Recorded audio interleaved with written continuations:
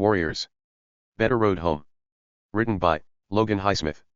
Co-author, unknown co-author. Warning. Content warning, read before proceeding. This installment of Warriors contains graphic depictions of violence, gore, and psychological trauma. Themes include systemic oppression, loss of personhood, targeted violence against marginalized communities, including autistic, queer, and BIPOC characters, character death, torture, emotional manipulation, and scenes of intense survival. Unlike previous entries in the series, this book exceeds a 16+ rating and may be considered appropriate only for mature readers. It does not shy away from the horrors of dehumanization or the consequences of resistance in a collapsing society. If you are sensitive to depictions of abuse, state violence, betrayal, or graphic trauma, please read with care or feel free to step away. Your well-being comes first. This is a turning point. This is war. That said, how this content warning applies is ultimately up to you. While this entry includes more intense and mature content than earlier books, it remains a Warriors story grounded in the same world, emotional arcs, and character journeys. If you've come this far and are comfortable with the series' darker themes, you may find this warning more or less applicable based on your own experience. With that, enjoy the first half of the series finale. Chapter 1. Shadows over Forney. That's what it feels like ever since the bill passed a little over a week ago. Maybe nothing obvious has happened yet, not to everyone, but if you're paying attention, you can feel it. Like the air's changed. Like we've crossed some kind of line. The bill, the one Trump proudly called the Big Beautiful Bill, it's the final step in Project 2025. But if you're part of any of the communities they've been targeting, autistic people, LGBTQ+ folks, people of color, you've known for a while where this was heading. The groundwork's already been laid, the rhetoric, the shifts in policy, the way public opinion has been nudged and pushed and weaponized. This bill just made it official. And even though most programs are technically still in place, you can see where it's going. Support systems are being quietly gutted. The funding's drying up. Protections are being reworded or reinterpreted. People are being made to feel like they're asking too much, like they were never supposed to be included in the first place. And no one's even trying to hide it.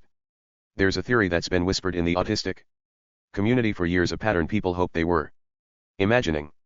First they come for LGBTQ+ people, stripping their rights away in public, on camera, like it's entertainment.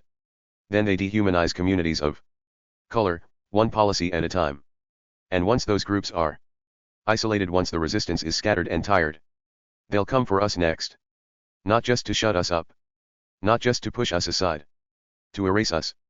They won't call it that, of course. They'll say it's reform. Cost saving. Efficiency. But we know what it is. We've seen it coming. We just hoped we were wrong. People are starting to call it what it really is, the autism war. It's not dramatic. It's not paranoia. It's the natural next step in a system that's already proven who it values and who it doesn't. It hasn't fully hit yet. But it's coming. And when it does, it won't be a surprise. As my dad drove us toward the location, I stared out the window, watching the scenery blur past. It was about a week before school was set to start again, and today was the day I was supposed to have my senior year pictures taken. Naturally, I was absolutely thrilled, and yes, that's sarcasm. The idea of having my photo taken wasn't just awkward, it was nerve-wracking. The thought that one of my neurotypical classmates might happen to be there, recognize me, and decide to make an issue out of it was enough to make my stomach turn. I kept replaying worst-case scenarios in my head. What if someone from school did see me? With everything going on lately, especially with all the new laws that have passed, it's hard to feel safe being openly different. If I were recognized, who's to say they wouldn't act on their worst instincts? Who's to say they'd even hesitate? As we pulled up to the place, I took a small breath, followed by a much deeper one. My dad definitely noticed, but didn't say anything. I got out of the car and immediately saw the last thing I needed to see before walking into a place likely filled with neurotypicals or just people who generally despise anyone who's different. After everything that's happened, that seems to be most of Gen Z these days. They never change. Anyway, The walls were plastered with Trump signs. I tapped my dad on the shoulder. Great, just what I needed to see before going inside, I muttered. Just don't make a big deal about it while we're in there, he advised. Honestly, even at school, I'd recommend keeping your political views under wraps unless you want to invite the wrath of God upon yourself. Yeah, I get it. Still, if someone messes with me, I'm ready to bring down some wrath of my own, I said. We stepped inside and settled into the waiting area, where the minutes dragged on with a steady, tense rhythm. The anticipation built with each passing moment. Until, finally, my name was called out, Logan Highsmith. Please. I glanced over at my dad, sending him a pointed look that silently conveyed a warning, something along the lines of, if anything goes wrong here, just remember I could have handled this any time during the school year. Unfortunately, things spiraled downhill far quicker than I had expected. Place your hand gently near your lap, rest your chin on it now, give me a big smile, the photographer chirped enthusiastically. I obliged with what could only be described as the most insincere smile ever captured on film. Every muscle in my face strained to mimic joy, but the deadpan look in my eyes betrayed the truth. I was absolutely thrilled. Note the sarcasm to be there. The endless barrage of photos showed no signs of stopping. With each passing moment, we were ushered from one location to the next, like unwilling models in some chaotic catalog shoot. At one particularly uncomfortable point, I was directed toward a cold, industrial-looking metal staircase. Before I could protest, the photographer enthusiastically motioned for me to climb a few steps and just hang off the edge a little. It'll look great. Against my better judgment, I complied, awkwardly positioning myself so that I was half draped, half clinging to the railing like some unwilling fashion experiment. The whole situation felt absurd, and my face likely captured the exact opposite of glamour. I must have looked completely out of place, my expression dripping with fake composure, trying to hide the very obvious fact that I was just so incredibly thrilled to be there. Sarcasm fully intended. Remember that part where I said things were going to spiral downhill way faster than I could have anticipated? Yeah, this was exactly that moment. The door opened, and in strolled this neurotypical redhead, exuding that casual confidence that always seemed to come with people like him. And of course it had to be a redhead. It's always the redheads. The second our eyes met, I recognized him, not from years ago, not some distant memory from school, but from now. He was one of the regulars. One of the guys I've seen around, one of the ones who always has something to say. Never anything direct, never outright cruel in a way you could call out, but always laced with mockery. A glance, a smirk, a whisper to whoever's standing nearby. It's subtle, constant, exhausting. He clocked me immediately, and the reaction was instant. That look, half surprised, half entertained. Like seeing me here, in this space, in these clothes, trying to pose for some polished, put together photo was just too much for him to process without laughing. And sure enough, I caught it, the slight elbow nudge to his friend as a few more walked in behind him. Same type. Same crowd. Same smirking, half laughing, whispering glances thrown my way like I couldn't see them doing it. Like I was furniture. Like I didn't count. Of course, I thought, doing everything in my power not to visibly shrink. Because why wouldn't the day already teetering on unbearable take that extra step into disaster? Why wouldn't the very people who go out of their way to remind me I don't belong just happen to walk into the room when I'm trying to hold a fake smile for a camera lens? They all looked like they were there to get their pictures taken, some trying to act casual, others pretending not to notice me, but there was definitely something else going on. They weren't just sticking to one spot. They were cycling through the general area like sharks that had caught the scent of something they didn't like. It was subtle, but I could feel it in the air, the pacing, the side eyes, the way they whispered just a little too loudly behind me. I wasn't about to wait around for them to start World War III in public, if you know what I mean. My patience was hanging on by a thread, and if one of them so much as breathed in my direction the wrong way, I was fully prepared to go full action movie mode, punches, kicks, whatever it took. I wasn't going to be the quiet one. The lady still oblivious to the social war zone unfolding behind her gently guided me into the next room. Of course, it was crawling with more neurotypicals. The moment I walked in, I could feel the stares. Cold. Assessing. A few of them didn't even bother to look away. When I met their eyes they just kept staring, like I was some kind of walking glitch they couldn't wait to point and laugh at. I half expected one of them to throw a dodgeball at me, middle school style. Then, as if none of that was happening, the photographer sat me down in another rigid chair and launched into her instructions. And I'm not exaggerating, it was like she had pulled the script straight out of a video game tutorial. Okay, so what you're gonna want to do, she said, crouching slightly like she was about to teach me how to craft a potion in an RPG, is take your right arm, place it gently across your lap like this, yes, just like that. Now, lean forward a bit, chin slightly tilted, not too far, we don't want to break immersion. She actually said that. And give me a soft smile, think NPC who's trying to help you, but might secretly be evil. I blinked. Was she serious? She was fully committed. She even made little hand gestures to show me exactly how to tilt my head as if I was controlling myself with a joystick. Meanwhile, I sat there surrounded by people who had probably made mocking memes out of me in group chats, trying not to look like I was seconds away from fleeing the building. So, I was basically seconds away from fleeing the building. I kept going and completed the rest of the pictures. When it was finally finished, I have to admit, I felt an overwhelming sense of relief and happiness that it was all over. The neurotypicals watching saw me return to the waiting room with my dad, and I believe they understood it wouldn't be wise to confront me at that moment. Overall, everything seemed to be going surprisingly well. Especially given the circumstances, at least, that was true until my dad took a look at the pictures. Well, Logan, my dad exclaimed. Yes, I shouted, feeling quite frightened, to be honest. I don't want to come off as rude, but can you explain why you appear as if you've just killed someone in this picture? Plus this one, and this one, and, alright, I get it, I interrupted my dad as we walked out. We're not retaking those right now, I declared. Alright, but that doesn't mean I'm happy with it, my dad remarked.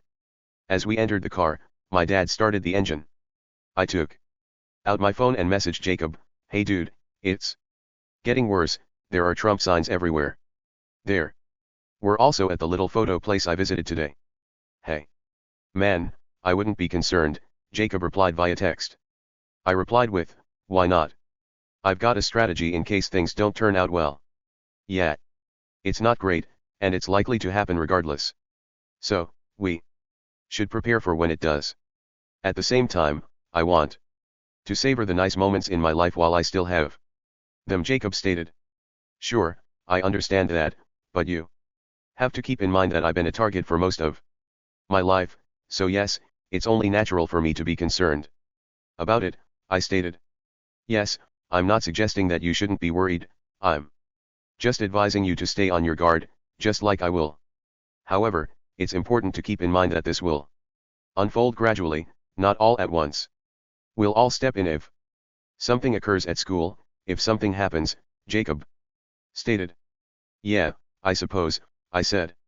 You can never be too cautious, but anyway, I'll catch up with you later, I texted back, and we ended the conversation there.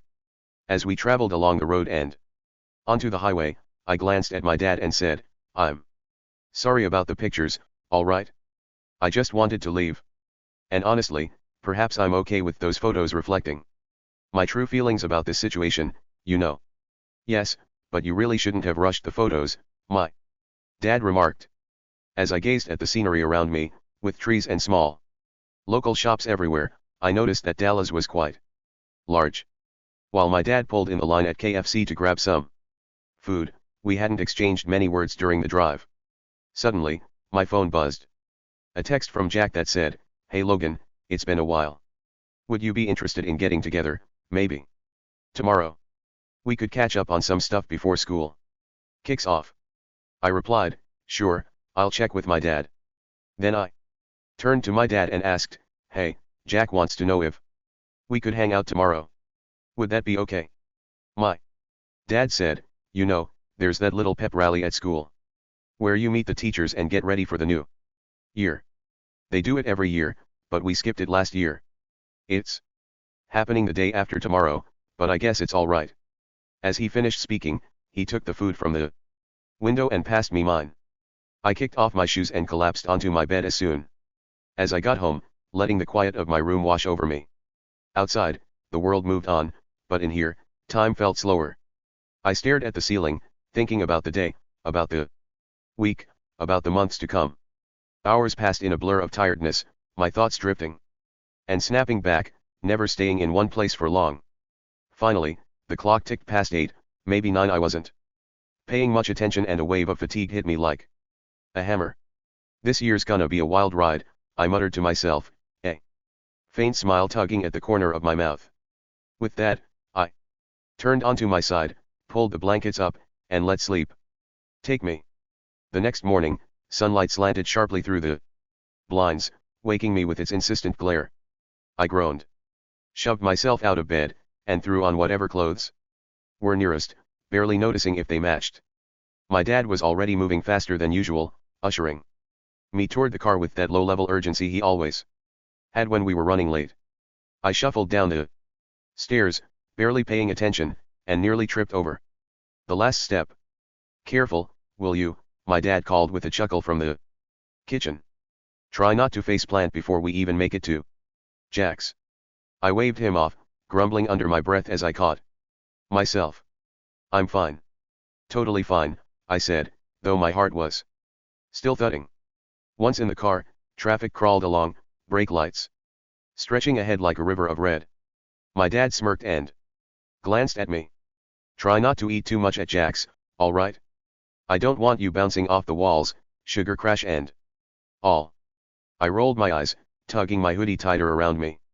Yeah, I'll try, no promises.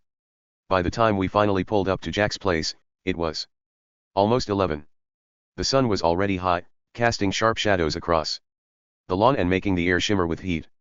I stepped out of the car, the door clicking shut behind me, and took a deep breath. The scent of freshly cut grass, it was oddly comforting. I walked up the path and rapped my knuckles against the door. 3 quick taps, firm but not aggressive. Before I could even lower my hand, the door swung open with a burst of energy. Hey! Jack exclaimed, his face lighting up like he'd just won a prize. His voice had that unmistakable mix of surprise and excitement, like he hadn't seen me in years, even though it had only been 2 weeks. Hey, I replied, my own voice rising with a mix of relief and sarcasm. It feels like it's been forever since we've hung out, even though I literally saw you 2 weeks ago.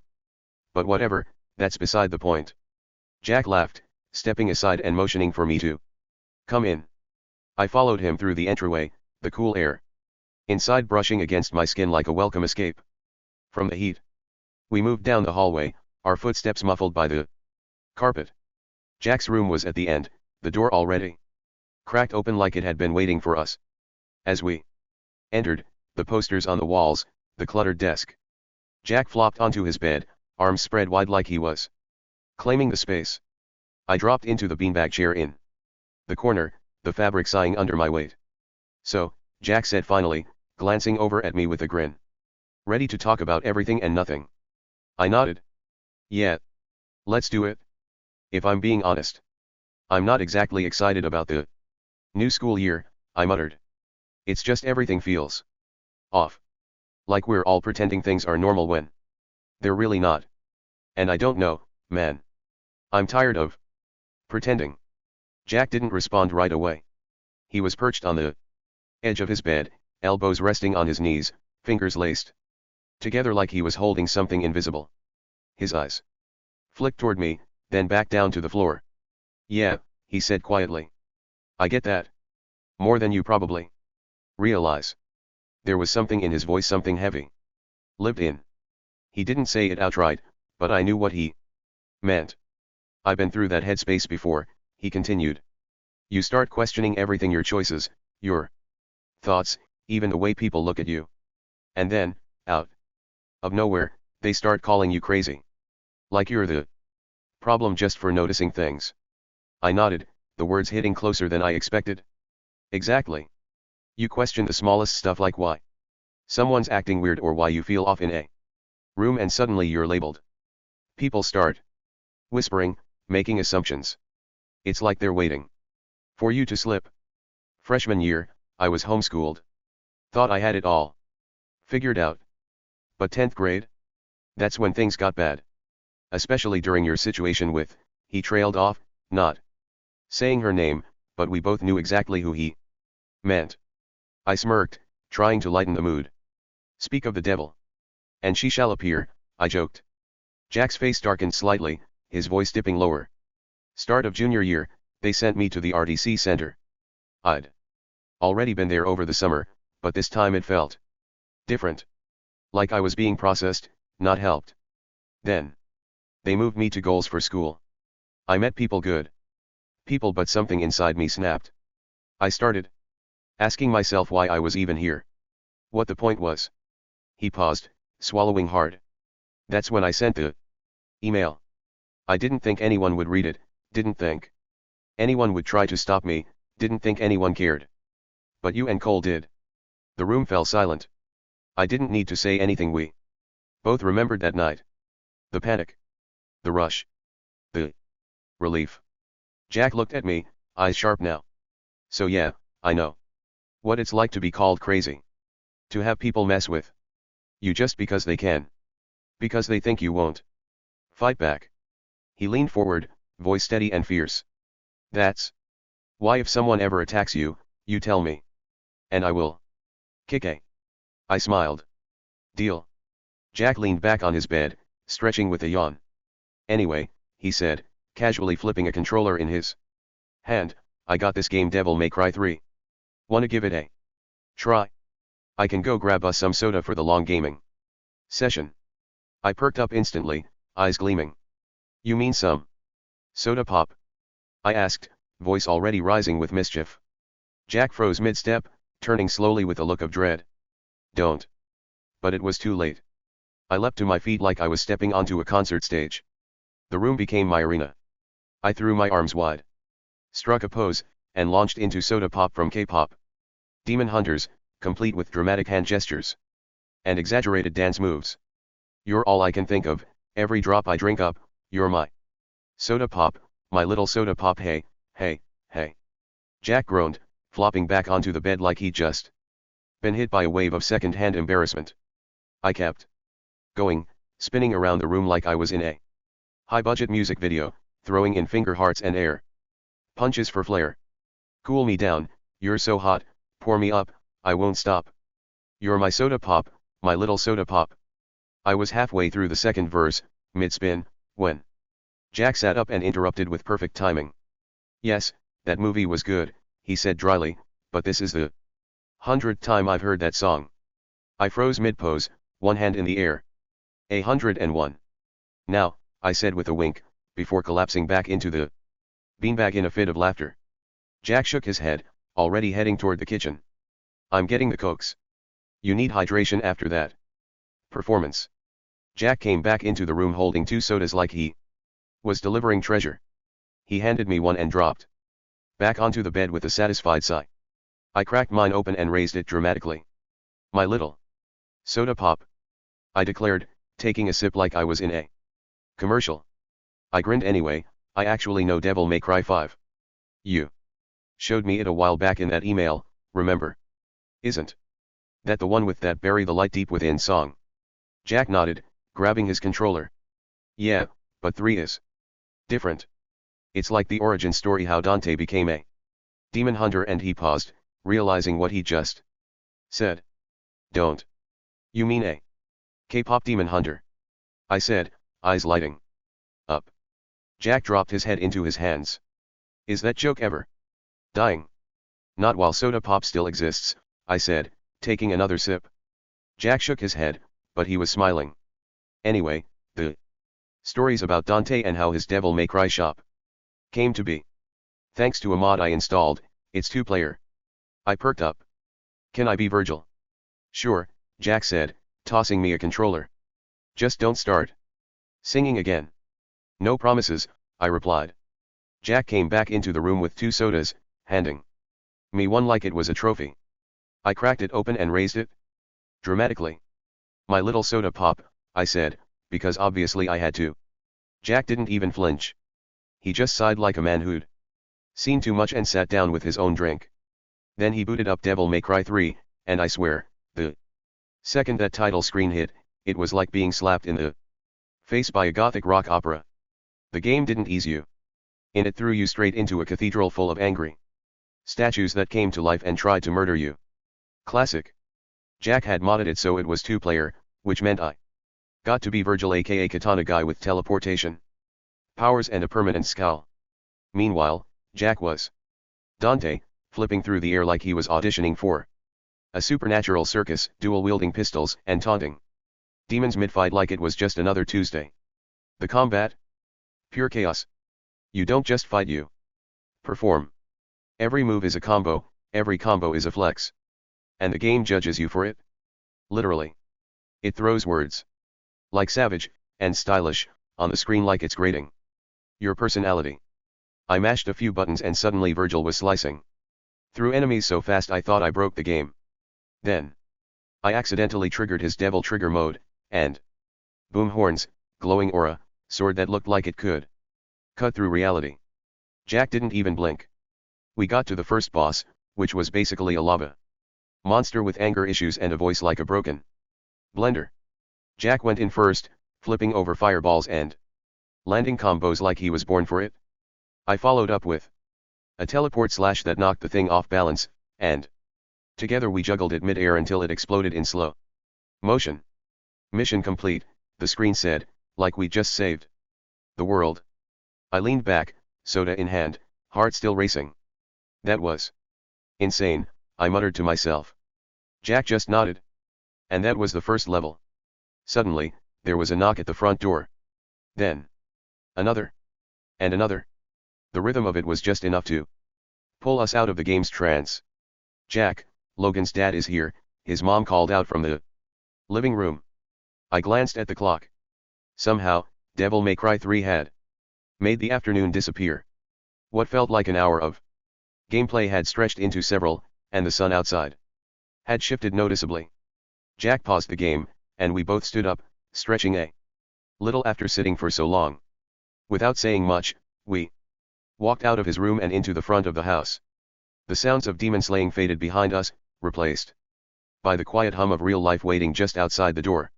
The familiar outline of my dad appeared in the doorway, his voice cutting through the buzz from our gaming marathon. Ready to bounce, he asked, the question a gentle nudge that our epic session was wrapping up. A quiet sigh escaped me, a barely audible yeah, sure. Tasting of wanting more. Honestly, the idea of dipping out felt rough. The draw to keep diving into the wild world of Devil May Cry with Jack was seriously strong. But that responsible voice started making itself heard. There were real-world things to deal with, stuff that needed my attention. The following morning, I jolted awake with a sudden realization, it was the day of the school's annual special event, which also included the much-anticipated pep rally. I had a strong feeling I'd be crossing paths with a few familiar faces. My mind immediately went to Grant, Pedro, and Dyson, and I was pretty sure Ryan Unruh would be around too. I also considered the possibility of seeing Hala, that is, if she wasn't still upset with me from the events that happened the previous year. Grant had mentioned he'd try to talk to her about it, but honestly, I had no way of knowing if that conversation had actually happened or made any difference. Adding to the certainty of encountering people, I also anticipated running into Abby. She had let me know well in advance that she would be helping out with things right from the start of the event. To make matters even more complicated, my sister, Alexis, had just started her freshman year of high school. My parents were convinced she'd do anything to protect me. But I wasn't so sure. If you've been following from the beginning, you'd know that Alexis isn't the same person she was when we first moved to Greyhawk. She's 14 now, about to turn 15 in February, and I've seen firsthand how some freshmen can act. Without naming names, just think of a girl named after a species of bird. She's the perfect example of how freshmen can be. Things definitely went too far last year, but I did try to apologize to her multiple times. And if you were there, you know exactly what I'm talking about. I'm not going to rehash the details for you. I'm concerned about how Alexis might behave, primarily due to those aforementioned reasons, though I acknowledge the possibility that she might surprise me and act in a way I don't anticipate. Beyond that, I'm also apprehensive about her interacting with some of my female friends. The very thought of her meeting Cheyenne or Danny fills me with unease, and even more so the prospect of her meeting Abby. Abby has a tendency to falter when faced with significant stress or pressure, a feeling I'm personally familiar with, so forgive the brief tangent. My core worry is that confidences and personal details, the kind my parents or other friends might grasp, could inadvertently be shared with Alexis. It's a well-known fact that women often confide in each other. And this communication dynamic is precisely what I'm concerned about. To be clear, this scenario does indeed unfold later, though I won't be divulging the specifics of how it happens, as those details are crucial to a significant situation I'll be navigating soon. However, this wasn't my sole source of anxiety. I was also deeply worried that, amidst all the ongoing developments, particularly concerning my friends who identify as LGBTQ+, are people of color, or are on the autism spectrum, such as myself, the big beautiful bill will lead to the discontinuation of their vital programs. It's disheartening to witness such widespread support for this final stage of Project 2025. It seems the underlying drive is a desire for a return to some perceived notion of normalcy, and unfortunately, societal progress often feels stagnant. Alexis and I hopped into the car, and we set off on our journey, the school gradually coming into view as we drove closer. Soon, we arrived, and as I stepped out of the car, the familiar expanse of the parking lot stretched before me. I began to walk across it, making my way toward the entrance. Entering the building, I was immediately struck by the variety of reactions from the people around me. Some offered warm smiles and friendly nods, making me feel welcome. Others, however, cast glances that were less inviting, a subtle reflection of the general atmosphere. Pushing onward into the main hall of the building, I found myself in a space buzzing with activity. Numerous tables were set up, each representing a different club or organization, and the air vibrated with loud, energetic music. It was clear that this was a hub for various events. And the scattered sign-up sheets suggested a lively opportunity for students to get involved and join different groups. I saw Pedro walk into the cafeteria from the hall. I said a simple "Hey, Pedro," to say hello. Pedro exclaimed, "Oh, hey Logan. If you want to find Grant and Ryan, they're out back." But then Alexa suddenly shushed me. "Be quiet, Logan," she said, and lightly hit me. It felt really unfair. My greeting wasn't too loud for the noisy room, but Alexis acted like I was a little kid who needed to be told to be quiet. This feeling of being treated like a child all the time, even when I'm not, is something I've noticed happens a lot for people on the autism spectrum. It's like people assume we'll never grow up and will always be like children, no matter how old we actually are. Not long after that, Alexis went off with some of her friends to a different area. Meanwhile, I decided to walk over to another section of the space. That's where I spotted Abby, who was busy behind some tables where she was selling posters of some sort. She saw me and gave a little wave. "Are you looking forward to this year?" Abby asked me, her voice carrying over the low hum of the room. I paused for a moment, wondering about her tone. "Is that a sarcastic question?" I replied, trying to figure out if she was being serious. "Oh, totally sarcastic. Did you really think I was being genuine?" she responded with a knowing grin. "Honestly, kinda did," I admitted, feeling a little caught off guard by her teasing. "See you later," I called out, giving a little wave as I turned and practically jogged down the corridor. My feet hit the floor with a determined rhythm, the hallway seeming to stretch out before me. It wasn't long before the distinct echo of my footsteps began to change, softening as I approached the less trafficked zone. The air grew a little cooler, A little. More still, as I rounded a corner. And there it was, the unmistakable entrance to the auditorium, its imposing doors, a familiar landmark just ahead. Just as I was about to continue my journey, a flicker of movement caught my attention. There, positioned near the entrance to the auditorium, stood Raven and Valerie.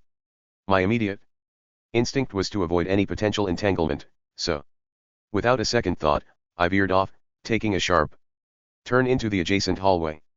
This new corridor was a bustling thoroughfare, teeming with students. Their expressions, however, conveyed a look of enjoyment for their current surroundings. Yes, that's sarcasm. This observation, in turn, sparked a sudden realization: Dyson. I hadn't encountered him, and the thought prompted me to pull out my phone. "Hey Dyson, you here?" I typed and sent. Mere moments later, after I had traversed a portion of the hallway, a reply pinged onto my screen. "No, I'm at work, but my phone did go off in front of everyone. You picked very bad timing, lol, but yeah, I'm not there." I charted a course back towards the pulsating heart of the gathering, the cafeteria. As I navigated the throng of students, my gaze fell upon a familiar tableau near the entrance of the comp gym. There, amidst a cheerful display of culinary delights and promotional wares, stood Grant and Pedro.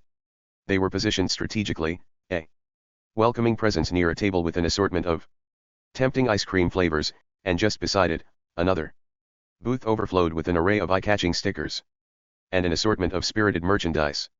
"Logan, it's about time," Grant announced, his voice filled with a playful impatience. As my eyes drifted to a rather intriguing sticker adorning the stand, it proudly proclaimed, "Let me overthink this," dangling from a collection of what I could only describe as cool chain-like attachments. "You know what?" I continued, "you should totally give that to Hala. She's a professional when it comes to overthinking things." A beat passed, and then I added, "Oh, and speaking of Hala, did you manage to chat with her?" Grant sighed, a hint of resignation in his tone. "Yeah, I did talk to her, but she hasn't gotten back, so I guess we'll just have to sit tight and see how things play out between you two." Just then, Pedro, who had been idly looking around, suddenly snapped his head in another direction. Logan, is that your sister heading this way?" My head whipped around, and sure enough, there she was. "Yep," I confirmed. "I think it might be time for us to make a swift exit."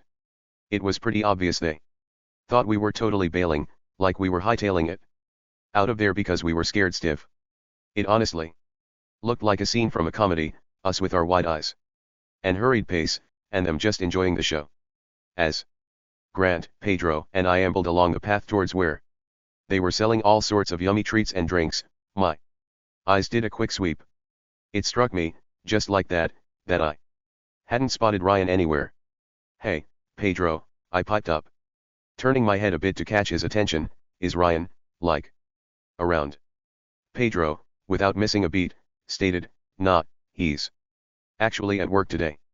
And with that, we kept on walking, following Grant towards the drink stands, the one situated pretty close to where all the cars were parked.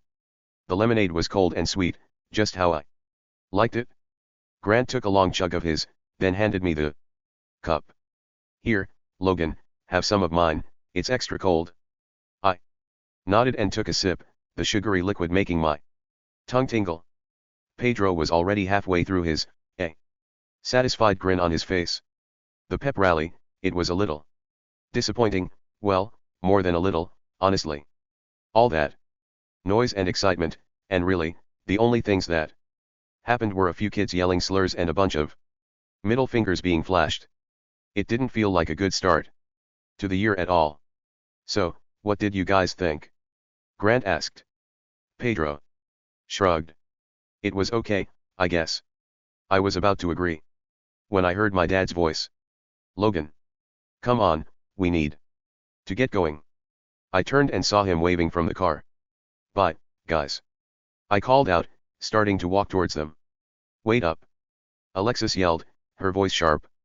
"Did you have fun at the rally, sweetie?" my dad asked, looking at both of us. In the rearview mirror. It was okay, Alexis exclaimed. I didn't say anything, just opened the car door and slid into the back seat. The car ride home was a blur of exhaustion.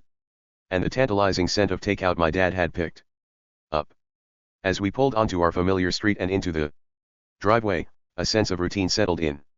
The clatter of plates and the low hum of conversation filled the air as we gathered around the dinner table, the day's anxieties momentarily quieted by the simple act of sharing a meal. My mom broke the silence, her eyes scanning our faces. "So, are you guys excited for the school year?" she asked. Her voice warm and encouraging. Alexis was quick to respond. She chimed in, "Totally. I can't wait to just hang out with my friends and do all the fun stuff we've been planning." Her words felt like a world away from my own churning thoughts. When it was my turn, the words felt heavy in my mouth. "Well, I'm worried," I admitted, looking down at my plate. "A lot of my friends are going through some tough stuff. And I'm worried about them. And I'm worried about myself, too. I'm worried that even if you say you won't, Alexis, when it comes down to it, you'll end up bullying me. If it means you can fit in, if it means being normal." The accusation hung in the air, sharp and unwelcome. I recalled instances, too many to count, where people had turned on their autistic siblings, ostracizing them for the sake of social acceptance. It was a fear that gnawed at me, a constant shadow. Alexis's face hardened, her earlier excitement dissolving. "That's not fair, Logan. I would never do that to you." "You know I wouldn't." Her voice, usually so bright, was now tinged with defensiveness. "Wouldn't you?" I challenged, my own voice rising, laced with a bitterness I couldn't shake. "You're so worried about fitting in. What if being my sister means you don't? What if it makes you weird in their eyes? I've seen it happen. People change when they want to be popular. I'm not like those people." Alexis insisted, her eyes flashing with hurt and anger. "I care about you, you idiot. Why can't you just believe me?" But the doubt was a wall I couldn't seem to break down. The frustration boiled over, a hot wave of emotion cresting within me. I couldn't stand the argument, the accusation, the fear. Without another word, I pushed my chair back, the scraping sound jarring in the sudden silence, and bolted from the table, racing up the stairs to the sanctuary of my room. The door slammed shut behind me, a punctuation mark on my outburst. From the bottom of the staircase, Alexis's voice, sharp and laced with a weary resignation, echoed up to me. "Go ahead, run away from your problems." The sharp thwack, the door closing behind me vibrated, announcing my solitary arrival in my room. The sudden quiet felt heavier than usual, and in that moment, a tiny flicker of an idea ignited me. "Hey Jack, you free later? Wanna maybe, like, hang out again?" My thumb hovered over the send button for a beat, then I pressed it. The little blue bubble zipped off into the digital ether. About 5 minutes later, my phone buzzed. "Jack, let me ask my mom real quick. She's kinda strict about plans sometimes." I leaned back against my door, a restless energy buzzing under my skin. Another 10 minutes ticked by. Then 20. The initial spark of anticipation started to dim, replaced by a familiar, dull ache of uncertainty. I checked my phone again and again. The conversation thread with Jack remained stubbornly stagnant. His message was still the last thing there. I woke up the next morning, but the day felt heavy. The start of senior year wasn't exciting, it was a reminder of the world outside that was growing colder. Last year, even before the beautiful bill passed, people started acting differently. Project 2025 felt like an excuse to go after autistic people, LGBTQ kids, and people of color. That is a problem since almost everyone in my friend group was at least one of those things, including myself, who is autistic. The thought of walking back into Forney High School made my stomach churn. I made a small breakfast and headed out to the car. My dad was already in the driver's seat, and Alexis, my sister, was in the back. "How are you feeling about the first day?" my dad asked, looking at me in the rearview mirror. I sighed, staring at my reflection in the window. "Honestly, stressed." I picked at a loose thread on my Backpack. With all the communities that are going to have their programs cut, and how people already turned on us in the past year. I'm really scared about where this could all lead. Be quiet, Logan, Alexa snapped from the back seat, her voice sharp and cold. It sent a shiver down my spine. My dad drove the familiar route to Forney High School. He dropped Alexis off at the freshman center first. I sat quietly in the car as he drove the rest of the way to the senior high entrance and pulled over. I grabbed my bag, said a quick goodbye to my dad, and got out of the car. I walked through the doors. The hallway was noisy and crowded, everyone pretending everything was fine. But I could only hear the pounding of my own heart. I was scared about how the year was going to go, and what would be taken away next. As the hallway opened, Dyson appeared, moving quickly. He seemed to have a desperate need to be somewhere else, or perhaps, a fear of being seen. He kept his gaze on the ground, his posture tight. A quick, "Hey, Dyson," was said, but the greeting went unanswered as he practically power walked past. His face was pale and tight, with an expression that seemed urgent and uncomfortable. My confusion over Dyson's hurried exit faded as I continued my path down the hall. And there she was, Hala. I raised a casual wave in greeting. For a split second, she paused, halting her movement. We held the silent tableau, both just standing there, looking at one another.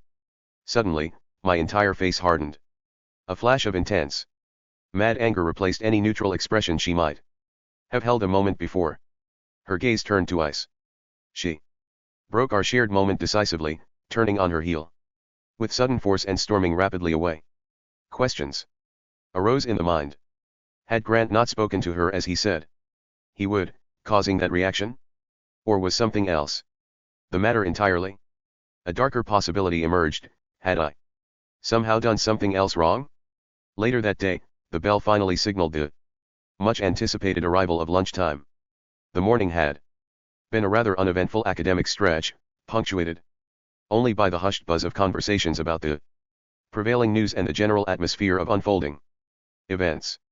My mind, however, had been singularly focused on the prospect of seeing Jacob, a thought that had served as a pleasant counterpoint to the monotonous flow of my first two classes. Yet, this anticipation was unfortunately interwoven with a disquieting undercurrent.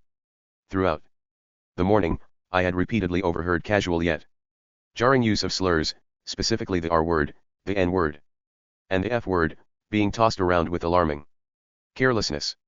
These instances, even if not directed at me or my close friends, created a palpable sense of unease, a feeling that the casual acceptance of such language was deeply unsettling and made me worried for the well-being and comfort of myself and my friend group. Jacob, hey! I exclaimed, weaving through the crowded cafeteria to reach his table. There you are, it's about time, Jacob replied with a grin, gesturing to the empty seat beside him. I slid in, settling in for a much-needed catch-up. I can't help but notice, Jacob began, his voice trailing off as a heavy hand suddenly landed on my shoulder, making him flinch violently and completely lose his train of thought. I spun around, my stomach clenching, as I saw Zach grinning at me. Oh, God. Guess what, he boomed, oblivious to the disruption he'd caused. What? I managed, my tone stripped of any genuine curiosity, a polite dismissal I'd perfected. I'm a sophomore now, he announced proudly. I offered a thumbs up, a gesture that conveyed precisely zero enthusiasm. It wasn't that I actively disliked Zach, it was more that his presence often felt like an unwitting catalyst for chaos. He had a knack for making situations unnecessarily complicated. Last year's fiasco, for instance, was a prime example of his unintentional disruption, a genuinely baffling chain of events that I prayed he wouldn't repeat. With a final nod, Zach finally ambled away, leaving me to turn back to Jacob, the awkward interlude thankfully over. Jacob responded with a serious expression. Seeing how things were last year when Project 2025 was starting, the situation was hostile. People threatened autistic, LGBTQ, and people of color rights were being taken away. What's To stop them from doing worse? It's a pattern. And again I have a plan should the worst happen. And what exactly is your plan? I asked. Well, let's just say, if it happens, you'll be in the room. Where it happens, Jacob exclaimed. Yeah, if it happens, but I guess we'll just have to wait for it, I exclaimed. The sudden, piercing clamor of the lunch bell shattered the relative quiet of the school hallways, a sound that always brought a collective sigh of relief and a surge of renewed energy from the students. For Jacob and me, this auditory cue signaled the end of our shared period and the beginning of our individual journeys toward our next destinations. As the last notes of the bell faded, a palpable shift occurred. A wave of students, including ourselves, began to navigate the now bustling corridor. The afternoon settled into the familiar cadence of English class, the teacher's voice a gentle hum beneath my own internal musings. My attention, however, had drifted from the assigned reading, a rather pedestrian adaptation of Pygmalion, a pale imitation of the vibrant theatrical spectacle that is My Fair Lady, to the desk beside me. It was Jade. I offered a subtle nod. Hey, I'm out. Her gaze met mine, a spark of recognition igniting. Oh, Logan. Hey, she responded, how was summer? The question hung in the air, prompting a moment of reflection.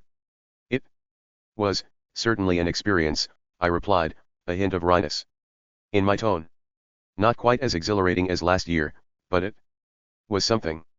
A shared, knowing smile passed between us, a quiet understanding that needed no further elaboration. We're friends, by the way, for anyone who's getting the wrong idea. Jade had made it abundantly clear, on about 10 occasions last year, that she was happily taken. Siding behind me, an African-American girl, her hair a striking cascade of meticulously braided black locks flowed down from her head, framing a face adorned with a pair of glasses. She seemed like the kind of person someone like Hala would undoubtedly gravitate towards. On her braids were numerous pieces of jewelry. The sheer expense of these adornments was striking, suggesting a significant financial standing. The glint of gold and the shimmer of what appeared to be precious stones hinted at a substantial amount of cash. The sound of the bell reverberated through the congested corridor as I navigated my way to my next class, advisory period. Upon entering the room, my gaze immediately landed on Hala. Unfortunately, the teacher had assigned seats, precluding any casual conversation with her. I found myself seated beside a girl with reddish-brown hair. Observing Hala's expression, she appeared visibly upset about something. Surely, she wasn't still harboring resentment from the previous year, was she? She looked my way and suddenly mouthed a word or phrase, which I couldn't decipher. What? I mouthed in return. She pushed herself slightly upward in her seat and articulated a clear hello with her lips, accompanied by a wave. Hey, I managed to respond, just before she returned to her previous activity. The interaction was peculiar, but surely it was merely attributable to first-day nerves, right? A moment after Hala turned away, a light tap landed on my shoulder. I turned to face a girl with orange-brown hair leaning in, a curious look on her face. Hey, she whispered. Don't I know you from somewhere? No, I've never met you in my life, I said, perhaps too quickly. I'm Sophia, by the way. She paused, studying my face. Wait a minute, you're Logan. Her eyes widened slightly. Oh my gosh, I knew I recognized you. My only response was a blank stare. Sophia was animated now, pushing her hair behind her ear. We were practically inseparable back in first grade. We were super close all the way up through third grade. And then we just drifted apart. I shifted in my chair, uncomfortable with the sudden flood of forced nostalgia. I don't remember any of that, I mumbled, looking away. I don't really remember, or want to remember, much of my childhood, honestly. Oh, she said, her enthusiasm dimming slightly. That's fair, I guess. I just remember we were really good friends. A thoughtful look crossed her face. The teachers always told everyone to be extra nice to you. They said we should all take it easy on you and treat you like our best friend. Because you had Asperger's. My head snapped back toward her, heat rising to my cheeks. Actually, it's autism, by the way. If they were Going to judge me, they could at least get my disability. Right, I corrected her. Sophia recoiled a little, blushing deeply. Right, sorry. My bad. She smiled softly again.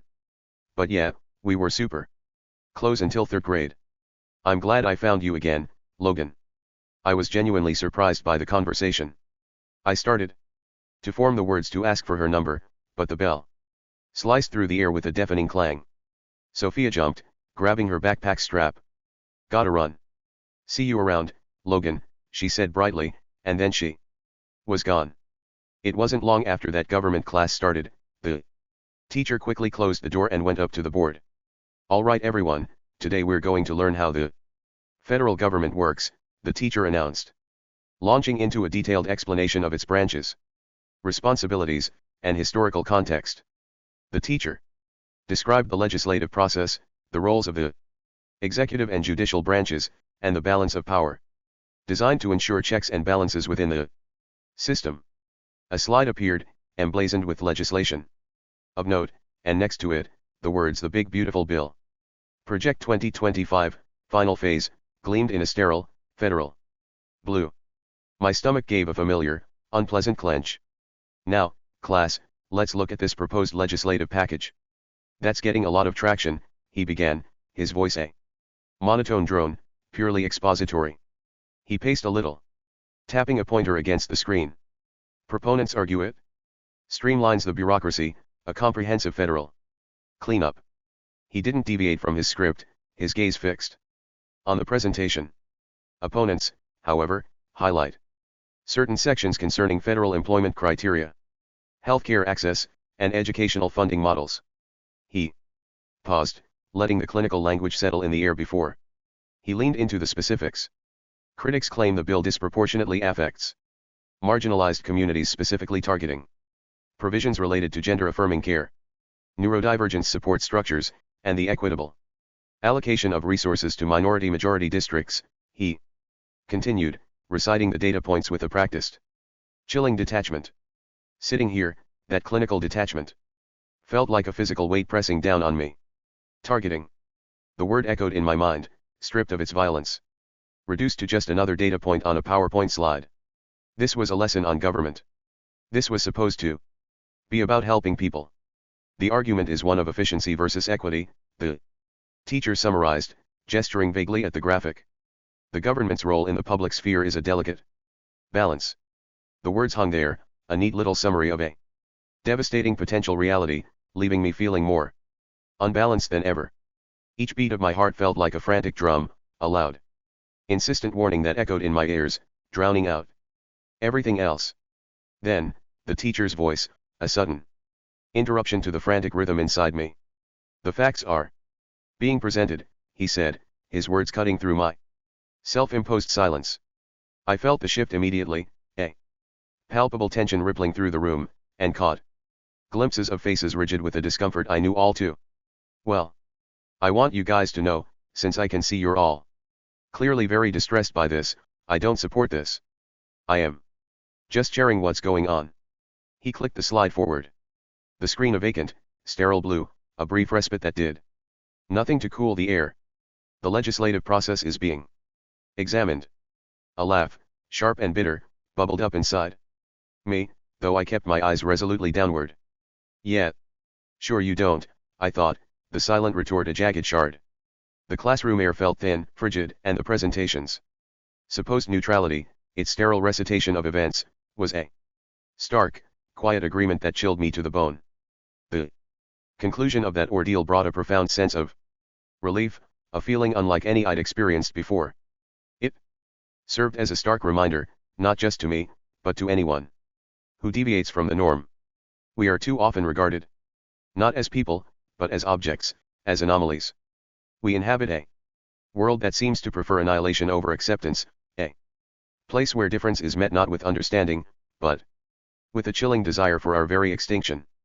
The oppressive weight of the school day was finally beginning to lift, and the promise of escape was tantalizingly close. Just one more class period, and then I could retreat to the sanctuary of my own space, leaving the day's anxieties and frustrations behind. Or so I optimistically, and naively, believed. As I pushed open the door to my final class, a curious hush fell over the room. Our usual chaotic energy was replaced by an unusual quiet, the teacher, seemingly at a loss for structured activity, offering only the ambiguous directive to either sit in silence or engage in conversation. I found myself seated beside a pair of girls who, at first glance, appeared to be identical twins. A tentative, almost accidental, exchange began to bloom between us, and in a moment of polite curiosity, I blurted out, "Hey, so what's your name?" A bright, open smile was my answer. "Sarah," the girl replied, her voice clear and engaging, "and this is my sister, Chloe, though she's a bit shy." Sarah possessed an immediate, almost effortless charisma. There was a spark in her eyes, a quickness to her smile that suggested a sharp wit, and a general aura of cool confidence that was surprisingly appealing. Our conversation, thankfully, didn't stall there.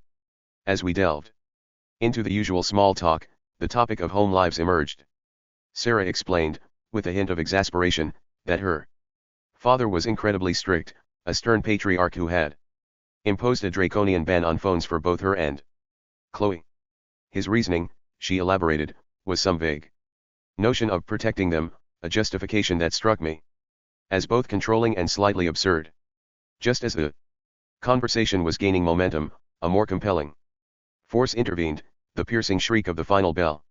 The abrupt end to our discussion felt like a physical interruption, leaving a lingering sense of unfinished business. As the final school bell's piercing shriek faded, signaling the day's release, I pushed open the cumbersome, heavy metal doors of the school building. My focus was directed toward my granny's vehicle. In that brief, liminal moment, my peripheral vision snagged on a figure on the sidewalk. It was Cole Carpenter. A wave of relief washed over me that he hadn't noticed me. Honestly, I was profoundly glad for his oversight, especially considering the political alignments he publicly embraced. The last thing I needed right now, fresh from that chilling classroom presentation on legislative erosion, was dealing with someone who would likely have laughed outright, and even derived genuine enjoyment, from the prospect of me and my friends losing our fundamental rights. His presence was a stark, unwelcome reminder of the external world's hostility. I quickened my pace, eager to reach the sanctuary of the car and put physical distance between myself and his brand of casual cruelty. As I settled into the passenger seat, the engine purred to life, and my granny's voice broke the quiet. "How was your day?" she inquired. I hesitated, a manufactured smile spreading across my face as I launched into a fabricated tale of uneventful errands and pleasantries. But the fabricated cheer felt hollow, and before I could commit to the lie, I found myself backtracking. Actually, it was good. Just a regular good day. The admission hung in the air, a tiny crack in my carefully constructed facade. The conversation shifted, the rhythmic hum of the car carrying us homeward, when suddenly, my phone buzzed with an incoming text. A text from Jack. "Jack, hey. My mom said maybe this weekend for hanging out. So sorry I didn't get back yesterday, things got crazy with school stuff. Had this big project with Dark. You wouldn't know him, he's a friend from school, I'll introduce you guys sometime. Anyway, what do you think about Saturday?" Me, Saturday sounds good. I reflected on the day and decided I should probably message Dyson, as we hadn't really gotten a proper chance to talk earlier. He was either rushing to class or unavailable for another reason. I texted him, "Hey, how did the first day go?" It certainly went. "I'll say that," Dyson replied via text. "In truth, I'm just kinda worried about everything. With my family and all this stuff, and with everything going on, we all really need to lay low now of all times." "Tell me about it," I sent as I pulled into my driveway. "Anyway, talk to you soon, I'm pulling up at my house." The next day, as I arrived at school, I found Jacob in the cafeteria. "We made it," I exclaimed, though the first day. "Somehow, we made it?" "Yeah, let's not get our hopes up yet, though," Jacob replied. That was the moment I saw her. Some girl. I couldn't exactly place who she reminded me of, someone from a Past class, but she was just standing there near the gym entrance of the cafeteria, looking in my and Jacob's direction. I tapped Jacob on the shoulder. "Dude, are you seeing this?" I asked, signaling toward the girl. "Yep, I'm seeing it," Jacob confirmed. Suddenly, the girl flinched as if she realized she had been spotted and bolted out the entrance. "What the F was that?" Jacob sputtered, staring at the empty doorway. I just shrugged. "Well, with everything going on, it's only a matter of time before things get weird." The morning bell screeched overhead, cutting through the cafeteria noise like a knife and signaling the start of first period. Jacob and I gathered our backpacks and headed for the crowded exit. We moved through the hallway without another word about the girl who just sprinted away. The usual tide of students rushed around us, the everyday chaos of high school resuming as if nothing strange had happened 5 minutes ago. As the crowd momentarily thinned near the lockers, Jacob caught my eye. There was a look there, a shared awareness that something was off, that the strange events of the morning were just the beginning. I met his gaze, a silent acknowledgement passing between us. We split off then, swallowed by separate currents of students heading to different ends of the building. The normal routine resumed, but the air felt charged, and we both knew things were far from normal. As I've mentioned previously, there's a significant segment of the population that supports Trump, Project 2025, and the bill. Sadly, it seems many of these individuals would be content to see marginalized communities, including autistic individuals, the LGBTQ+ community, and people of color, lose their rights, a sentiment that appears to have contributed to his victory. However, I hadn't fully grasped the overtness of this stance until a peculiar incident occurred on my way to first period class. It was a moment that left me questioning, a question I would eventually answer. As I walked down the hallway after parting ways with Jacob, a student, a tall guy, abruptly stopped. He fixed his gaze on me with an intense look, as if I had committed some transgression. He held my eyes, his expression one of clear disapproval, before closing his own and shaking his head in disappointment. Then, as suddenly as he began, he resumed walking as if nothing had happened. This was only the beginning of the strangeness. As I continued, I observed other students exhibiting similar behavior. Stopping, looking at me, shaking their heads, and then moving on.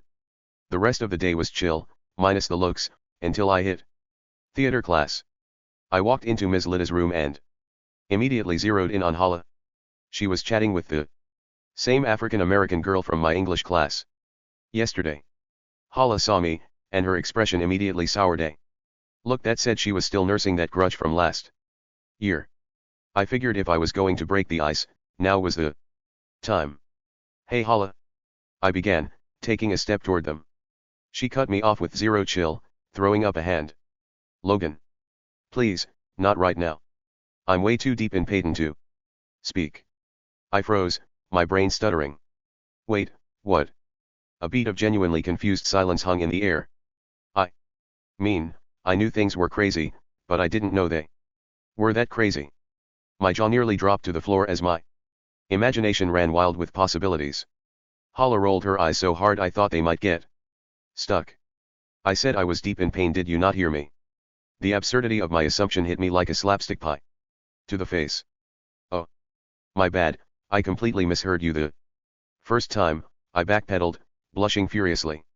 Hala's sharp retort, "That means I don't want to talk," cut through the air as she turned and strode away, a unified front with the other girls, including the familiar face from my English class the day before.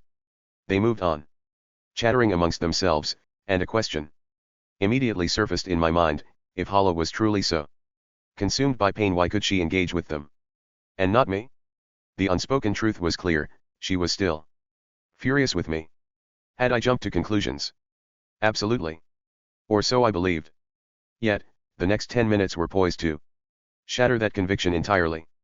Throughout the entire class, I maintained a detached silence, offering Hala no interaction. A part of me even considered trying to provoke a conversation after, but I know better than to push Hala when she's upset. So, I resigned myself to waiting. The bell finally signaling the end of class was a welcome relief. My next class was supposed to be in the OC building, but due to a lack of functioning buses on only the second day of school, we were holding it in the auditorium. As I entered, I located my class and then spotted Riley Moore. He was likely still harboring resentment from last year, a natural reaction, given I'd callously stated I didn't care about his girlfriend's death. While my words were fueled by anger, the fact remained. Yet, the thought that he knew Hala tugged at me, compelling me to ask about her. Thus, I made the decision to sit directly beside him. He'd previously told Grant he had few problems with me. This was before the Valentine's Day email, mind you, but I was about to discover just how wrong that assessment was. So Riley.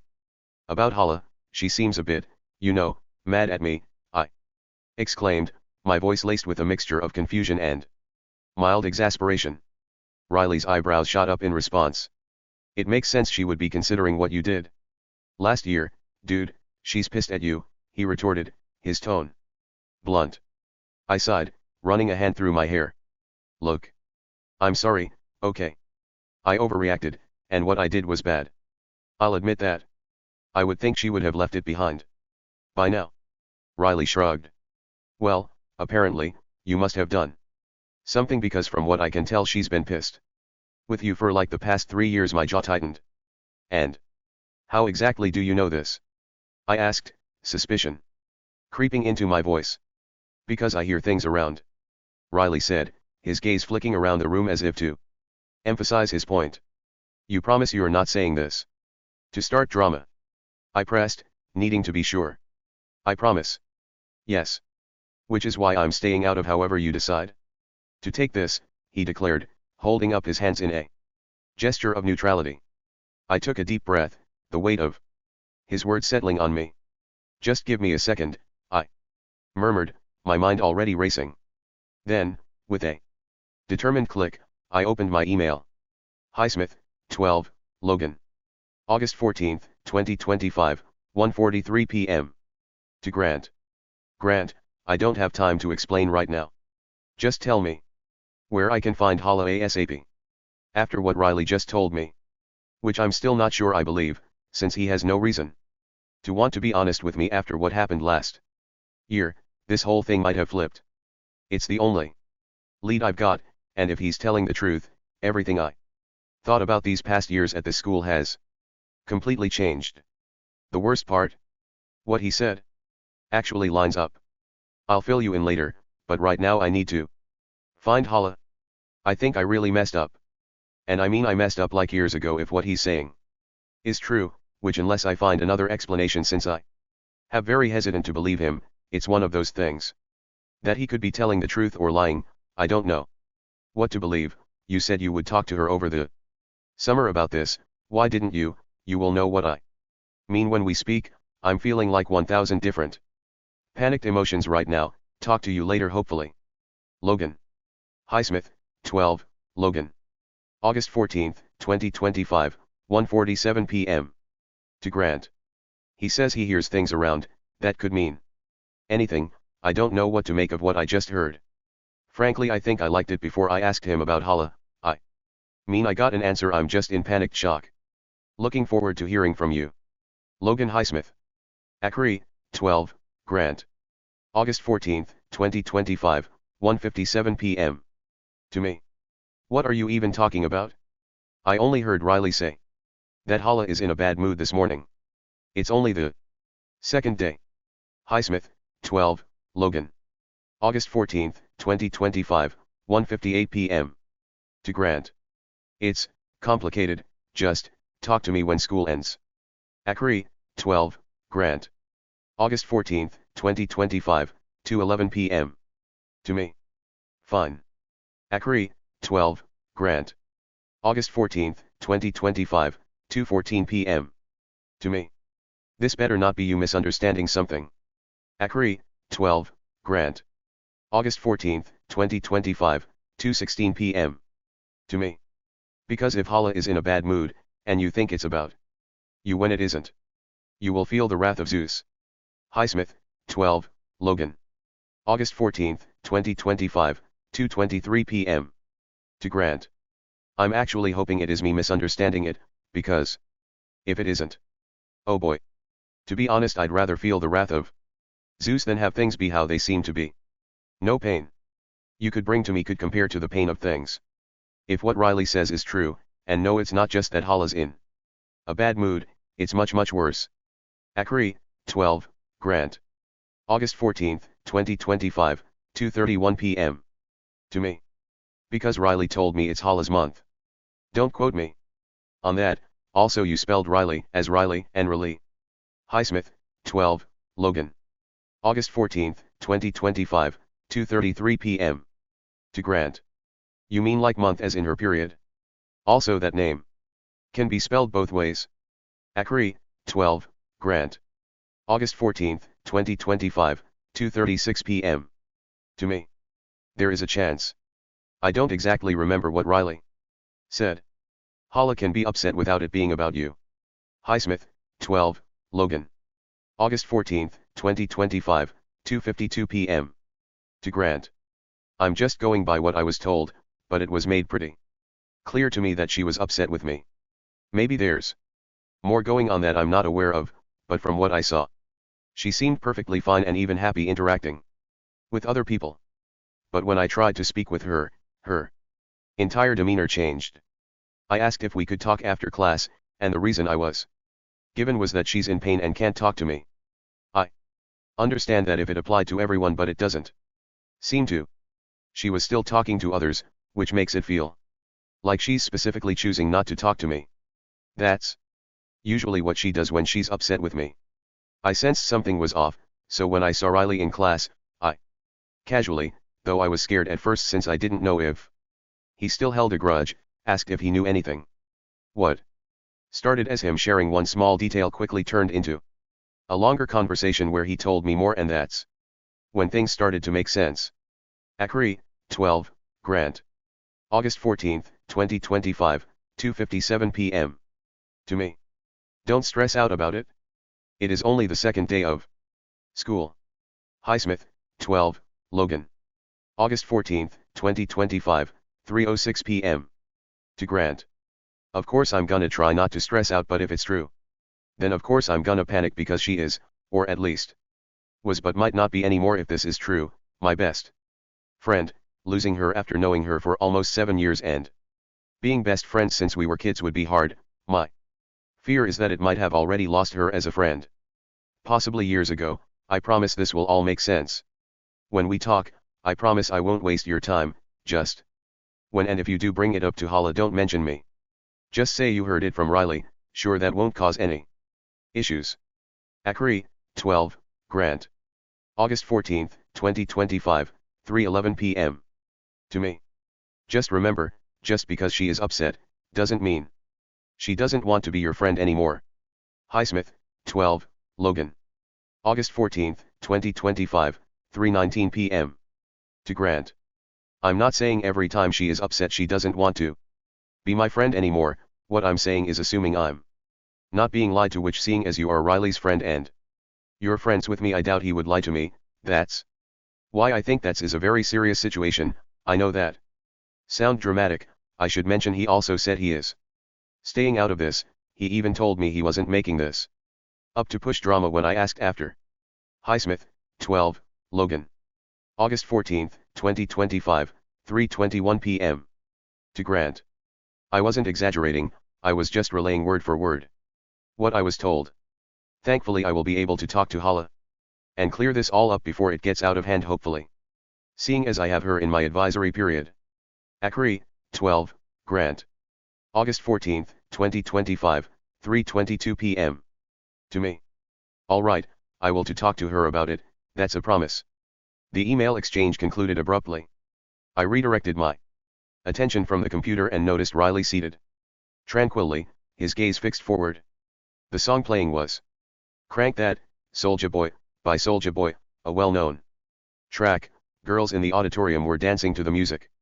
Riley appeared deeply engrossed, perhaps more by the girls than the music itself. Given Grant's less than reliable communication skills, I genuinely worried that Hala would misinterpret my intentions, believing I was angry with her when my true desire was simply to talk and resolve any Misunderstandings. Acting on a hunch that Riley possessed insider knowledge about the situation, I leaned over and lightly tapped his shoulder. This action, in retrospect, might have been ill-advised given his intense focus on the auditorium scene. I needed more information to navigate the social dynamics effectively.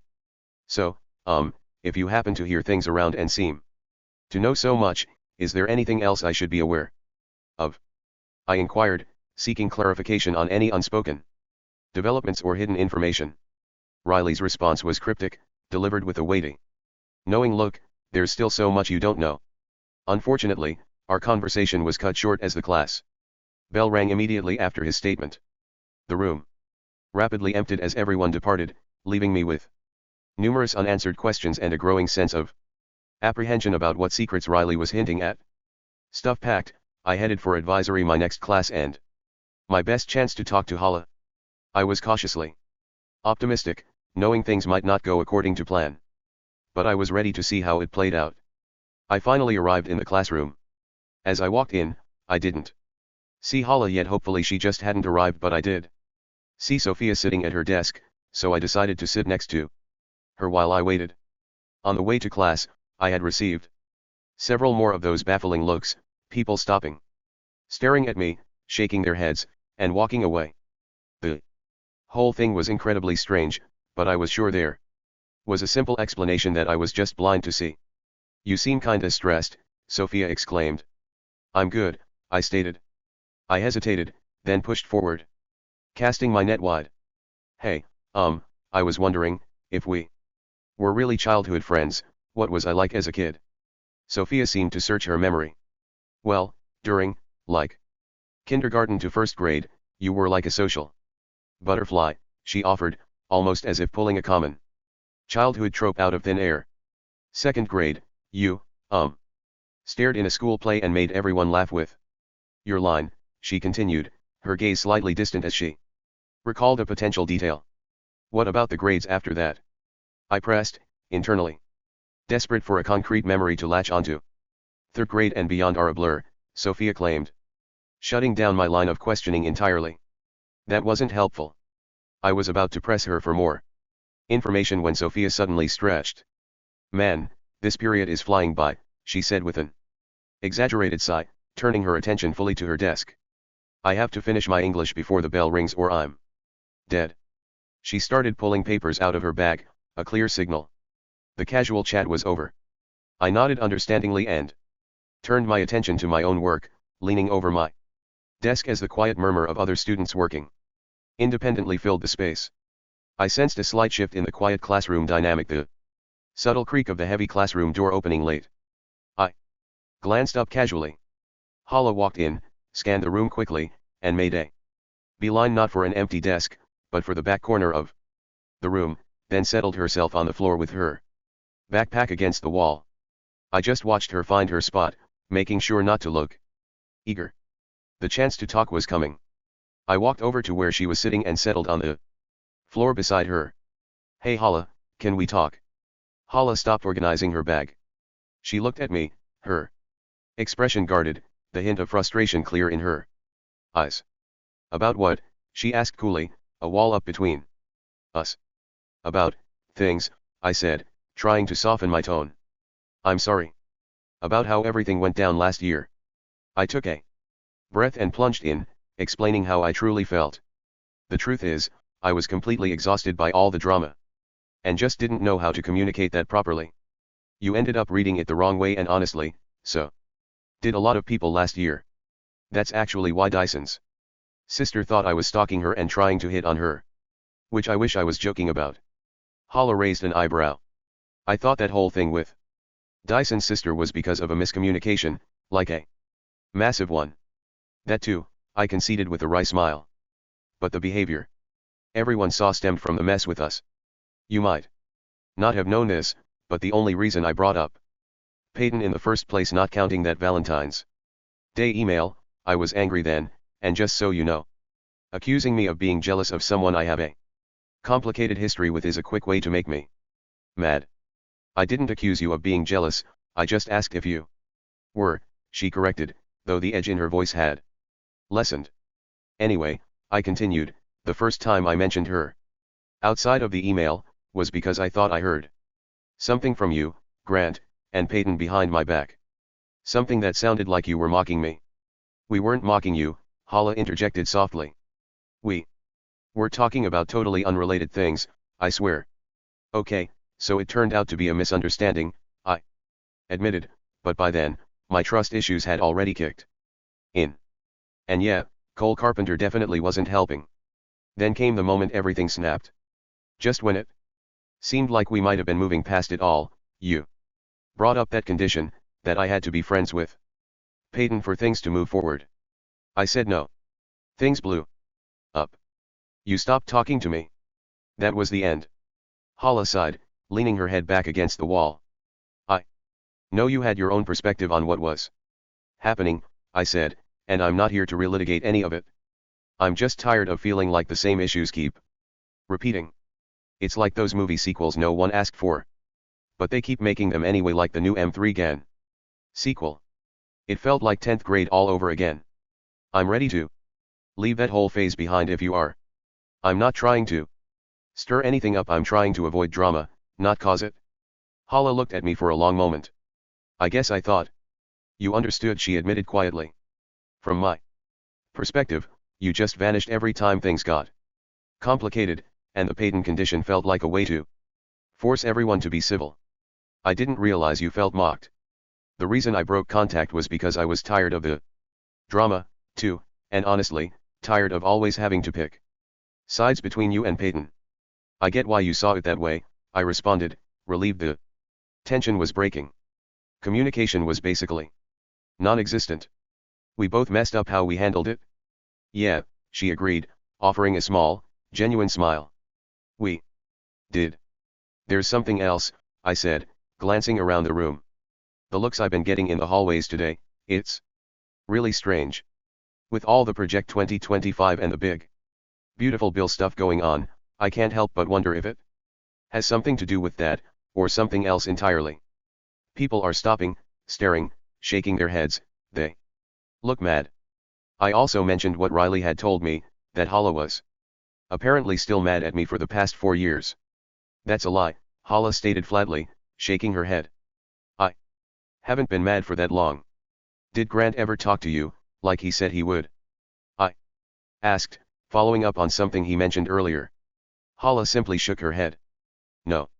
Hala frowned, the genuine smile from our truce fading rapidly as I elaborated on the reactions. They look mad. You said? Almost disappointed. Yeah, exactly like that.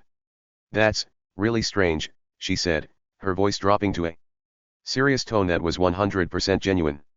She paused, clearly unnerved by the description. I haven't seen anything like that, but the whole thing is just strange. We sat in quiet thought for a moment, the mystery of the hallway stairs hanging in the air between us. The sharp, abrasive sound of the class bell suddenly ripped through the quiet room, cutting the conversation short. Students all around us instantly started packing up their things, the moment of quiet intimacy shattered by the routine chaos of a passing period. I started to gather my backpack straps. As I stood up to leave the class, Hala called out to me over the noise. So, we're cool now, she asked, a tentative smile touching her lips. I paused at the door and smiled back. Yeah, we're cool now. Oh no, I thought, a familiar wave of dread washing over me as I walked down the hallway toward my last class. I saw him, Cole Carpenter, striding purposefully in my direction, cutting off my path. He continued to advance. Unavoidable now. Hey, what's going on with you? Cole exclaimed when he was finally within earshot. I sighed, adjusting my heavy backpack. You know, just everything going on in the world recently and all the communities that Trump has been targeting. I'm worried about several of my friends, but you know, since I'm autistic and he's going after the autistic community. Cole held up a hand, stopping me mid-sentence with a dismissive gesture. A slight, unnerving smile remained plastered on his face. Whoa, Logan, you've got it all wrong, he said, adopting that smooth, patronizing tone he always used. You're interpreting this all wrong. The administration is Absolutely doing things with specific communities in mind. But they aren't targeting them in the way you mean. He leaned closer, his voice dropping to a conspiratorial level that made my skin crawl. Look, the mainstream news won't tell you the truth. The policy details that dropped are actually designed to help. For instance, how is a cure for autism a bad thing? It would fix you guys. It would allow you to function like everyone else, to be normal. It's a gift. He paused, letting that sink in, his smile widening slightly. And all the other things you mentioned? The administration is simply prioritizing the needs of the country as a whole.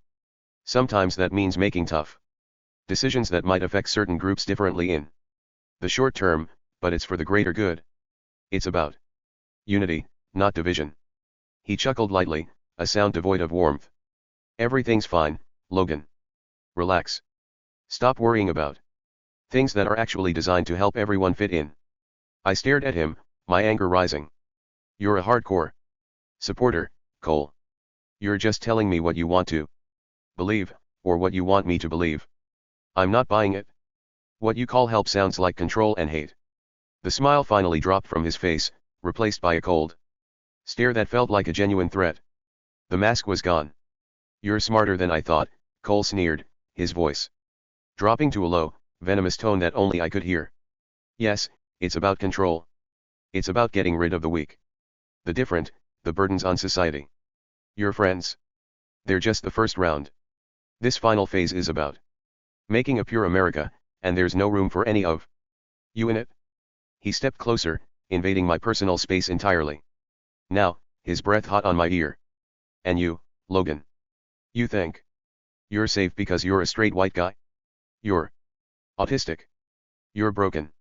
Once all the bills under Project 2025 are fully in effect and the system is cleaned up, they'll come for your little community too. And when they do, he straightened up, his eyes locked on mine with a chilling finality, you're going down right along with all your degenerate friends. He turned sharply, leaving me standing there, my guard higher than ever, the full weight of his hatred sinking in as I watched him walk away. Somehow the bell still hadn't rung, but I was actually looking forward to 8th period just so I could chat with Sarah Moore. She seemed pretty nice. Right as I turned the hall, I ran straight into Grant. Okay, what is going on? He asked, clearly puzzled. So, I spilled everything, what Riley had told me, what Hala said, and the whole deal with everyone giving me weird looks. I'm very confused, Grant exclaimed. Me too, I thought. Aloud I said, I gotta get to class. Talk about this tomorrow. Yeah, for sure, Grant replied, and we headed our separate ways. Chapter 2. Sunlight, crisp and cutting, sliced through the gap in the blinds, pooling on the floor. I groaned, rolling over, trying to bury my head in the cool linen sheets to escape the oppressive morning light in my bedroom. But sleep was already out of reach. Alexis was yelling. A low, furious rumble punctuated by sharp, clipped sentences directed at my dad. I couldn't make out the exact words, just the raw edge of her anger. The real wake-up call, though, was the insistent, vibrating thrum coming from the dresser next to my bed. A million notifications were flooding my phone. The device felt like it was trying to vibrate itself right off the mahogany surface. It is 6:30 in the freaking morning, I muttered into the pillow, blinking the sleep from my eyes. What could possibly be so important? I reached across to the dresser, snatched the phone, and squinted against the sudden glare of the screen. The notifications weren't from friends. They were news alerts. Headlines flashing in aggressive red font, a cascade of breaking news. My stomach plummeted. Breaking, Freedom and Decency Act passes initial Senate vote. Sweeping legislation advancing rapidly. I tapped a notification, drilling down past the headlines to the raw text of the news reports. The language was sterile and legalistic, but the implications hit me like a physical blow. Redirecting federal funding from any organization that promotes non-traditional sexual orientations. Effectively gutting support systems and community centers. Key clauses explicitly remove existing legal protections in housing and employment discrimination statutes. Provisions for parental rights in school settings have been strengthened, enabling the effective removal of LGBTQ+. Supportive curricula and staff members. A cold knot tightened in my chest. The implications were catastrophic. This wasn't abstract policy, this was an attack on my friends, tearing away the fragile scaffolding of rights and support that they depended on just to exist safely. My thoughts spiraled, a chilling domino effect playing out in my mind. History always rhymed, didn't it? They start with one group, painting them as other, making it acceptable to legislate their humanity away. Once the door was cracked open for this kind of legalized discrimination, it wouldn't take long for them to come for the next marginalized group, the people of color, the autistic community, anyone who didn't fit their narrow, rigid definition of normal. It was soon after I arrived at school that morning. Pushing through the heavy front doors into the noisy, fluorescent lit chaos of the hallway, I spotted my friends clustered around our usual table. Grant, Pedro, Ryan Unruh, Abby Easter, Dyson, and Jacob were all there, a huddled, seemingly waiting group. The air around the table felt thick and heavy. Dyson was looking down at his phone with a deep, worried crease between his brows. Jacob kept scanning the room, his expression tight with anxiety, and the general mood shared by the rest of the group was tense. Grant looked up and saw me walking toward them. He flagged me down with a jerky motion. "Logan, you want to talk about what happened yesterday?" Grant asked, his voice low and serious over the cafeteria din. "Yeah, I do," I exclaimed, dropping my backpack to the floor with a thud. I took a deep breath, trying to organize the cascading events of the past 24 hours into a coherent narrative. "Okay, so the short version is I'm totally lost," I began. "Yesterday afternoon, I went to theater. Hala wasn't talking to me. I figured she was holding a grudge from last year. At the end of class, I tried to talk to her, and she told me she was too deep in pain to speak." Abby frowned, her eyes narrowing in confusion. "In pain? That's specific." "I didn't know at the time," I continued. "But I realized later that she was talking to everyone else just fine. Then, in my next class, I ran into Riley Moore and asked him about it." Pedro, who hadn't been there, looked utterly lost, leaning his elbows on the table. "Riley? What did he know about Hala?" "He said that what I did last year was very bad, and that Hala was still holding a grudge for some other things I apparently did to her." Riley hinted, "There's a lot I don't know." The table went silent for a moment. Jacob, who'd been quiet, scoffed quietly. "That's convenient. Vague accusations with zero context." "Exactly," I agreed. So I panicked and emailed Grant right away. Grant held up a defensive hand, looking flustered. "Okay. This is where my brilliance comes in. Riley told me that Hala was just having her month, her period. So, I tried to explain the situation to Hala over email, but I think I might have miscommunicated things. Which, I realize now, makes it sound like you're somehow mad at her for being on her period." "You think?" Ryan Unruh grimaced, shaking his head. "Grant, dude, that's a massive screw-up." "I know," Grant exclaimed, running a hand through his hair in frustration. "And here's the kicker," I added, leaning forward. "She says you never even emailed her, Grant." That stopped the conversation cold. Grant's mouth fell open. What? I definitely sent it. Anyway, I said, consciously avoiding the weird looks I'd been getting in the hall or my encounter with Cole Carpenter, steering the conversation back to the mystery. In advisory, I saw Hala and finally explained everything. What Riley said, what Grant told me, all of it. She insisted Riley was lying and that Grant never emailed her. Dyson finally lifted his head from his phone, his expression heavy with the news headlines we all shared, but his focus sharp on my story. "Wait, so Riley knows stuff, Grant emails Hala, Hala denies the email even happened, and Riley's account is suspicious." Dyson summarized, piecing it together. "It sounds like you're being set up, man." "I'm confused," Grant interjected again, rubbing his temples hard. "I am really confused. This is a mess. We need to figure out who's lying," Jacob said, his voice firming up. "Riley or Hala? One of them is feeding you a Line. Yeah, I agreed, a plan starting to form in my mind. We can talk more later. But we have to figure out the truth behind this before it gets any worse. Are you sure that's everything, Logan? Abby asked, her tone gentle but probing. I hesitated, a flash of all the disapproving head shakes and heavy eye contact running through my mind. Maybe I just didn't want to admit how much they bothered me. It was easier to brush it off. No, that's about it for the Riley/Hala situation, I said. Quickly, deflecting. Just the usual school morning chaos. What about outside the immediate drama? Jacob pressed, eyeing me skeptically. You seem jumpy, man. I decided to throw them a half-truth, something concrete. But less abstract than weird looks. Okay, fine, I conceded. I did run into Cole Carpenter. The table tensed instantly at the mention of the name. Cole? Dyson asked, leaning forward with sudden interest. What did he want? The usual Cole shtick, I explained with a shrug. Summarizing the chilling encounter I'd had.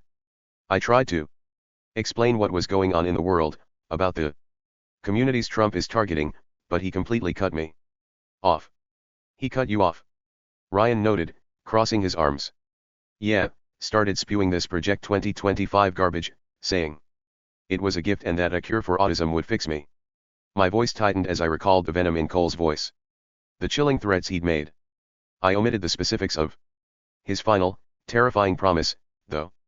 He basically said it was about control and getting rid of anyone who doesn't fit in.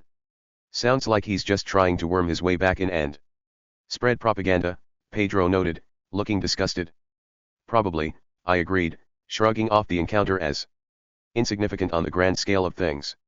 Anyway, I gotta get to class. We'll figure all this out later.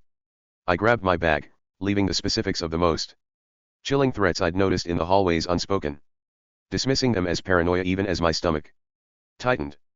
The details of Cole's parting shot that they were coming for me too, as a guy who was broken remained my burden alone. Looking at it now, it would have been logical to tell them about the looks, I thought to myself, pushing the anxiety down. But how exactly do you say, oh yeah, people are stopping, making very direct eye contact, shaking their heads in disappointment, and walking away, without sounding completely crazy? During my first 2 classes of the day, things were largely uneventful, but an pervasive sense of unease settled over me. When I arrived at lunch, I quickly found myself in a serious conversation with Jacob. So you heard right? About what happened? I asked. Yeah, the stuff on the news, he replied. Which is why it's more important now than ever that we lay low, especially for me. If my parents find out my secret, I'm toast. They'd certainly disown me if they knew about me being trans. And Dyson would be in similar trouble. Gosh, he might be completely cut off by his family. You know I'm not gonna let that happen, I exclaimed firmly.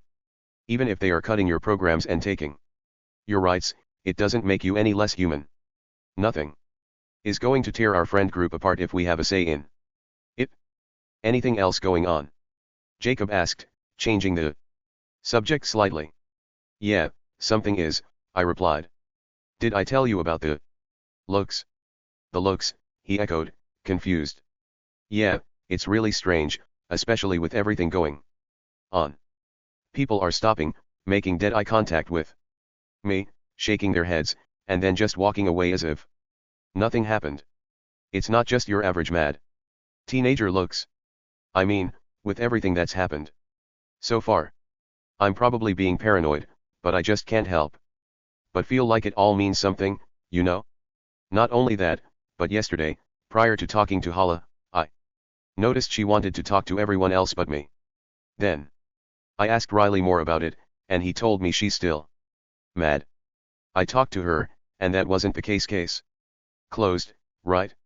Well, there is still just one other thing. I noticed the looks a lot more after he told me that. You know, I just can't help but think that with everything going on, maybe something else is wrong, and maybe it has to do with Project 2025 and the bill or something else. Not only that, but remember that strange girl we saw the other day? We saw her, she saw us, and she ran away as if she didn't want to be seen. Um. Jacob began, his tone trailing off as he processed my escalating concerns. That's a lot, Jacob managed finally, visibly overwhelmed by the string of events I'd just laid out. He leaned back against the cafeteria bench, running a hand through his hair. I mean, the looks thing is definitely creepy. Are you sure you're not just hyper-aware because of the news cycle? I thought I was, I admitted, but it keeps happening. It feels calculated, not random. And the girl who ran off, he pressed. I don't know. It probably ties into my paranoia about Hala and Riley and the bill and everything else. It just feels like there's a backdrop of tension everywhere lately, like the world is holding its breath. Jacob looked around the noisy cafeteria, lowering his voice even further. Look, maybe there is something to it. Maybe not. But with everything going down politically, the programs being cut, the general mood, we really can't afford to take risks or draw attention. We have to be smart about this. He paused, looking directly at me with a serious expression. So keep your head down, okay? Focus on what we can control. I nodded, the anxiety churning in my stomach solidifying into a quiet conviction. I knew I was onto something. I could feel it in the air, the silence that felt louder than any shouting match. As it would later turn out, my instincts were pointing me in exactly the right direction. I just didn't know then how incredibly deep the rabbit hole really went. Shortly after, I arrived in my theater class. Hala noticed me right away and waved me over to her table. Hey, everything going all right today? Hala asked, her expression concerned. Yeah, it's going, I replied, sitting down. You heard the news, right? Yeah, it's already affecting several of my friends, Hala exclaimed, shaking her head. They're all in a total panic right now. The same girl in my English class the other day was sitting across from her. I turned my attention to her. I don't believe we've met, I said, a slight, unintentional edge of dry sarcasm coloring my voice. Oh, hi, she replied, an immediate defensive coolness in her tone. Hey, I saw you the other day, I continued, ignoring her shift in mood. I didn't catch your name. Kayla Valentine, but I prefer the name Cash, she exclaimed. I thought about everything going on, the unease of the morning, and the news. It must be so challenging to navigate everything with the world just falling apart around us, you know. I said, genuinely trying to relate. But the words came out wrong, sounding dismissive. Cash narrowed her eyes, clearly misinterpreting my tone as mock empathy or a veiled judgment of her laid-back demeanor. Oh, absolutely. The sheer horror, she deadpanned, rolling her eyes in a pointed, sarcastic gesture. It's a wonder we can even survive the day. I mean, I'm just trying to make conversation here, I pushed back, annoyed by her attitude. It's a pretty heavy time for everyone right now. Cash slammed a hand on the table, the noise making Hala jump. Stop judging me, all right? You don't know anything about me or what I'm going through, she snapped, her voice thick with anger. And maybe you could show a little respect and stop calling me she or her. The anger faded instantly from my face, replaced by surprise. Oh, I muttered, taken aback. My bad. I didn't. No. Cash deflated slightly, though the tension was still thick. It's they and them, they clarified curtly, crossing their arms and looking away. I nodded, the anxiety churning in my stomach solidifying into a quiet conviction. What is wrong with you? Cash demanded, leaning across the table, their voice tied with genuine fury this time, not sarcasm. The volume of the noisy classroom seemed to mute around our little group. How could you judge someone you barely know? You have no idea what my life is like. I wasn't judging you. I shot back, my own irritation flaring, struggling to understand why my intent was getting so lost in translation. I was trying to relate, to acknowledge that things are tense. You're the one who immediately went on the defensive. Oh, right, Cash sneered, rolling their eyes again. The hero of empathy. You think your little worldview is the only one that matters, doesn't it? My worldview? I exclaimed, standing up slightly, overwhelmed by their inability to see my perspective. You're sitting there making sarcastic comments like, nothing matters. Get off your high horse. At least I'm not a self-righteous busybody. Cash retorted. You think you're so special, don't you? Honestly, I will never understand how Hala could be friends with you. Stop putting words in my mouth.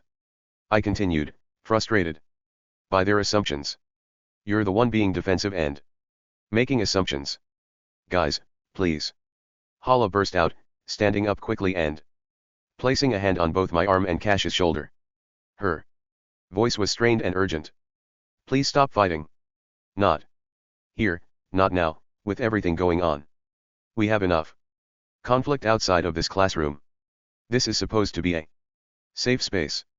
Hala's plea hit us both like a splash of cold water. We stopped, breathing heavily, glaring at each other for another moment before the tension slowly began to recede, leaving an uncomfortable silence in its wake. Hala held her hands up in a placating gesture as the three of us stood in an awkward stalemate. The shouting had stopped, but the air still crackled with tension. Look, I said, breaking the silence, my voice lowered and measured this time. I didn't mean to imply you don't struggle. When I said things were hard, I meant I notice everything. All the time. It's overwhelming. Cash looked at me, their anger fading to a cautious skepticism. They seemed to be studying me now, perhaps seeing past their own initial snap judgment. So you're just highly observant, they asked, their tone less hostile. A hint of curiosity surfacing. Exactly, I affirmed, glad for the slight shift in understanding. Patterns. Anomalies. Things that don't make sense. My brain hyperfocuses on them. Cash crossed their arms again, a tiny, reluctant smirk touching their lips. The sarcasm returned. Right. The world is falling apart, and you're the designated anomaly detector. What? No, I said, genuinely confused by the assumption. Cash scoffed, rolling their eyes and shaking their head. Ugh. The way you were talking earlier, acting all concerned but really judgmental. Honestly, I bet you voted for him. Who? Trump. I insisted, frustrated. No, I didn't. I'm genuinely terrified of Project 2025 going through the final phase with the bill. I have a lot of friends who could be seriously affected if it succeeds. Cash froze, their eyes widening slightly. They stared at me, processing the weight of that admission. The defensive barrier lowered a fraction. They seemed about to speak, perhaps to elaborate on their own concerns, when the shrill, jarring sound of the class bell cut us off, echoing through the busy hallway outside. The moment was broken. The classroom suddenly burst into movement as students gathered their things. Our conversation, the slight flicker of mutual understanding that had sparked between us, was abruptly put on hold. Cash didn't say another word. They grabbed their backpack and practically bolted from the room, disappearing into the chaos of the hallway crowd. Hala just watched them go, a weary expression on her face. Well, she sighed, turning back to me, that went well. I just shrugged. I think we were getting somewhere. Actually, getting somewhere with an argument isn't exactly making friends, Logan, she pointed out gently. I shook my head and headed toward the bus loop. I boarded the bus to the OC. As the bus pulled away from the school and merged onto the main road, my phone buzzed in my pocket. I pulled it out. It was a text from Jack. Jack, my mom said we can hang out tomorrow. Already. Confirmed with her we're good to go. A small smile touched my lips. Me, all right, see you then. Not much happened during the next two classes. 7th period, over at the OC, was incredibly quiet. It was a specialized environment where everyone kept to themselves and focused on their individual projects, so there were no real conversations with anyone.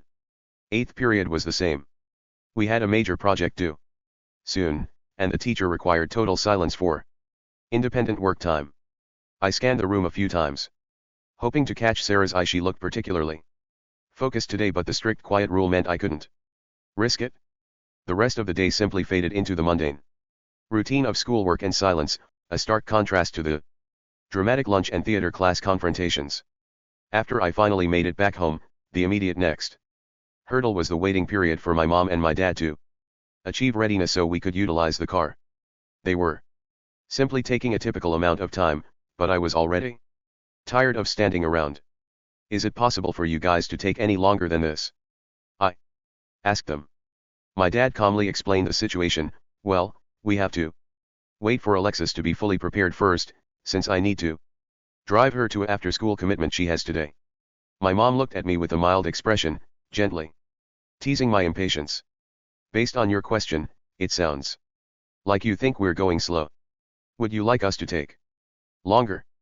I offered her a completely unimpressed, flat look, delivering my response with perfect deadpan timing. Yeah, I replied flatly, the sarcasm thick in my voice.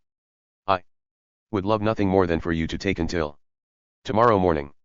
Nothing better than a 24-hour wait for a simple car ride. My mom nodded solemnly. 24 hours it is, then. We'll see you in the car tomorrow morning. Works for me, my dad added, leaning back against the kitchen island. I've been meaning to reorganize anyway. This is perfect. They both stood there, totally still, committed to the bit. Wait, no, I was joking, I said, holding up my hands. I don't actually want to wait that long. Can we please just go now? Mom laughed and grabbed her keys off the counter. No, Logan. Now move it, Dad teased, nudging me toward the garage door. Get in the car before we actually change our minds. I sighed and pushed through the door. As I stepped out, the bright motion sensor lights and the car's headlights flashed on at the same time, blinding me for a second. I fumbled for the handle and climbed into the back seat, still blinking away the spots in my vision. Just as I buckled my seat belt, Dad turned around in the driver's seat with a mischievous glint in his eye. Hey, Logan, before we head out, do you know what you call the number 7 when it's ill? I braced myself for the impact. What? 6-7, he deadpanned. I let my head thunk back against the headrest, closing my eyes in defeat. Mamma mia, I muttered under my breath. Here we go again. After finally pulling up to Jack's residence, I stepped out of the vehicle and approached the front door while my parents' car disappeared down the street. I rapped my knuckles against the wood, and within moments, Jack swung the door open to greet me. I was beginning to wonder when you'd finally show up, he remarked, a hint of impatience in his voice. My apologies, I replied, rolling my eyes. My parents weren't exactly in a rush. They had to drop Alexis off at some after-school event. My voice was thick with sarcasm as I emphasized the last few words. Well, you're here now, Jack noted, turning back toward the hallway. Let's not waste any more time. I followed him inside as he led the way to his room. I entered Jack's room, and he immediately made a beeline for his console. The screen flickered to life as he booted up Devil May Cry 3, and I watched as the gothic menu screen filled the room with its heavy metal riffs. Jack grabbed his favorite controller, a mischievous grin spreading across his face as he looked at me. This party's getting crazy. Let's rock, he exclaimed, flawlessly quoting Dante with a dramatic flourish. I laughed, settling onto a beanbag. Bet. But before we get too deep into this, do you want to ask your mom to order some pizza while we're at it? Sure thing, Jack agreed, heading for the door. Good call. He stepped out into the hallway, and after a moment, I heard him talking to his mother, his voice slightly muffled by the distance. I caught the tail end of her response, a clear, sure, before his footsteps headed back toward the room. Jack walked back inside and slumped into his gaming chair, his movements suddenly heavy as if all his energy had evaporated. He looked completely spent, his shoulders bowed and his eyes heavy with exhaustion. She said yes, he muttered, sounding thoroughly worn out. It should be here in about 10 minutes. Before we start Devil May Cry, I've got one heck of a story to tell you about this first week, I exclaimed. Jack looked at me, surprised. You survived the first week. Barely, but I managed, I said, leaning back. It started with Jacob warning me that things are getting way more dangerous for people like us than we realized. Then school actually started, and the tension was everywhere. I ran into Zachary. He's already back to being an annoying thorn in my side. I paused, thinking of the weirder moments. But the Strangest part was this girl I saw standing by the gym. But the second Jacob and I looked at her, she bolted. Then there was the drama with Hala. She was freezing me out. And wouldn't even speak to me at first. We eventually sat down in advisory and talked it out, so we're good now, but for a minute there, I thought I'd lost a friend for no reason. Jack leaned back, thinking it over. So, is that it? Just some social drama and a mystery girl? I let out a dry laugh and shook my head. Oh, no. Believe me, there is way more. Jack, it only got weirder from there, I continued, leaning forward. With Project 2025 moving into its final phase, you can feel the air in the halls changing. Everywhere I went, I was getting these odd looks, disapproving nods, and cold eye contact from people, like I'd already done something terrible and the whole school knew it but me. I shook my head, still trying to process the contradiction. The real kicker was when I finally cornered Hala to clear the air. I told her everything Riley had been saying about her grudge. She claimed Riley was straight up lying and said Grant never mentioned a word of that mess to her. And as if the atmosphere wasn't tense enough, I added, my voice dropping, I ran into Cole Carpenter on my way out. He acted like the last 2 years never happened, trying to play buddy-buddy at first. But when the big, beautiful bill came up, the mask slipped. He didn't just cut me off, he threatened me. He told me straight to my face that when all of this is over, me and all my friends are all going to die. He even called them degenerate. Then he just walked away. I didn't share this with the group since I didn't want to make them more scared than they already are. I sighed, thinking of my final conversation of the day. I tried to get some clarity from Grant, but he just said he was confused and told me he'd talk to me later. Jack stared at me, the humor gone from his face. He actually threatened to kill you guys? Is that where the story ends? I gripped the controller, my expression darkening. I wish that was just the first 2 days. There's still more. Jack, before we go any further, I said, my voice turning serious, have you been keeping up with the news? The first phases of that big beautiful bill have already cleared. They're starting to shut down the programs and strip the rights just like they planned. Jack nodded slowly, his expression grim. I've seen it. It's moving way faster than anyone expected. Then you know the theory? I asked, looking him in the eye. The one people have been whispering about in the community. That once they're done with everyone else, the autistic community is the final target. They're calling it the Autism War. It's not just about being silenced anymore, it's about being erased. Jack let out a heavy breath, leaning back. I'm aware of it, Logan. And looking at how people are acting at your school, it feels like we're heading there, and we're heading there fast. We're dealing with something bigger than us here. He looked at the TV screen and then back at me. Is that it? Is that the end of the update? I shook my head. No. There's still more. It makes sense, honestly, I said, staring at the floor. Looking at it simply, humans are predictable, they go after whoever their leaders tell them to hate. But right now, the bill isn't targeting everyone yet. So why am I the one with the target on my back already? I looked up at Jack. Maybe it's just because I'm autistic. But I think it's more than that. I've become this sort of example, and let's face it, I haven't always set the best example. I think they're using my past mistakes as an excuse to come for me first. Jack leaned forward, his brow furrowed. I mean, do you think they might be mad at you for something specific? Did you actually do anything, recently? I paused, the weight of the week's events hanging between us. That's the thing. There's more to it. And that's what's eating at me, I told him. Riley told me straight up that there is so much I don't know. But then Hala told me Riley was a liar, so if she's right, then none of it can be true. But here's the kicker, I really started noticing those cold looks and the disapproving nods more right after that talk with Riley. I leaned in closer, my voice dropping.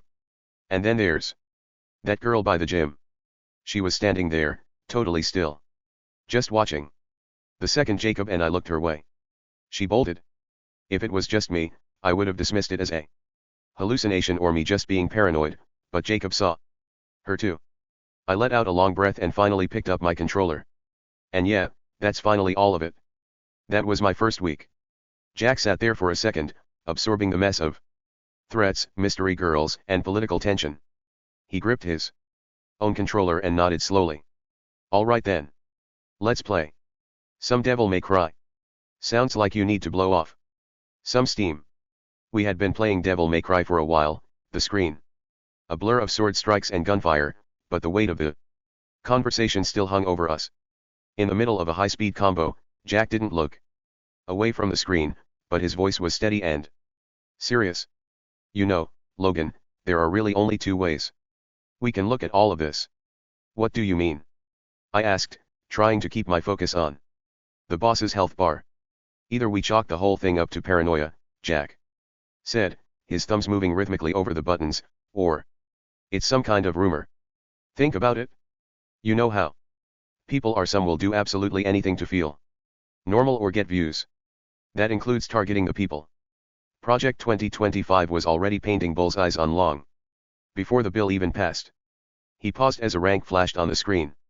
So, either the looks and the nods are just in your head because you're stressed, or, with everything going on, the more likely answer is target marking. Or worse yet, a warning. A silent threat.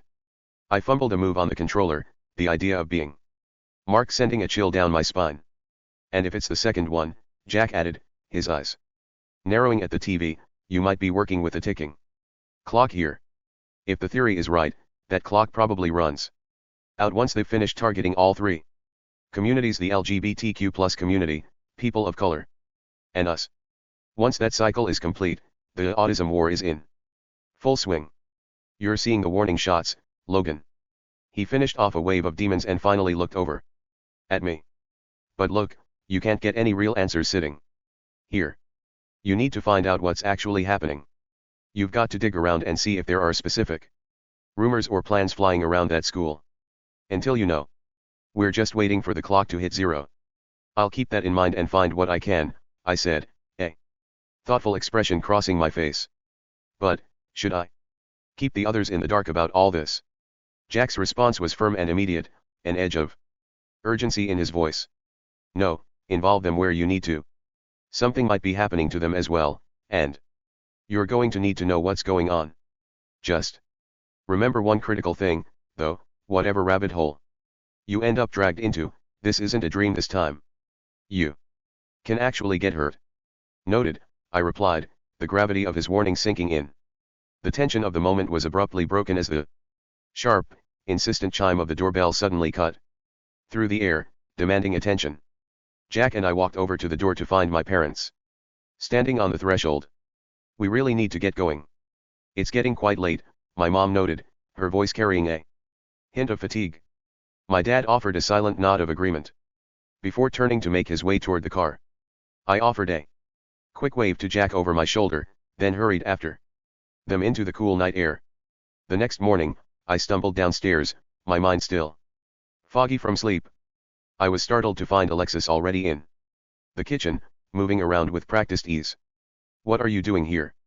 I asked, leaning against the doorframe. Making breakfast. What did it look like? She shot back, without looking up. But since you're here, I've been meaning to mention something. I've been talking to some of your girlfriends from choir lately. My stomach did a nervous flip. Girlfriends? Yeah, you know Danny and Cheyenne, Alexis continued casually, flipping a pancake. I ran into them recently and your name came up. Danny mentioned that you're constantly blowing up her inbox with emails. And Cheyenne said you randomly emailed at her just to yap on and on about your old childhood interests. I stood there, completely floored, the sleepiness vanishing in an instant. Okay, first of all, you and I have very different definitions of the word girlfriends. And second, what are you talking about? My mind raced, trying to bridge the gap between her words and reality. I haven't spoken to Cheyenne since the end of 10th grade, and even then, it was a 5-minute conversation at most. I definitely didn't send her some long-winded email about my childhood. And I don't know what Danny is telling you. But while we emailed a bit when we first met, I never spammed her. Alexis just shrugged, completely unfazed by my mounting panic. Yeah, sure, she muttered dismissively, grabbing her plate and walking out of the kitchen.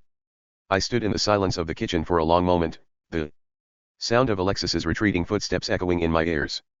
I shook my head, trying to brush off the uneasy feeling crawling up my neck. They're just talking, I muttered to myself, reaching for a glass of water. They're just saying stuff to say stuff. They're remembering things wrong. It's not important. I forced a laugh, trying to convince myself that the weird discrepancies in my own life were just background noise. I told myself it didn't matter, that it was just choir room gossip and old memories being twisted. I couldn't have been more wrong. Despite my desperate attempt to dismiss it, every word Alexis had just spoken was a piece of a much larger, more dangerous puzzle. It was, in fact, very important, and ignoring it was the first mistake of many I was about to make. Later that day, I finally caught up with Jacob during the lunch rush. So, about those plans to hang out and chat, Jacob started, his expression frustrated. My parents cancelled at the last second with absolutely no explanation. Well, if it's any consolation, I have some news, I replied. I shared everything that's been happening with Jack. And he offered a perspective I hadn't even considered. He's convinced that those strange looks I've been getting are directly connected to Project 2025 and that new bill. Jacob leaned in, his lunch forgotten. Go on, he urged. I'm listening. Then there was that girl we saw, and just, everything. Feeling so off, I continued. Hala told me Riley was lying about there being things I didn't know, but what if he wasn't?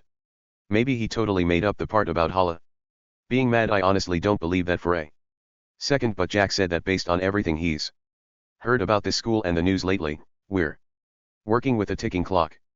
And he thinks that clock runs out once all 3 communities have been targeted. Remember when you mentioned your government teacher was trying to sway everyone's opinions? Jacob asked, a sudden intensity in his eyes. Well, social media is doing the exact same thing. Did Jack mention anything about that? Like maybe they're using those platforms to target the same groups Project 2025 is already going after. I nodded slowly, the connection clicking into place. Yeah. Jack actually said something along those lines. Jacob leaned forward, his voice dropping to a serious whisper. Then that's exactly what we need to investigate. If we really are working with a ticking clock, we can't afford to ignore how they're manipulating what people see online. As the lunch bell chimed, Jacob and I parted ways, and I made my way toward the theater. Upon entering the room, I spotted Hala sitting alone. I decided to pull her aside before I would eventually had to give the rest of the group the rundown of the situation later, though I had already resolved to omit the most terrifying details to avoid scaring certain people, a choice that would prove to be a massive mistake later on. Hey, can we talk about something? I asked, tentatively. Stepping toward her. Hala's head snapped up, her expression twisting into a mask of pure, unbridled loathing. I would literally rather douse myself in kerosene and leap into a furnace than spend one more second acknowledging your existence. She hissed, her voice vibrating with a level of venom that felt completely unprovoked. If you even breathe in my direction again, I'll lose it. Get away from me. Okay. I muttered to myself, reeling back from the blast of her unexplained rage. I realized then that whatever I had to tell the group would have to wait until I could get them all together later. After the blistering encounter with Hala, I retreated to the far side of the theater, my head spinning. As I turned the corner by the prop closet, I nearly collided with Cash. We both froze instantly. The air between us was thick with the leftover venom from blow up. It was clear that, as far as they were concerned, I was still the enemy. Cash's eyes narrowed, and they shifted their backpack as if preparing for another round. You again, they muttered. Their voice laced with deep, lingering suspicion. Look, if you're here to give me another lecture on patterns or your observations, just save it. I don't trust people who act as high and mighty as you did. It's hard to tell who's actually an ally and who's just pretending to be for the moral high ground. I held up my hands in a gesture of surrender, taking a step back to give them space. Actually, I'm here to do the opposite. I've been feeling terrible about how that went down. I wanted to apologize, not just a sorry to end the tension, but a real one. I realized I sounded like a total self-righteous jerk. I wasn't trying to judge you, but I definitely wasn't listening to you, either. And I'm truly sorry for messing up your pronouns. I didn't know then. But I do now, and I want to make sure I get it right from here on out. Cash stayed guarded for a moment, their gaze searching mine for any sign of a hidden agenda or sarcasm. Slowly, the tension in their shoulders began to bleed away, and the defensive wall they had built up seemed to crumble. Just a little. I wasn't expecting that, they admitted, their voice losing its sharp edge. They looked at the floor, scuffing their shoe against the scuffed theater carpet. To be honest, I should probably apologize too. I was already on edge with everything going on in the news, and I just projected all of that onto you. I was so used to people being dismissive that I assumed you were just another judgmental busybody who didn't care about the real-world consequences of things like Project 2025. I was wrong to put those words in your mouth and assume the worst of you. A small, weary smile touched my face. I guess we both pretty much failed that first impression, huh? It's a lot to handle right now, and I think my observation thing just makes me come off as a bit of a freak sometimes. Cash let out a short, dry laugh, and for the first time, it wasn't a sarcastic one. Majorly. But you know, for a anomaly detector, you're actually not half bad. You actually seem to care, which is more than I can say for most people in this school. I'll take that as a win, I chuckled, feeling the heavy weight of the morning lift just a fraction. Seriously though, Cash said, leaning against the prop table and looking at me with a newfound curiosity. We should probably just be friends instead of trying to bite each other's heads off. I've seen you in my English class. And honestly, it's usually a bore sitting alone or with people who don't get it. We should sit near each other from now on. I felt a genuine sense of relief wash over me. After the way Hala had just treated me, having someone reach out a hand felt like a lifeline. I'd like that. I'd really like that. The bell rang, signaling the end of theater. Cash caught my eye and gestured toward the exit. Come on, we should head to the buses, they said, adjusting their bag. Cash turned back toward Hala, who was lingering by the prop closet, her expression still clouded with that icy, unexplained resentment. Hey, Hala. You coming? Cash called out. Hala didn't answer.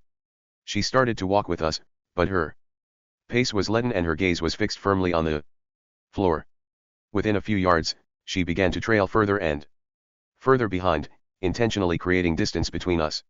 Seeing she clearly didn't want to be near me, Cash and I naturally picked up speed, the momentum of the midday transition pulling us toward the curb. I don't know what's up with her today, Cash muttered as we reached the line of buses idling in the parking lot, but hey, don't forget English class tomorrow. I'm holding you to that seat. I'll be there, I promised, feeling a genuine spark of a new friendship. See ya, Logan. Cash called out, offering a quick wave before boarding their bus. I climbed onto my own bus, heading off to the OC for my next period. The rest of the afternoon was a blur. My last 2 class periods passed without incident, though the quiet felt heavy, like the calm before a storm. I kept my head down, the secret of the situation weighing on me more with every passing hour. The next morning, however, the atmosphere at school had shifted from tense to surreal. As I walked down the main hallway toward the cafeteria, the observations I usually made were no longer subtle, they were unavoidable. As I passed, a senior eye stopped dead in his tracks. He made direct, piercing eye contact with me for a few seconds. Then, with deliberate slowness, he squeezed his eyes shut, shook his head as if dismissing a ghost, and walked away as if I weren't even there. It happened again 10 feet later. A girl at her locker froze, her hand hovering over a textbook. She looked straight at me, her expression unreadable, then performed the same haunting ritual, eyes closed, a slow shake of the head, and then a sudden, jarring return to her business. The hallway felt like a gauntlet of silent rejections. No one whispered, And no one pointed, they just looked, shook their heads, and moved on, acting as if nothing was wrong. The moment they turned away. By the time I reached the cafeteria doors, my heart was hammering. Whatever was happening was spreading, and I was beginning to realize that my silence was becoming a dangerous mistake. When I finally reached the cafeteria, I spotted the group huddled together. Abby, Grant, Pedro, Ryan, and Jacob were all there, but the one person I was looking for was missing. Dyson's absence was a heavy weight in the room. Given the current chaos, his disappearance was more than just a little concerning. Knowing how he must be feeling about everything, my stomach did a slow roll. Jacob was the first to spot me. "Hey, Logan. It's about time," he called out. "Anything new happened since we last talked?" "Yeah, man, fill us in," Pedro added, leaning forward. Abby nodded. "We've been waiting for an update. Did you find out anything?" "Seriously," Ryan chimed in, "the suspense is killing us." "What's the word?" "No, not really," I said, the lie tasting like lead in my mouth. I needed to change the subject before they saw through me. "But Grant, while I'm here, where is Dyson?" Grant looked at me, his expression tightening into one of total seriousness. "In this group, we have a code about honesty, and Grant knows better than to ever try to pull a fast one on me." "I actually don't know," he admitted. "Well, hopefully everything is all right," I said, trying to sound more optimistic than I felt. "I'm sure he's fine," Abby said, though she sounded like she was trying to convince herself. "He probably just needed some air." "Yeah, he's probably just running late," Pedro suggested. "Yeah, maybe he overslept," Ryan added. "I'm sure he's fine, he can handle himself," Jacob said, shrugging. "It's probably nothing."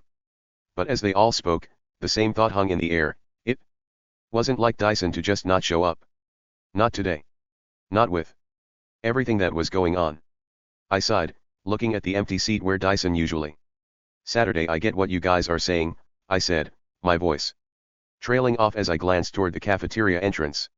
"And I hope you're right. But I can't shake this feeling. It's just not like him.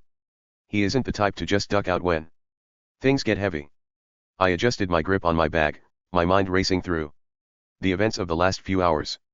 "I'm going to head out. I'm really hoping I'll just run into him in the halls or catch him between classes later this afternoon." I looked at each of them, making sure they understood I wasn't just being paranoid. "Do me a favor, if he shows up here or if any of you cross paths with him, let me know immediately." "We've got you," Jacob said, his expression finally shifting from curious to serious. "If we see him, you'll be the first to know," Abby added, her brow furrowed with a sudden touch of that same concern. "Thanks," I muttered, already turning to leave. "I'll see you guys later." I walked out of the cafeteria, praying that my path and Dyson's would cross sooner rather than later. Later that day, I walked into English and immediately scanned the room. I spotted Cash at their desk and headed straight for them, taking the empty seat right next to theirs. "See? I told you I'd keep my word," I said with a grin, referencing our talk from earlier. Cash looked up, and instead of the guarded suspicion from the theater, a genuine, warm smile broke across their face. They shifted their bag to make a bit more room for me, their posture relaxed and welcoming. "I'll admit, I wasn't 100% sure you'd actually do it," Cash joked, though their tone was light and friendly. "But look at you, following through. I guess you're officially a man of your word, Logan." I settled into the chair, feeling a genuine sense of relief. I try to be. Especially after I realized what a jerk I was being. I really did want to make sure I got things right with you. "I'm glad we're starting over." Cash nodded, leaning back comfortably. "Me too. To be honest, I was still feeling a bit bad about how I snapped at you. I was just so stressed about everything, the news, Project 2025, the bill, all that heavy stuff, and I took it out on the first person who noticed I was off. I'm glad you didn't run for the hills. It takes more than a little theater drama to scare me off." I chuckled. Cash let out a soft laugh. "Good, because sitting in this class alone is a total drag. It's way better having someone here who actually gets it." I'm happy to be that someone, I replied. For the first time today, the heavy weight in my chest felt a little lighter. Having Cash as an ally and a friend felt like the first thing that had gone right all morning. Just then, the teacher started the lesson, but Cash leaned over and whispered, "If you see any anomalies, let me know." I smiled, opening my notebook. "You'll be the first to hear about it." The fire alarm's sudden shriek didn't just interrupt the lesson, it felt like a physical assault on the room, a jagged electronic scream that made the pens on our desks rattle. The air in the classroom instantly charged with a frantic, pressurized energy as everyone scrambled for the door. In the chaotic shuffle through the hallways, Cash and I stayed close. We drifted toward the edge of the grass, away from the main cluster. Then, I saw them. About 20 yards away, a small, random group, two guys in varsity jackets and two girls, suddenly went dead silent. It was as if a master switch had been flipped. They stood perfectly rigid, their eyes sliding shut in haunting unison. Then came the head shake, that slow, heavy, disappointed side-to-side motion. It was chilling to watch from a distance, seeing them perform the ritual without even looking in my direction first. Cash and I caught each other's eyes for a split second. No words were spoken, but the glance was heavy, thick with a mutual recognition that the world was tilting on its axis. Yep, something is definitely going on here. I noticed Cash's hand twitch inside their pocket, a sharp, rhythmic double tap against their thigh that seemed to ripple through the air. As if by command, the group of students opened their eyes and immediately veered further away. In the midst of the shifting crowd, I bumped into Sarah and Chloe.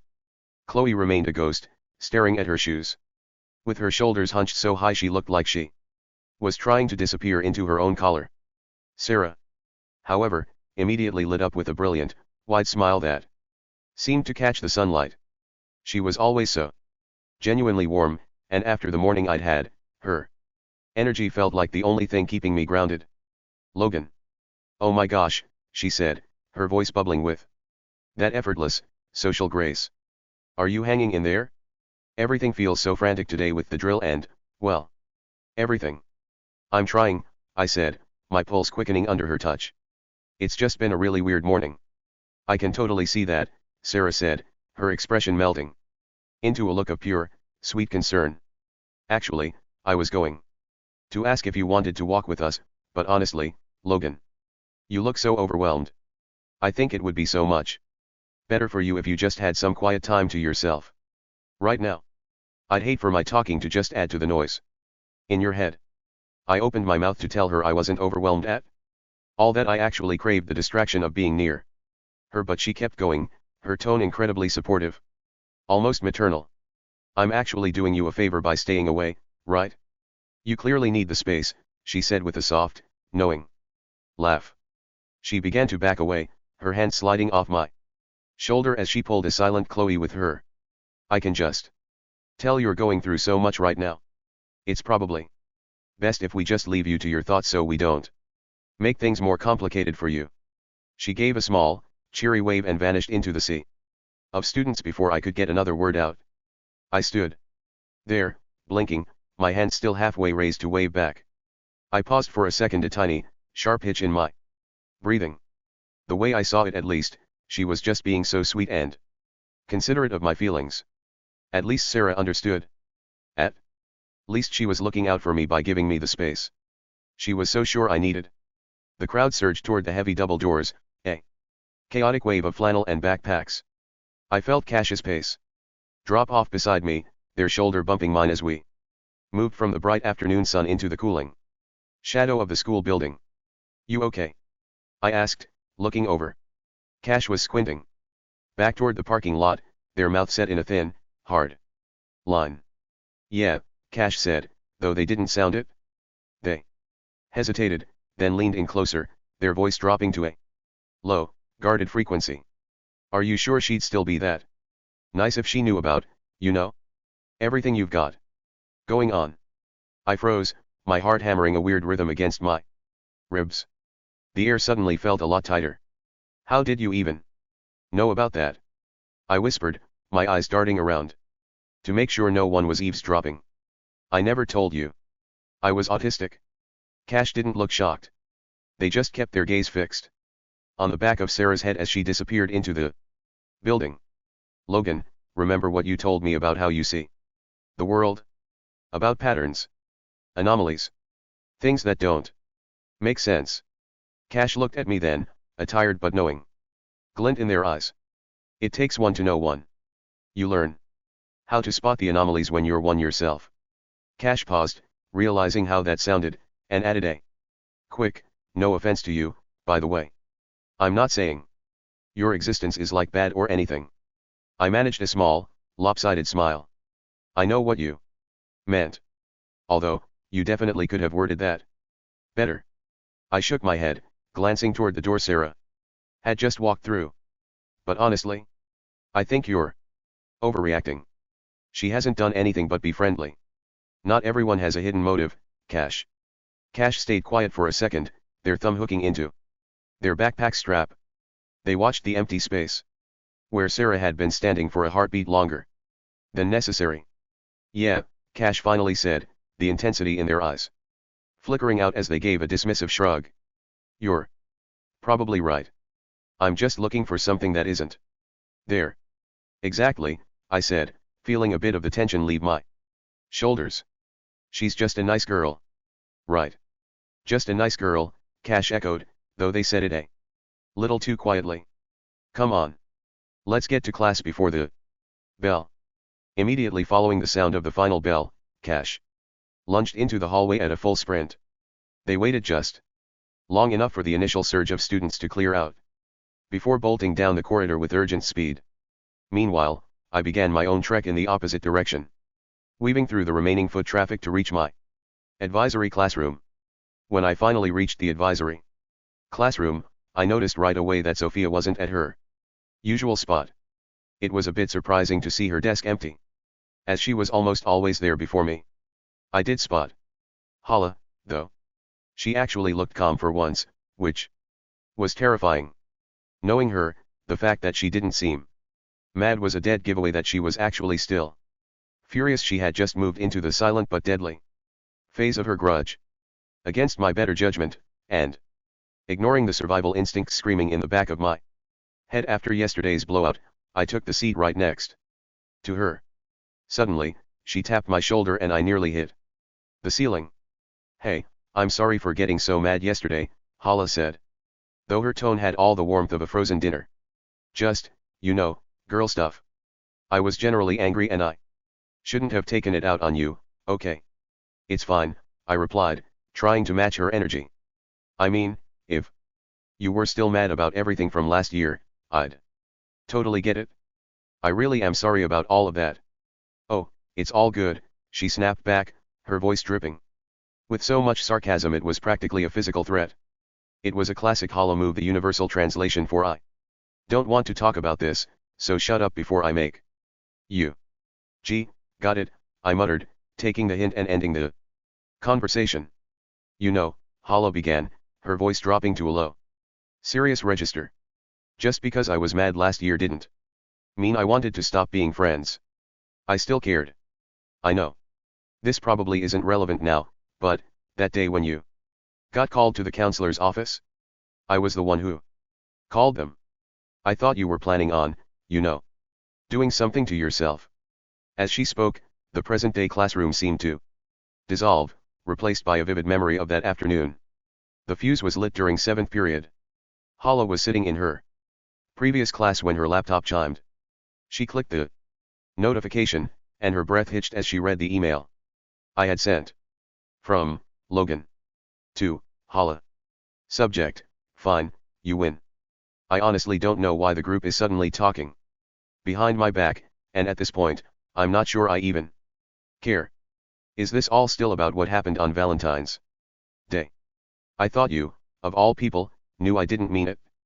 When I said I didn't care if Peyton died, I was just expressing my feelings because I was angry. But I can't take this suffocating pressure anymore. It feels like every exit is blocked and there's no way out of the cycle. I'm just done. I give up on everything. Hala stared at the screen, her heart hammering against her ribs. She completely misread my tone, where I was expressing total social exhaustion. she saw a literal suicide note. The words "no way out" and "I give up on." Everything echoed in her head like a siren. By the time 8th period arrived, she was a wreck. She headed toward the classroom, feeling the rush of chaos and the crowd pressing around her. Inside, she saw Grant, Peyton, Riley, and all the other students waiting. The atmosphere was brittle, everyone stared cold and unblinking. Logan, we need to talk, Hala exclaimed, leading me outside. What the FK, man, she continued, her voice filled with the frustration of her own panic. You don't trust us? Thinking we've been talking behind your back. That's not true. But listen, I'm willing to forgive you for this and have the rest of the group forgive you too. But there's one condition. In the present, I nodded. Yeah. I remember. You said it was simple. Just a small one. It's really not hard, it's really simple. I just need you to be on good terms with Peyton, the memory, Hala said. She just wanted the drama dead so she could breathe again. Hala. What? Did you forget what happened last year? And the year before? I exclaimed. Not really, she replied nonchalantly. She wasn't being mean, she was just done with the headache of our clashing. But as I walked back into the room, she couldn't shake the terror from my email. She saw Grant's laptop open on his desk while he was talking to someone else. Acting on pure, panicked instinct, she slid into his seat and quickly logged into her student portal to send a frantic message to the guidance counselor. To Vanessa Morgan. From Hala Fawza. Subject: Emergency, please read. Ms. Morgan, you need to check on Logan right now. He just sent me an email saying he's done with everything. And that there's no way out because of the pressure. I'm terrified he's going to do something to himself before school ends. Please, he needs help before it's too late. She hit send just as Grant walked back. After class, a voice came over the speakers. Logan Highsmith, report to Ms. Morgan's office, now. The memory faded. Hala looked at me in the present day. Her expression a mix of guilt and that same old stubbornness. I completely misread you, she admitted.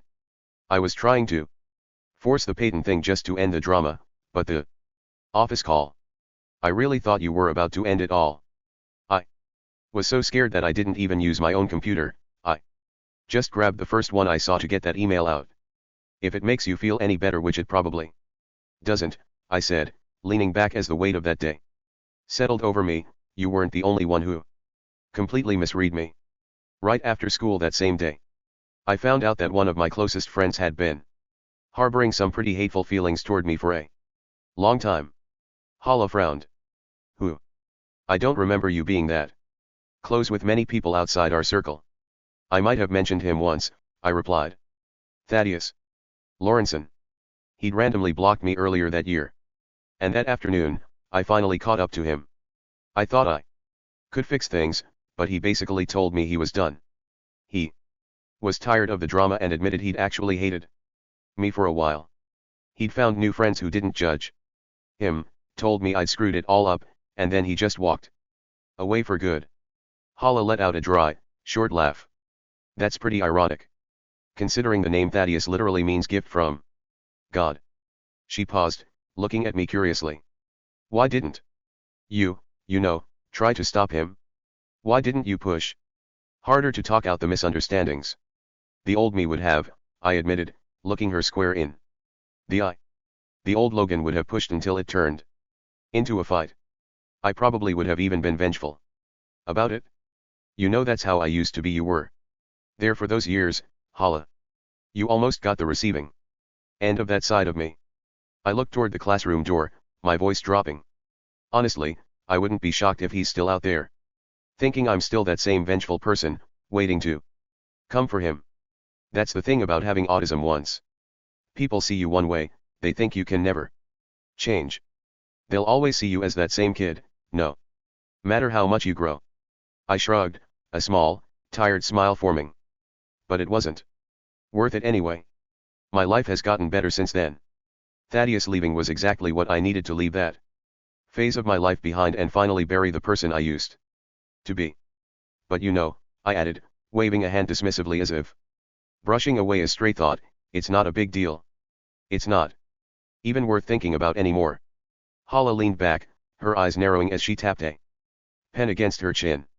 Now that you mentioned your neighborhood, that reminds me, didn't you used to have this little friend group back there?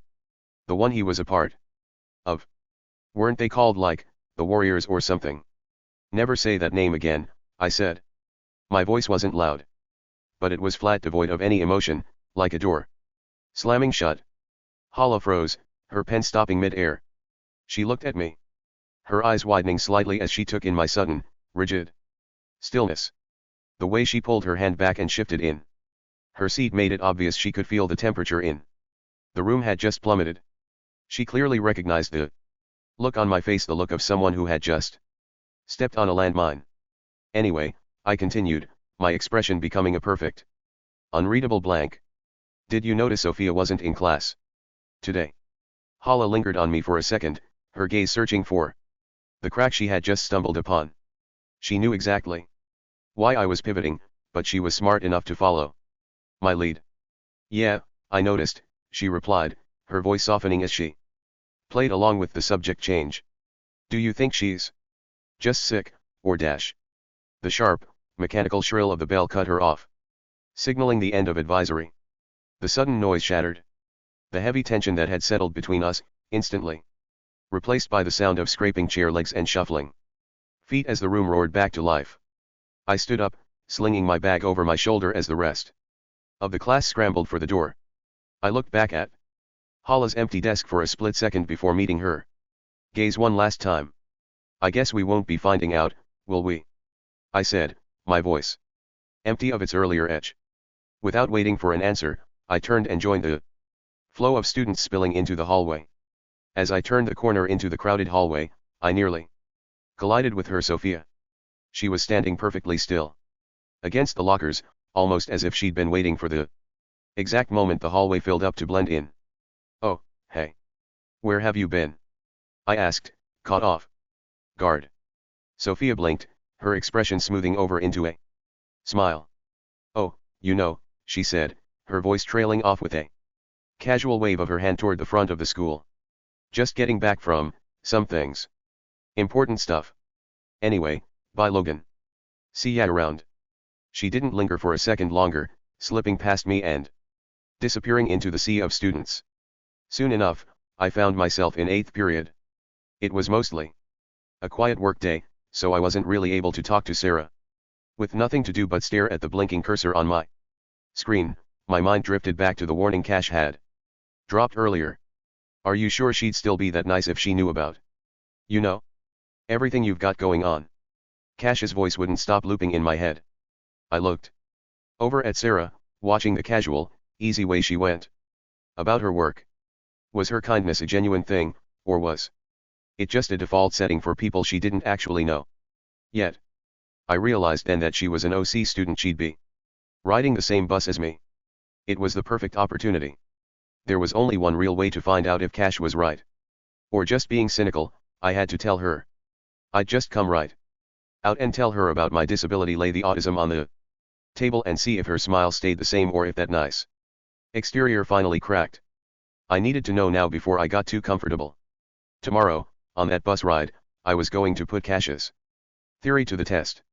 The next day, aside from the looks I continued to get in the hallway, the day was mostly uneventful.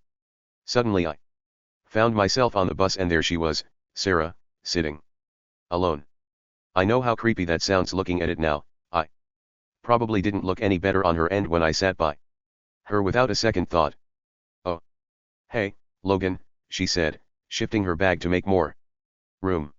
She didn't seem annoyed, just her usual friendly self, but as the bus pulled away from the curb, I felt the weight of what I was about to do.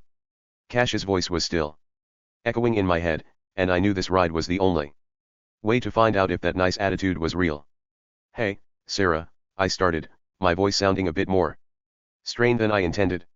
I hesitated, then started the long, winding climb toward the point. Say you met someone who was, like, unusual. Someone who didn't really process the world the way you do. Like, they see patterns in everything, or they get completely overwhelmed by stuff noises, lights that seem totally normal to everyone else. Sarah tilted her head, her expression curious but patient. Unusual? I mean, I think everyone has their own little quirks, don't they? It's more than quirks, I continued, my words starting to tumble out in a slow, careful stream.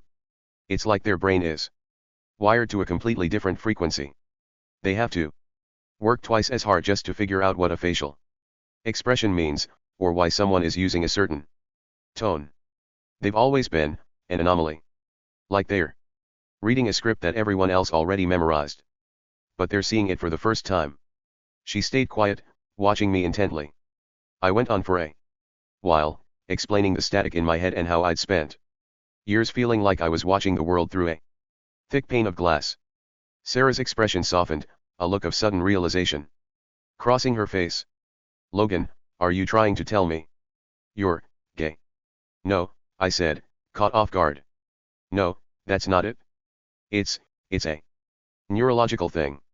A fundamental difference in how I'm built. I guess I'm trying to say I'm autistic, Sarah. She didn't flinch. She didn't look away. Instead, a strange, focused light flickered in her eyes, a shift that was subtle but unmistakable. She turned her entire body toward me, her expression melting into a look of intense, honeyed encouragement. Oh, Logan, she said, her voice dropping into a register of soothing sweetness. That's actually incredible that you're sharing that with me. You know, that's actually exactly what I want to do for a career. I want to work in behavioral therapy and advocacy for people with disabilities.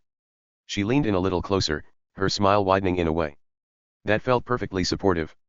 I really believe in early intervention and finding the right solutions. My goal is to help people reach a place where they can successfully navigate the world and finally live a truly productive, normal life. She patted my hand, her eyes locked on mine with a terrifyingly bright spark of helpfulness. I just think it's so beautiful when we can help someone overcome those traits so they can finally reach their full potential and be just like everyone else. It's just such a passion of mine, she said, her hands moving with animated grace as the bus hummed along. There's so much untapped potential in people who struggle with those behaviors. I've been reading so much about new intensive programs. You know, the kind that really focus on eliminating the obstacles, she finished smoothly, her smile clicking back into place before I could even blink. You know, making sure the world is a place where you can finally move through life just like anyone else. I just want to be the one who helps bridge that gap so the differences, well, so they aren't a barrier to your success anymore. I nodded, feeling a massive weight lift off my chest. I actually felt a little guilty for doubting her. Cash had been so sure she had a hidden motive, but here she was talking about dedicating her life to helping. She didn't see me as an anomaly, she saw me as someone worth her time. Cash was definitely overreacting. It's about the growth, she added softly, her voice dropping to a comforting whisper. Seeing someone finally reach that point where they can navigate a room so perfectly that the friction is basically gone. That's the real goal, isn't it? To make sure everything is as smooth as possible. I just think it's so rewarding, she finished, when we can take all that complexity and finally find a way to make it manageable. The bus finally hissed to a halt as we arrived at the OC.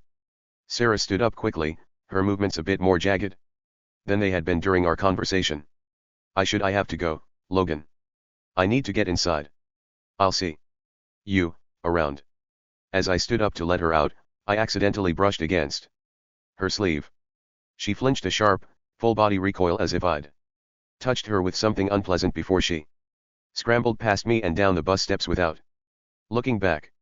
I stood there for a second, my hand still half raised, feeling that tiny itch of discomfort turn into a definite flicker of confusion. I turned back to grab my bag, and that's when I saw her.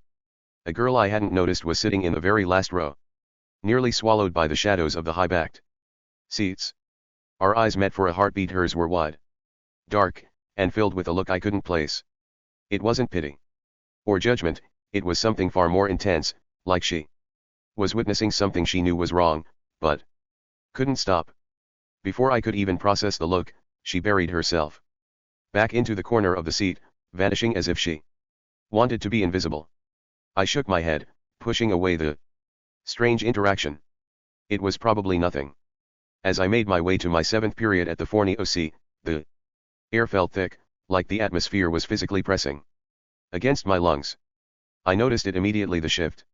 It wasn't just the high school anymore. I walked past a group and they didn't just whisper, they stopped entirely. They caught my eye, closed theirs slowly, and shook their heads with a look of profound, grim disappointment before turning their backs on me. Not here, too, I thought, my pulse beginning to thud in my ears. As the weight of those stares sank in, Jack's voice started looping in my head. He had called this target marking. He warned me that since the first phases of the big, beautiful bill had cleared, the rumor mill would be looking for anyone to paint a bullseye on. I couldn't wrap my head around it. The LGBTQ+ community was supposed to be the first group in the crosshairs, so why was the school treating me like I'd committed some unspeakable crime already? I remembered telling Jack that maybe I was being used as an example, that they were using my past mistakes to justify these warning shots. If the bill wasn't even targeting me yet, what did they all know that I didn't? Why was the school treating me like a ghost before I was even gone? The clock wasn't just ticking, it felt like it had already hit 0. I didn't stop to ask. I just kept my head down and walked into my classroom, the heavy door swinging shut behind me. As I walked in, my eyes immediately locked onto the corner of the room. There sat Riley Moore and 2 other boys, right next to the only open seat. Because of course it was. Riley looked less like he was about 5 seconds away from throwing a highlighter at his friends. I'm telling you, man, the first boy said, leaning back with a grin that was pure mischief. Riley's got a new hobby. He's basically the self-appointed ambassador for the new students. I literally have a girlfriend. Riley snapped, his face turning a shade of red that was practically neon. He wasn't upset, he was just that specific kind of done that comes from having friends who know exactly which buttons to push. Yeah, I bet, the second boy chimed in, dodging a half-hearted shove from Riley. She's probably a really cute new student. Do you just hang out by the gym and wait for them to finish their juice boxes so you can offer to carry their binders? Shut up, man, Riley muttered, his eyes rolling so hard I thought they might get stuck. I'm just saying, the first boy continued, it's a bold strategy. Most seniors are trying to avoid eye contact with anyone who still asks for permission to go to the bathroom, but Riley's out there scouting the orientation tours. Did you ask her what her favorite color was, or did you start slow with do you like recess? It was one time. I was just helping her find her classroom. Riley groaned, leaning his head back against the wall in frustration. Oh, helping with her classroom, the second boy laughed, nearly falling out of his chair. I saw you, man. You weren't just pointing, you were practically giving her a guided tour. Honestly, Riley, you're doing it all wrong. You're gonna need to buy How to Talk to Hot New Students for Dummies just to keep up with your new clientele. You guys are such idiots, Riley said, a small, annoyed grin finally breaking through his mad face. Logan, please help me out here. Tell these 2 they're being completely delusional. I looked at the 2 boys, then back at Riley. I thought back to our conversation from earlier, the way he'd bluntly told me Hala had been pissed at me for 3 years, only for me to find out later that might not even be true. He'd dropped that drama bomb and then just held up his hands in neutrality. I felt a sudden, rare spark of mischief. If he could keep me off balance with cryptic warnings, I could certainly lean into this. I knew I was just messing with him, but it felt good to flip the script. Actually, I said, my voice deadpan as I looked at his friends, he's not lying about the scouting. I'm pretty sure. I saw him checking the freshman class roster earlier. He seemed very thorough. Not you too? Riley groaned, slamming his hands onto the desk while his friends absolutely lost it, howling with laughter. See? Even the new guy knows, the first boy shouted, pointing a finger at Riley. The ambassador has been caught in 4K. As they kept piling on, Riley leaned across the table toward me, his voice dropping so the others wouldn't hear. Seriously? I thought you were the one guy who wasn't going to start drama. I was trying to give you a heads up about Hala, dude. About that, I said, leaning in just as close, my expression hardening slightly even though I was still enjoying the prank. I actually talked to her. She said she isn't even mad at me. She claimed she didn't have a clue what you were talking about. Riley's eyebrows shot up, and for a second, his easygoing mask faltered. She said that? Man, I'm telling you, I hear things around. If she's playing it off, that's on her, but I wasn't lying. I'm just sharing what I heard around too, I retorted, throwing his own words back at him. I was totally messing with him now, mirroring his exact tone from our last meeting. I promise I'm not saying it to start drama. I'm staying neutral, remember? Riley narrowed his eyes, realizing I was throwing his own neutrality back in his face. He let out a sharp, frustrated breath, but a tiny, lopsided smirk broke through. Fine. Point taken. I'm staying out of your mess, so you're throwing me to the wolves. Real mature, Logan. I learned from the best, I murmured, finally picking up my pen. Since the teacher had a light workload for us that day, we spent the period playing a game called Broken Picture Phone. We all logged in on our computers to play the drawing and guessing game, where one person sketches a prompt and everyone else tries to figure out what it is. A few rounds in, an image appeared that seemed to depict two people playing tag. Riley's friends looked me dead in the eye, and I could tell we were all thinking the exact same thing. I locked in my answer as Riley chasing after a freshman while his friends submitted similar guesses like freshmen running from Riley. When the answers finally locked and flashed across the big screen, the teacher's eyes widened. Riley, the teacher exclaimed, is there something you want to tell the class? A ripple of suppressed laughter spread through the class. Riley, scanning the room with a playful glare, called out. All right, who put Riley chasing after a freshman? I'm going to yeet you out the window and I won't feel bad about it. The bell finally rang, a sharp metallic chime that echoed through the halls. Oh, by the way, Riley called out over his shoulder as he gathered his things, I still don't like freshmen. He paused at the door, a smirk tugging at the corner of his mouth. I know, I laughed, shaking my head. I was only joking. As Riley stepped into the hallway, I turned to the two friends trailing behind him.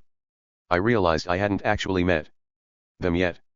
I didn't catch your names, by the way, I said, trying to keep the conversation going as we moved toward the exit. The first boy, who had a warm, olive complexion and a quick smile, stepped closer. I'm Giovanni, he said, offering a casual wave. Brandon Whitehouse, the second guy added, with a nod. Giovanni leaned in slightly, a mischievous glint in his eye. We really like giving Riley a hard time, in case you couldn't tell. I definitely picked up on that, I replied with a grin. We joined the steady stream of students heading toward the parking lot. By the time I reached the bus, the usual chaos had taken over. I scanned the rows of seats for Sarah's familiar face, but the crowded aisles made it impossible to spot her. Unshockingly, no one offered me a spot, so I ended up sliding into an empty seat by myself. For the long ride back, I met up with the group the next morning: Grant, Pedro, Dyson, Ryan Unruh, Abby Easter, and Jacob. The air was heavy, and without Hala there, the silence felt even louder. As I walked up, I could feel them all studying me, tracing the lines of panic I was trying to hide. You look like you're vibrating, Logan, Dyson said, his voice tight with concern. You've been looking over your shoulder since that fire drill. What is it? I'm fine, I snapped, the lie tasting like copper. In my head, Cole's voice was on a loop, you're going down right along with all your degenerate friends. Logan, we're all scared right now, Abby said, stepping toward me. The world is falling apart, but you're acting like you're waiting for an executioner. If you know something you can tell us. Jacob leaned in close, his voice a barely audible whisper against the noise of the crowded hallway. Is it about the looks you were getting? He asked, his eyes darting to the others to make sure they weren't listening. The stuff we Talked about? The girl by the gym. I was being paranoid, Jacob, I said, my voice forced and flat, loud enough for the group to hear. I looked at Grant, who was already confused by the mess with Hala and Riley. If I told them Cole said we were all going to die, once the targets were hit, they'd think I'd finally snapped. They'd think I was losing my grip on reality and just losing it under the pressure. Pedro, tell him he's acting weird, Ryan Unruh said, nudging Pedro. Pedro shrugged, looking uncomfortable. I mean, we're all on edge, but Logan, you look like you've seen a ghost. Nothing is going on, I lied, looking each of them in the eye. It's just the pressure. Seeing what's happening, it's a lot to process. I'm just tired, guys. I promise. You're a terrible liar, Ryan Unruh muttered, crossing his arms. I'm not lying. I shot back, the terror turning into a defensive heat. I'm just stressed. Everything the school year, the bill, it's just noise. I'm just hitting a wall, okay. There's no secret. We're all in the same boat. But we weren't. I was the only one who knew the boat was already sinking. I pushed past them, my heart hammering against my ribs, the silent countdown in my head ticking toward a zero that only I could see. And I couldn't handle that. Not today. The rest of the group drifted toward their first period classes, but Jacob lingered, matching my stride as we moved down the crowded hallway.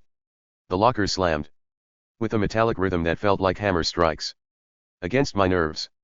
Once we were far enough away from the others, Jacob leaned in, his voice low and urgent. Logan, hold up. I kept walking, my eyes fixed on the floor. I told you. Jacob. I'm just stressed. Don't do that. Not with me, Jacob said, stepping in front of me. He kept his voice a whisper, his eyes scanning for listeners. When are you going to tell them what's really going on? I looked at him, and for a second, the mask slipped. I thought about the ticking clock Jack mentioned, how these strange looks I was getting were a warning of something coming, even if we didn't know what that thing was yet. I thought about Cole's promise that we were all going down once the system was cleaned up.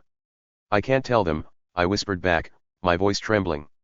If I tell them Cole said we're all dead the second the third community is hit, what does that do? It just turns their fear into hopelessness. Grant is already confused about the miscommunications, and Abby is barely holding it together. Pedro and Dyson are already on edge, and Ryan is already suspicious. If I say this out loud, they'll all think I've finally lost my mind. Jacob frowned, his eyes searching mine. And what if there is a chance you're just making up the looks in your head? The only way to know if any of the stuff you're experiencing actually means anything is to know if the others have seen anything, too. Isn't that what Jack told you to do? Why go against that now? I felt a sting of frustration. Jack had said that I needed to verify if anyone else was being singled out, like the way Cash reacted at the drill. I'd rather not scare them more than they already are. Jacob, I repeated, my voice tight. With everything going on, I don't want to be the reason Grant, Pedro, Dyson, Ryan, or Abby lose what's left of their nerves. If they think I'm just losing it from stress, they still have a reason to keep fighting. If they know we're on a countdown, they might just give up. I looked at the floor, then back at him. But I'll give your advice a thought. I'll think about it. Just, not right now. Jacob didn't look satisfied, but he nodded slowly. Don't wait until the clock hits zero, Logan. I walked away before he could say anything else, the silent countdown in my head continuing its relentless beat. While I wondered if Grant, Pedro, and the others were experiencing anything similar. Later that day, the school felt less like a building and more like a machine winding itself up for a catastrophic failure. Every sound was a gear grinding, the slam of lockers, the rhythmic squeak of sneakers, the buzz of the overhead lights. The weight of everything was increasing, the whispers were louder, the stares were longer, and the atmosphere was thick with a tension that felt ready to snap. And for those thinking this is just my paranoia or my autism acting up, ask yourself if I'd be recounting these specific details if the world hadn't eventually proven me right. Paranoia is only a delusion until the floor drops out from under you. I was heading to advisory when I saw Cole Carpenter. He was looming over a student, but as soon as he caught sight of me, he dismissed him with a sharp flick of his wrist. Scram. I've got a more important outlier to deal with. Cole was holding two large, clear plastic containers piled high with greasy, crispy bacon. The smell was cloying and heavy, sticking to the back of my throat. He looked at me with a smirk that was as oily as the food. "Logan," he said, stepping into my path. He held one of the containers out, his eyes glinting with a crude, deliberate intent. "You look hungry," he said, his voice dropping into a suggestive, mocking drawl. "It's probably the last real meal you'll get before things recalibrate around here." I felt a surge of nausea, not just from the smell, but from the blatant, disgusting way he phrased it. He wanted me to react, to get angry, to give him a reason to start something right there. "I'm not interested, Cole," I said, trying to sidestep him. "And you should probably be more careful with how you talk. If the administration is really getting as hygienic as you say, you're not exactly their poster boy either. You're gay, Cole. You think you're on the right side of the line, but you're just as much of an outlier as I am." The smirk didn't vanish, it sharpened. He popped a piece of bacon into his mouth, chewing slowly as he leaned in close, his breath smelling of salt and grease. "That's where you're wrong, Logan. You think they care about what I do in the dark. They care about utility," he whispered, a dark, hidden excitement flickering in his eyes. "The administration is finally moving into the activation phase. They're creating a window where the government doesn't need to interfere with social hygiene. They're handing the keys over to the people who are willing to do the heavy lifting." He tapped his watch, the metallic clink echoing against the plastic container. "The rules are about to take a very long, very quiet nap," he continued, ignoring my point entirely. "When that third community is processed, it stops mattering entirely. Think of it as a productive sludge. A period where we filter the system. You're worried about who I love? You should be worried about who survives the filter." He smiled, a piece of salt stuck to his lip. "It's going to be a very thorough cleanup. No oversight. No consequences. Just a few hours of pure efficiency. They need people like me to handle people like you." I didn't fully understand the weight of what he was saying. Yet that he wasn't just talking about a change in policy, but a total suspension of order. I didn't realize he was describing a scheduled window of legalized cruelty. "I have to get to class," I said, my voice forced and flat. "Go ahead," Cole laughed, shaking the containers so the meat rattled like a warning. "Enjoy the protection of the while it lasts. But remember, once the clock stops, the fence comes down. My meat won't be the only thing on the menu." I walked away as fast as I could, the greasy scent of bacon and the hidden thread of a lawless cleanup trailing behind me like a shadow. Shortly after, I found myself lingering by the advisory room entrance. Sophia and Hala were already there, joined by a tall guy I didn't recognize. He wasn't touching Sophia, but he was standing deep within her personal bubble, angling his body toward hers with a casual closeness that suggested they were more than just friends. The two of them remained locked in their own world, their voices a low, exclusive murmur. But as I approached, Hala looked up. She was the only one who actually noticed the state I was in. "Logan," she asked, her voice dropping as she stepped slightly away from the others. "Are you okay? You look like you've just been through something." I took a breath, the greasy, cloying scent of the bacon Cole had practically forced on me still sticking to the back of my throat. I looked at her, trying to find a way to translate the rot I had just smelled in the hallway into words. "I just ran into Cole," I said, my voice forced and flat.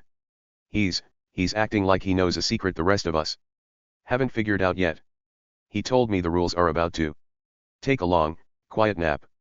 He said the fence is coming down soon, and the administration is just waiting for the right moment to let the cleanup happen." Hala's expression wavered, her brow furrowing in confusion. "Cleanup? What is that supposed to mean?" "It means he thinks there's a window coming," I whispered, my eyes darting toward the other two, though they weren't paying us any mind. A window where the things he wants to do won't have consequences. He's not just talking about bullying anymore, Hala. He's talking about a schedule. He's waiting for the clock to stop so he can finally deal with the outliers properly. I stood there, my hand tightening on my backpack strap. I didn't say it out loud, but I was thinking about the way the world was starting to feel like a machine that had decided some of its parts were no longer worth the oil. Finally, the teacher opened the door to the advisory room. The heavy click of the lock sounding like a starting pistol. I walked in and sank into my usual seat beside Hala, still feeling the phantom weight of the hallway conversation pressing on my chest. Out of the corner of my eye, I watched the tall guy finally peel himself away from Sophia, disappearing into the flow of the corridor with a lingering look back. As soon as he was gone, Sophia didn't head for her own desk. Instead, she turned toward me, her expression unreadable but focused, and signaled me over with a sharp tilt of her head. "Hey, Logan," she said, her voice cutting through the classroom chatter with an artificial brightness. "Can we talk for a second?" "Sure," I said, walking over to her desk. I tried to match her casual tone, though my brain was still buzzing from the encounter with Cole. "You've been asking for more highlights from our supposed childhood together," Sophia said, leaning back in her chair with a nostalgic, slightly mischievous glint in her eyes. "Well, I've got a few for the real. Back in 3rd grade, you had to do this choreographed dance to a Western song with this one girl. You looked totally ridiculous, just completely out of your element, trying to keep up with the rhythm." She laughed a little, then lowered her voice as if she were letting me in on a secret. "But that's not even the best one. My favorite is a 4th grade memory.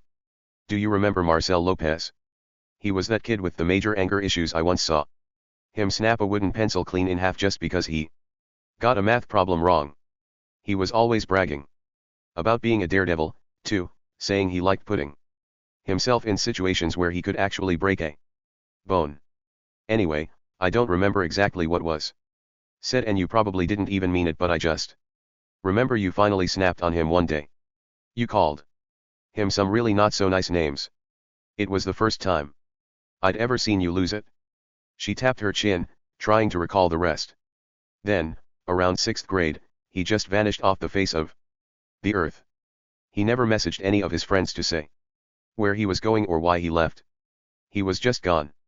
Yeah, that's just a random memory I have of us back then." I gave a short, dry laugh, shaking my head at the image of a younger, angrier version of myself.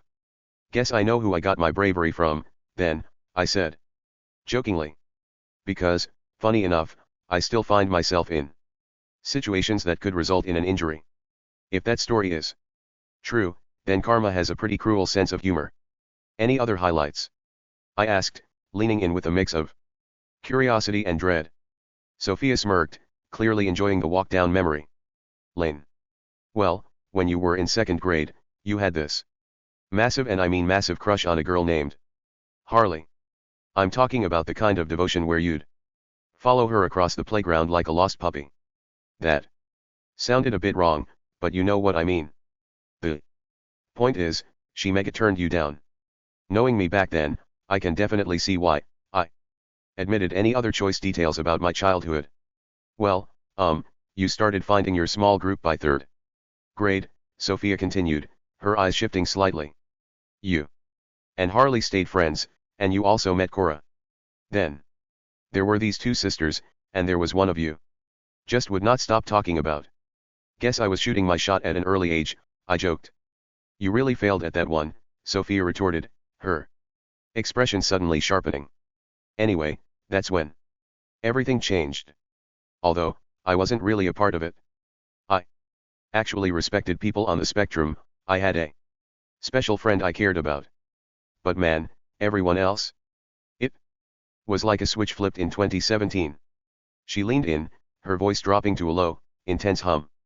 "It started with that autism challenge on TikTok.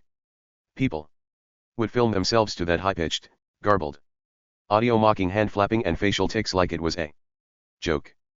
But you know what really fueled the fire? Autism Speaks. Their whole I am autism narrative, painting it as This monster that steals children gave everyone in Forney a green light to be cruel. It wasn't just a trend, it was like the organization's awareness campaigns actually gave people a manual on what to make fun of. She paused, her fingers twitching against her leg, a detail she didn't seem to notice. That's how the hate really took root here in Forney. It started with those videos, but then people started using the stuff Autism Speaks put out to justify treating kids like they were broken or possessed. I remember seeing videos where parents even here were doing the dance right next to their kids. It was everywhere. You couldn't escape it. I stared at her, caught off guard by how much she remembered. You seem to know a lot of the specifics for someone who wasn't involved. Sophia didn't blink, her gaze fixed on something over my shoulder. I just have a good memory. You have to know your enemy to stay away from it, right? But that year. That was the year Forney stopped being a friendly place for anyone who was different. It all started with a hashtag and a charity that didn't actually care about the people it claimed to help. Is that it? I asked, looking at her expectantly. I mean, I've got one more if you really want to hear it. Sophia exclaimed, a mischievous glint dancing in her eyes. Sure, I exclaimed, leaning in. Well, I was just thinking back to some of those old teachers you had, she started, struggling to keep a straight face. Do you remember your first grade teacher you had? Her name was Ms. Ball. The name hit me like a physical force. A sudden, undignified wheeze of a laugh exploded out of me, catching me completely off guard. I doubled over, clutching my stomach as I pictured the poor woman introducing herself to a room full of rowdy kids. Oh, I see, Sophia exclaimed, her smirk widening as she watched me fall apart. She waited a beat for me to regain some semblance of composure before delivering the knockout punch. Well, I also remember your kindergarten teacher was named Miss Peacock. I let out a long, defeated groan, the absurdity of it all washing over me. Of course it was, I exclaimed, my education was basically a comedy routine I wasn't in on. I've been working up the nerve to ask for a while now, I stammered, but would it be okay if I got your number? Sophia didn't look up immediately, her focus remaining fixed on her laptop screen as she packed her bag. I'd love to, but I'm actually heading to my very first job interview right now and I'm running a bit behind, she explained. With a hurried, apologetic smile. I'll email it to you as soon as I'm finished, I promise. She quickly caught the teacher's attention for a brief word before disappearing through the classroom door. And for those curious, that email never actually hit my inbox. Logan. Hala's voice cut through. Can we talk for a second? It's important. Sure, what's going on? I asked, trying to look more relaxed than I felt. Hala didn't mirror my posture. She looked restless, her eyes darting toward the classroom door before settling on me. Have you and Grant been talking lately? Like, actually talking? Yeah, pretty frequently. Why? It just doesn't feel that way, she insisted, her voice dropping to a low, cautious whisper. There's this tension whenever you're together. It looks like you guys have some kind of deep-seated beef brewing. I let out a short, dry laugh. Look, don't let Cole get to you. He's just loud and looking for a reaction. And as for Grant? Honestly, he gets genuinely furious every time I crack a pun. If we look like we're at each other's throats, it's probably just because I made a joke and he lost his mind. It's not that deep. Hala didn't laugh. She stepped closer, her expression darkening. It's not just that, Logan. And it's not just Cole. Don't you feel it? Things were already getting tense during Project 2025, but ever since the bill passed, the whole world has shifted. People are turning on anyone who doesn't fit the norm just to prove they aren't one of them. We're standing in the middle of a storm we aren't even fully aware of yet, and I think that's the real threat Cole was hinting at. I went quiet, the weight of her words sinking in. A storm. And what about that argument with the group cafeteria this morning? She pressed, her eyes searching mine for a crack in the story. That wasn't about a pun. What's really going on? I looked away, staring at a random scuff on the floor. I didn't want to say it out loud. Hala, there are some things I'm just not ready to tell the group about yet. What things? She asked instantly. All of it, I sighed, finally meeting her gaze. The weird, unexplainable looks we get in the halls. The literal death threats Cole has been making. I haven't said anything. Because I don't want the group to give up all hope. If everyone knew how bad it's actually getting. Well, on a completely different note, Hala said, her serious expression suddenly shifting into a mischievous smirk. Do you like Sophia? Like her? What? No. I sputtered, the question catching me completely off guard. Hala laughed, pointing a finger at my face. I don't know. Logan. You were getting seriously red around her earlier. And look, you're turning bright red right now. It's not like that. I insisted, feeling the heat in my face. Purely from the frustration of being misunderstood. I was just embarrassed because of something she said. It was a joke, that's all. Hala raised an eyebrow, clearly not convinced. And what joke was that? Let's just say she found out some of my childhood teachers had some very unfortunate names, I muttered, cringing. It was just an awkward conversation. Before she could interrogate me further or dig for more details, the shrill ring of the bell echoed through the hallway. Saved by the bell, I gave her a quick wave and started backing away toward my next class. On my way to government class, I nearly collided with Dyson as he barreled through the frantic crowd. Hey, everything all right? I asked. Yeah, but I've got a bold class is starting. Dyson exclaimed, already half disappeared into the sea of students. We can all meet up again tomorrow morning. I watched him vanish, then turned the corner and almost ran right into Abby. She looked pale. Logan, she said, her voice dropping to a sharp, urgent whisper. Remember what you said about feeling stressed? Like the world is a boat slowly sinking. Yeah, I replied, a sense of dread pooling in my stomach. Why? The girls in choir have been acting mega weird recently. She said, glancing nervously over her shoulder. And I'm not just talking about a few of them. It's all of them, but Shiana, Danny, and Alexis are at the absolute center of it. They do that thing where they go dead silent when I walk in, then exchange those long, knowing looks over there. Sheet music. They're hiding something, Logan. I took a breath, trying to process the names. Look, for now, let's just assume those three are neutral, I said. Let's not jump to conclusions yet. Abby's eyes snapped to mine, her face flushing with sudden, white-hot anger. Neutral? Are you kidding me? Logan. Abby, please. No. I'm telling you they are freezing me out, and you want to give them a pass? I get why you'd give Alexis the sibling pass, but you need to wake up. Why do you think she treats you like a little kid? It's because she thinks you're mentally one. It's that textbook infantilization of autistic people. She acts like you're a helpless toddler, while she whispers with the normal girls behind your back. That's her being neutral. It's a power dynamic. Abby hissed. And Danny? You're only defending her because you're desperate for her to acknowledge you. You think she's not the type to get her hands dirty? Logan, she's the exact type. She cares about being popular more than anything else. Being popular means staying on the right side of the norm. She'll get her hands as dirty as she needs to if it means keeping her status, while the rest of us sink. I don't think she's that shallow, I argued, my frustration finally boiling over. You're making her sound like a villain in a movie. And honestly, I don't care what you think about Gianna. She and I haven't had enough meaningful interactions for me to even have an opinion on her. We can't start pointing fingers at every person who isn't wearing a Save the World badge. They aren't just pointing fingers, they are isolating us. Abby stepped closer, her voice trembling.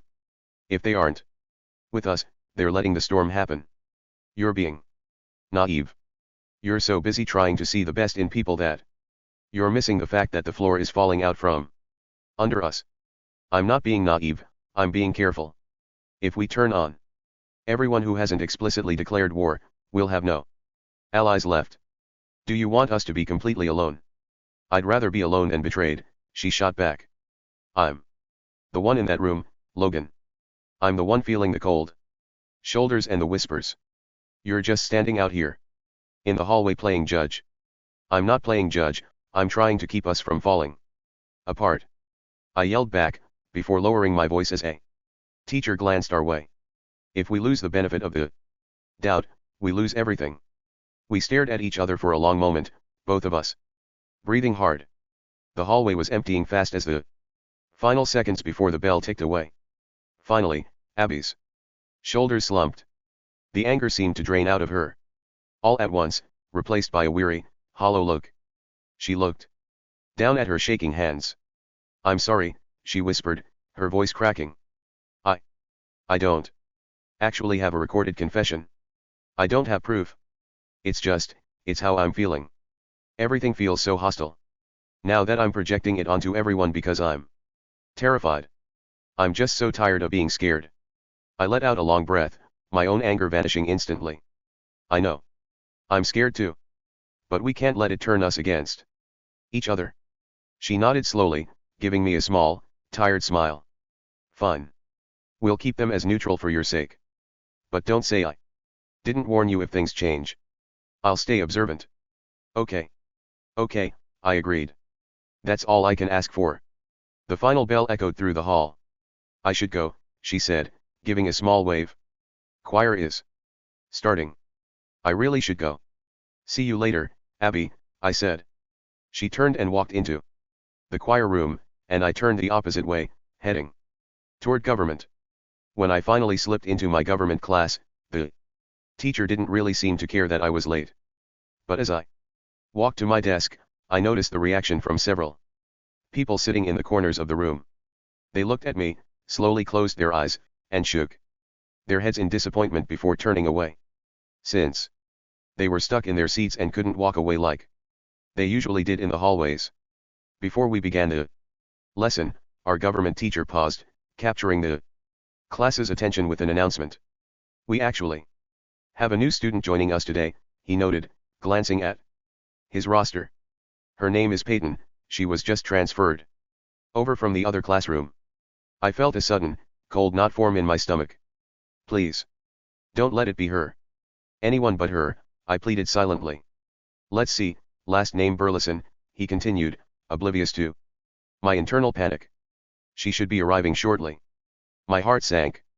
Oh God, it is her.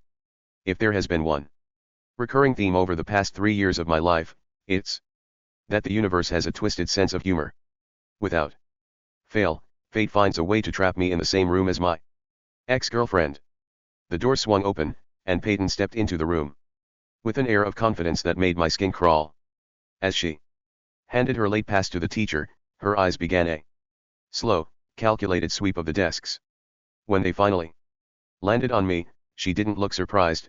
Instead, she paused, tilting her head slightly. A sharp, almost predatory smirk crept across her face, the kind that told me she knew exactly how much this was going to ruin my semester. I didn't even think, my body tensed instinctively. I quickly turned my gaze to my computer, my jaw tight and my blood simmering. I had too much on my plate. I simply wasn't dealing with her drama right now. Finally, the bell rang, signaling the end of government class. I couldn't get out of that room fast enough. The suffocating tension of Peyton's presence had made the last hour feel like an eternity. By the time I reached 8th period, my nerves were frayed, but the sight of Sarah sitting at her desk acted like an immediate reset button. Chloe was hunched over her laptop. Her fingers flew across the keys in a rhythmic, frantic clicking. She looked like she was trying to avoid any human contact. "Logan," Sarah called out, her voice clear and engaging. She patted the chair between her and her sister. "You look completely overwhelmed. How are you holding up?" "I'm all right," I said, sinking into the seat and letting out a long breath. "Just a lot of noise today." "I can imagine," she said, her expression melting into that intense, honeyed concern. The teacher hadn't started the lesson yet, and the room was filled with the low hum of students settling in. "Actually, I was just looking through my study playlist. Do you want to hear what I've been listening to? It helps me focus on my goals." She pulled out a small portable speaker, clicking it on the iconic, pulsing electronic synth of Duran Duran's Hungry Like the Wolf began to thrum against the desk. I couldn't help but grin. "Oh, man. This one is a classic. Right. Sarah's eyes sparked with that terrifyingly bright, helpful light. It's so high energy. It feels like a hunt. She looked at me, a calculated look in her eyes as she leaned in closer, invading my personal space just enough to make my heart skip. A hunt for the version of you that's finally free. She didn't wait for a response. She started tapping her pencil, her voice melodic and clear. Dark in the city, night is a wire. I joined in, the rhythm helping to shake off the morning's stress. Steam in the subway, earth is afire. Together, we leaned in, our voices rising over the classroom chatter in a way that felt like our own private world. Woman, you want me, give me a sign. Sarah sang, her hands moving with animated grace toward me. And catch my breathing even closer behind. I added, laughing, caught up in the moment. By the chorus, we were both fully into it, Sarah's gaze locked onto mine with an intensity that made the air feel thin. In touch with the ground, I'm on the hunt, I'm after you. We belted out in unison. Smell like a sound, I'm lost in a crowd. And I'm hungry like the wolf. Strut on a line, it's discord and rhyme. Sarah continued, her eyes gleaming with a predatory focus. I'm on the hunt, I'm after you. Mouth is alive, with juices like wine. I countered. And I'm hungry like the wolf, we finished the hook together. Hey, cool it down back there, our teacher called out from the front of the room, not even bothering to look up from her desk. Sarah quickly clicked the speaker off, her smile fading for a millisecond before clicking back into place. We both sat back, sharing an amused, lingering look. I felt a tiny, sharp hitch in my breathing that had nothing to do with anxiety. I replayed the lyrics in my head, I'll be upon you by the moonlight side. She was really going deep, trying to forge this intense connection, getting close for some reason I couldn't quite put my finger on. The words of Cassia's warning, are you sure she'd still be that nice if she knew, buzzed in my ears. The hunt she talked about for my potential felt so personal, so directed. But then she smiled at me again, her expression open and genuinely warm, and I felt that familiar, dizzying pull toward her. I wouldn't say I was ready to declare anything out loud, but the way I looked back at her probably said enough. In a day full of things I couldn't control, this specific kind of tension was the only thing I didn't want to end. The following day was a hollow stretch of silence. I stayed quiet in the group morning meetup, while Jacob and Hala, who wasn't with the group by the way, knew the basics. I couldn't bring myself to describe how the hallway stairs were shifting from random to calculated. Nor could I tell them that Cole had essentially promised our extinction. I was hoarding that terror for the end, waiting for the moment the filter finally snapped shut. Yet, thinking back to our encounter by the advisory hall, I realized I had misread his malice. Cole had stood there, the cloying stench of greasy bacon clinging to him, mocking my status as an outlier. He talked about activation phases and a window of time where the law would go silent to let people like him clean up the system. I remembered seeing a flicker of something beyond his usual cruelty. He wasn't just excited, he was hurrying. He spoke of processing the third community as if he were on a strict deadline, a foot soldier trying to clear the brush before a main force arrived. You're worried about me, Logan, he'd whispered, his smirk tightening into a mask of frantic devotion. I'm just the cleanup crew. I'm the one who makes sure the path is smooth before the real weight drops. You think this filter is just a few guys in a hallway? We're just the ones holding the door open for what's marching behind us. The way he looked past me, his eyes scanning the horizon, as if listening for the rhythm of 1,000 boots, made my blood run cold. Cole was a monster, certainly, but he was a monster who seemed terrified of being late for his master's arrival. I stepped into the theater room. The moment Hala saw me, she straightened up, her eyes wide with urgency. Let's get Cash in the loop real quick, she exclaimed, her voice cutting through the quiet. I dropped my bag with a heavy thud and began to pace the floorboards. All right, so to cut a long story short, we're fighting a much bigger battle than we thought. This isn't just political talk anymore, it's becoming physical. Cash looked between us, their brow furrowed in concern. What do you mean? There has been some outright strange activity going on in this school, I said, my hands gesturing wildly as the adrenaline spiked again. I mean, it's worse than the original threats Project 2025 brought to the table. Since the bill passed, the general vibe has just been off. I've been getting these super odd looks from people. I've been getting them all day. What kind of looks? Cash asked, their voice steady but curious. It's like they stop, shake their heads while closing their eyes, and then just walk away as if nothing happened, I explained, the hair on my arm standing up. It's beyond weird. But that's not where it stops. I think we're in the middle of a storm that's approaching fast. Jack and I were talking about a possible explanation for all of this. And it was only further backed by my encounter with Cole. I took a breath, trying to steady my voice. You might not know this, but there's a theory that's been floating around the autistic community for a while. It was dead for a long time, but now the implications are becoming real. The theory goes in stages. First, they go for the LGBTQ+ community, that box is checked. Then they go for the POC community. And finally, they go for the autistic community. If you know anything about the history of how they've treated us, you know we're all cooked if this is true. Hala tapped her foot against the stage floor. Maybe get around to the point, Logan. Okay, the point is, I said, turning back to Cash. I talked to Jack about what it could all mean, since the bills were technically only supposed to target one group. But then I realized what a massive idiot I was, because Project 2025 was always targeting all three. I thought they were just using my past to target me early, but Jack put it in perspective. He said it was target marking. Or at worst, a warning. Cash leaned forward, their expression darkening. What happened with Carpenter, though? What did he actually say? I felt a cold shiver run down my spine. I ran into him in the hall. At first, he tried to play it off with that patronizing tone, telling me that curing autism was a gift to make us normal. But when I told him I wasn't buying his lies, the mask completely fell off. It turned into a literal death threat. Cash. He looked me right in the face and said, this is about cleaning up society and getting rid of the weak and the burdens. He got right in my ear and told me that even though I'm a straight white guy, it won't save me because I'm autistic. He made it crystal clear, once they finish off the first two communities, they are coming to wipe out the autistic community too.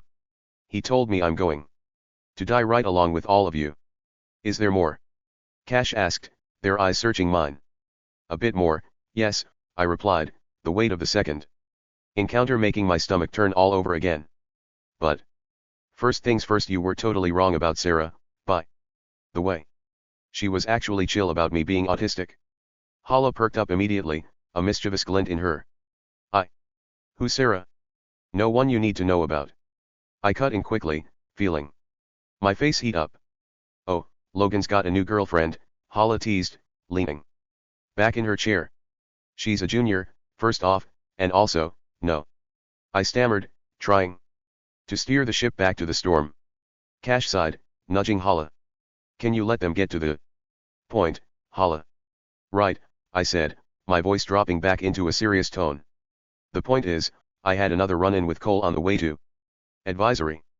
He was carrying these containers of bacon. It sounds weird, but it was like he was using it as some kind of sick prop.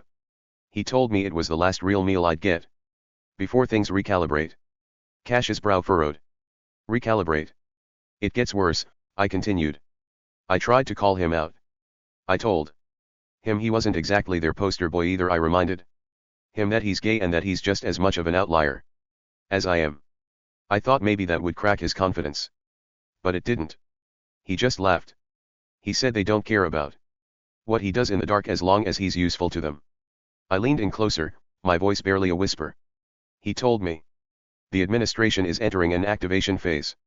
He said they're creating a window where the government is going to step back and let the people do the heavy lifting. He's talking about a total suspension of the rules, Cash. No oversight, no consequences, just a period of pure efficiency to filter the system of anyone they don't want I looked from Hala to Cash, the horror of it finally sinking in. He wasn't just talking about laws or bills anymore. He was talking about a scheduled window of legalized cruelty. He told me that once the clock stops and the fence comes down, he and people like him are going to be the ones handling people like us.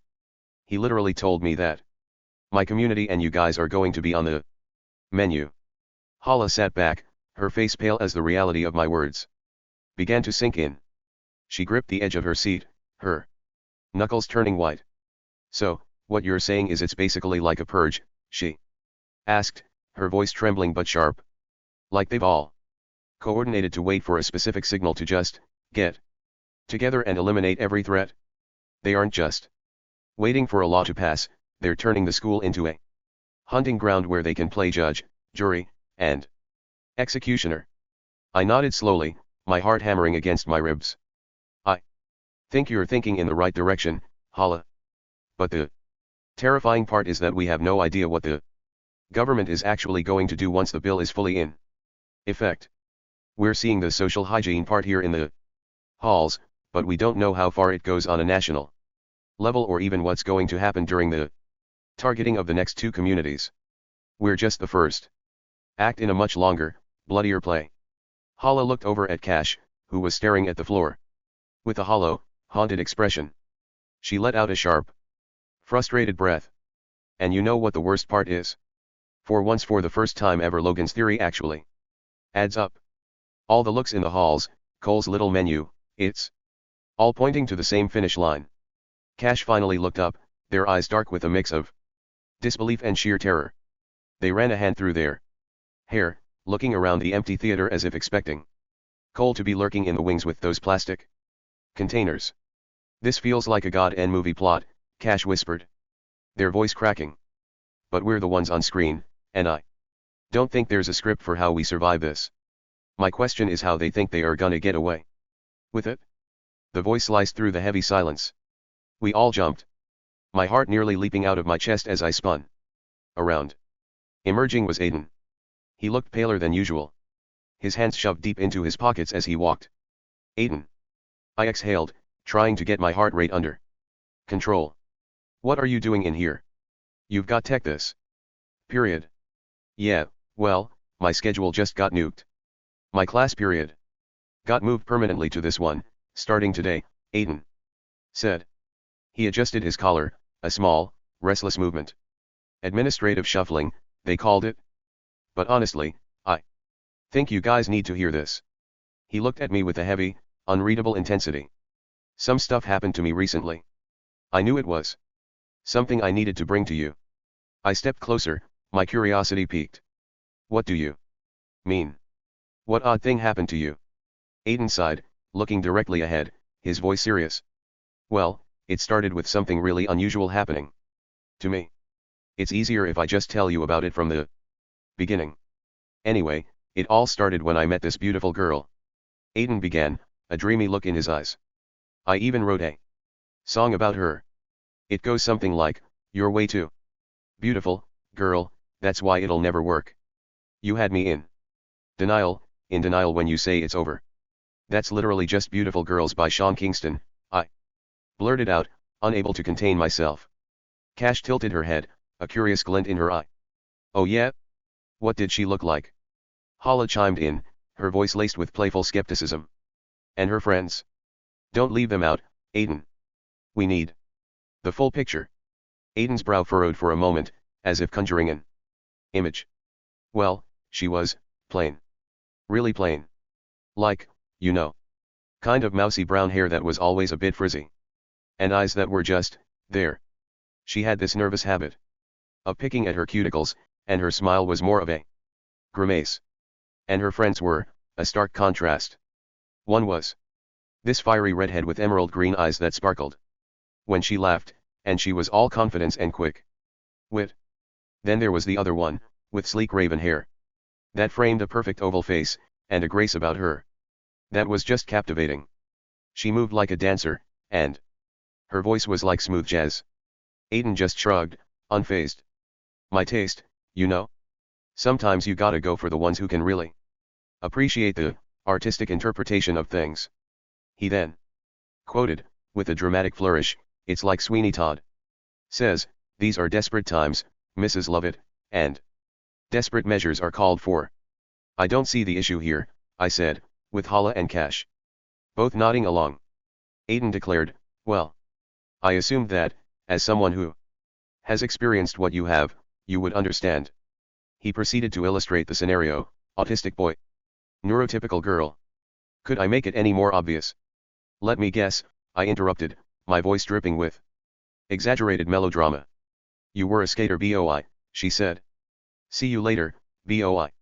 Aiden went quiet for a moment, his gaze drifting toward the floor. He didn't laugh. Instead, a grim, lopsided smile tugged at the corner of his mouth. "That's sadly not far off, actually," he admitted. "Albeit there were a lot more punches, pushing, and death threats, but—" "I beg your finest pardon, but what?" Hala blurted out, her head snapping toward him.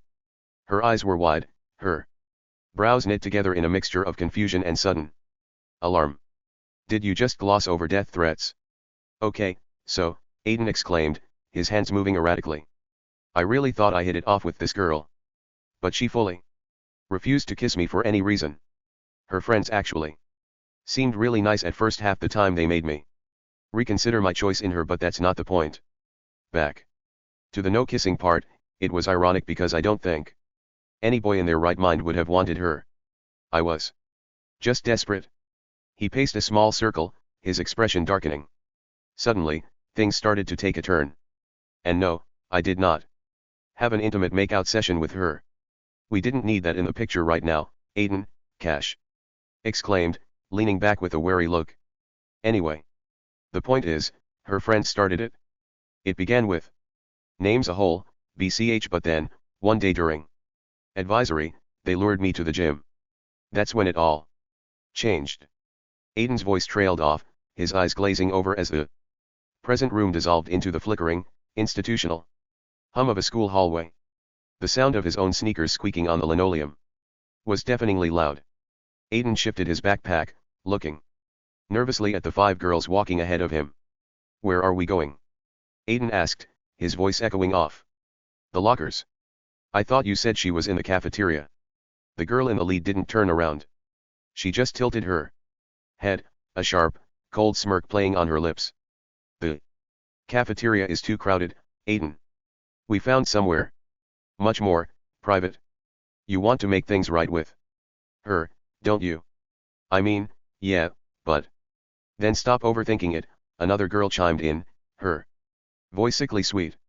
"You're always so twitchy. So different. We're just trying to help you. You want to be normal, right? To be the kind of guy she actually wants to be seen with." Aiden hesitated, the word different stinging like a slap. "I guess." "Good," the lead girl said, reaching the heavy double doors of the gym. She pulled one open, the hinges groaning. "She's waiting inside." Aiden stepped into the cavernous, dim space. The air smelled of floor wax and stale sweat. He took a few steps onto the polished wood, his skin crawling at the silence. He turned back to ask if they were coming in, but the girls were already inside and they weren't looking for his girlfriend. Thud. The door slammed shut. Before he could react, the largest girl in the group lunged forward, slamming him against the wall and pinning his arms back with a strength that caught him completely off guard. The other 4 circled him like predators, their faces twisted into masks of pure contempt. "Got you now, Riti," the leader spat, the slur hitting him harder than the wall had. "Look at him," another sneered, leaning into his personal space. "He actually thought someone like her would touch a freak like him. You're a broken toy, Aiden." The girl pinning him leaned in closer, her voice a low, terrifying hiss. "I honestly can't wait until killing things like you is legal. I would take every last bit of joy out of doing it myself. Watching the light go out in those weird, twitchy eyes of yours, it would be the highlight of my year." The sheer, unbridled hatred in her voice snapped something inside Aiden. The fight or flight response he'd spent his life trying to suppress exploded. With a desperate, guttural yell, he slammed his weight forward, catching the girl off guard and shoving her back into the others. As they stumbled, he didn't wait. He bolted for the side exit, his heart hammering against his ribs like a trapped bird. He could hear their footsteps and their vitriol echoing behind him as he burst through the door and into the light, escaping the cage just as the first hand reached out to grab his collar again. "See why I wanted to share that?" Aiden exclaimed as he finished his story. "They aren't holding back, and what just happened proves it. I mean, she actually said she'd kill me if it were legal. The scary part is based on your conversations in the hallway, which aren't exactly quieted. Might actually become legal soon. They're already cutting all our programs. I'm not ignoring what's happening to the LGBTQ+ and POC communities, but are there any other details I should know to make sense of this? Every time someone tries to kill me, I run to you because you always have an answer. It's not just a theory anymore, Aiden," Cash said, their voice remarkably steady despite the fear I saw flickering in their eyes. "What Logan's describing this activation phase and the fence coming down, it isn't just school hallway talk." Cash stepped toward us, ticking points off on their fingers with sharp, deliberate movements. "Think about the orders coming out of the White House this month. The administration has already started dismantling the legal scaffolding that protects people like us. They aren't just making things harder for the LGBTQ+ and POC communities, they are effectively trying to erase us from public life by reclassifying sex and race as a fixed biological fact to remove our legal recognition." They turned fully to me, their expression darkening.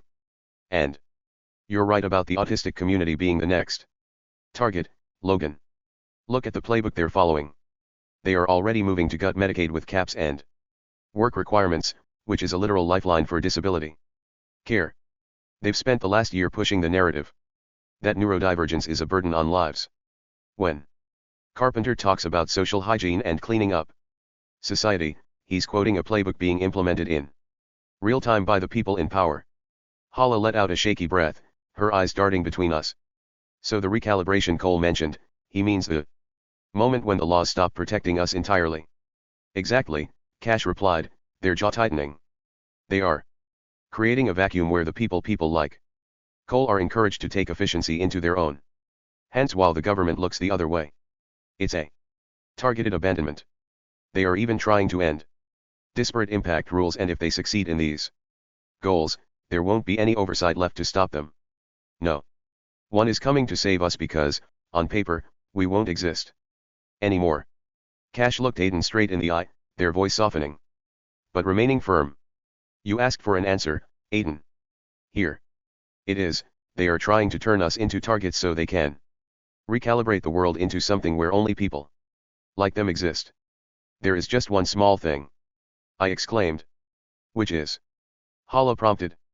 "The thing is," I said, looking at all of them, "if everything with the weird looks and Jack's theory about time ticking down lines up, what really happens when that clock ends?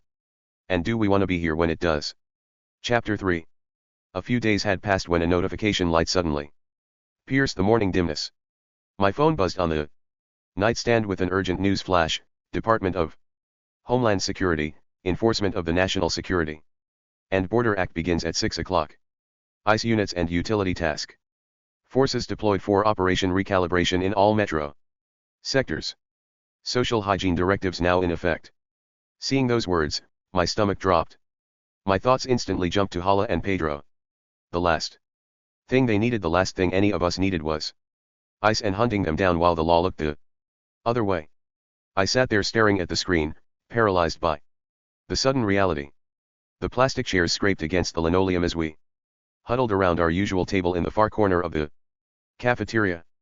The morning rush was deafening, a sea of students moving through the breakfast lines, but our small circle felt like a silent island. I saw Grant, Dyson, Ryan Unruh, Abby Easter, Jacob, and Pedro.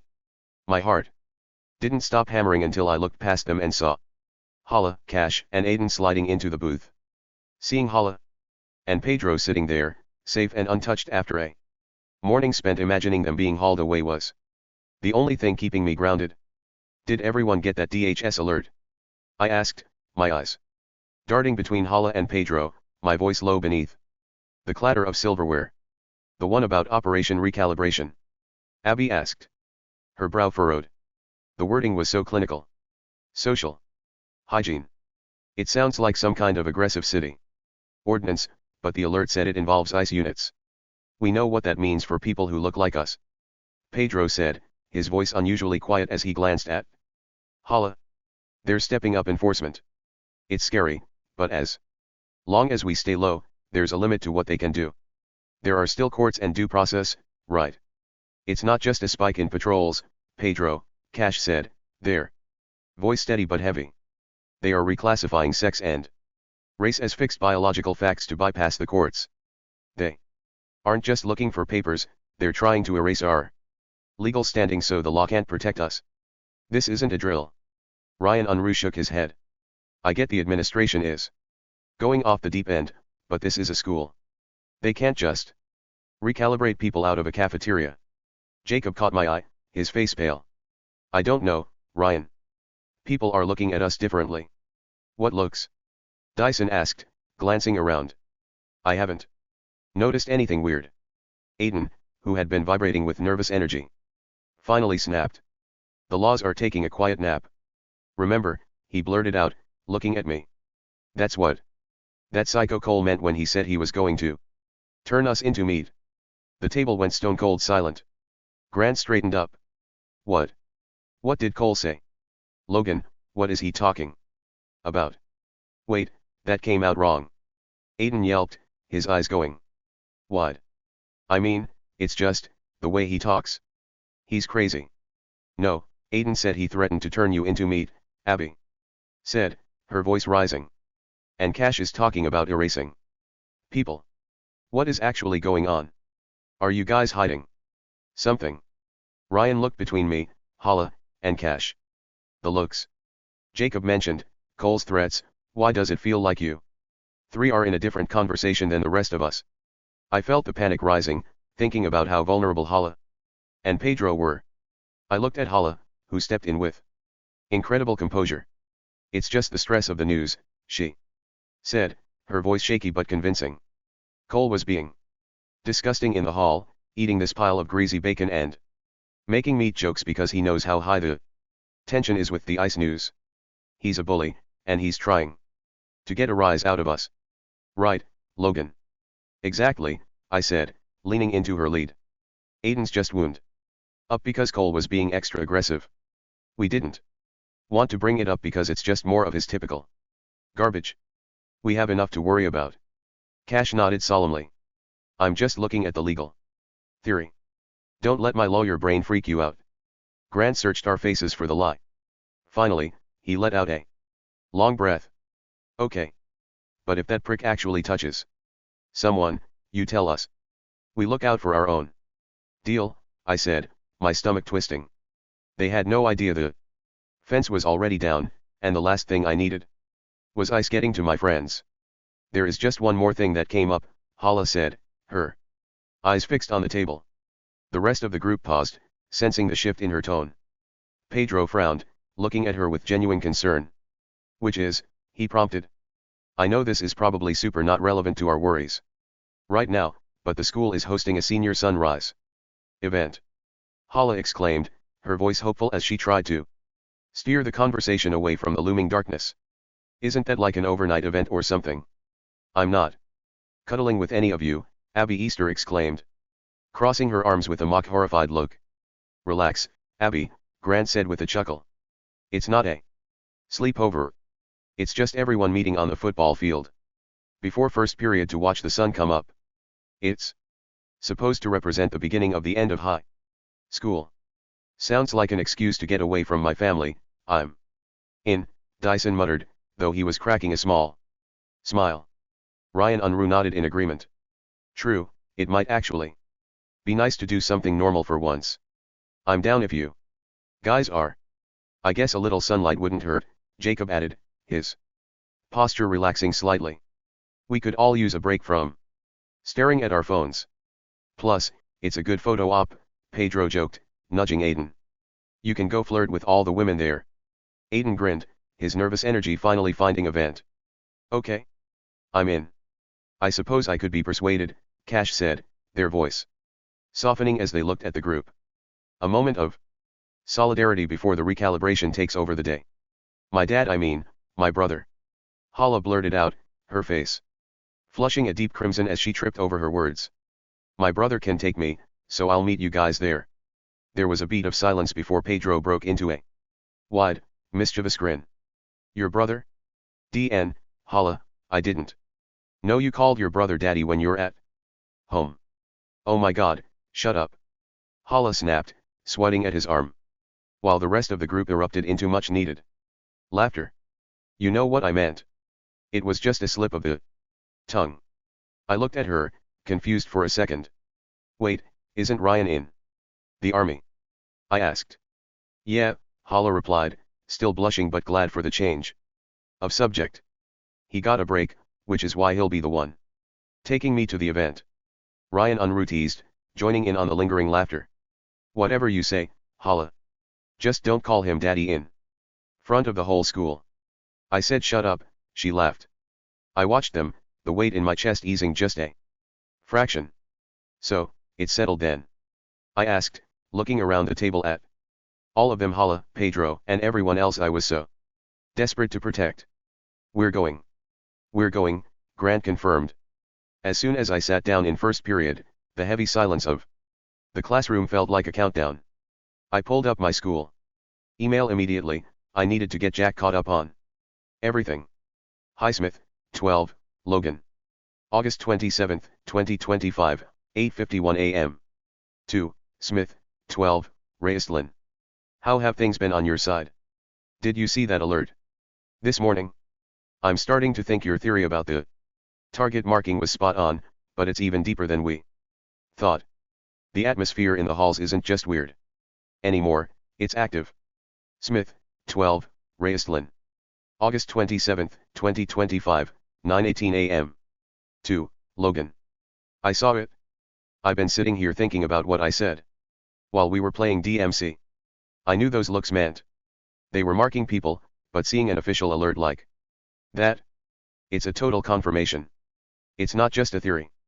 Now that ticking clock I mentioned is moving way faster than I expected. Highsmith, 12, Logan. August 27, 2025, 9:43 a.m. 2, Raistlin. We really need to talk. The recalibration is actually happening. I heard it's moving into an activation phase. It's not just hallway talk or rumors anymore. Can we hang out this Saturday? I'm thinking tomorrow because we'll have more time to really dive into everything. Smith, 12, Raistlin. August 27, 2025, 9:48 a.m. 2, Logan. Sounds like a plan. If my brother can't hang out, very likely, then sure. Highsmith, 12, Logan. August 27, 2025, 9:56 a.m. 2, Raistlin. Maybe my parents will even let me stay the night over this time. It's probably unlikely, but it's worth trying if we ask in advance so we have enough time to really go over everything, the threats, the marking, all of it. Since it's Saturday, we can just focus on the plans. If you're up for a sleepover, ask your mom, and I'll ask my dad when I get home. Smith, 12, Raistlin. August 27, 2025, 9:58 a.m. 2, Logan. Alright, text me later today so I remember to ask her. Highsmith, 12, Logan. August 27, 2025, 10:07 a.m. 2, Raistlin. Okay, I'll, hopefully, remember to send that text later today. Smith, 12, Raistlin. August 27, 2025, 10:12 a.m.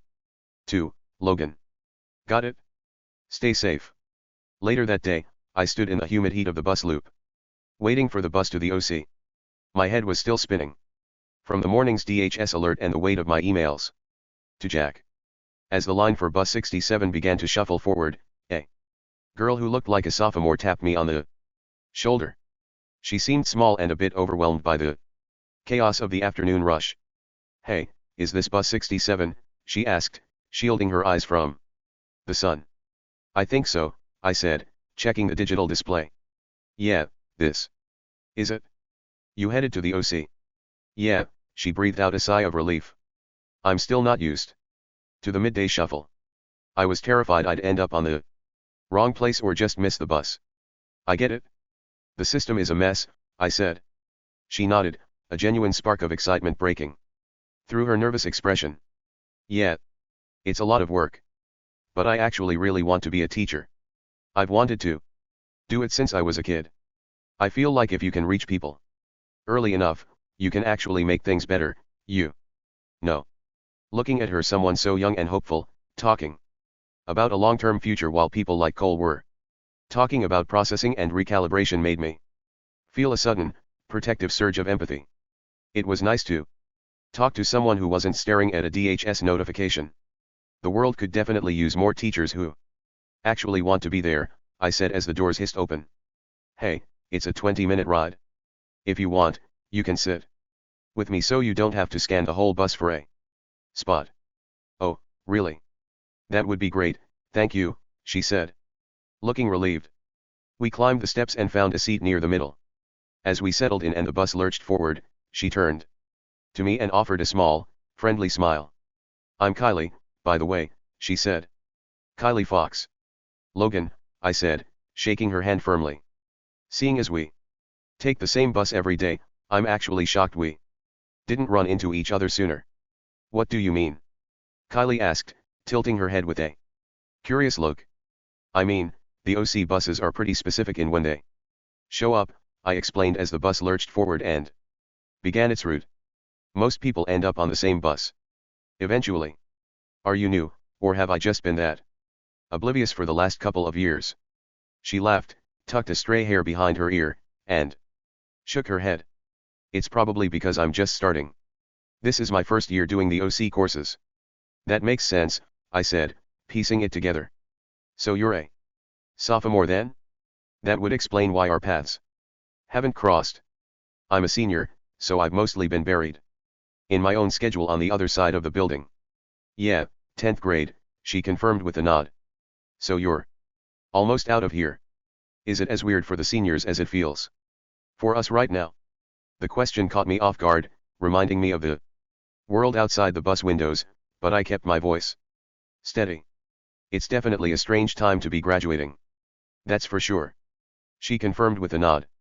I'm still trying to find my footing.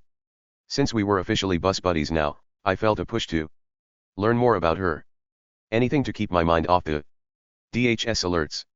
So, have you lived here long? Or did you move in from somewhere else? Oh, I'm originally from Derry, she said with a faint, knowing smile. It was a quiet town. A bit too quiet, if you know what I mean. Lots of history there, but not the kind you want to stick around for. I've heard of it, I muttered, thinking of the stories. What about your folks?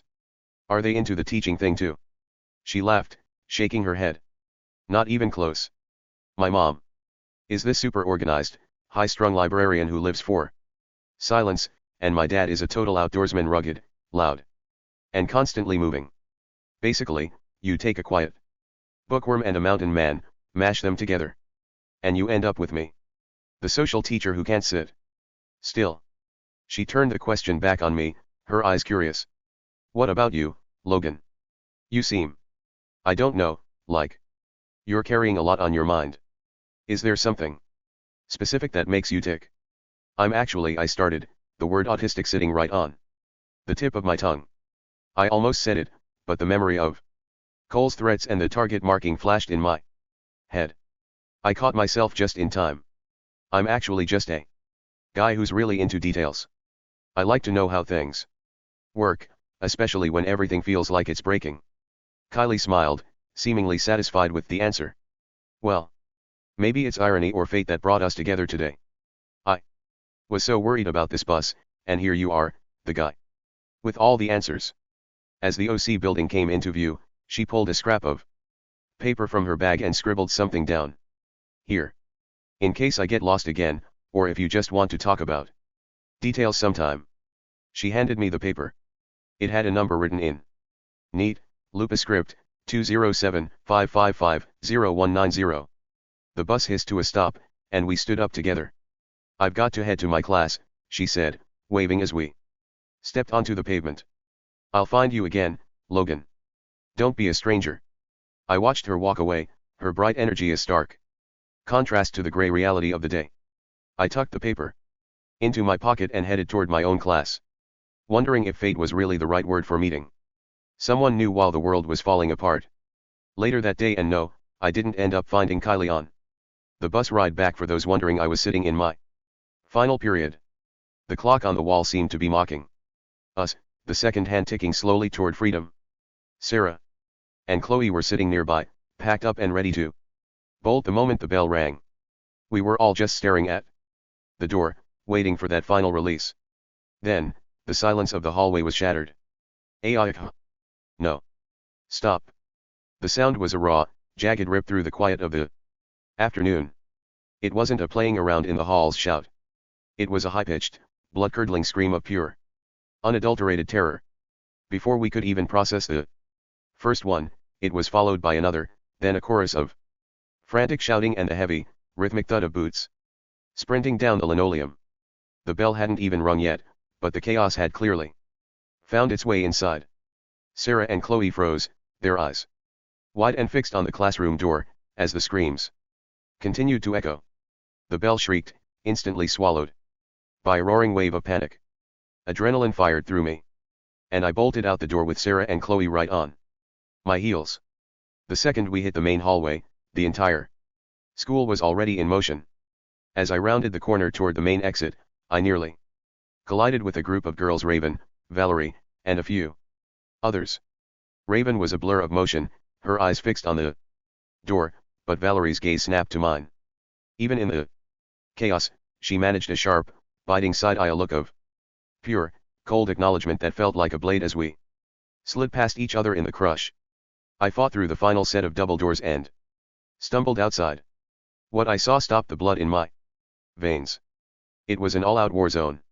Not two groups fighting, but everyone against everyone, a massive, swirling chaos of bodies and motion that looked more like a riot than a high school dismissal.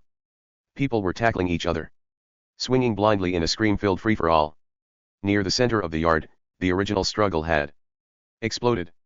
I could barely make out the man who started it all. He was lost in the middle of a massive brawl where teachers and students were grappling in the dirt. The entire yard was a battlefield, the air thick with dust and the shouts of hundreds of terrified, angry kids. "Logan! This way!" Sarah shrieked over the din, pointing toward a gap in the chain-link fence on the far side of the field. "Oh my God, move!" Chloe yelled, pushing past a grappling couple, her face a mask of terror. We ducked low, weaving through the frantic, unseeing crowd. Fists flew past my head, someone crashed into my back, sending me sprawling. "Get up! Get up!" Sarah pulled me by the arm, and we scrambled on all fours before sprinting again. Directly ahead, the crowd had parted into a jagged circle around a man who looked to be in his mid-20s, built like a brick wall. He had an African-American student pinned against the rough school masonry. With a snarl of pure hatred, the man grabbed the boy's head and slammed it back against the brick. The sickening, wet thud of the impact was followed by a guttural scream. The man's forearm was crushed against the boy's throat, pinning him so hard his toes barely scraped the pavement. "You think you're a citizen," the man roared, his face a mask of fanatical rage. "You're an outlier. You don't have rights anymore. You're just a parasite on the system."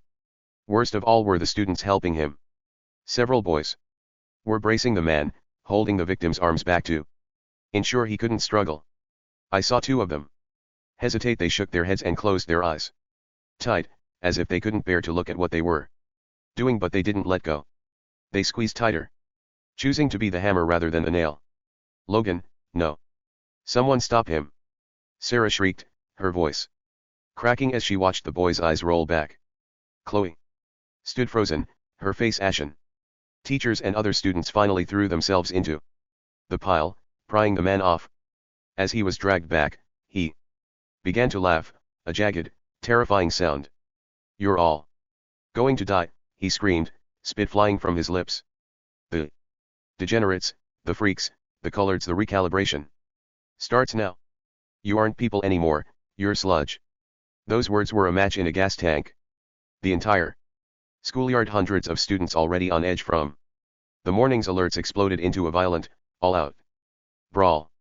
It wasn't just two sides anymore, it was a desperate, panicked free-for-all. Adrenaline fired through my veins as I pulled Sarah and Chloe along with me, weaving through the panicked surge of students.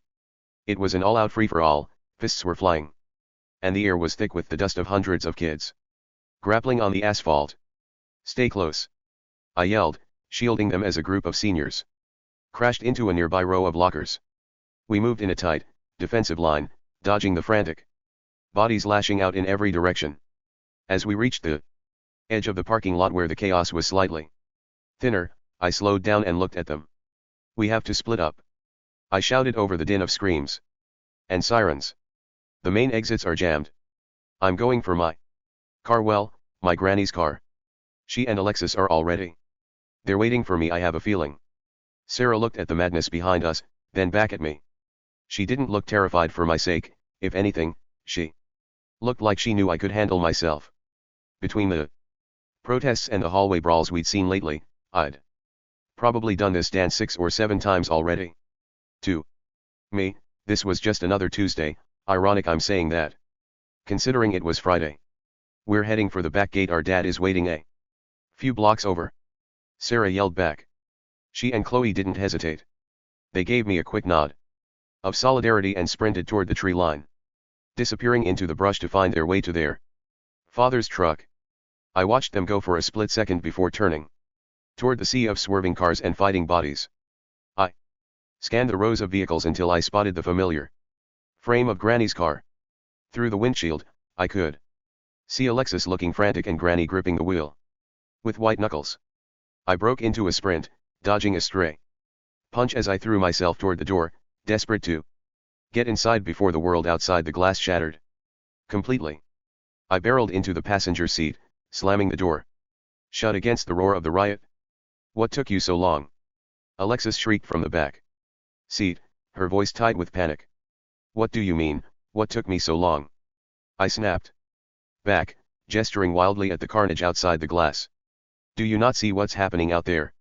Alexis ducked as a backpack flew past the window. "Okay. Fair point." Suddenly, the car rocked violently.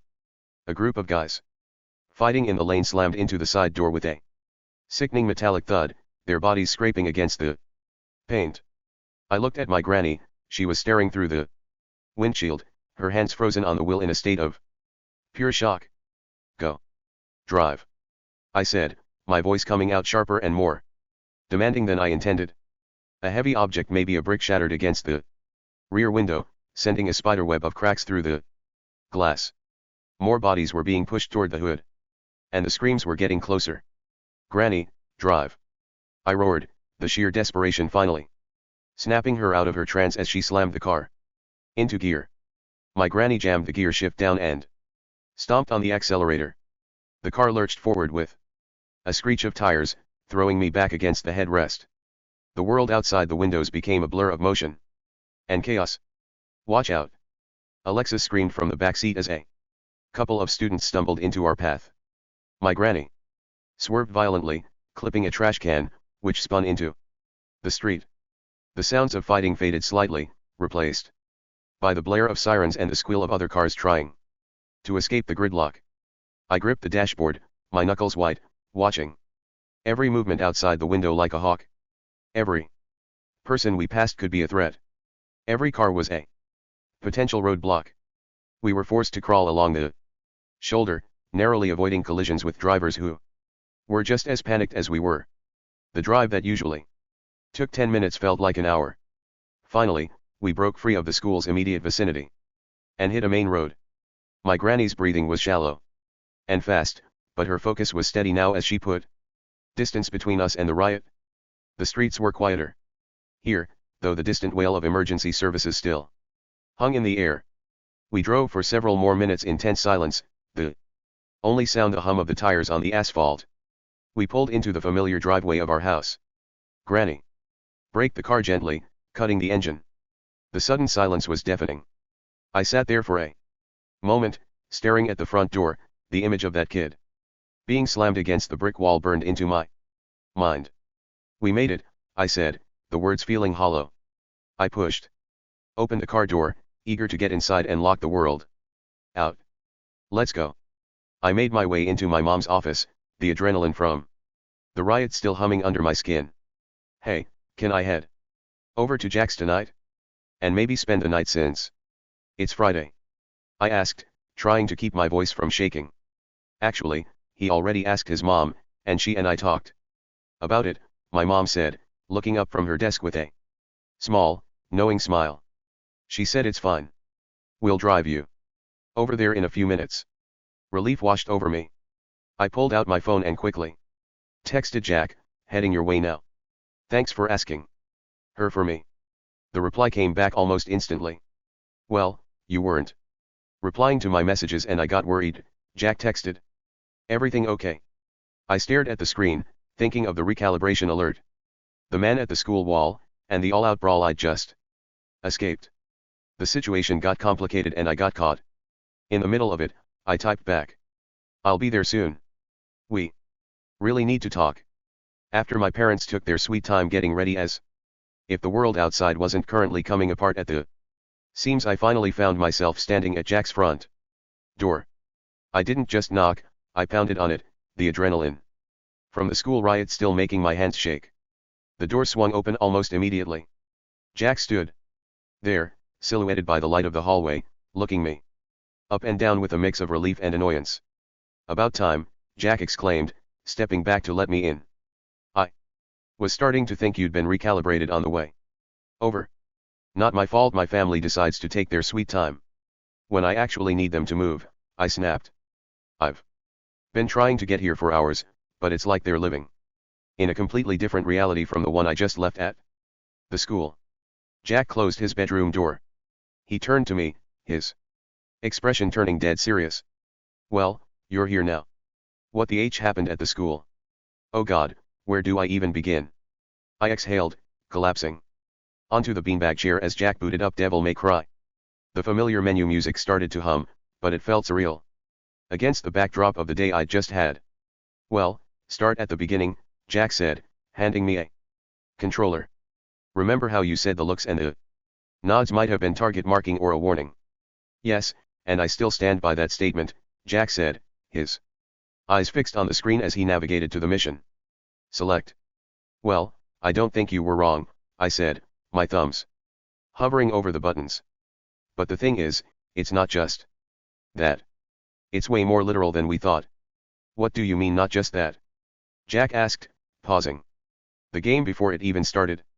He turned to look at me, his expression grim. Remember how I told you Cole threatened us? I don't think he was just blowing smoke. I think I have the evidence now. I took a deep breath, trying to get the words out.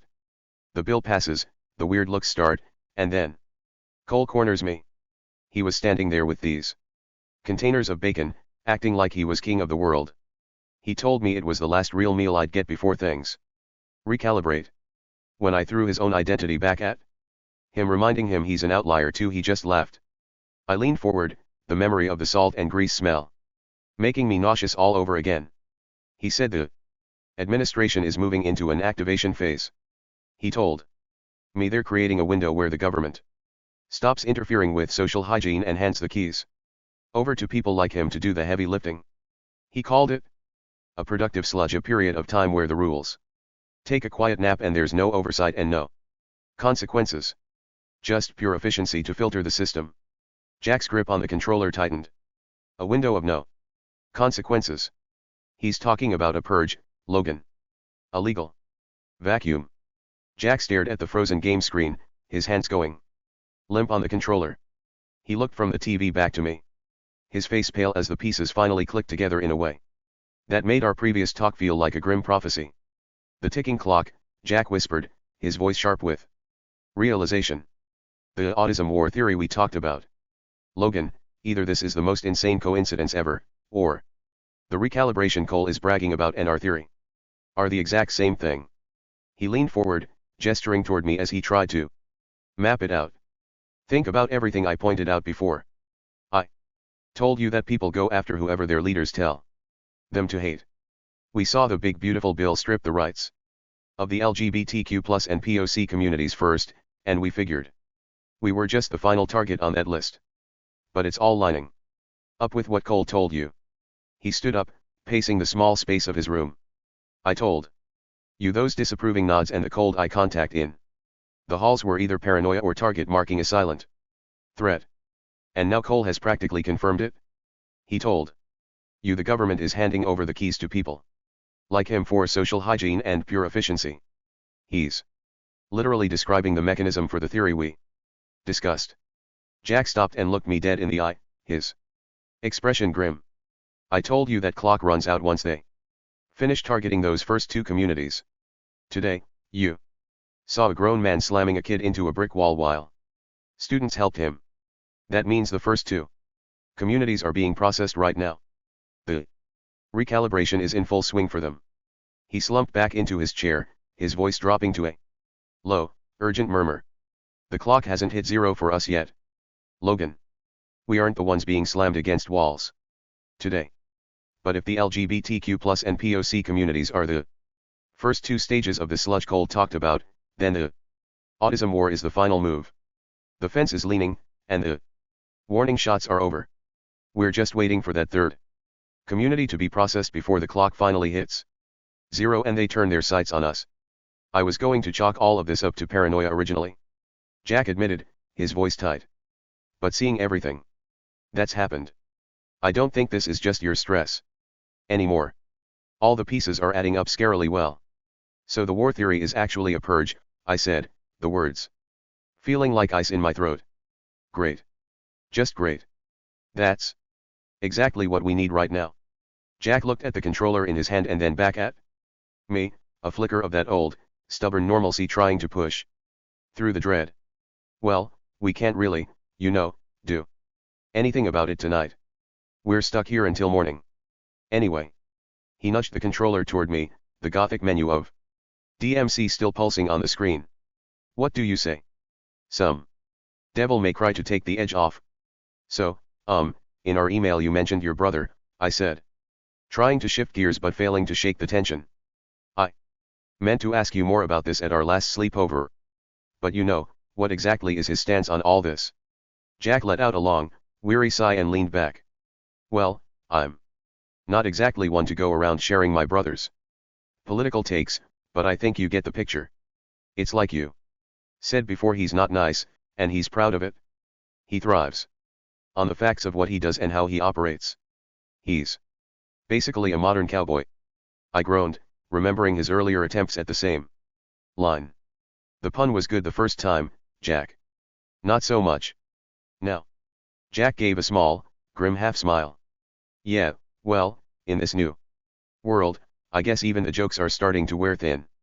After a few more hours of grinding DMC, exhaustion finally settled into our bones, the adrenaline from the day's riot fading into a heavy, numb weariness.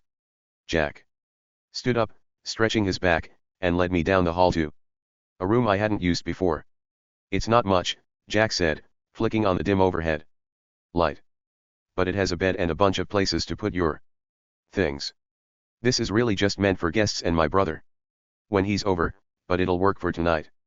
Well, I'll see you in the morning then, I said, offering a tired nod. See ya, Jack replied, heading toward his own room. I stepped inside and closed the door, the click of the latch echoing in the quiet house. I didn't even bother unpacking. I just kicked off my shoes, hopped onto the bed, and let the darkness take over. I drifted off to sleep. Almost instantly, my mind finally finding a brief refuge from the activation phase and the cold stares of the hallway. But then, field under a sky the color of a fresh bruise. I was aware enough to know this was a dream, but the smell of ozone and copper was too thick to ignore. Then I saw them. My friends were gathered in the center of the field, looking lost and small. Suddenly, the activation Cole had whispered about erupted. A swarm of students emerged from the bleachers carrying weapons with a cold, robotic intent. I was paralyzed, forced to watch the cleanup unfold. Grant and Hala stood near a heavy brick partition that shouldn't have been there. Without a word, a group of students heaved the wall over. I watched in silent horror as the massive weight of the bricks collapsed directly onto them, the sickening sound of the crush echoing across the silent field. It only got worse. Dyson tried to run, but a volley of gunfire erupted from the sidelines. I watched as he was struck several times, his body jerking with each impact, until he collapsed into the grass. Pedro and Abby were cornered next, the students closing in on them with a clinical, terrifying silence that ended in a spray of red. Jacob and Ryan Unruh were forced to their knees, and I watched the light leave their eyes as the filter coal talked about was applied with a brutal, final efficiency. Cash and Aiden were the last ones I saw, their expressions of pure terror frozen as the nightmare reached its peak, the field becoming a graveyard of everyone I loved. My eyes snapped open. I was drenched in a cold sweat, my heart hammering against my ribs so hard it ached. The room was dark and silent, but the images of the field were burned into my retinas.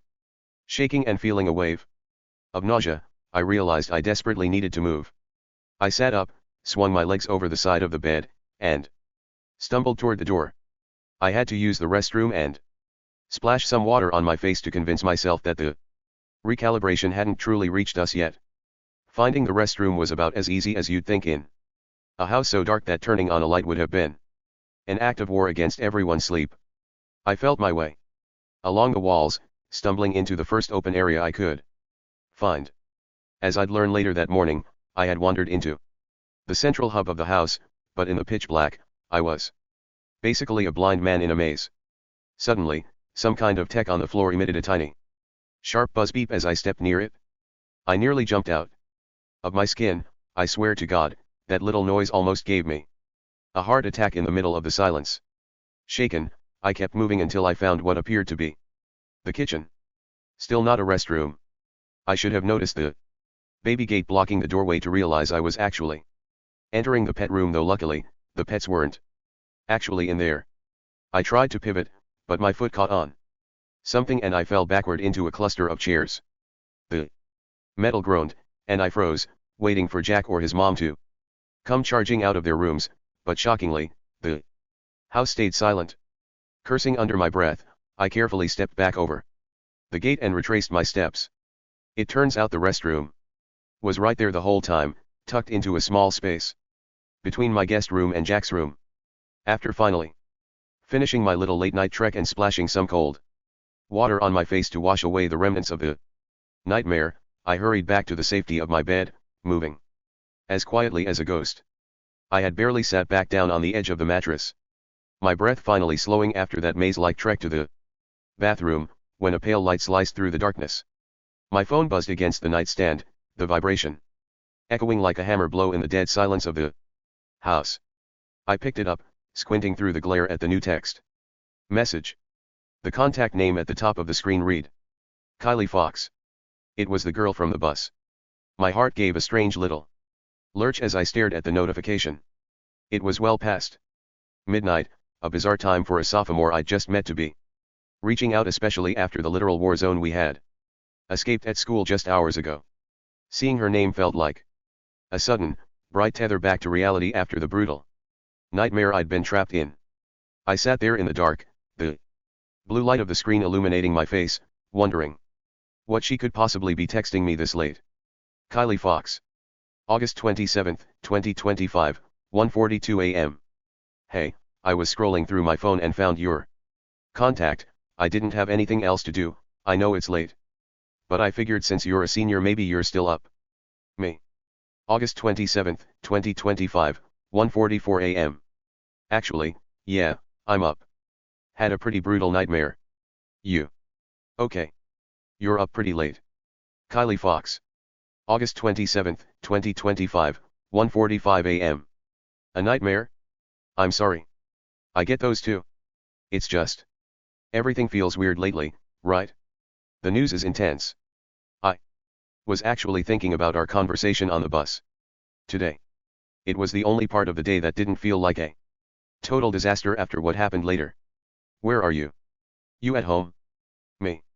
August 27, 2025, 1:47 a.m.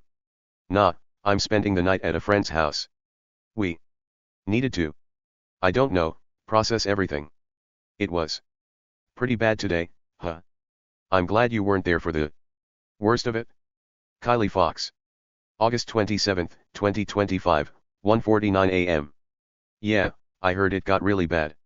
I got out just before the main chaos hit the lot. Who is the friend? Do I know them? I don't know a lot of people yet. Me.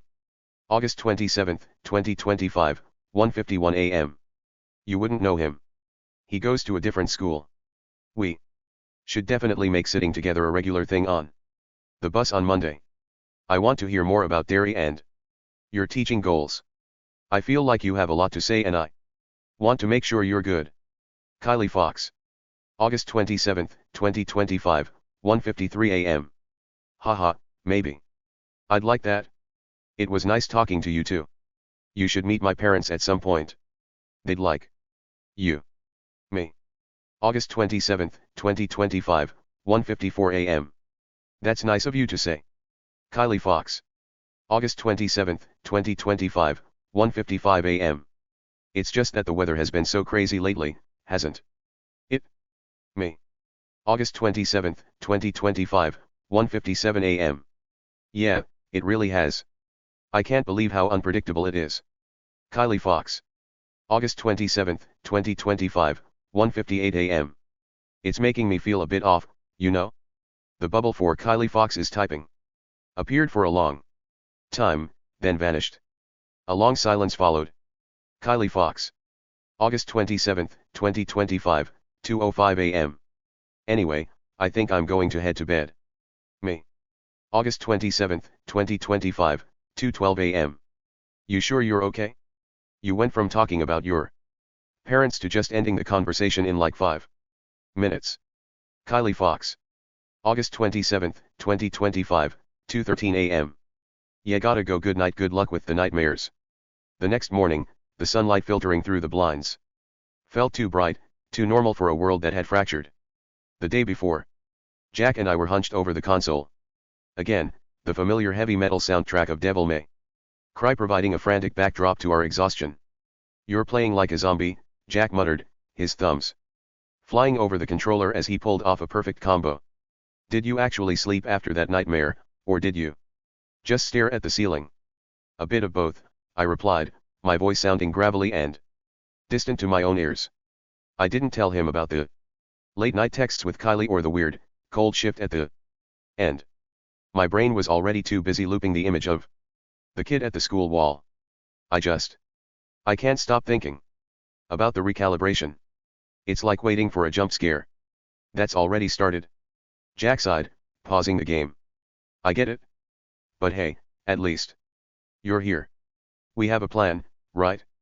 You're going to dig into it. We don't just sit and wait for the clock to hit 0. Yeah, I said, I'll dig. We knocked out 2 more missions in a tense, focused silence until a heavy knock at the front door broke the trance. My parents had arrived. He stood up and gave me a quick, firm nod. Text me when you get home. And Logan? Keep your eyes open. The quiet nap Cole talked about. I don't think it's over yet. I know, I said, grabbing my bag. See you soon, Jack. I walked out to the car, the cool morning air hitting my face. I climbed in, looking back at Jack's house, wondering how many more normal mornings we had left before the fence came down for good. The following Monday, I found myself in theater class with Cash, Hala, and Aiden. Our teacher had moved the class to the empty auditorium, the vast space feeling isolating and cold. We were all crammed into a single row. Near the back, the recent chaos at school, an invisible force field around us. It just doesn't feel safe, Hala whispered, her eyes fixed on the empty stage as if something awful might appear. I keep thinking about that man's face when he was screaming at that kid. It was pure hate. I know, Cash agreed, their voice a low, steady rumble. The administration is literally fueling this with their recalibration rhetoric. They are telling people it's okay to be a monster. And the worst part is, we can't tell the others the full truth. I keep thinking about the senior sunrise on Friday, I added, staring at my hands. We were all laughing, talking about dumb high school stuff, and meanwhile, a few hours later, the yard was a war zone. The dichotomy is messing with my head. It's the calm before the storm, Aiden muttered, his hands fidgeting with the edge of his backpack strap. It's like, Cole said, the quiet nap. They want us to think we're safe. Right before they turn out the lights. Suddenly, a massive shadow fell over our row. We all looked up. Standing in the aisle was an African American guy, easily 6'7", towering over us. Aiden flinched violently, physically recoiling against the seat. I recognized the guy from the halls. He looked down at us, a cruel smirk playing on his lips. Well, he drawled, his voice carrying in the quiet auditorium. If it isn't the little social experiments. Heard. Things got rough in the yard on Friday. He looked at Hala, his eyes narrowing. You're a brave one, still showing your face after the hygiene directive. Got announced. You know, they're saying people like you. And your little spectrum friend here, he pointed at Aiden. Who went even paler, are basically the definition of outliers. A drag on the system. Leave us alone, I said, my voice low but firm, a cold dread settling in my gut. He ignored me, leaning in closer. Still think you're safe? You think the rules still apply to you? You're nothing special, you know that. Just another problem they're going to fix. And who do you even think you are? I snapped, standing my ground. You're just another guy trying to act big while the world falls apart. You think you're some major player? From where I'm sitting, you're barely a footnote. He didn't flinch. Instead, he leaned down until we were eye level, his shadow completely swallowing the four of us. There was an arrogance in his eyes that felt unearned. As if he were a character waiting for a bigger stage one. He hadn't quite reached yet. O'Shea, he said, the name rolling off his tongue with a heavy, deliberate weight. It's a name you'll remember when this is all over. Trust me, Logan, I'm just getting started. He straightened up and walked away with a slow, exaggerated swagger, trying to make his exit as ominous as possible. But in the vast, empty space of the auditorium, he just looked like someone auditioning for a part in a much darker sequel. You don't recognize him? Hala whispered, her voice trembling as she watched him go. I've seen him around, but that's it, I replied.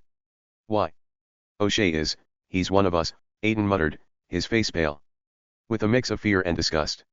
He's autistic, Logan. But he hates it. He hates who he is so much that he's turned into the biggest hygiene advocate in the school. He thinks if he destroys anything that looks like a difference or an outlier, they'll forget he is one. Cash added, their jaw tight. He's trying to buy his way into the normal crowd by being the hammer they use against people like Hala and Aiden. He thinks that if he does their heavy lifting, they'll see him as one of them. And the scary part is, Hala said, looking at the closed doors, it's working out for him. The administration loves him. He's the perfect example they use to show that even we can be recalibrated if we try hard enough to erase ourselves. I looked back at the empty aisle where O'Shea had stood.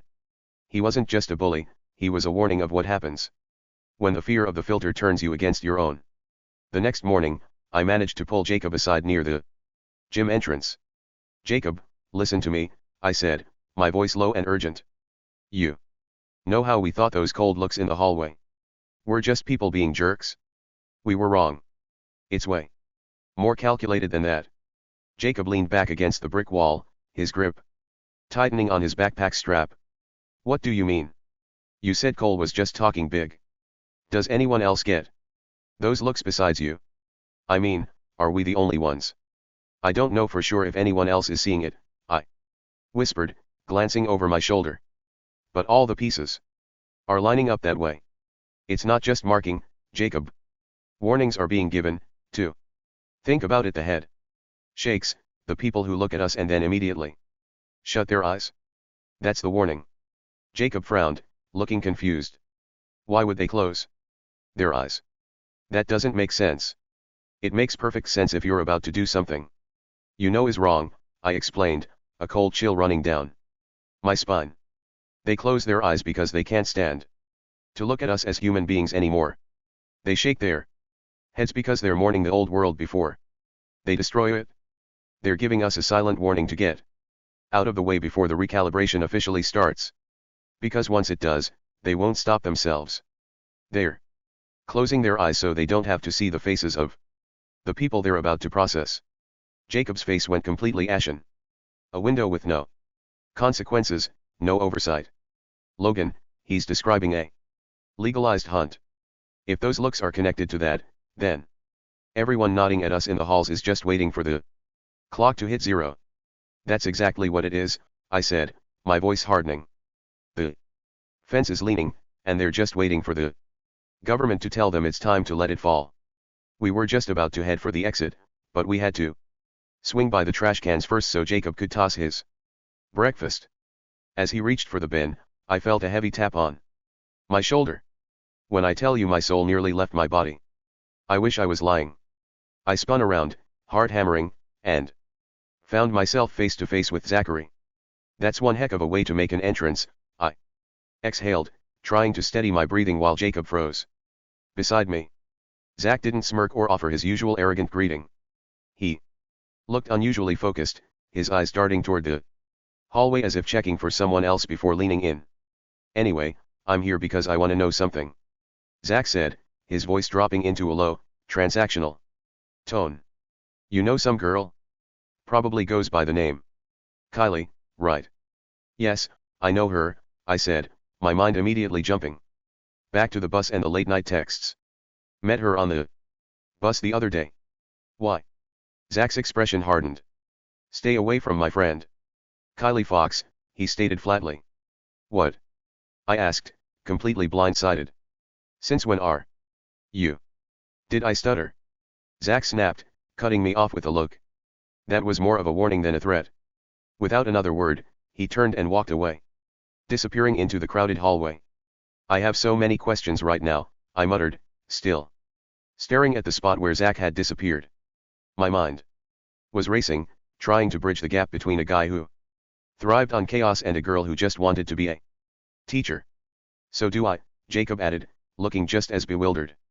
Like, first things first, who is Kylie Fox? And why is Zach of all people playing bodyguard for her? She's a sophomore I met on the bus to the OC a few days ago, I explained, leaning against the cold cafeteria table.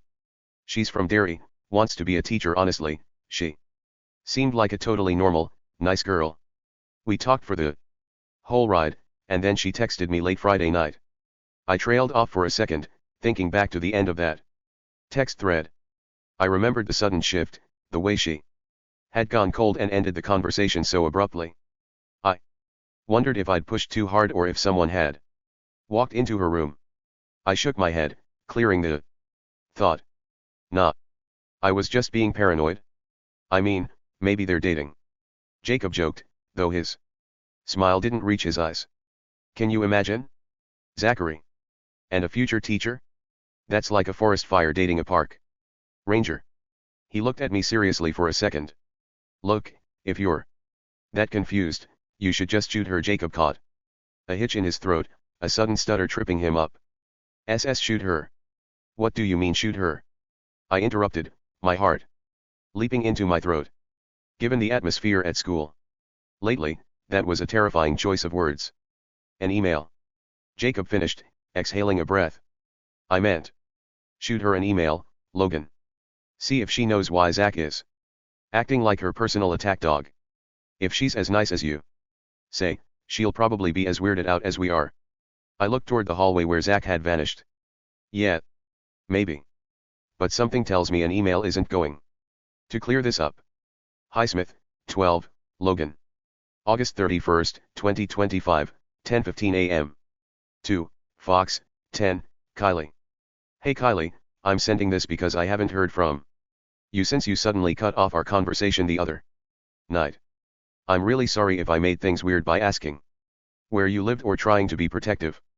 You have to understand that I was just looking out for you because I actually care about my friend's safety.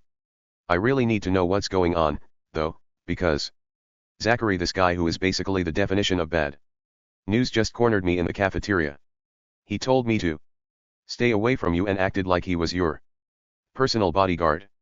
It's really bothering me because I don't get how you went from telling me I should meet your parents to having a guy like Zachary deliver threats for you in less than 48 hours. I feel like we need to talk about this in person, so there Isn't any more confusion. I'll be looking for you on the bus. To the OC so we can sit together and figure out why Zach is involved in our business. I just want to make sure you're okay and that no one is forcing you to stay away from me. Please reply to this so I know you got it. Logan. Looking back at that email now, I realize how terrible the optics were. I was trying to act like some kind of sentinel. But it gave off the exact vibes of a guy who can't handle being ignored. It read like the way stalkers talk when they think they're entitled to an explanation, using protection as a mask for being overbearing. I didn't see it then, I just thought I was being a good friend, but I see it now. Later that day, I found myself in advisory. The room felt hollow because Sophia was absent. I saw Hala sitting in the corner, her face drawn from the morning's tension. And I knew I had to tell someone. Hala, I just had the strangest morning ever, I said, dropping into the seat next to her. What happened? Hala asked. I was with Jacob in the cafeteria, and out of nowhere, Zachary taps me on the shoulder. He told me I needed to stay away from Kylie Fox. He actually called her his friend. Hala's brow furrowed in total confusion. Wait, who is Kylie Fox? And since when does Zachary have friends he protects? She's a sophomore I met on the bus, I explained. She seemed great at first, but she did a total 180 on me Friday night. Then Zach shows up today acting like her personal messenger. Hala listened quietly, then looked at me with a strange, distant expression. Did you try emailing her to see what was up? I did, I admitted, rubbing the back of my neck. But after I hit send, I realized I probably sounded desperate. I just wanted to know why Zach was involved, but it came out intense. Hala stared at me, her voice dropping to a whisper. Think about it, Logan. Do you really think someone you barely know would just flip like that for no reason? Do you think a stranger would go through the trouble of recruiting Zachary to scare you off? She turned to me, her eyes clouded with an unspoken warning. Zach is just a messenger. But you have to ask yourself who's actually hunting here. Sometimes that person can look like your best friend, like they want to do everything in their power to help you, at least until they know exactly what you have going on. They play the part of the protector, but they're really just keeping you in their sights. They're hungry like the wolf, lurking right in your inner circle, waiting for the right moment to whisper the wrong thing to the wrong person. What are you saying? That someone told Kylie something about me? Someone I know. I'm saying be careful who you let into your head, Hala said, looking away as if she'd already said too much. Because the person you'd never suspect, the one you think is on the hunt with you, might be the one who made you the prey. You're looking for a monster in the hallway. But you might want to look at who's standing in your shadow. Anyway, with all that heavy stuff out of the way. Senior sunrise is tomorrow, Hala said, her tone shifting as she tried to shake off the tension. Are you ready to meet up with everyone? Yeah, I replied, trying to ground myself. What time are we talking? 5:30 tomorrow morning, she said, offering a small, sympathetic wince. Don't be late.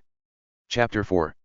The next morning, met up with Hala, Grant, Dyson, Ryan, Unruh, Abby Easter, Jacob, Pedro, Cash, and Aiden for the senior sunrise. Despite the early hour, everyone was in good spirits, looking forward to celebrating the start of their last year of high school. The football field was freezing, the grass crinkling with frost under our sneakers. As we huddled together, the sky was a bruised, sickly purple, and with everything going on, we were all on edge. I couldn't stop scanning the parking lot, my mind racing through everything Jack and I had talked about: the sludge, the legal vacuum, and the third community. Waiting for the clock to hit 0. Still, we decided that as long as we kept our guard up, what was to stop us from having a good time? I can't believe we're actually doing this, I said, my voice sounding thin in the cold air. It's barely 5 a.m. and the air feels heavy, like the world is holding its breath. It's better than being home staring at the news, Hala said. She kept glancing toward the parking lot, her knuckles white as she gripped a steaming thermos. She looked at me, her eyes pleading for a reassurance I didn't have. Ryan stayed up all night watching the perimeter of our block. He didn't want me to come, but I told him I needed to see you guys. Pedro nodded, his usual grin replaced by a tight, focused expression. I saw 3 patrol cars on the drive-in. They weren't even pulling people over, Logan. They were just hovering. I keep thinking about that DHS alert. If Operation Recalibration means more ICE units, how are we supposed to feel safe at a school event? But Pedro, the news said it's about social hygiene, Abby interjected, leaning back against a bleacher railing. It sounds like a fancy word for cleaning up the streets. They can't just ignore the courts. There's still a process, right? Ryan Unruh nodded in agreement. Abby's right. Even if they're cutting programs or stepping up patrols, they can't just recalibrate people out of existence. This is still America. Jacob looked at me, his face pale in the pre-dawn light. I don't know, Ryan, Jacob said carefully, choosing his words so as not to freak out the others. It feels like some people think the process is already over. I've noticed people acting different. Like they're checking us off a list. They're reclassifying things to bypass the courts, Jacob. Cash said, their voice steady but heavy. Cash was the only one who could make a legal erasure sound like a math problem. They don't need a process if they change the definitions first. Pedro, stay close to the group. Don't wander off alone. Aiden began to pace, his hands shaking as he pulled his hoodie tighter. He looked like he was about to boil over. We're just waiting for the timer, aren't we? The laws are. They're taking a break. He caught himself before saying. Quiet nap. Aiden, chill. Grant said, trying to force a laugh. You're making it sound like a horror movie. Cole and his idiots are bullies, but they aren't the law. We look out for our own. Remember? If anyone tries anything, they go through us. Dyson sighed exactly. Let's just watch the sun. I didn't get up this early to talk about politics. I just want one normal senior memory before things get any weirder. Hala stepped closer to me, her shoulder brushing mine. She knew what I knew, that the weirdness was actually a countdown. We're here, she whispered, mostly to me. We're seniors. They haven't taken this from us yet. My brother is waiting in the lot, and we have each other. We stay alert, we stay together. I looked at her, then at Pedro, thinking about the sludge. Cole had promised the period where the rules wouldn't apply to people like him. I had to keep them moving, keep them distracted from the fact that the fence was already leaning. Hala's right, I said, trying to steady my voice. We know the risks, and we know things are changing for our communities, but we aren't letting them win today. As long as we keep our guard up, what's to stop us from having a good time? As we pushed through the gate toward the central area of the football field, the heavy tension of our conversation momentarily shattered. Despite the frost on the grass and the legal sludge Jack had warned me about, the scene before us was, in the best way I can describe it, a total party. Steam rose from long food tables packed with breakfast burritos, and the area near the bleachers was a hive of activity, a desperate attempt at normalcy in a world that felt like it was holding its breath.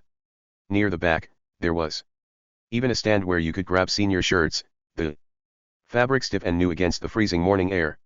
The real kicker, though, was the music. Just as we stepped into the light of the stadium lamps, the speakers flared to life with Sean Kingston's Fire Burning. The upbeat, frantic energy of the track felt almost surreal against the backdrop of our fears, a loud defiance of the social hygiene and patrols waiting outside the fence. Somebody call 9-1-1/shoddy fire burning on the dance floor, whoa / fire burning, what a guan? Kingston. Look, we can't all stand in the same 30-foot circle for 3 hours, Grant argued, gesturing toward the various stations. I'm starving, and I am definitely not missing out on those limited edition shirts before they sell out. He's right, Abby added, already looking toward the crowd near the bleachers. We're right here on the field. It's not like we're leaving the zip code. Let's just meet back at the 50-yard line when the sun actually breaks the horizon. Much against their better judgment, the others began to nod. The fear that had felt so suffocating minutes ago was being drowned out by the smell of bacon and the heavy bass of the music. Fine, Hala said. But keep your phones out. If someone texts the group chat, you answer immediately. No exceptions. Deal, Pedro said, already drifting toward the food tables. With Ryan and Grant. As the group fractured into smaller pairs, I found myself standing with Jacob. Want to hit the food line? I asked, pointing toward the tables piled high with various pastries and hot drinks. Jacob looked at me, then back at the retreating forms of our friends. Might as well, he muttered.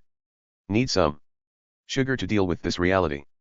We moved through the crowd toward the snack area, leaving the others behind. I grabbed a chocolate donut, the frosting hard and cold in the morning air, while Jacob settled for a coffee. We were momentarily distracted by the simple comfort of the food, just trying to have one normal senior memory before things got any weirder. See, this is the good stuff, I said, taking a bite of the donut. But as I looked up, chewing, my gaze drifted past the food tables toward the upper bleachers. The stands were mostly empty, but higher up, a small group of guys seniors were clustered together. They weren't eating or socializing. They were just watching us. One of them nudged another and then clearly pointed in our direction.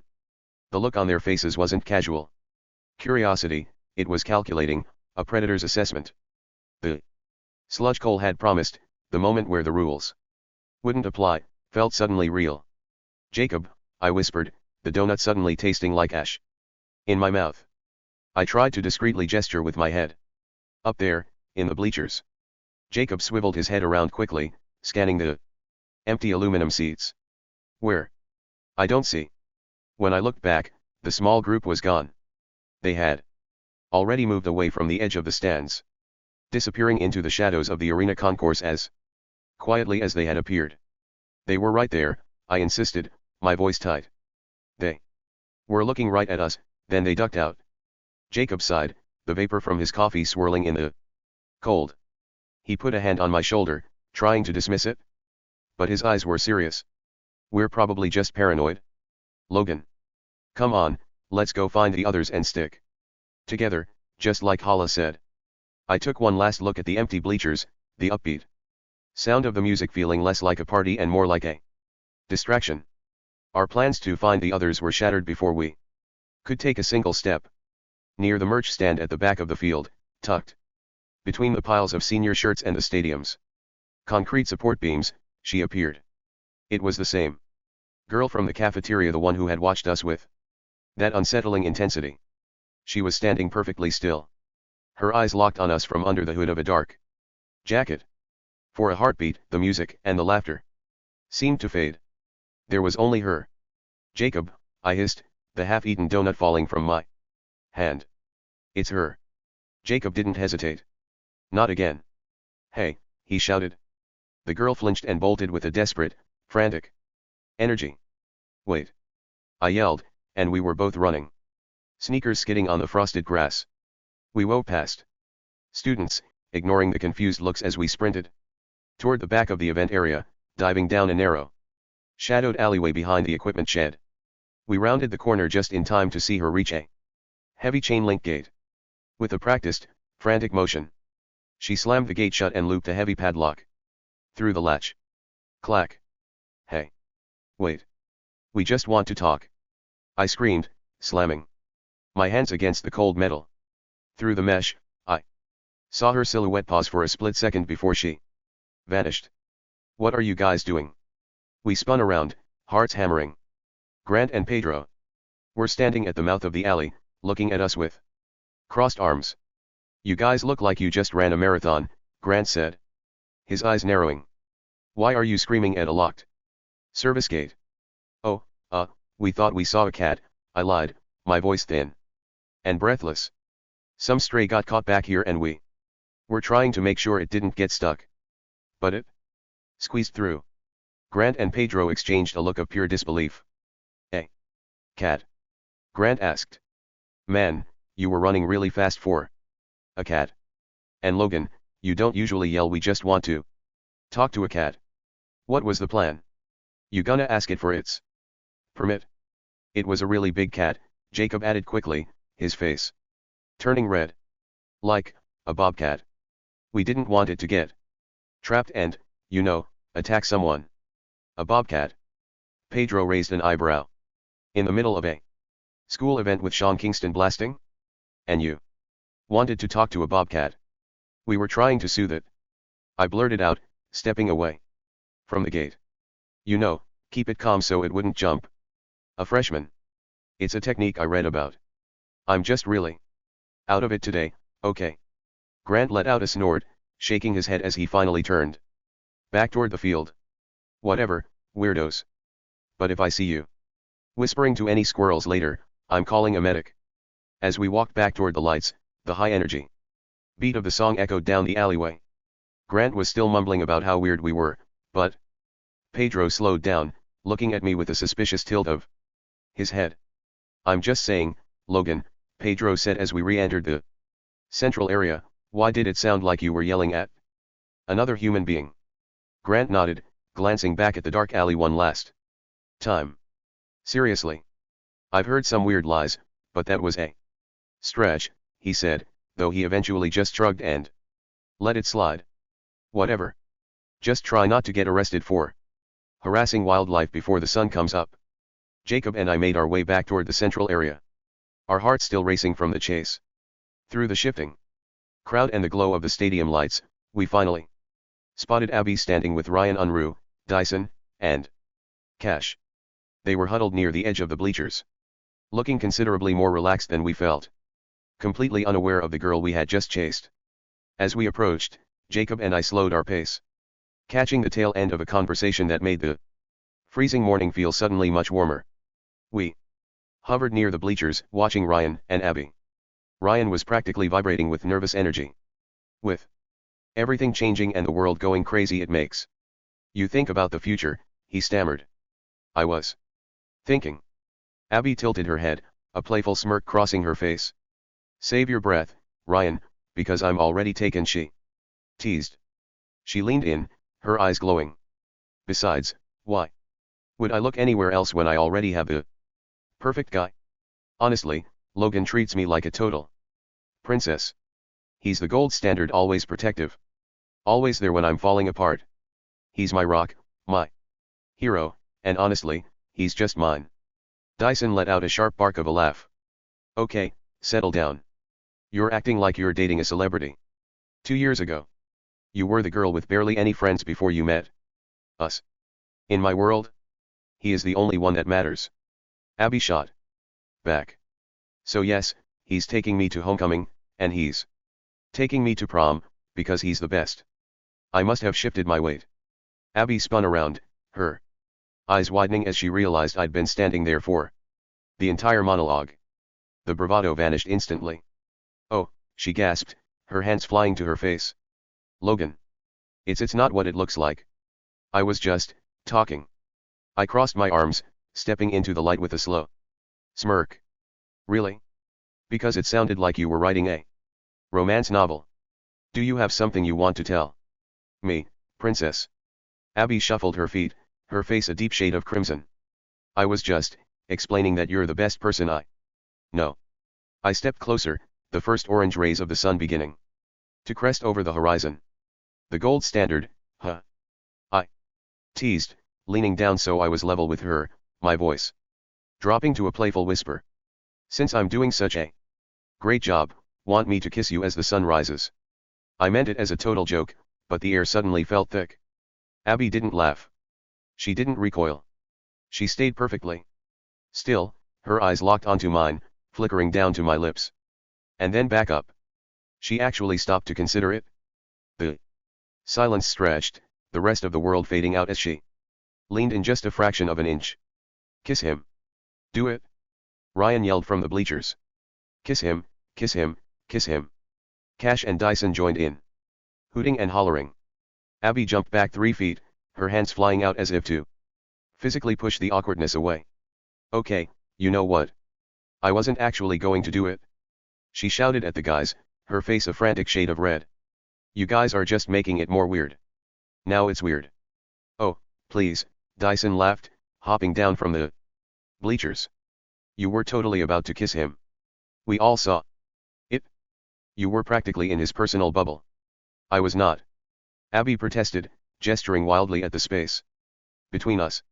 Did you guys even see how far away I was standing? We were practically in different zip codes. There was no kissing happening. My face was nowhere near his face. She turned back to me, huffing, trying to find her rhythm. Again. What I meant earlier before everyone started acting like we're in a movie is that having your very first friend basically ever be someone who actually wants to go do things with you is a big deal. Someone who takes time out of their day for you and, yeah, treats you like a princess even when you're a mess. That's what I meant. It's about the effort, Logan. I chuckled, leaning back against the bleacher railing. Right. The zip code distance. I heard you. Exactly, she squeaked, though she still wouldn't look me in the eye. It was a very sentimental point and you all ruined it with your imaginations. Wait a second, Jacob exclaimed, looking between the two of us with wide eyes. Did I just witness a near collision of the lips, or was that the frost messing with my vision? I felt my own face heat up, but the image of the girl at the gate and the predators in the bleachers acted like a bucket of ice water. But the clock was still ticking. Drop it, Jacob, I muttered, grabbing his arm and pulling him away from the hooting crowd. We have way more to worry about right now than a near collision. We need to find out who was watching us. Jacob's teasing grin faded as he saw the serious set of my jaw. He nodded, his posture straightening. Right. The bleachers. Let's go. We started weaving through the sea of seniors, heading toward the concrete stairs of the main stands. We were halfway there when a girl stepped out from behind a equipment cart, nearly colliding with us. Sophia? I asked, stopping short. Jacob blinked, looking at her then back at me. He clearly didn't recognize her, but he stayed quiet as I stepped forward. Where have you been? I asked her. I haven't seen you in advisory for like a while. Sophia blinked, her expression smoothing into a mask that didn't quite reach her eyes. She looked disheveled, her hair windblown and her eyes darting toward the school's perimeter. Oh. Hey, Logan. She adjusted her bag, her knuckles white.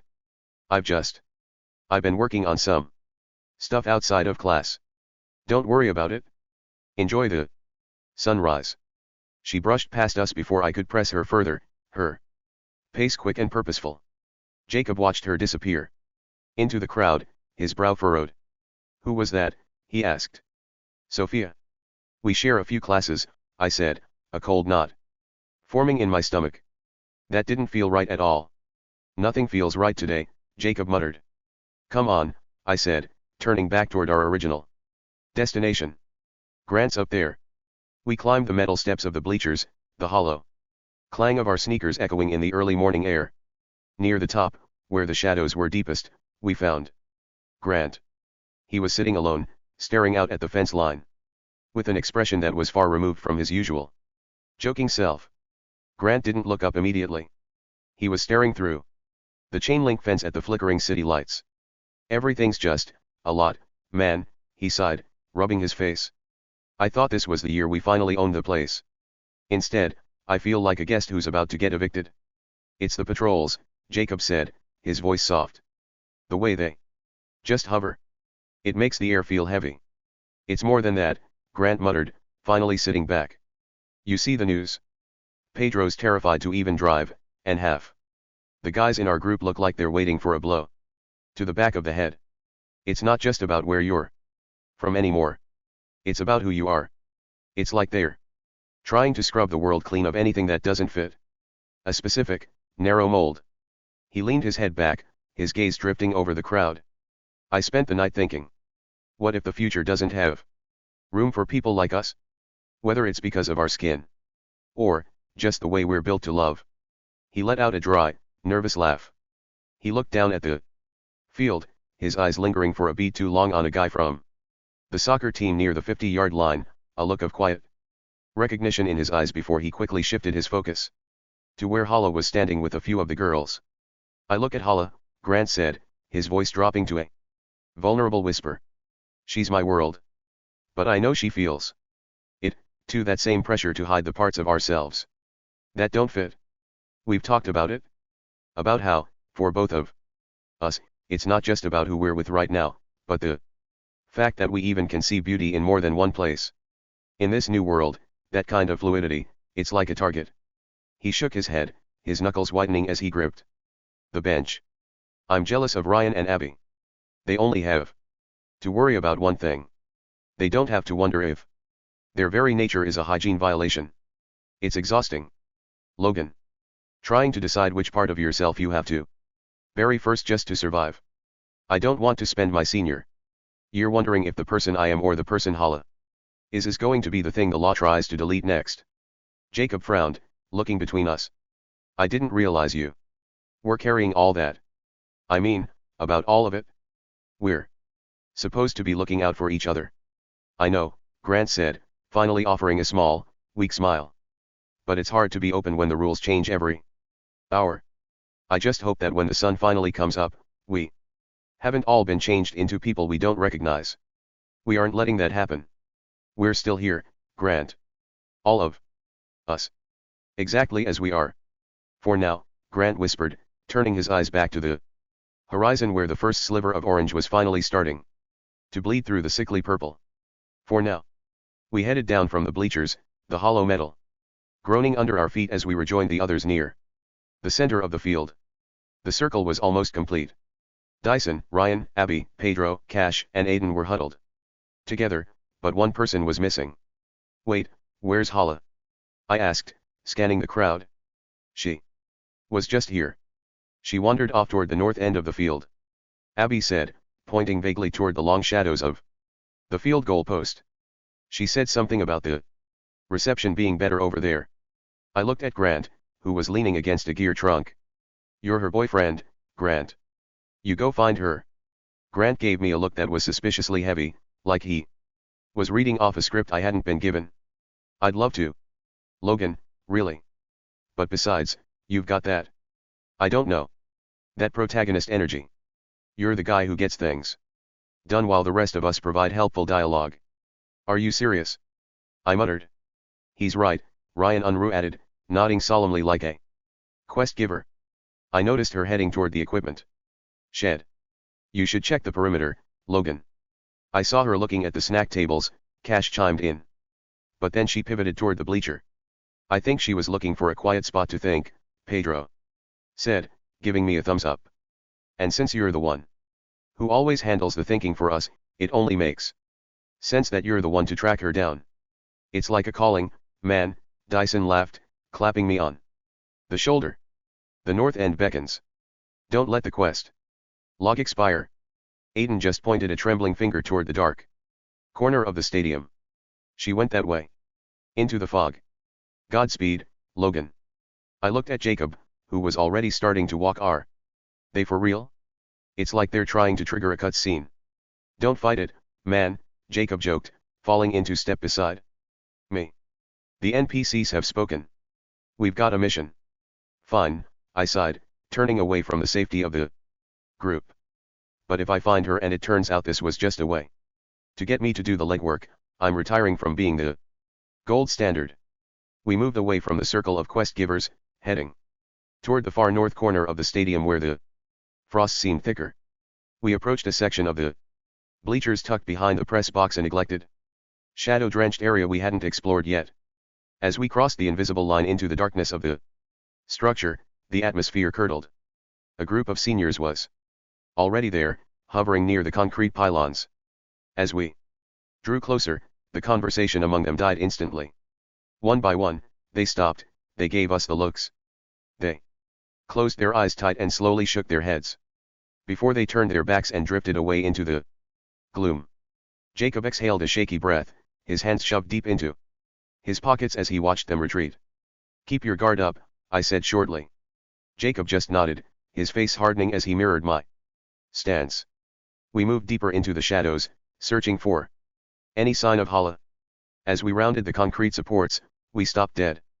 The entire area behind the north bleachers was crawling. With them dozens of students standing in silent, watchful clusters. There was no way to walk through without triggering another confrontation or being spotted by the groups already practicing the look. Jacob's eyes darted around, suddenly landing on a massive, discarded refrigerator box leaning against the equipment shed. A strange, mischievous glint sparked in his eyes. "Logan," he whispered, pointing at the cardboard. "I don't know about you, but my snake is feeling real solid right now." I stopped mid-step, my jaw dropping in pure, horrified confusion. "You're, what?" Jacob's face went a deep shade of crimson instantly. He looked like he wanted the earth to swallow him whole. "Wait, no. That came out wrong. Incredibly wrong." He waved his hands frantically, his voice a panicked hiss. "I meant the game. You know, the cardboard box? Tactical espionage action? I have an idea." I stared at him for a beat too long, letting the silence hang until he looked like he was about to burst. Finally, I let out a sharp breath of a laugh. "If we die because of a Metal Gear reference, I'm haunting you forever. Just get under the box," he groaned. We hoisted the heavy brown flaps and ducked inside. It was cramped, smelling of dust and recycled paper, but it was wide enough for both of us to crouch. With only our sneakers visible beneath the bottom edge, we began a synchronized, rhythmic shuffle toward the far end of the walkway. As we approached the first cluster of seniors, a surreal sound drifted through the cardboard. A few guys had noticed the box. Instead of shouting, they started low-volume humming in unison. "Dun dun, dun dun dun. Dun dun dun." They were doing a perfect a cappella rendition of the Metal Gear Solid Encounter theme. "I think this is going well," I whispered, my heart racing with a mix of adrenaline and ridiculousness. "We're actually doing it. We're basically invisible."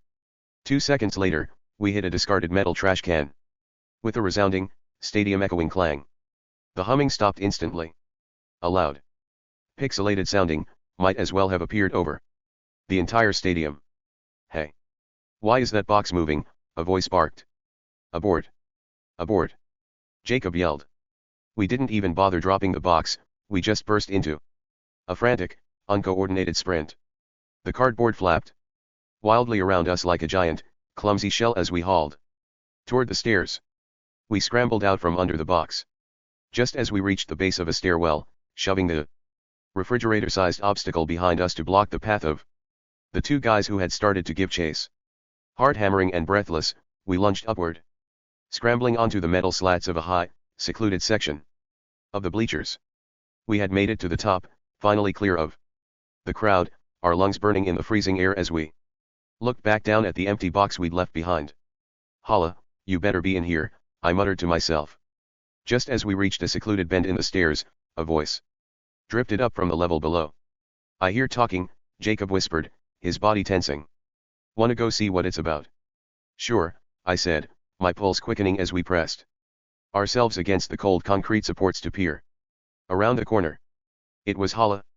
And sitting right next to her was Peyton. I felt a surge of pure irritation. Of course, even at 5 in the morning during a national crisis, Peyton was finding a way to make it about her. "God, I'm so effing pissed at Riley for not showing up," Peyton exclaimed, her voice echoing off the metal. "How could he do this to me? On senior sunrise?" "Yeah, F him," Hala added, her tone sharp, though she looked more exhausted than angry. I stepped out from behind the pillar, crossing my arms.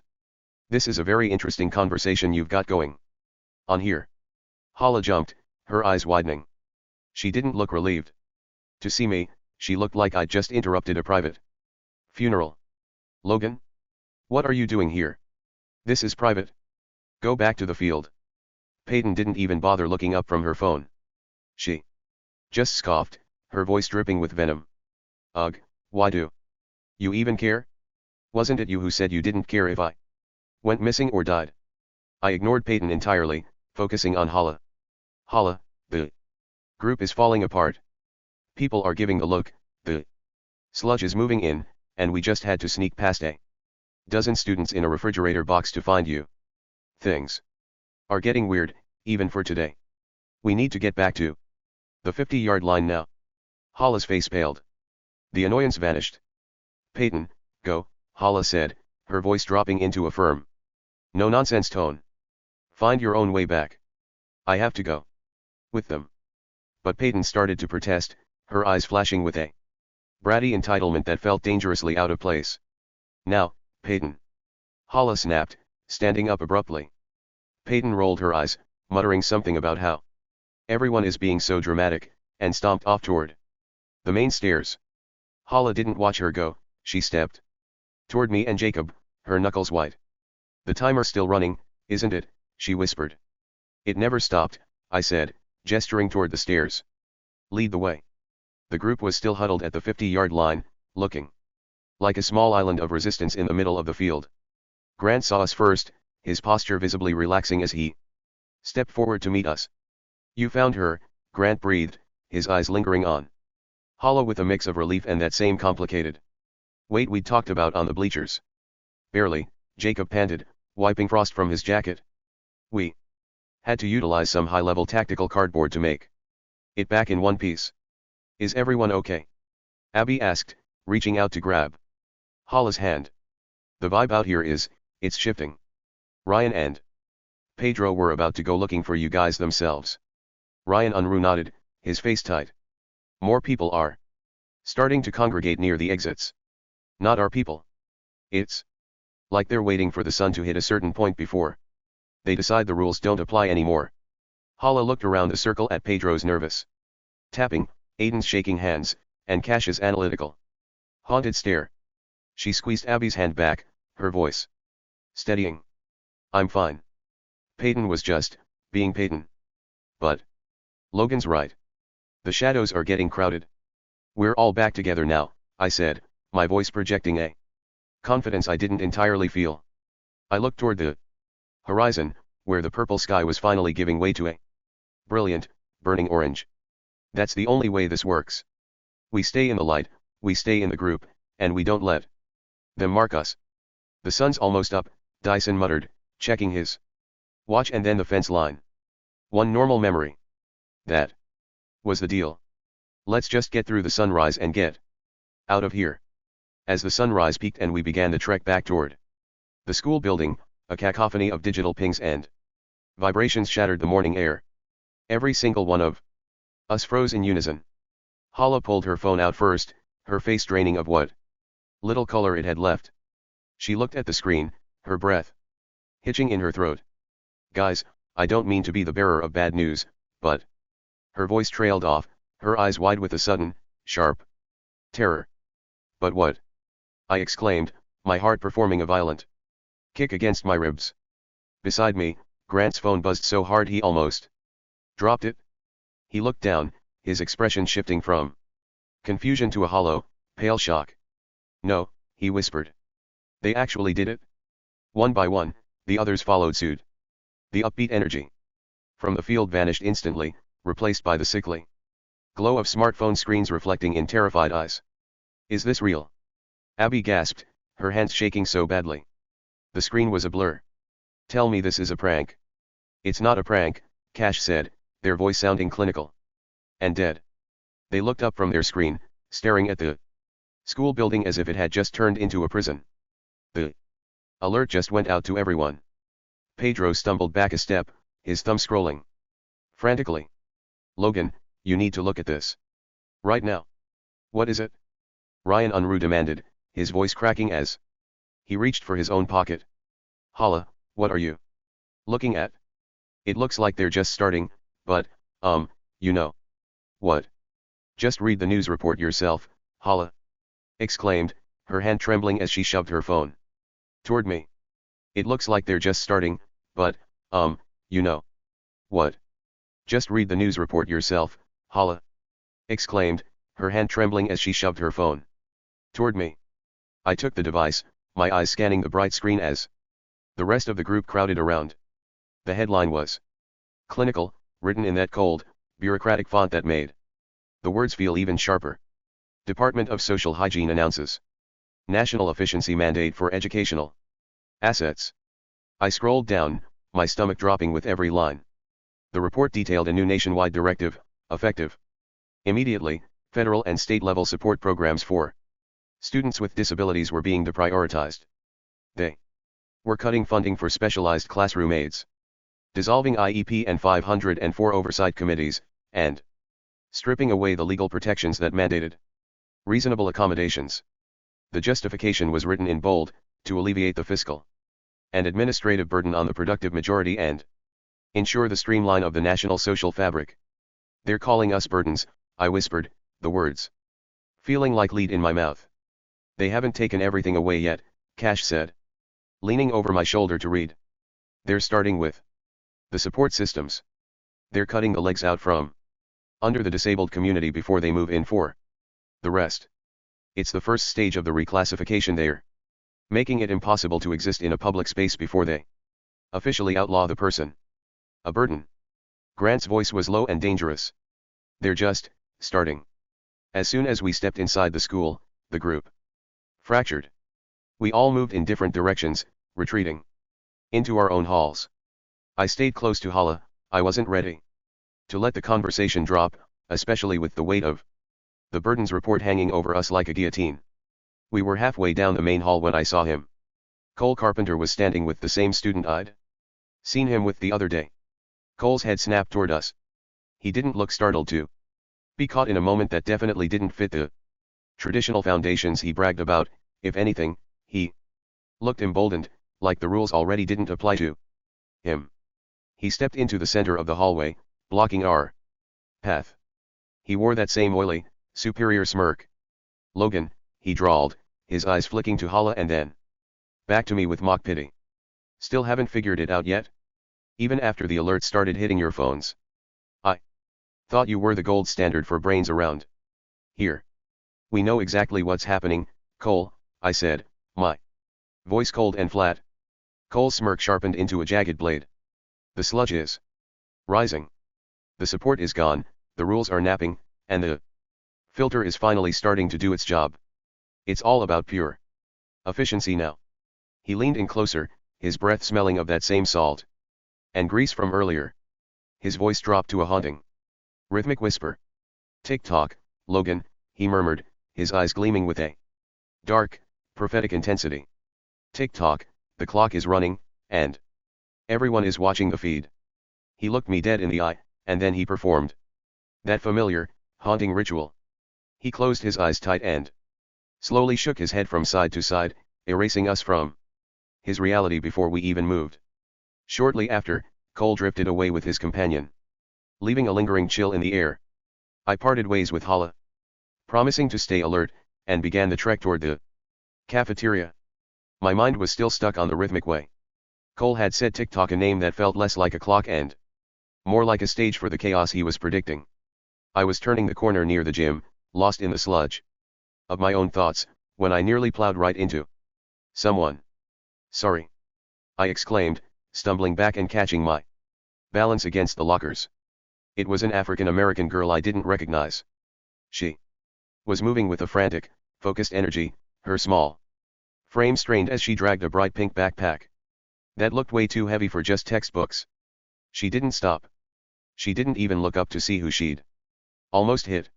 She just hitched the strap higher on her shoulder and rushed past me, her sneakers squeaking against the linoleum as she vanished into the flow of the morning crowd. I stood there for a second, watching that pink backpack bob through the sea of students until it was gone. There was a specific, desperate gravity in her movements that felt different from everyone else's, a look that suggested she wasn't just hiding from the storm, but was carrying something essential right through the middle of it.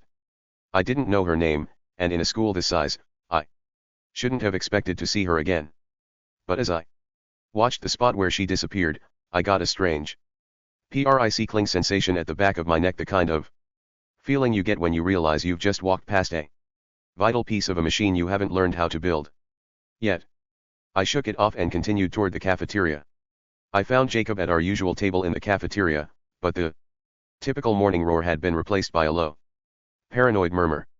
I sat down, my mind still stuck on the girl with the pink backpack, but before I could get a word out, a shadow fell over the table. I looked up and saw Zach standing there. His jaw was set tight, and his eyes kept darting around the room as if being seen near us was a physical risk. I didn't bother with a friendly greeting. You again?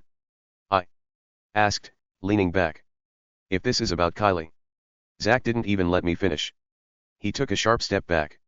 His hands up as if to put as much distance between us as possible.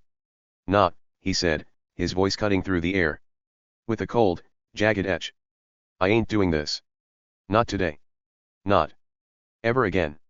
I narrowed my eyes, caught off guard by the sheer finality in his tone. What are you talking about? You're the one who came over here. He looked at me with a mix of pity and pure, unadulterated exhaustion. Everyone's effing done with you, he stated flatly. Done with me. I repeated, the words feeling heavy and wrong.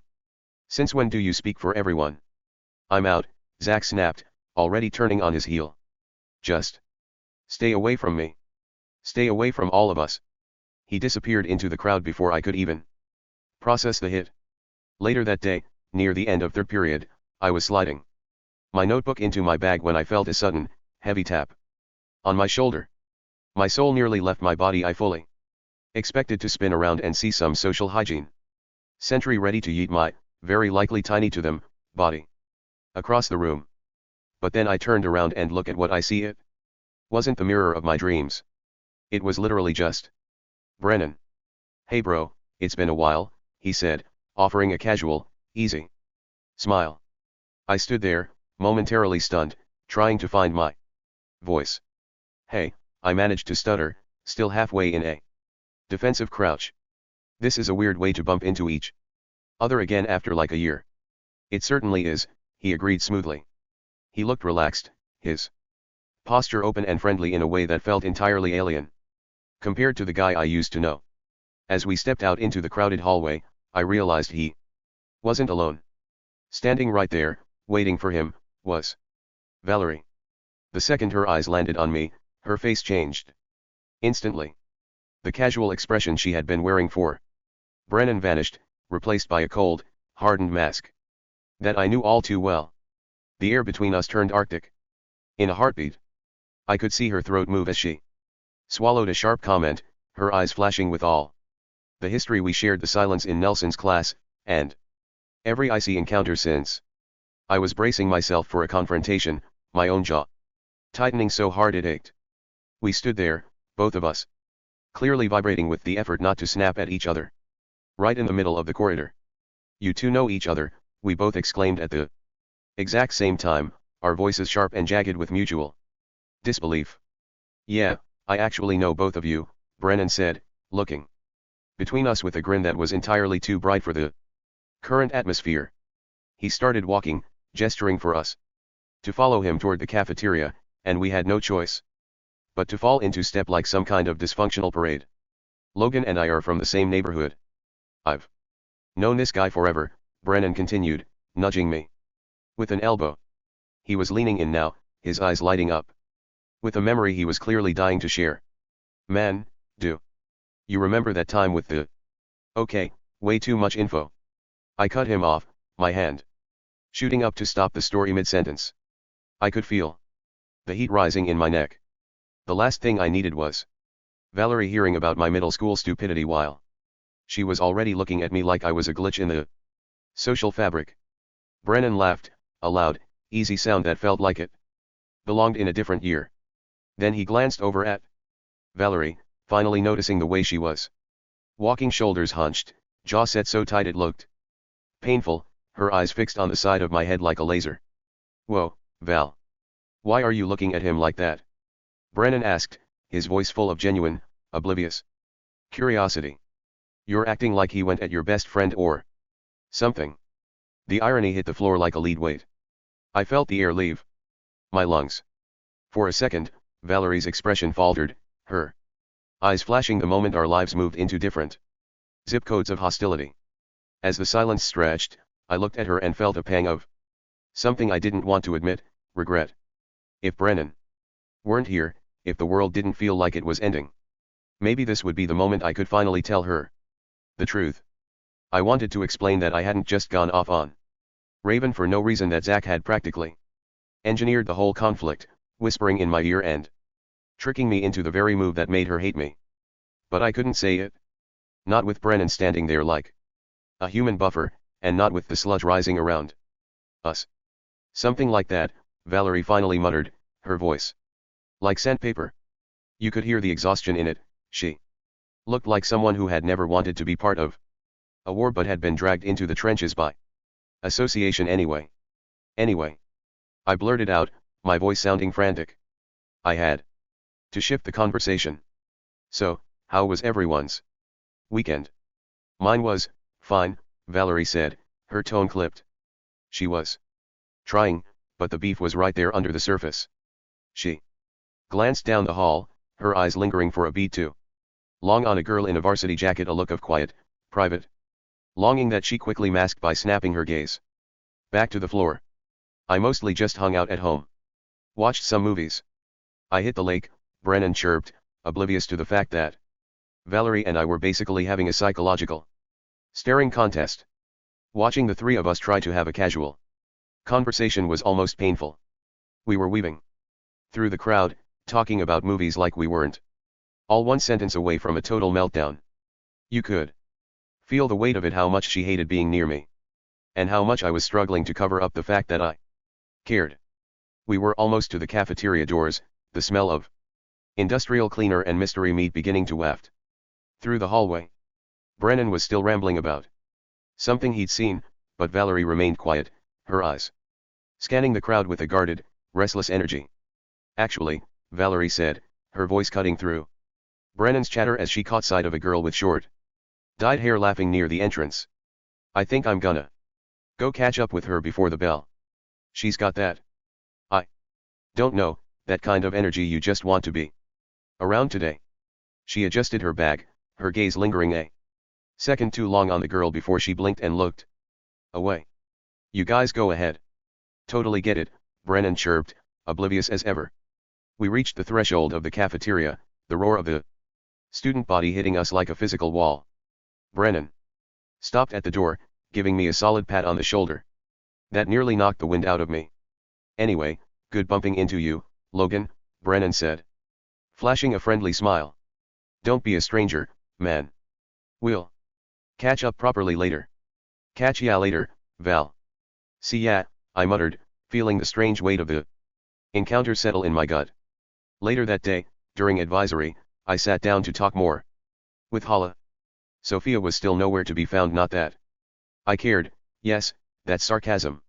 Hala leaned back in her chair, her expression serious. I've been thinking about what Cole said, she began. It's like he told us it's a kind of purge, meant to remove anything not considered normal. But there's just one hole in that plan, like Aiden pointed out. How do they plan to do that without breaking all the rules? She paused for a moment, then added, I think I know someone who might have the answer. I looked at her, curious. Who? Someone who's always listening, she said quietly. Someone who once told you there were a lot of things you didn't know. Turns out, that wasn't a lie. Me being mad at you was but the rest? I don't think so. I blinked, realizing what she meant. You want me to ask Riley Moore for help? Exactly, Hala said. You really can't think of anyone else? You think he's going to do me a favor after what I said? Suffer me to remind you, but did you forget the part where I said I didn't care? His girlfriend died. If someone said that about Grant, you'd never help them. Case closed. That's true, but then again, I'm not Riley, Hala countered. Yeah, but look at the logic, I argued. Back in freshman year, when I was furious at you for telling my parents about, well, her, if I had come to you for help while I was being a total nightmare to you, would you have actually helped me? Hala leveled me with a look. You did come to me for help. If I need to remind you. I paused, deflating slightly. Okay, you've got a point. There. Just ask him, Hala pleaded. The worst he can say is no. Plus, the chance that he's moved on and left the past in the past, well, it's pretty huge. She left the word hanging in the air for just a second too long. It's pretty huge, huh? I grinned. That's what she said. Hala groaned, rolling her eyes. Stop making jokes. We don't have time for that. Fine, you win. I'll do it, I said, finally surrendering. I'll go talk to Riley. I'll just tell him there are some freshmen involved. That should be enough to convince him. Hala knit her brows together, looking completely lost. What? What does that even mean? I just shook my head, a smirk tugging at the corner of my mouth. Don't worry about it. You wouldn't understand. She opened her mouth to press me for an answer, but I waved her off before she could get a word in. Anyway, I'll do what you asked. I'll go find him and see if he's actually willing to help. Not long after, I found myself on the OC bus. I spotted an empty seat next to Sarah and slid into it, expecting to pick up right where we'd left off. Hey, I said, settling in. Sarah didn't look up immediately. Her gaze was fixed on her phone, her thumb scrolling with a mechanical, rapid-fire precision. When she finally acknowledged me, her smile was perfectly placed, yet it felt strangely static. It was a sharp contrast to that intense, honeyed concern she'd shown me in class. Oh, hi Logan, she said, her voice sounding clipped. Everything okay? You look like you're on a mission, I joked, trying to catch her eye. Still on the hunt for that better version of me? She didn't laugh. She didn't even lean into my personal space like she usually did. I'm actually really busy right now. I have things I need to take care of. For reasons I can't really share. I get it. Busy with the goals? I asked. I just can't talk, Logan. I need to focus, she said, her voice dropping into a flat, focused tone before she turned her head toward the window. As she moved, the seal on one of her earbuds loosened. A thin, tinny vibration bled out into the quiet space between us. It was the same song from earlier, looping back around, but without the classroom chatter to drown it out. The rhythm sounded jagged and heavy. In touch with the ground, I'm on the hunt, I'm after you. The sound was distorted, a high-pitched buzz of electronic synth that seemed to pulse in time with her blinking. Smell like I sound, I'm lost in a crowd, and I'm hungry. Like the wolf. Sarah didn't seem to notice the sound leaking out. She just kept staring at her screen, her expression unreadable. Straddle the line in discord and rhyme, I'm on the hunt. I'm after you. Mouth is alive, with juices like wine.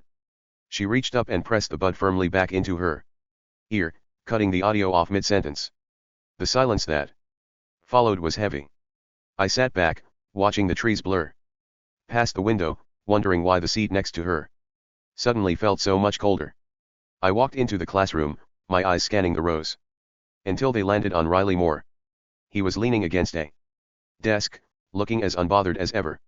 Steeling myself, I navigated through the desks and caught his sleeve, pulling him toward the quiet corner by the supply cabinets.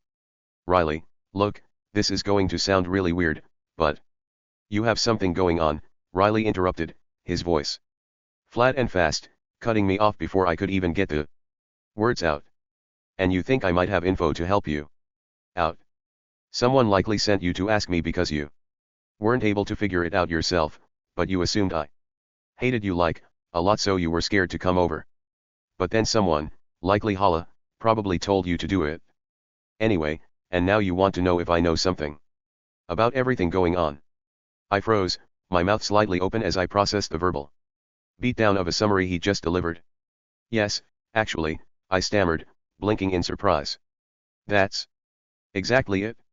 I'm pretty good at reading people, Riley said, his voice flat and unbothered. Okay, I muttered, taking a breath to steady myself. How do I even begin to explain this? We had a run-in with Cole. He was talking about things recalibrating and an activation phase. He basically said the administration is handing the keys over to the students who support them, the ones willing to do the heavy lifting for what they call social hygiene. Riley's eyes stayed locked on mine, his posture unnervingly still. We realized the weird looks I've been getting are connected, I continued, lowering my voice. Cole made it sound like once all three communities are processed, the rules are just going to stop existing for a while. A window of time with no oversight and no consequences. A purge led by the students who support the filter. We just can't figure out how they plan to let a bunch of teenagers go lawless without the system collapsing. Riley was silent for a long moment, his gaze shifting as if he were processing a mental file. Finally, he nodded. Slowly. That actually adds up with what's been happening around here lately. I've noticed some people acting odd. Very specific people. He leaned in slightly, his expression unreadable. Do you really want to know more? Yes, I said without hesitation. Fine. I'll tell you what I've heard, Riley said, his voice dropping to a whisper. But I'm going to need something from you first. I'll tell you more, but only under one condition. A dance-off, Riley stated, his face as stone-cold serious, as if he were discussing a funeral.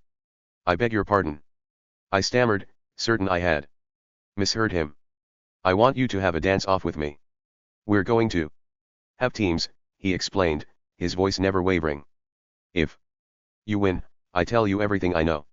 If you lose, I tell you nothing. I stared at him, waiting for the punchline, but it never came. Instead, he pulled out his laptop and flipped it open. With a flick of his finger, he spun a digital wheel on the screen. We both watched the colors blur until it slowed, finally clicking into place on a single title.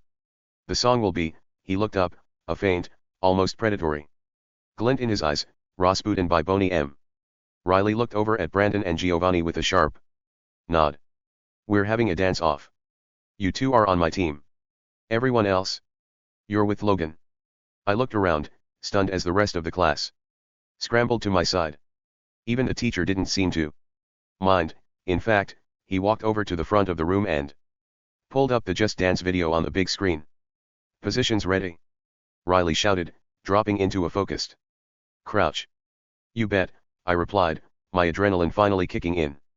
The room went dark, the disco lights on the screen started spinning, and the iconic, heavy Russian folk beat blasted through the speakers. There lived a certain man in Russia long ago. Riley and his team moved in perfect sync, kicking their legs out in that brutal Cossack style. I matched him move for move, my heart hammering against my ribs. R.A.R.A. Rasputin, lover of the Russian queen.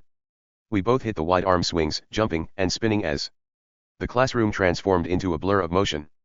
I could see Brandon stumbling slightly on my left, but Riley was a machine, his face deadpan even as he nailed every high-energy jump. He ruled the Russian land and never mind the Tsar. The moves got faster. We were sidestepping, arms crossed, diving low to the floor. I felt my lungs burning, but I saw Riley's foot slip just a fraction of an inch on a spin.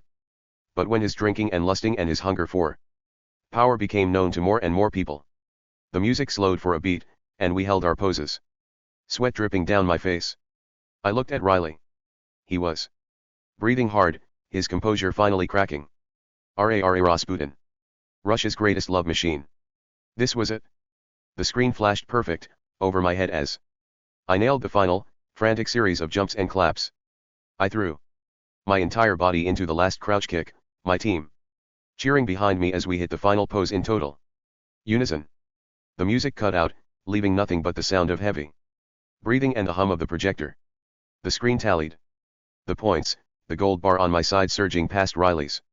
Winner, Logan. I stood up, wiping my forehead, a triumphant grin spreading across my face. Riley stayed in his finishing pose for a second longer than necessary before standing up and smoothing out his shirt. He looked at the scoreboard, then back at me. A deal is a deal, Riley said, his voice returning to that eerie, calm flatline. You won. Riley waved the others away, clearing the area. Near the far side of the room, I could hear Brandon quietly humming to the beat of the song, R.A.R.A. Riley, lover of the freshman. Shut up, Brandon. Riley yelled across the room without even looking back. He turned his attention to me, his expression shifting back to business. Anyway, he said, back to the matter at hand. You want to know what I know? While I have no idea exactly what they're going to do or how they plan to bypass the law, here is what I do know. I know how to tell who is part of it and who isn't. How? I asked, leaning in. It's simple. Not every person is giving those looks, Riley explained. There are still some logical people left in this school. I'm talking about your group. Hala, Dyson, Pedro, Grant, Abby, Ryan. Those guys aren't giving the looks. Your friends can make all the theories they want, but they aren't the experts in this. I am. Take my advice, start taking note of exactly who is giving you those looks. If you track the patterns, you might actually learn something. He paused, his eyes growing dark and distant.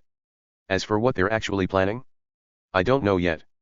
I'm not going to lie to you, especially not with the way things are moving, he said, his voice dropping to a low, chilling tone. But I have a feeling we're all going to find out soon enough, ready or not. The next day, on the way to theater, I caught up with Hala and filled her in on everything Riley had told me. He has a good point, though, Hala admitted, her brow furrowed in thought. Maybe, I countered, the weight of the conversation still heavy on me. But the fact that even he doesn't know where all this is going, that's concerning. Especially considering you're the one who called him the expert in all this stuff. Well, I don't mean to be the bearer of even worse news. But considering everything already going on, this is a disaster. Charlie Kirk just got assassinated, Hala said, her voice dropping as we walked toward the theater. Wait, who is Charlie Kirk? I asked, looking at her phone. Hala sighed, her expression darkening. He was a right-wing activist, the guy behind Turning Point USA. He basically spent his whole career pushing the kind of norm and traditional stuff that people like Cole treat as gospel. He wasn't exactly a great person. He was known for being divisive and attacking anyone who didn't fit his specific vision of America. She showed me a news alert. He was just assassinated. He was doing a Q&A at Utah Valley University when he was shot by a sniper on a roof. It's total chaos. The investigations are already aggressively targeting anyone who isn't mourning him. How is that a bad thing? I asked, looking at the headline. Logan, think, Hala urged, her face pale. We might not like him, but they do. To the people obsessed with this purity movement, he was a hero. And it doesn't stop there. She scrolled further down. Intelligence reports are confirming that a foreign operative has officially put a hit on Trump while he's making these plays for Venezuela. There are actual threats coming from all over. It took me a second to process why she was so terrified. Then the realization hit me like a physical blow. Oh, I breathed. Oh, no. Yeah, Hala said, her eyes wide. If he's killed, especially right now with how deep people are into the norm, can you imagine the fallout? You think the tension in this school is bad? If that happens, we aren't just talking about a local purge. We're talking about nationwide violence. A total snapping point. I can't even imagine what Carpenter would do if that happened, I said, a cold shiver running down my spine. I'm pretty sure we'd see his true final boss form at that point, Hala said with a weak, dark laugh.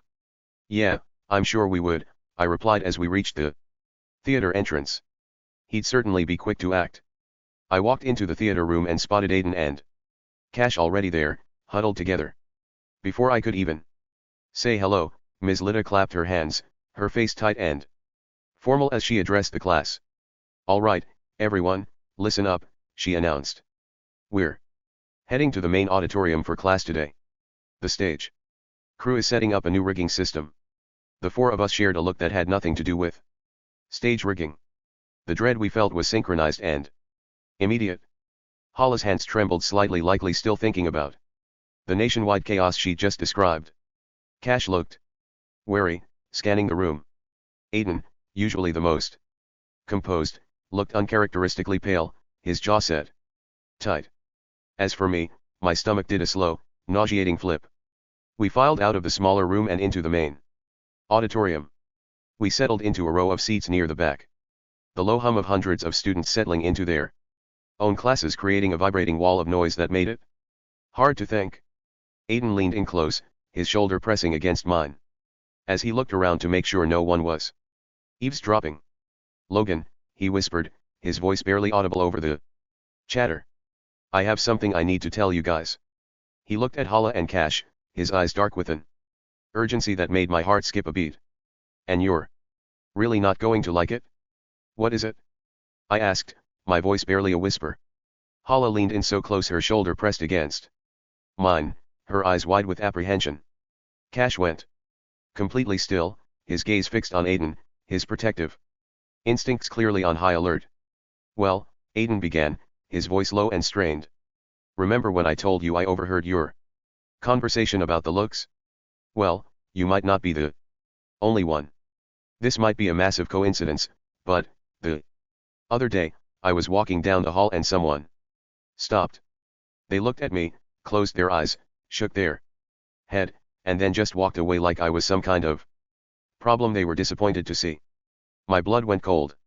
Aiden, those are the exact looks I've been getting. I turned to Hala and Cash, the air in the auditorium suddenly feeling 10 degrees colder. Hala, you know that feeling when your subconscious catches onto something, and you just know something is wrong? Because, personally, I just got the chills. Me too, Hala whispered, her face pale as she glanced around at the other students. It's like a pattern is forming. In real time. Cash nodded grimly, his jaw tight. It's not a coincidence anymore. If it's happening to Aiden too, then they aren't just targeting individuals, they're marking a list. Suddenly, Riley's voice started repeating in my head like a scratched record, his words from earlier haunting me.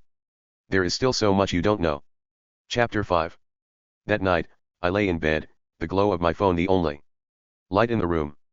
My thumbs hovered over the keyboard as I messaged Jack. Me, Jack, you were right. It's not just me anymore. Others are officially getting the looks. Jack, I knew it. Who else? Me, Aiden. He told me today that someone stopped him in the hall, looked him dead in the eye, shook their head like he was some kind of problem, and just walked off. It's exactly what you and I talked about at your place. Everything you said about those nods and the cold eye contact being target marking and warnings, it's all happening in real time. Jack, so the silent threats are going loud. Me, exactly.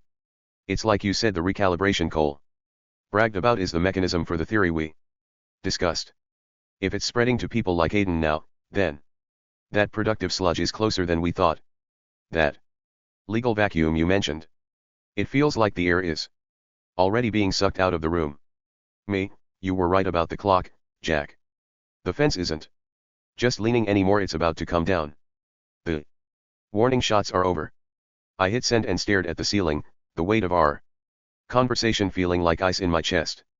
We weren't just paranoid anymore. Then my phone dinged. I glanced down, expecting another message from Jack, but it was a text from an unknown number. Unknown, hey, I finally added your number. Me, who is this? Unknown, it's Hala. Finally got you in my contacts. Me, wait, didn't I already have you in the group chat? Hala, yeah, but you always showed up as just a blank number on my end. I finally fixed that. I saved her name into my phone, a small, normal moment of relief in a day that had been anything but. Shortly after, I drifted off to sleep. I woke the next morning before the sun was fully up, moving with practiced silence to avoid waking anyone. Alexis was still out cold, and my granny's room was quiet. I crept into the kitchen, only to find my dad sitting at the table. You're up early, my dad said, his voice low but steady. I know, I muttered, grabbing the waffle mix from the pantry. I didn't think you would be. I started mixing the batter, but my hands were a mess. I poured milk into the bowl too fast, sloshing it onto the counter. I snatched a whisk and started stirring the mix. With a frantic, aggressive energy, the whisk beating against the bowl with a loud, stressful clack, clack, clack. That felt like a reflection of my heartbeat. My dad watched my performance, his eyes narrowing with concern. You seem stressed, Logan. I slammed the whisk down onto the counter, batter flying onto the backsplash. I've been stressed for a while. I mean, I almost died when I was 11. I got dragged into endless drama when I was 12, 13, and 14. I've been backstabbed by more people than I can count. Do I really need to give you more examples? Yeah, I'm a little tired. My dad just stared at the batter dripping down the counter, then back at my face. He didn't say anything about the mess. Instead, he leaned forward, his voice dropping into a tone I hadn't heard in years, the one he used when he talked about serious things. You know, that night you had the seizure when you were 11, a lot of strange things happened then, he said quietly. First off, when we found you, we heard the sound of you falling, A huge thud. Yet you were fully standing up. When we got there, eyes closed, swaying slightly. It didn't make any sense. He paused, a distant look in his eyes. But it was the after. That was weirdest. Something really changed in you after that night. You were a lot angrier toward the world, that much we saw clear as day. But it was also like you suddenly understood things, concepts and patterns you didn't even seem capable of grasping before. He looked me dead in the eye, the gravity of his words sinking in. We never really understood why. We thought your autism would hold you back forever, but then it was like. He gestured vaguely at his head, trying to find the right words. From a scientific point of view, we think it might have been some kind of full brain reset. Like the seizure temporarily shorted out certain neurological pathways and kick-started dormant ones. Your brain rewired itself. It was like another entire part of your brain was suddenly put in a parallel processing unit that wasn't accessible before. It's like the seizure was the switch, and when it flipped, your brain connected dots we didn't even know existed. He sighed, shaking his head. We didn't understand the shift, but we saw it. You were tired, yeah, but you were also smarter. We just had no idea why. Well, I said, my voice low as I focused on the waffle iron. I guess I just had the will to live that night. I didn't even look at him. I just kept my eyes on the batter. My movements mechanical and detached. But honestly, I've seen stranger things than the night. My whole life turned upside down to the max that it could have, I continued, the sizzle of the iron filling the silence between us. My dad just stood there, watching me. I have no idea what you were trying to say there, my dad muttered, shaking his head as he stood up. But I'm not even going to try and find out. Anyway, you should get ready for school. I didn't answer. I just watched the steam rise from the waffle iron, the heat stinging my face. He didn't see the lines I was drawing, and he didn't hear the clock ticking. To him, it was just a Tuesday morning. To me, it was another day closer to zero. Yeah, I said, I'm on it. Homecoming was coming up, and fast. I wasn't sure how it was actually going to go, considering all the factors at play and the general feeling that the floor was about to fall out from under us, but there was one thing I knew for certain. As much as I tried to deny it, I really wanted to ask Sarah to the dance. Like, really badly. Did I have a crush on her at this point? Maybe. And no. Chloe didn't know, and she wouldn't for a while. The point is, when you want to ask someone to a dance, you have to deal with this little obstacle called friends who live to make the process as embarrassing as humanly possible. Look, I need to tell you guys something, I said, pulling Aiden, Cash, and Hala into a tight circle during theater. And if any of you make this weird, I'm never talking to you again. They all leaned in, looking dead serious. I want to ask Sarah to homecoming, I muttered, the words feeling heavy in the air. Wait, you said she's on the bus with you? Hala exclaimed, her expression shifting instantly into one of pure, dangerous glee. Oh, I'm totally following you to the bus. I'm meeting her. Hala, please, for the love of everything, do not do that, I groaned, my face heating up. Odds are she'll turn me down anyway. I mean, she's a pretty normal girl and I'm just some autistic boy being delusional. Aiden's eyes narrowed as he caught the slip. So you do like her, then? I can ask a friend to the dance without it having to be something more. I countered, though even I didn't believe me. That's not really how that works, man, Cash added. Suppressed laughter in his voice. Yes, it is. If you wanted to go to the dance with, like, Hala as friends, well, that probably wouldn't happen, but you get the point, don't you? I threw my hands up in frustration. They didn't even blink. Within 30 seconds, the three of them had reached a unanimous, silent agreement. Hala was going on a scouting mission to the bus to vet my crush. Unbelievable, I said, looking between them. Even with all the serious stuff going on, you guys still have to go out of your way to tease me about a girl. Wow. Aiden just leaned back, completely unbothered. Hey. Don't look at us. You're the one who started this. The second class ended, Hala lunged for my bag, gripping The straps like her life depended on it. I told you, she chirped, leaning her entire weight back to anchor me in place. I'm meeting her. We're going to the bus together. Aiden and Cash stood, doubled over and losing their minds.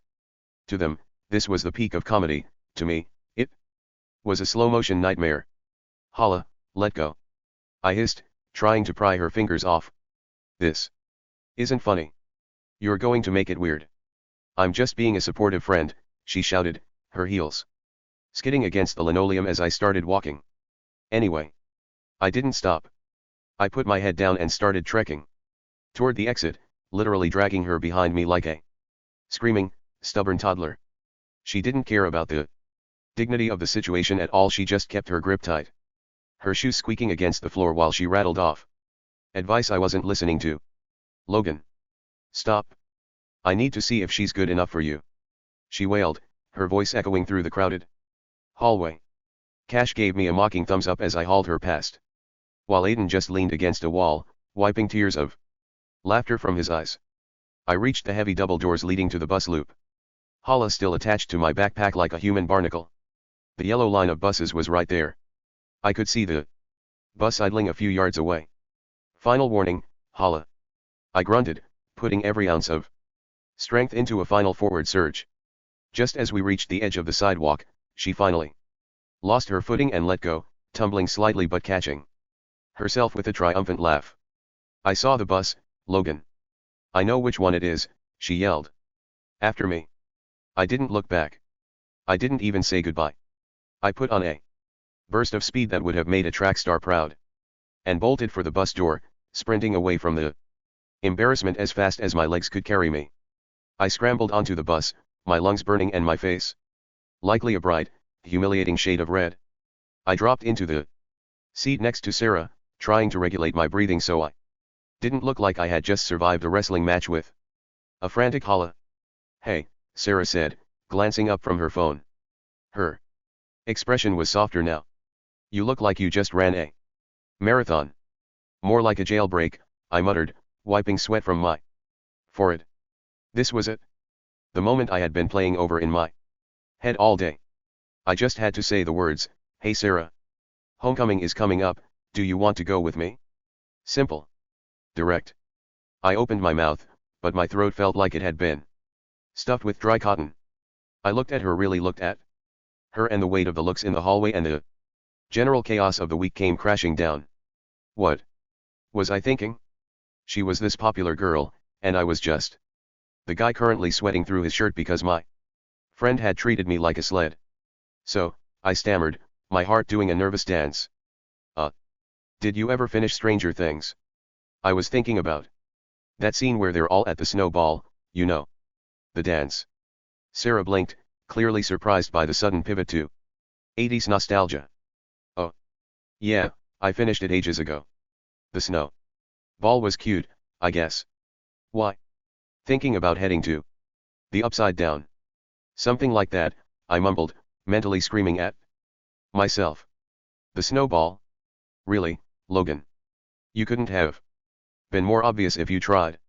I slumped against the window, staring at the blurred trees outside. I couldn't do it.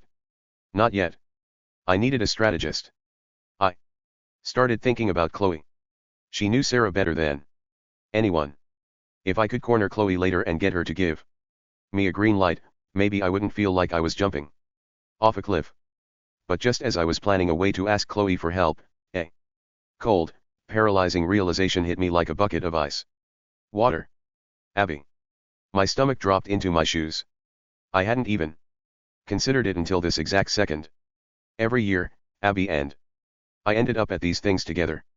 It was the unspoken rule of our friendship, the default setting. We were a duo.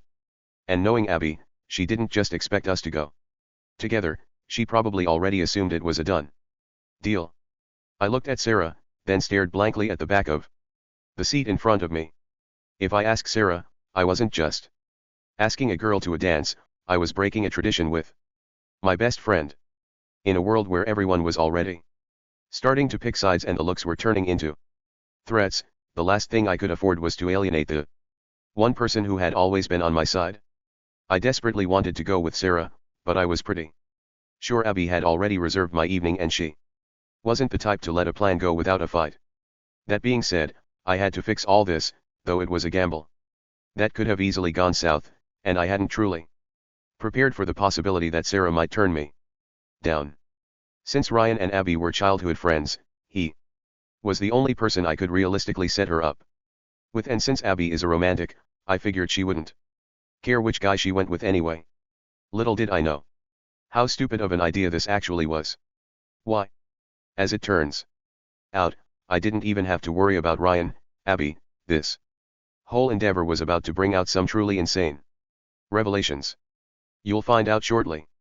The next day, I tracked Ryan, looking as relaxed as ever, watching the usual morning chaos of the hallway with a detached sort of calm. "Hey, Ryan," I said, leaning in next to him. "Have a second? I wanted to talk to you about the dance. I actually think you should be the one to ask Abby." Ryan didn't jump or act surprised, he just gave a slow, thoughtful blink. "Abby? I don't know, Logan. I was honestly just planning on going to hang out with everyone you know, low pressure, just some music and snacks. I haven't really talked to her in forever. It would feel pretty awkward to just drop a date invite on her out of nowhere." "It wouldn't be awkward. You two are childhood friends," I insisted, keeping my voice low. "And look, I'm in a bit of a spot. There's this girl, Sarah, she's a really close friend of mine, and honestly, I think I might have a thing for her. I'm hoping to ask her, but it's still up in the air. If it works out, I just want to know Abby is taken care of. She's a romantic, so she isn't looking for some grand romantic gesture anyway. She just needs someone she's comfortable with, so she isn't standing there by herself while I'm with Sarah." Ryan shifted his weight, his chill expression softening as he actually stopped to consider it. "I mean, I guess she is great. And if it helps you out with the Sarah girl." He trailed off, staring at the floor for a moment as if he were weighing the idea. "But still, why me? We haven't really hung out in years." "Because of the sunrise," I said, looking him straight in the eye. He went still for a second, then let out a dry, quiet laugh. "The sunrise? Yeah. Don't act like you forgot when she was going on that whole gold standard speech and the guys were giving us a hard time. You were the loudest one on the bleachers telling us to kiss. But right before that, it really looked like you were trying to find an opening to say something to her yourself. You were acting incredibly nervous, Ryan. You had that look like you were about to make a move." Ryan rubbed the back of his neck, a rare look of sheepishness crossing his face. "It was a sentimental moment, okay. With the way the world is right now, it just makes you think about the future. Maybe I was caught up in the atmosphere a little bit." He sighed, leaning his head back against the locker. "But she shut that down before I even got a word out. She told everyone she was taken. And that you were the only one that mattered." "She was joking, Ryan," I countered. "She was just being dramatic because she was embarrassed about being caught talking like that. It was all an act to get the guys to stop teasing her. You already have that history, and you clearly care about her. Do it as a favor to me. Keep her company so I can focus on my own plans." Ryan stayed quiet for a long moment. For a second, I really thought I had convinced him. He looked like he was genuinely picturing it, taking his childhood friend to the dance and bridging that gap I'd mentioned. Then, he shook his head with a small, regretful smile. "No. I think I'm going to pass, Logan. Even if she was joking, if I ask her now after that whole scene, it's just going to feel forced. It would be weird for me, and it would probably be even weirder for her. I'm sticking to my original plan, no date, no drama." He gave my shoulder a quick, friendly pat. "Good luck with Sarah, though. I think you're going to need it." I watched him walk away, a heavy feeling starting to settle in my chest. I thought Ryan's hesitation was my biggest obstacle. I had no idea that this conversation was just the first domino to fall. Chapter 6. Given how cohesive the group has been lately, I really Wanted to maintain that momentum. An idea struck me. For New Year's Eve, though I planned to wait until closer to the date to suggest it. However, when I arrived at the cafeteria that morning to meet everyone, I noticed something was off. The usual group Hala, Grant, Ryan, Unruh, Abby Easter, Jacob, Pedro, Cash, and Aiden was all there, but one person was missing, Dyson. Come to think of it, I wasn't actually sure I had seen Dyson since senior sunrise. With everything going on right now, having one of our own missing from the morning meeting was stressful, to say the least. I looked around the cafeteria table, my eyes landing on each of them: Hala, Grant, Ryan, Abby, Jacob, Pedro, Cash, and Aiden. Hey, has anyone seen Dyson this morning? I asked, trying to keep the edge of panic out of my voice. Hala shook her head, leaning back in her chair. No, I thought he might have just slept in. I checked the front hall and the library, Grant added, his brow furrowing. Nothing. I figured he was already here with you guys. Abby looked over at Ryan, who just shrugged. I haven't seen him since yesterday afternoon, Ryan said. It's not like him to just skip out without a text. Maybe he's just sick, Aiden suggested, though he didn't sound convinced. Even if he is, Cash chimed in, he usually stays active on the group chat. He's gone dark.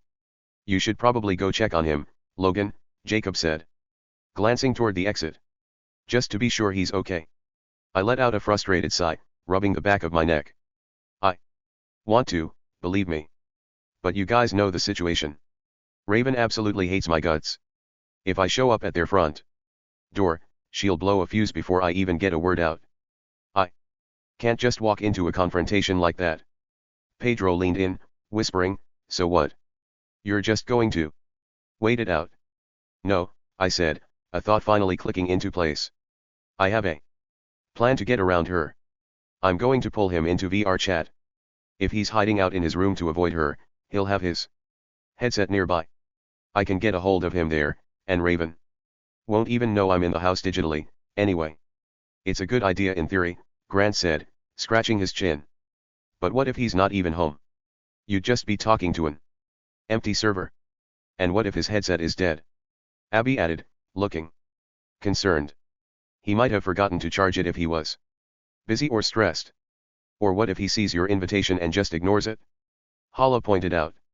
If he's deliberately cutting everyone off, VR chat won't make a difference. I held my hands up, trying to calm them down. Look, I have to try something. We can't just sit here and do nothing while he's missing in action. I guess you're right, Ryan conceded, but just be careful. Raven might find a way to mess with you even through the game, you never know. Relax, I said, rolling my eyes at their worry, my voice carrying a note of certainty that was perhaps a little too confident. It's not like anyone is gonna get in the middle of our call. Later that day, as the bell rang to end English class, I found myself walking through the crowded hallway with Cash. Hey, look, Cash said, nudging me as we dodged a group of freshmen. If you want to ask her out and make her your girlfriend, don't be scared to do it. The worst she can say is no. First off, I don't want her to be my girl, I countered quickly, my voice rising in defense. I just want to ask her to go as a friend. Just friends. Cash rolled their eyes, a skeptical grin on their face. Yeah. Sure, just friends. Look, all I'm saying is, if you like someone, go for it. Don't overthink it. They reached the corner leading toward their next class and started to back away. Anyway, catch you later, Logan. Cash called out before disappearing into the crowd. At the end of the day, I headed out to my granny's car. For those wondering, no, I didn't end up asking Sarah. During class, she suddenly decided she wasn't able to talk. As we sat there waiting for Alexis, my granny turned to me. So, how was your day? She asked. It was fine, I muttered. We sat in silence for a few minutes until things took a bizarre turn. I was thankful my granny hadn't been paying close attention at first, because I wasn't in the mood to explain the insanity of everything going on lately. A few students approached the car, getting uncomfortably close. They stopped, shook their heads, and squeezed their eyes shut. Usually, they would just walk away after that, but this time they did something different, and it was the clearest warning I'd received yet. Without a word, they suddenly lunged at the windshield. Crab apples, my granny screamed, jolting in her seat. The students bolted, sprinting away into the distance. What on earth was that? She exclaimed, her heart clearly racing. Just high schoolers being high schoolers, I replied, the lie tasting bitter as I tried to play off the threat. Before long, Alexis climbed into the car and we finally pulled away from the school. My mind was already elsewhere. I was ready to get home, jump into VR chat, and finally check on Dyson. As soon as I got home, I bypassed everything else and slipped on my Quest headset. I navigated the menus quickly, launching into the private Forney High School server, an exact digital replica of our actual school that Jacob and I often used as a home base. I sent Dyson a direct invite and waited. After a few 10 seconds, his avatar materialized in the virtual hallway. I didn't expect to see you on right now, Dyson said, his voice sounding a bit distant through his mic. I could say the same to you, I replied, adjusting my controllers. I didn't see you at school today, man. The whole group was worried, so I wanted to hop in here and check on you. What happened? Dyson let out a heavy sigh, his avatar's shoulders slumping. I've just been so stressed with, well, everything going on. It's a lot to handle right now. He paused, glancing around the empty digital hallway. Look. I can't stay on for very long. I have something I have to do later. Wait, like an errand? I asked. What are you doing? A person, Dyson answered simply. I blinked behind my lenses, totally thrown. You're doing a person? What? Dyson. Before he could explain, a sharp noise cut through his audio, a heavy thud followed by the distinct sound of shuffling footsteps right next to his microphone. It didn't sound like it came from the game, it sounded like someone was moving around in his actual room. What was that? I asked, my grip tightening on the controllers. Is someone there? Dyson jumped, his avatar glitching slightly. Oh, that. It's just my voice changer acting up. Glitching out. You know. He said it quickly, but I could hear the tremor in his voice. He knew as well as I did that a voice changer doesn't make the sound of something falling over. Anyway. Dyson added, clearly trying to change the subject before I could press him. I want to invite you to a different game. You down? I hesitated, looking at his avatar and wondering what he was hiding, but I eventually nodded. Yeah, sure. Let's go. We stepped through the shimmering portal and materialized in a sprawling world that looked like a high-tech army base.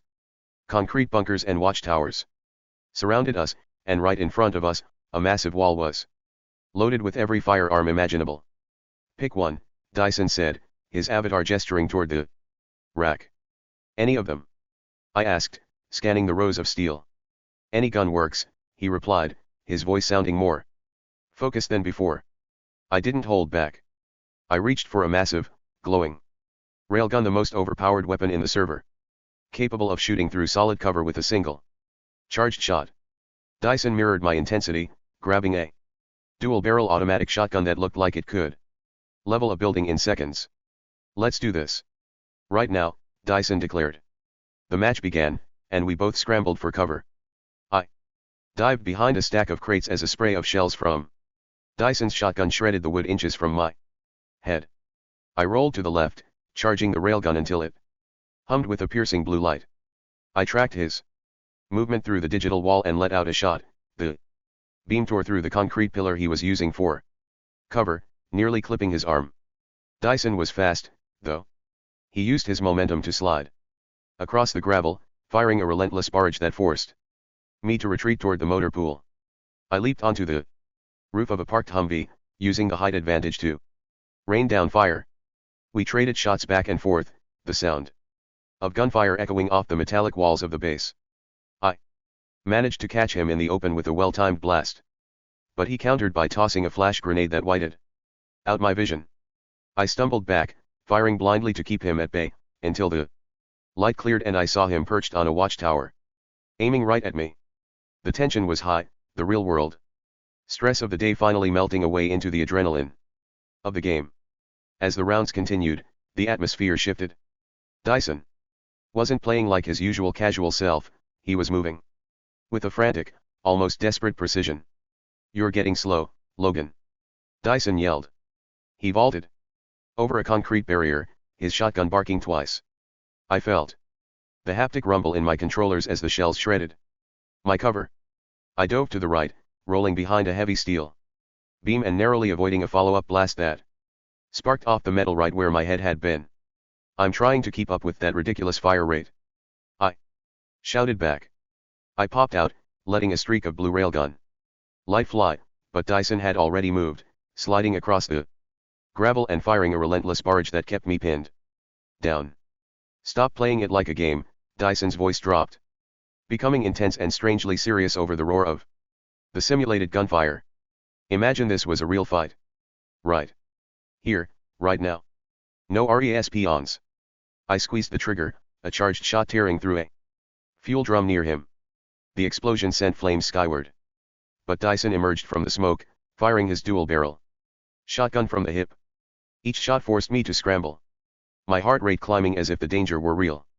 "Dyson, it's VR chat. We aren't actually soldiers," I yelled, firing a scattershot that forced him to retreat into a bunker. "I'm talking about your instincts," he snapped, his avatar's silhouette appearing in a high window. He rained down fire, the shells thudding into the ground around my feet. "Use the reflexes you know you have. Stop thinking and just move. You know as well as I do that things are changing. If you get cornered out there, you won't have a recharge meter. You need to be ready." I lunged forward, sliding behind a parked truck as a hail of pellets shattered the glass above me. I knew exactly what he meant. It wasn't about the guns, it was about the strange, aggressive behavior of the students he was talking about, the reality shifting outside our headsets. "I know," I shouted back, finally landing a railgun shot that clipped his shoulder, sending sparks flying from his avatar. "They're getting bolder." "Then show me," Dyson urged, jumping from the window and landing in a roll. He didn't even head for cover this time, he just kept firing, forcing me to react faster than I ever had before. "If you can't tap into those reflexes here, where it's safe, you're going to freeze when it counts. Don't let your guard down, Logan. Not for a second." I gritted my teeth, tracking his movement through my lenses. My hands moved on instinct now, the railgun humming in perfect sync with my movements. I wasn't just playing a game anymore, I was training for whatever was waiting for me back in the real world. I sprinted toward the industrial scaffolding at the edge of the base. I leaped from the concrete floor, my avatar catching the edge of a suspended metal platform.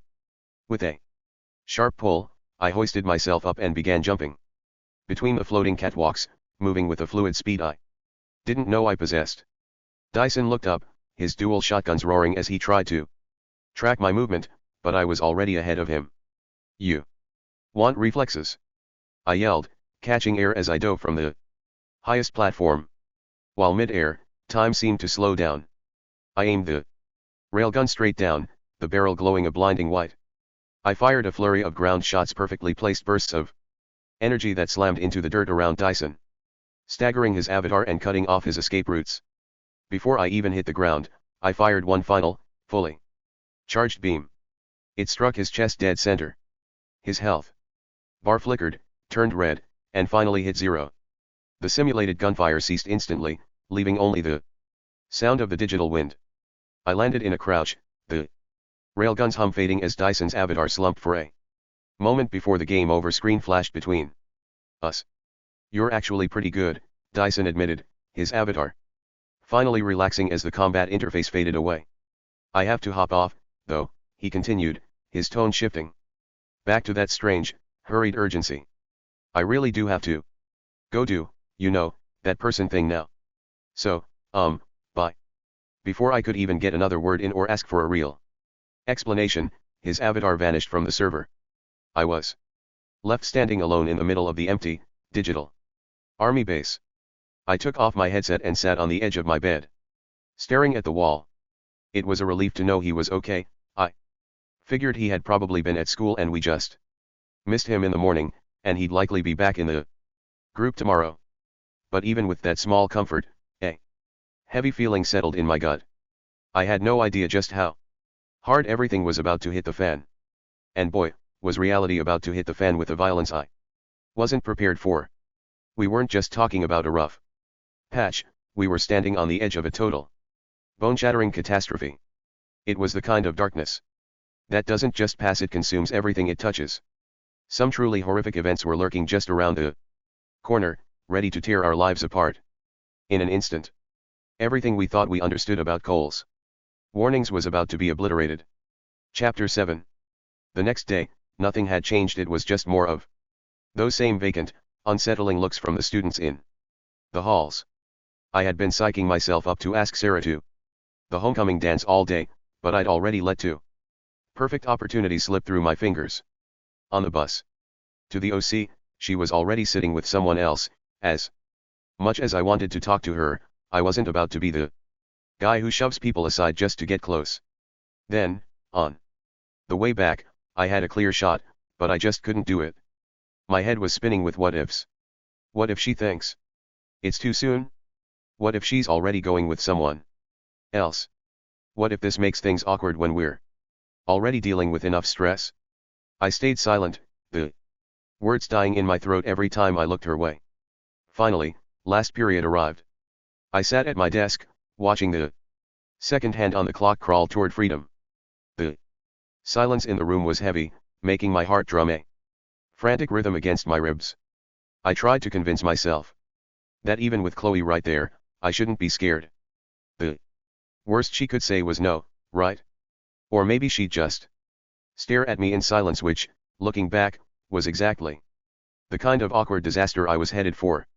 I gripped the edge of my desk, waiting for that final bell to release us, feeling like I was about to jump off a cliff. The bell finally shrieked, and the room burst into motion. I moved before I could lose my nerve again. "Hey, Sarah. Can I ask you something?" I blurted out, catching her before she could shoulder her bag. Sarah stopped and looked at me, her expression unreadable, her posture stiff as if she was already halfway out the door. "Yeah, sure," she said, her voice laced with a thick layer of sarcasm that made me feel like I was already losing. "What is it? How do I put this, I started, my mind suddenly going blank. "I was wondering, since homecoming is coming up, if you were, excited." "If I'm excited about the dance," she repeated, her eyes darting toward the exit with an obvious, impatient longing to be anywhere but near me. "Yeah. Really excited. Is that all?" Her tone was sharp, practically pleading with me to just walk away and end the conversation. "Well, I was wondering if you..." I didn't even get to finish. Literally the worst possible thing that could have happened, happened. Out of nowhere, Kylie Fox appeared in the hallway. Yes, that Kylie the girls act told me to stay away from, the one who had gone completely radio silent after that night at Jack's. She didn't even acknowledge I was there, but it didn't matter. The second Sarah and Chloe saw her, their attention snapped away from me like I'd vanished. Whatever I was saying clearly didn't matter anymore. Without a word of goodbye or even a glance back, they both turned and swept out the door to join Kylie and some other girl, leaving me standing alone in the middle of the classroom. I walked out of the classroom, my thumbs already flying across the screen to find Hala's contact. "Me, I don't think I'll be asking Sarah to the dance." "Hala, why? What happened? Did she turn you down?" "Me, well Hala, if I'm telling you I'm not going to ask her, do you think that means I already did?" "Hala, okay, you got me there." Face with rolling eyes.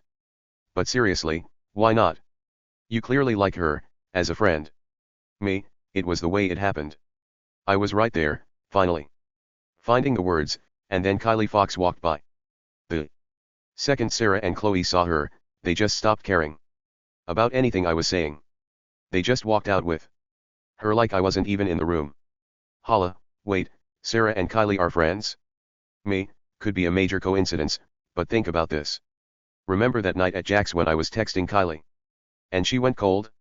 That was a few days after I opened up to Sarah about my autism, and she went on the whole thing about helping me to live a normal life or whatever it was she said. Me, ever since then, Sarah has been so distant, and now she's suddenly best friends with the girl Zach is protecting. If Sarah and Kylie are friends, then Sarah is definitely in Zach's circle. It makes perfect sense now. If they're all friends, he's probably going to tell me to stay away from Sarah next. Seeing them walk out together was the only warning I needed. I'm taking the hint before Zach decides to make it official. Hala, look, Logan, you have to do what you believe is right. If your gut is telling you to back off because of Zach and the way they're acting, then listen to it. It's just a dance, anyway. Don't let it ruin your week. Me, it's not just about the dance, Hala. It's the fact that I was literally mid-sentence when they just walked off. Hala, I know, that's definitely cold. But are you sure there isn't some other explanation? Maybe they were just in a rush to catch up with her? Me, think about the timeline. I tell Sarah about my autism. Almost immediately after, Kylie goes cold on the texts. And the next morning Zach is in my face telling me to stay away. Sarah and Kylie are friends. It looks like a clear signal. Sarah's in Zach's circle, and it's only a matter of time before I'm told to stay away from her. Me, but I don't want to just give up if I'm wrong. I want to make sure I'm not jumping to conclusions too fast before I just let the whole thing go. If I'm misreading this, I'll regret not asking. But if I'm right, asking would be a disaster. Hala, honestly, when you put it like that, it does look pretty calculated, but I see why you're hesitant to pull the plug. This is getting a bit over my head, though. I'm good for a reality check, but you should probably talk to someone who can help you weigh this out. Me, like who? Hala, talk to Cash. They give way better advice than I ever could. They have a way of seeing the stuff we miss, and they'll give it to you straight. If you're looking for a reason to stay or a reason to walk away, Cash will help you find it. I stared at the screen. I wasn't ready to just throw in the towel, but I didn't want to be a fool, either. I needed to know if this was just a series of unfortunate coincidences. Cash always had a way of cutting through the noise. Me, fine. I'll go find Cash and see if they can make sense of this. Hala, good. Let me know what they say. And seriously, Logan, don't sweat it. Whatever the truth is, you'll figure it out. I shoved my phone into my pocket and pushed off the lockers. All right, I muttered to the empty hallway. Cash it is. When I got home that day, I dropped my bag by the door, ready to disappear into my room and decompress. But before I could even take a step toward the stairs, everything changed. A heated argument was already in full swing between Alexis and my parents. The specifics of what they were fighting about don't really matter. It was the usual family friction, but it reached a breaking point when she turned on her heel and sprinted toward her room. The house rattled as she slammed her door shut, punctuated by her screaming, "I hate you guys. I wish I was never born." I stood there in the hallway, frozen. I mean, are you even shocked? She's a teenage girl, it was practically part of the script. But the raw tension hanging in the air made it clear that my quiet afternoon was officially over. They didn't even look up when I walked in, their eyes were glued to the television, the volume cranked up just high enough that the anchor's voice seemed to vibrate in the floorboards. This was at the moment the air in the room turned toxic and everything finally hit the fan. On the screen, a banner flashed in aggressive crimson. National Security Emergency, Social Recalibration Mandate. The White House has confirmed that Phase 2 of the Social Purity Initiative is now active, the anchor announced, her voice devoid of any human warmth. Under the new executive order, the Department of Homeland Security has authorized the immediate detention of individuals categorized as high-level social outliers.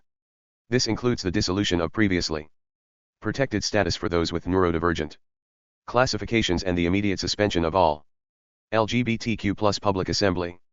The screen cut to a shaky, live feed of a street corner. I saw flames and heard a low, rhythmic thumping boot. Heels on pavement. As you can see behind me, a field reporter shouted over the sound of screaming, "The anti-LGBTQ+ cleanse Protests have turned violent. The National Guard is currently utilizing non-lethal deterrence against anyone remaining in the exclusion zone. If you are in these areas, you are now considered an illegal combatant. Suddenly, the footage shifted to a scene that made the blood drain from my face. It was a high school. I couldn't tell which one, but the sight was unmistakable. Black tactical SUVs had jumped the curb, and men in ICE vests were storming the front doors with rifles raised. We are receiving reports of targeted campus extractions across the state, the anchor's voiceover continued as the camera followed the agents inside. The footage was raw and chaotic. I watched, horrified, as agents kicked open classroom doors. They weren't asking for IDs, they were grabbing kids by the hair and the collars of their shirts, dragging them down the linoleum hallways. I saw a girl who couldn't have been older than 14, her face a mask of pure terror, clawing at the doorframe as an agent hauled her away. "Get off me! Please," her scream pierced through the TV speakers, high and jagged. "I'm a citizen. I'm from here. Secure the immigrants. Move, move, move," an agent barked, his voice distorted by a gas mask. He didn't even look at her, he just threw her toward the open back of a transport truck like she was a piece of luggage. The camera panned over a line of students forced onto their knees in the parking lot, their hands zip-tied behind their backs. Most were kids of color, their eyes wide and glassy with shock, while others were being pulled aside into a separate group labeled behavioral risks, the neurodivergent kids. My heart was hammering a frantic, uneven rhythm against my ribs. I looked at my parents, but they just kept staring at the screen, their faces illuminated by the flickering blue light of the broadcast. The world wasn't just changing, it was being torn apart right in front of us. As the screams of children on the television filled the room, my phone buzzed with terrifying persistence. I looked down, my hands trembling so hard I almost dropped it. It was Jacob. "Jacob, Logan, look at the news. It's exactly what Cole said. The activation phase. The social hygiene. Jacob, he wasn't just talking big about the productive sludge, man. Jacob, this isn't just policy anymore. It's the purge. The government stepped back, and now the useful people like Cole are being handed the keys to do the heavy lifting. Me, I see it, Jacob. ICE is in the schools. They're dragging kids out like they're garbage. Jacob, it's exactly what Hala was afraid of. Remember what she said about the snapping point? With the tension from the assassination of Kirk in Utah and the hit on Trump, the norm has finally snapped. Me, Cole was right. We're on the menu. He told me they were creating a window of legalized cruelty with no oversight and no consequences. This is the pure efficiency he was bragging about. Jacob, if they're already processing people on live TV, what do you think they're planning for us at school? We aren't just outliers anymore. We're targets. I stared at the television as a tactical officer slammed a student against a locker, the sound echoing through the speakers like a gunshot. The horror of the autism war was no longer a theory. I grabbed my phone, my fingers trembling as I opened the group chat. On the TV, the screams of students being hauled away filled the room. I needed to see who was still safe. Me, everyone, get to a TV or check your feeds right now. It's starting. Just like we talked about. Hala, I'm watching, Logan. God, it's exactly like we said. Grant, my parents just locked all the doors. ICE is 3 towns over. What is happening? Abby Easter, this is insane. I've never seen anything like this. Why are they targeting schools? Ryan Unruh, I saw some kids in my third period acting weird today, like they were waiting for something, but I didn't think it would be this. Pedro, same here. A group of seniors was whispering and looking at the clock all afternoon. I thought they were just skipping. Cash, they weren't skipping. They were waiting. Jacob, Logan is right. Those students looking at the clock. They weren't bored. They were waiting for a signal. Dyson, I told you, Logan. I told you to use those reflexes. You see why now? Aiden, he's right. If they're doing this on the news, imagine what it's going to be like in the hallways. The ones waiting are finally getting what they want. Grant, wait, Waiting? Waiting for what? And what the foo are you guys not telling us? You're acting like you knew this was coming. Abby Easter, seriously, Logan, you're scaring me. What? Activation? What's going on at our school? Ryan Unruh, why are you guys being so cryptic? If there's a threat, just say it. Pedro, is someone coming for us? Is that what you're saying? Me, look, I can't explain every detail here, but here is the simple version. People like us, our whole group, aren't exactly considered normal in the eyes of this new mandate. Me, whether it's because we're autistic, LGBTQ+, or a person of color, we are all labeled as outliers now. Those students you saw watching the clock, they were waiting for the legal permission to stop treating us like people. Me, I will explain the rest later. For now, just keep your guard up. Stay as far away from those clock watchers as possible. Me, if the recalibration is live, we're targets. Stay safe. I stared at the scene by icons. Grant, Abby, Ryan, and Pedro were silent, the weight of my words finally sinking in. For the rest of us, Hala, Cash, Jacob, Aiden, Dyson, yeah. He pretty much caught on to what was going on, and me, the realization was even heavier.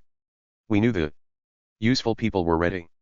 Suddenly, my phone buzzed with another text, this time from Jack. Jack, just saw the group chat. Sorry I'm a bit late to the party. Jack, maybe we can all get together and talk about this after I graduate from goals. It should be very shortly. Like, very shortly, maybe a week, if we even have that much time left before all hell breaks loose. I would like that, I texted back, though a week felt like a lifetime given what I was seeing on the news. Jack was right, the clock was ticking, and the world we knew was disappearing faster than we could plan our next move. If we even had a week, it was going to be the longest 7 days of our lives. The next morning, while waiting for Hala, Grant, Ryan, Abby, Pedro, Cash, Aiden, and Dyson to arrive, I stood by the trophies with Jacob, trying to focus on anything other than the recalibration. Look, Logan, Jacob said, bumping my shoulder to get me out of my head. About the homecoming thing, you're overthinking it. The worst she can say is no. Besides, you know what they say, Riz M with the Tijum. I stared at him, my expression flat. First of all, you are now officially banned from punning. Also, there are so many things she could say or do that are way worse than a simple rejection. Like what? Jacob asked, crossing his arms. Give me the list. Gladly, I countered, ticking them off on my fingers. 1. She could just stare at me in soul-crushing silence until I literally dissolve into the floor. 2. She could laugh, not a nice laugh, but that is he serious, laugh. 3. She could do exactly what she did yesterday and just walk away mid-sentence. 4. She could tell me she's already going with someone like Zach just to make sure I know exactly where I stand in the food chain. Or 5. She could give me that pity look, the one that says, oh, you poor neurodivergent thing, you actually thought you had a chance. If everything is going to hit the fan, Jacob continued, you might as well go out swinging. Take the chance. If it's a disaster, at least you'll know. Fine, I muttered, my heart starting that familiar, frantic drumbeat. I'll try one more time. But if anything goes wrong, I'm blaming you. Deal? Jacob grinned. So, literally everything was about to go wrong. The day had been deceptively normal, well, as normal as it could be when you're dodging social purity looks and whispering in the halls about the end of the world.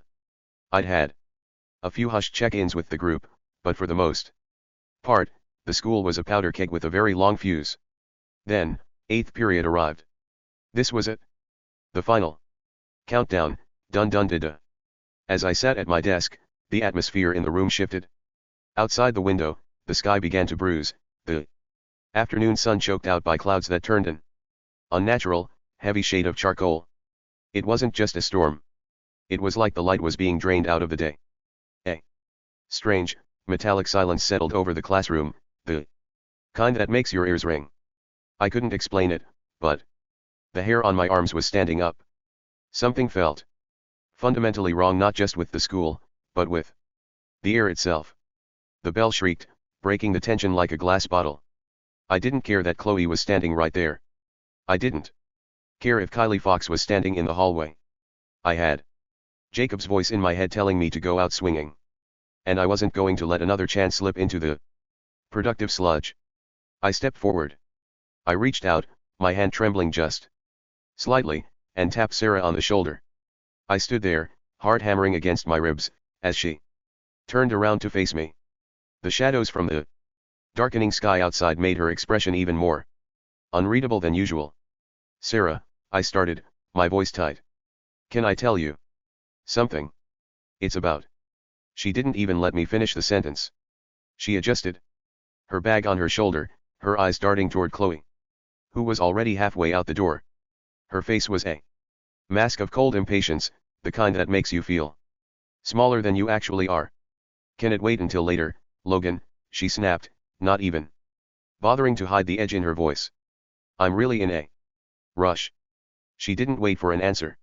She turned her back on me and followed Chloe into the crowded hallway, disappearing into the sea of students before I could even draw another breath. No, I whispered under my breath, my words lost in the noise of slamming lockers. It really can't.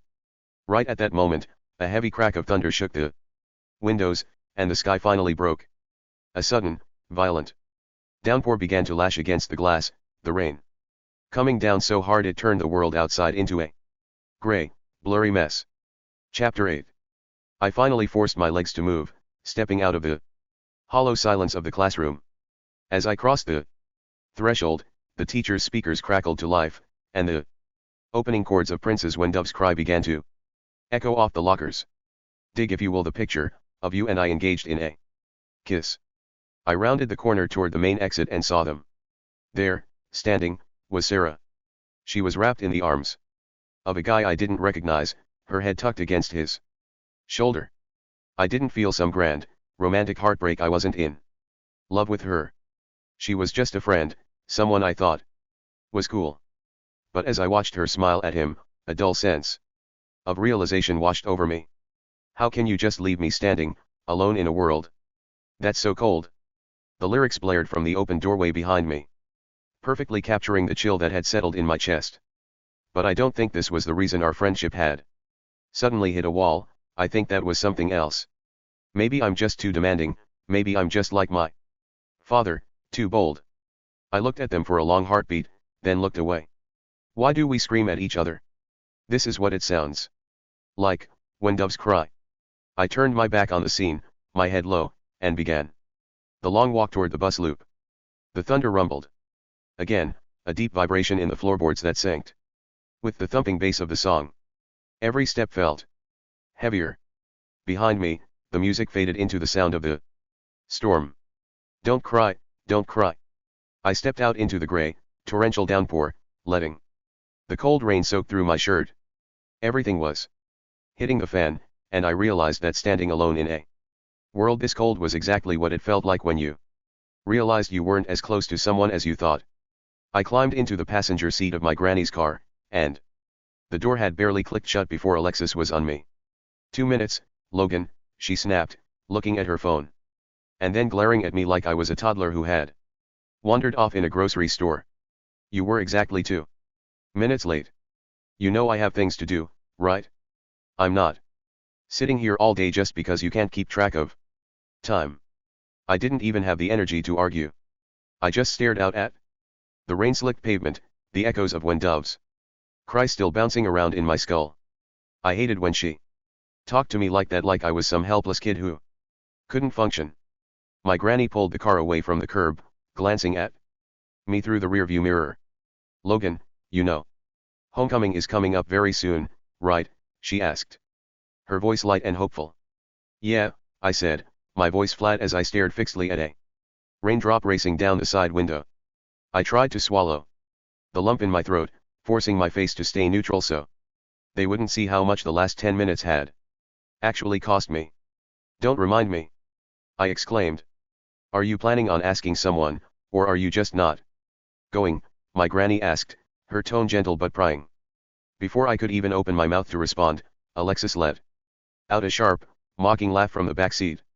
"Oh, don't worry about him," she drawled, her voice dripping with that condescending attitude she always uses to get under my skin. "I'm sure he and Abby will just go swap spit in the corner all night." I felt the heat rise in my face, not because she was right, but because of how much I hated her making my life into some joke, especially today. I spun around in my seat, glaring at her. "For the last time, I am not dating her," I exclaimed. I turned away from Alexis and looked back at my granny, trying to keep my voice from cracking under the weight of the last 20 minutes. "If you really need to know," I started, the lie feeling heavy on my tongue, "I've just been so busy with school. I haven't had the chance to ask Abigail yet. Everything you know, the schoolwork and all that stuff, it's just been so crazy. I haven't had a second to think." My granny didn't offer a sympathetic nod or an understanding smile. Instead, she let out a sharp, dismissive huff and gripped the steering wheel tighter. "Well, you've got less than a week left until the dance," she stated with a cold, matter-of-fact finality that made my chest tighten. "So, the way I see it, you're clearly not going." She paused, her voice dripping with an almost mocking disappointment. "Unless, of course, you actually find a way to ask Abby or whoever else you're supposedly planning to ask." The way she said whoever else felt like a slap in the face. She didn't know about Sarah, she didn't know that whoever else was someone I had asked, or at least tried to. To her, I was just a guy failing at the most basic social hurdle, and her blunt assumption that I'd already failed made my blood boil. I turned back to the window, the rain lashing against the glass, and bit my tongue so hard I tasted copper. I was being squeezed from all sides by the government, by the people at school, and now by the very people who were supposed to be in my corner. The next day, I found myself in advisory, leaning back in my chair and staring at the ceiling tiles while Hala scrolled through her phone next to me. The news hadn't gotten any better overnight, and the air in the school felt like it was ready to ignite. "Hey, Hala," I said, trying to keep my voice casual, though my mind was racing with a stupid idea that was getting less stupid by the second. "I've got a plan." Hala looked up, an eyebrow raised. "What is it?" "I'm going to ask someone I know will say yes," I said, a grin spreading across my face. "Someone who wouldn't judge me, someone cool. I'll give you a hint, we didn't get along at all when I first met them." Hala stared at me for a second before the realization hit her. "You're not serious?" I let out a dry, hollow laugh, trying to shake off the gloom. "So," Hala said softly, leaning in so the people around us wouldn't hear, "I saw you at the exit yesterday." "It's fine," I muttered, trying to sound like it didn't feel like a lead weight in my chest. "I mean, I expected it. Honestly. But yeah, I'm going to ask Cash. Think about it. We'd be the most powerful duo at that dance, so yeah, know what? Forget Sarah." Hala stared at me for a beat, her eyes widening as she realized I was joking mostly. "You are such an idiot," she laughed, shoving my shoulder. "You're really going to go up to Cash and ask them to homecoming? Hey, don't knock the Cash strategy until it's been tested," I joked. "Even if you were serious, which you clearly aren't, Cash has a partner. So you'd just be the third wheel to a very awkward night." Hala exclaimed. "See? My luck is so bad I can't even get a joke date to say yes," I laughed, leaning back. "Nice try though," Hala said, turning back to her bag. "Maybe next time, Logan." "Actually, though, it's still not too late to ask Abby," I said, my tone shifting from the joke back to a glimmer of actual hope. "I think I'm just going to go for it and pray she doesn't go off on me for waiting until the absolute last second." Hala let out a snicker, giving me a playfully mocking look. "Well, at least we know she'll actually say yes, unlike Sarah," she teased, emphasizing the name just enough to let the jab land with a grin. "You're an a-hole, you know that," I said, laughing in spite of myself. Hala didn't even flinch, her smirk sharpening as she leaned in. "Well, at least someone actually wants to go in my hole. You're never gonna go into a hole." I sat back, stunned for a second before I couldn't help but crack a smile. "Okay, fine. I'll give you that one that was actually a solid burn. You know, there's always a chance Abby might be annoyed and turn you down just because you took so long, Hala said, though she shrugged. But I doubt it. The chances of her actually saying no are pretty small. I couldn't help myself, a smirk tugging at my lips. Pretty small, huh? Yeah, well, Grant hears that and he still goes in. Anyway. You really botched that joke, Hala said, wiping a tear from her eye as she tried to catch her breath. I know. I managed to choke out, laughing way harder than I probably should have admitted. It felt good to actually breathe for a second, even if I had completely ruined the punchline. Finally, I tried to steady my voice, though my chest still ached from the laughter. Anyway, can we actually focus on the situation at hand now? Like, the real stuff. The real stuff, Hala wheezed, her voice cracking as she doubled over. She was clutching her stomach, gasping for air while trying and failing to reel in the hysterics. I'm trying, Logan, I'm really trying to stop. She let out one last high-pitched snicker before wiping her eyes, her face still flushed from the outburst. Hala didn't just laugh, she completely short-circuited. Watching her lose it like that was infectious. I tried to stay upright, but my own legs gave out from the sheer absurdity of the moment, and I tumbled down right next to her. We were both just a mess on the floor, gasping for air and dying of laughter while the rest of the class stared. Hala. I managed to choke out between wheezes, pointing desperately at the clock as my sides started to ache. Hala, stop. Advisory is about to end. We have to actually go to class. But every time I tried to be serious, she'd let out another high-pitched snort, and I'd fall right back into it. The world outside might have been recalibrating into a nightmare. But right here, on the dusty floor of a high school classroom, we were just two idiots who couldn't stop losing it. As the laughter finally began to taper off into ragged breaths, a heavy, sudden silence filled the space between us. Hala stayed on the floor for a moment, staring up at the flickering fluorescent lights, her expression shifting from amusement to something far more fragile. Logan, she whispered, her voice sounding small. I really miss this. I miss when we used to laugh like this all the time when we were kids. Before everything got so heavy. I looked at her, and for a second, the humor vanished completely. I saw the exhaustion in her eyes, the weight of the mandates and the grief for a world that was disappearing in real time. We were clutching onto a memory of safety that didn't exist anymore. I opened my mouth to say something, but the moment was cut short. The bell shrieked overhead, cold and mechanical, signaling the end of advisory. I scrambled to my feet, brushing the dust off my jeans. The warmth of the laughter replaced by the familiar chill of the school hallways. I have to go, I said, my voice sounding flat even to my own ears.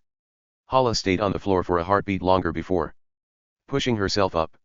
She offered a small, sad smile that didn't quite reach her eyes. Well, she called out as I turned toward the door, see you in theater, I guess.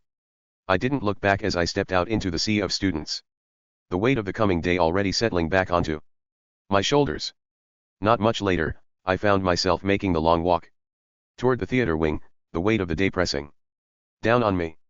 As I rounded the corner, I saw her, Raven Jones. Given her history, I fully expected the worst. In my head, I had already scripted the encounter. I figured she'd look at me with that signature sneer, her eyes saying, "How dare you walk in the same hallway as me, you poor neurodivergent thing." I was ready for the insult, ready for the condescension that usually came with being an outlier. But that's not what happened. As we approached each other, the rest of her group seemed to blur into the background. Raven didn't say a word. Instead, we just locked eyes. We stayed like that, trapped in a silent, piercing stare down for exactly 6 or 7 seconds as we passed. It wasn't the usual look of disgust. It was something else, something heavier and harder to read. She didn't look back, and I didn't stop moving, but those 7 seconds felt longer than the entire walk to class. I finally reached the theater room, the heavy door swinging shut behind me to muffle the chaos of the hallway. I spotted Hala, Cash, and Aiden clustered and Made a beeline for them. My encounter with Raven was still playing on a loop in my head, but I had more immediate problems to solve. All right, experts, I said, dropping my bag onto a nearby chair and looking at the three of them. I need a final verdict. Do I actually text Abby tonight about homecoming, or do I just let it go? Aiden leaned against the prop table, crossing his arms. Logan, we talked about this. You can't just keep waiting. Every day you wait makes it look more like she was your backup plan. Which she kind of is, I muttered, leaning my head against the wall. I mean, I love her as a friend, but after the Sarah disaster, I'm just worried Abby's going to see right through me. Or worse, be mad I took this long. Cash looked up, their expression more serious than usual. Look, with everything hitting the fan out there, a no from a friend is the least of your worries. Abby's cool. She's not going to bite your head off for being a little late to the party. Just be honest with her. Cash is right, Hala added, her eyes still a little red from our laughing fit in advisory, but her voice steady. If you don't ask her, you're just going to sit at home on Saturday, watching the news cycle go from bad to worse. You need a win, Logan. We all do. I looked from one to the other, they were right. I needed to cling to something normal while I still could. Fine, I said, letting out a long, shaky breath. I'll do it. I'll text her tonight. Finally. Aiden laughed, giving me an encouraging shove. Shut up, I replied, but I was smiling. The decision was made. Tonight, I was sending the text. As the final bell echoed, the brief moment of normalcy dissolved. All right, we're heading out, Hala said, her voice dropping to a cautious whisper. She looked between Aiden and me, her eyes lingering on us with a look that was far too heavy for a typical afternoon. Seriously, you guys, keep your heads on a swivel. Don't stop if you don't have to. Cash nodded. She's right. Cash stepped forward, giving my arm a firm, grounding squeeze. And Logan? Don't overthink the text. Just send it. We will, I promised, feeling that familiar knot of anxiety tighten in my chest. You guys stay safe too. See you in the group chat. Always, Hala replied, offering one last small, sad smile. Don't let the bastards get you down. Aiden and I started the long walk toward the OC bus loop. We stuck close, keeping our heads down and our pace brisk, but O'Shea's bulk was hard to miss. He stepped into our path, a cruel smirk on his face. Well, he drawled, his voice heavy with arrogance. If it isn't the little outliers, still running around free after the news last night. Move it, O'Shea, I said, my voice low and urgent. He ignored me and focused on Aiden, who flinched but held his ground. You look scared, O'Shea mocked, leaning in close. You know, they're saying they're gonna start the recalibration with the easy targets. People who can't even stand up for themselves. You're a drag on the system, Aiden. A waste of space. Aiden didn't flinch. He looked O'Shea straight in the eye and said, in a voice eerily calm, you better stop that. O'Shea. You really should. If you don't stop, the boogeyman is gonna get you. It was a childish phrase, but the look in Aiden's eyes was anything but. He wasn't talking about some imaginary monster under the bed. He was telling O'Shea that if he kept pushing, he was messing with me, and he knew exactly what I was capable of. He was telling O'Shea that I was the consequence he wasn't prepared for. O'Shea totally missed it.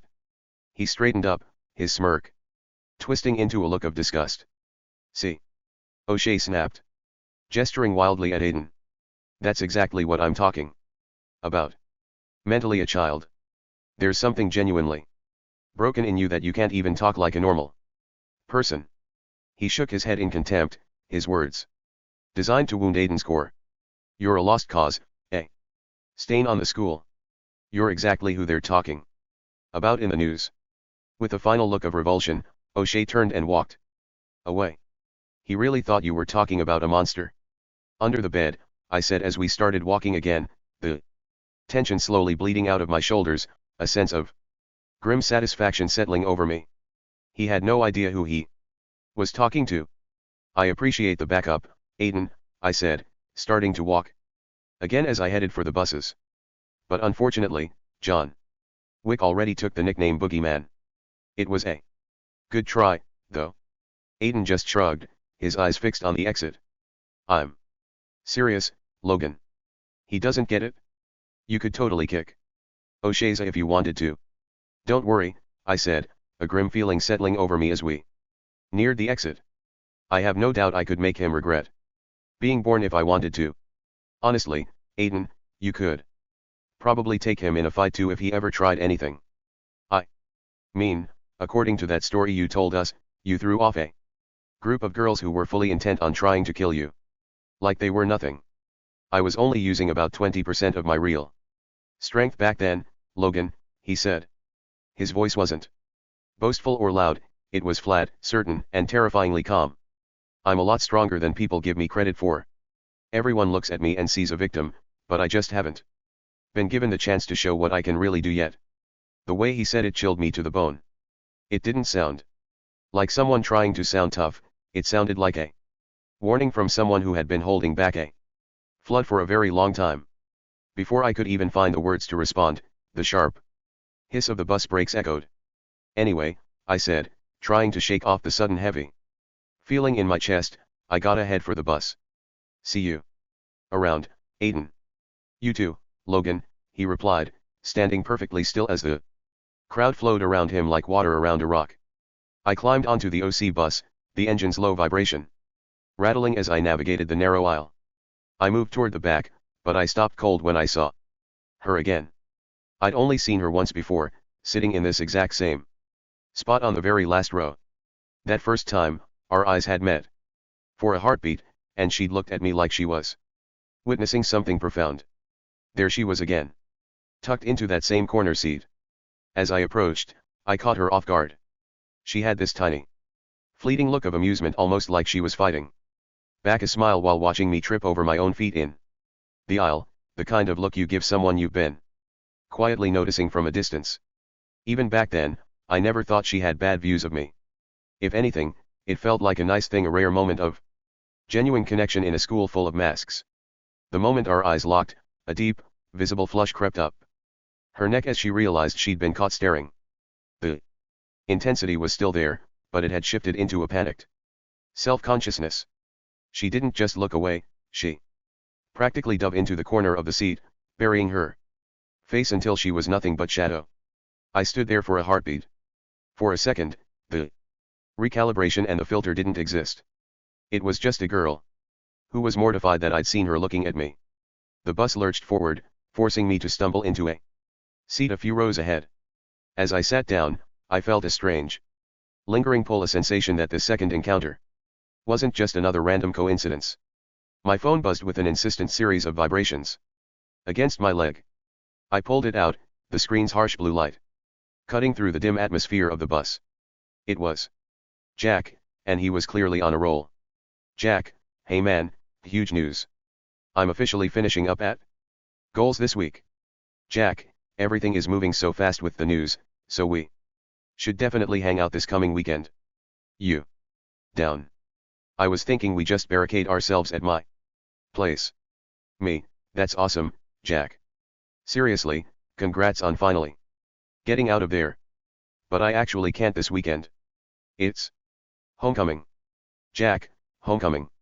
You've got to be kidding me. Jack, Logan, ICE is literally dragging kids out of classrooms on the national news, and you're worried about a corsage? Come over here. We'll stay out of the chaos and just ignore the madness for a night. Me, I know it sounds stupid, but I need a win. I need one normal night. Jack, fine, fine. So, did you finally ask that girl, Sarah? Me, no. Sarah was a total disaster. Ever since I told her about the autism, she's been treating me like I'm a glitch in the system. I tried to talk to her and she just walked off mid-sentence. Then I saw her at the exit with some guy hugging him tightly. Jack, see? That is exactly why you should just skip it. Why? Put yourself through that. Come hang with me. No. Drama. Me, I can't. I'm going to ask Abby tonight. Jack, here we go. Now the truth comes out. Jack, you're picking a night with your girlfriend over me? I should have known. Me, for the billionth time, Jack, Abby is not my girlfriend. You've been around us enough to know that. Jack, yeah, I've been around you too enough to see exactly what's happening. You've been just friends for years, but the second things get real, you're running to her. You can't resist a night out with Abigail, can you? Me, I'm sticking to the plan, Jack. But look, we can just hang out some other time. Maybe at my house? We'll figure it out. Jack, sure, sure. Tell yourself whatever helps you sleep at night. But if your best friend says no, my offer still stands. And fine, we'll aim for next week at your place if I'm still standing, yeah, well more like if we're all still standing. Me, deal. Jack, good luck, Romeo. Don't trip over your own feet while you're trying to be smooth. I shoved the phone back into my pocket as the bus lurched over a pothole. I had a week left, a text to send, and a lot of pride on the line. When I got home, the house felt small. I sat at the table with my mom, dad, granny, and Alexis, poking at my food and mentally drafting the text I was going to send to Abby. The second I got upstairs, I was trying to keep my head down, but Alexis had that look on her face, the sharp, predatory look she got when she was about to pull the rug out from under someone. So, Logan, she started, her voice dripping with a faux sweetness that made my skin crawl. You still planning on asking Abigail to homecoming tonight? Maybe, I said, keeping my voice flat. What's it to you? Alexis exchanged a knowing, almost pitying glance with my granny. Oh, no reason. It's just I was talking to the choir girls today. They mentioned that your friend has been saying some pretty interesting things about your relationship behind your back. I felt my jaw tighten. I remembered how Abby had warned me that Alexis and the normal girls were whispering about us. I hadn't wanted to believe it then. But hearing Alexis bring it up now made my stomach turn. Like what? I asked. Well, Alexis said, leaning in like she was sharing a secret. It sounds like she's been giving everyone a very different impression of what goes on between you two. She told the girls that that you're basically hers. She's been acting like you're already a couple, Logan. Like she's the only one who can handle you. I froze. My mind raced back to Jack's teasing texts. She didn't say that. We're just friends. Is that what she tells you? Alexis shrugged, a cold smirk playing on her lips. Because in the choir room, she makes it sound like a full-blown romance. They think it's hilarious. They say she's claiming you because she knows no one else would want the extra work of dealing with your situation. I mean, let's be real, you're a lot for anyone who isn't as desperate as her. Alexis, that's enough, my dad snapped, finally looking up from his plate. Don't talk to your brother like that. What? I'm just being honest, Alexis countered, her eyes flashing. It's not like he can help being the way he is, but it's pathetic that he can't see she's just using him as a shield to look like a martyr.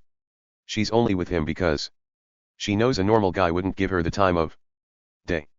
That is quite enough, my granny added, her voice stern. Logan is perfectly capable of choosing his own friends. Is he? Alexis laughed, a jagged, mean sound. I felt a cold pit of dread. Was this what Abby meant when she said they were hiding something? Was she actually the one spreading the girlfriend rumors to keep the other girls away? Or was Alexis just doing exactly what Abby predicted, lying to make me feel like a helpless toddler who didn't even know his own life? She wouldn't do that, I muttered, though the doubt was already stinging like a fresh cut. Believe what you want, Alexis countered, her eyes sharpening. But Abby's not just scared of the storm, Logan. She's trying to own the umbrella. She's got you right where she wants you. I pushed my chair back, the sound of the wood scraping against the floor echoing like a gunshot. I didn't wait for my parents to say another word of defense. I headed straight for the stairs. I had a text to send, but I no longer knew if I was reaching out to a best friend or someone who was already writing a script for me that I never agreed to. I sat on the edge of my bed, the screen of my phone feeling like a searchlight in the dark room. Alexis's words From dinner were still eating at me, but I forced my thumbs to move. Me, hey Abby, I've been a bit busy recently, well, more than a bit. Everything has just been so crazy with school, work and the news, and I know I've been quiet. I realize I'm asking this incredibly late, and honestly, I know you have every right to be off the wall at me for waiting until the absolute last second. I've been an idiot. But I was wondering, do you still want to go to homecoming with me? I hit send and felt like I was going to throw up. I watched the screen, waiting. The delivered icon appeared, followed almost immediately by the typing bubbles. Abigail, oh. The silence that followed was deafening. Then, a paragraph appeared. Abigail, to be honest, Logan, I'm actually really hurt. I've spent the last week watching you overthinking everything with the group, and waiting for you to even acknowledge me outside of an emergency meeting. I felt like a total backup plan. My heart sank. This was it. I had ruined the one good thing I had left. Abigail, and after that argument we had about the choir girls, it feels like you don't even trust my judgment. I don't think I can just switch on and be your date. I think it's better if we just don't. I stared at the screen, my eyes stinging. The bubbles popped up again, lasting for a long, agonizing minute. I was ready for the final blow. Abigail, is what I would say if I wasn't totally messing with you. Face with tears of joy. Abigail, Logan, I was literally staring at my phone waiting for this. Of course I'll go with you. I was just giving you a hard time for making me wait until the literal 11th hour. I let out a breath so loud it was practically a sob, a shaky laugh following right after. Me, you almost gave me a heart attack. I was about to throw my phone out the window. Abigail, good. You deserved at least 2 minutes of panic for being so slow. But seriously, yes. I'd love to go. Let's just have one normal night, okay? Me, I promise. 100% the most normal night possible. Abigail, perfect. Since we don't have choir practice tomorrow morning, we should meet in the choir room. We can actually talk about homecoming plans alone. Abigail, and just in case your parents or Alexis happen to be reading your notifications right now, I mean alone as in private conversation alone, not anything weird. Face with tears of joy. Me, deal. I'll see you in the choir room tomorrow. I slumped back against my pillows, a genuine smile finally on my face. For the first time, I didn't feel like the world was sinking quite so fast. Chapter 9. You actually showed up? I was starting to get worried for a second, Abby exclaimed as I pushed open the heavy door to the choir room. I offered a tired smile, rubbing the back of my neck. Yeah. Sorry. I know, I got held up. 8th period was complicated. Getting out. I'm sure it was, she said, her eyes softening for only a second before she regained her focus. She scanned the empty risers and the flickering fluorescent lights of the main room. Anyway, there are a few piano rooms around here. Let's go into one of them to talk, just in case someone or multiple someones comes poking their heads around here. I hesitated, looking toward the row of small, soundproof boxes at the back of the room. Each one had a narrow vertical window in the door, just enough to see if someone was inside. Abby, you know, if people find us in one of those tiny rooms with the door shut, they're 100% going to think we were in there doing, well, something else. Window or not. Abby didn't even slow down. She reached the door of the third practice room and swung it open, looking back at me with a look that was pure, unfiltered defiance. I really didn't ask, she snapped, her voice echoing in the small space. Do you honestly think I give a crap what people think at this point, Logan? Come on. I stood there for a heartbeat, stunned by the bluntness. I didn't say another word, I just followed her in. The door clicked shut behind us, leaving us in the cramped space with nothing but an upright piano. In the cramped silence of the piano room, we began talking about homecoming logistics, but Abby suddenly froze, her eyes darting toward the sliver of glass in the door. SHH, she hissed, her hand gripping my arm.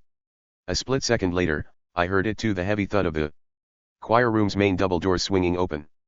Duck, I commanded, pulling her down below the window line. We pressed our backs against the upright piano, our breathing shallow. Footsteps echoed across the riser's heavy, confident boots.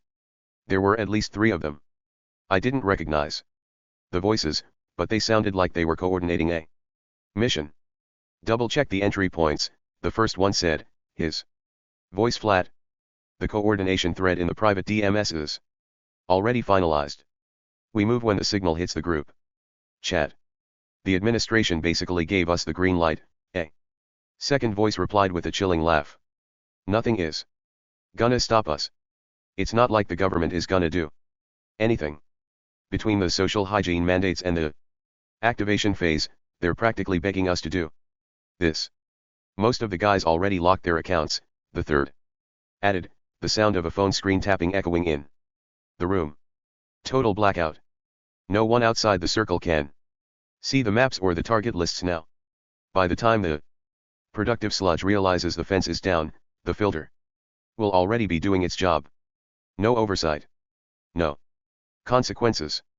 They lingered for another minute before the main doors finally groaned shut. We sat in the dark for a long time, the silence feeling heavier than the noise. Abby looked at me, her face ghostly pale. Logan, what was that? Private DMs? Locked accounts? What are they talking about? My heart was hammering. Every piece of the puzzle, Cole's obsession with utility, the target marking, Jack's warnings, it all snapped together. They were using the platforms to scrub their footprints before the strike. I'll explain everything later, I whispered, my voice trembling. But I need you to do me a favor. A big one. I need you to sneak onto social media, Facebook, Instagram, all of them. But especially TikTok. That's where the real poison starts. She blinked, confused. Why? What am I looking for? Take note of every student who has suddenly locked their account or gone private, I said, my gaze fixed on the door. If they're hiding their digital trail, it means they're in that circle. We need to know exactly who is going dark so we know who we can't trust when the window opens. If their profile is a ghost, they're part of the hunt. Abby's eyes widened with dawning horror as she realized the scale of it. They're going dark because the plan is already set. Exactly, I whispered. Find out who's missing from the grid, Abby. Before it's too late and we're the ones who disappear. We stayed frozen, the silence of the practice room magnifying every sound from the other side of the glass. The footsteps grew closer to our door as their conversation shifted, becoming more venomous. It's about clearing the clutter, the first voice said, now just a few feet away. The administration finally admitted what we've known for years. Why should people who can't even process a social cue, or people who want to reinvent biology, get the same resources as us? They're drains. Autistic people, the LGBTQ crowd, the people who don't fit the demographic, they don't deserve rights. Because they don't contribute to the unity of the system. They're just glitches. Exactly, a second voice chimed in. The productive sludge. If they aren't helping the country move forward, they're holding it back.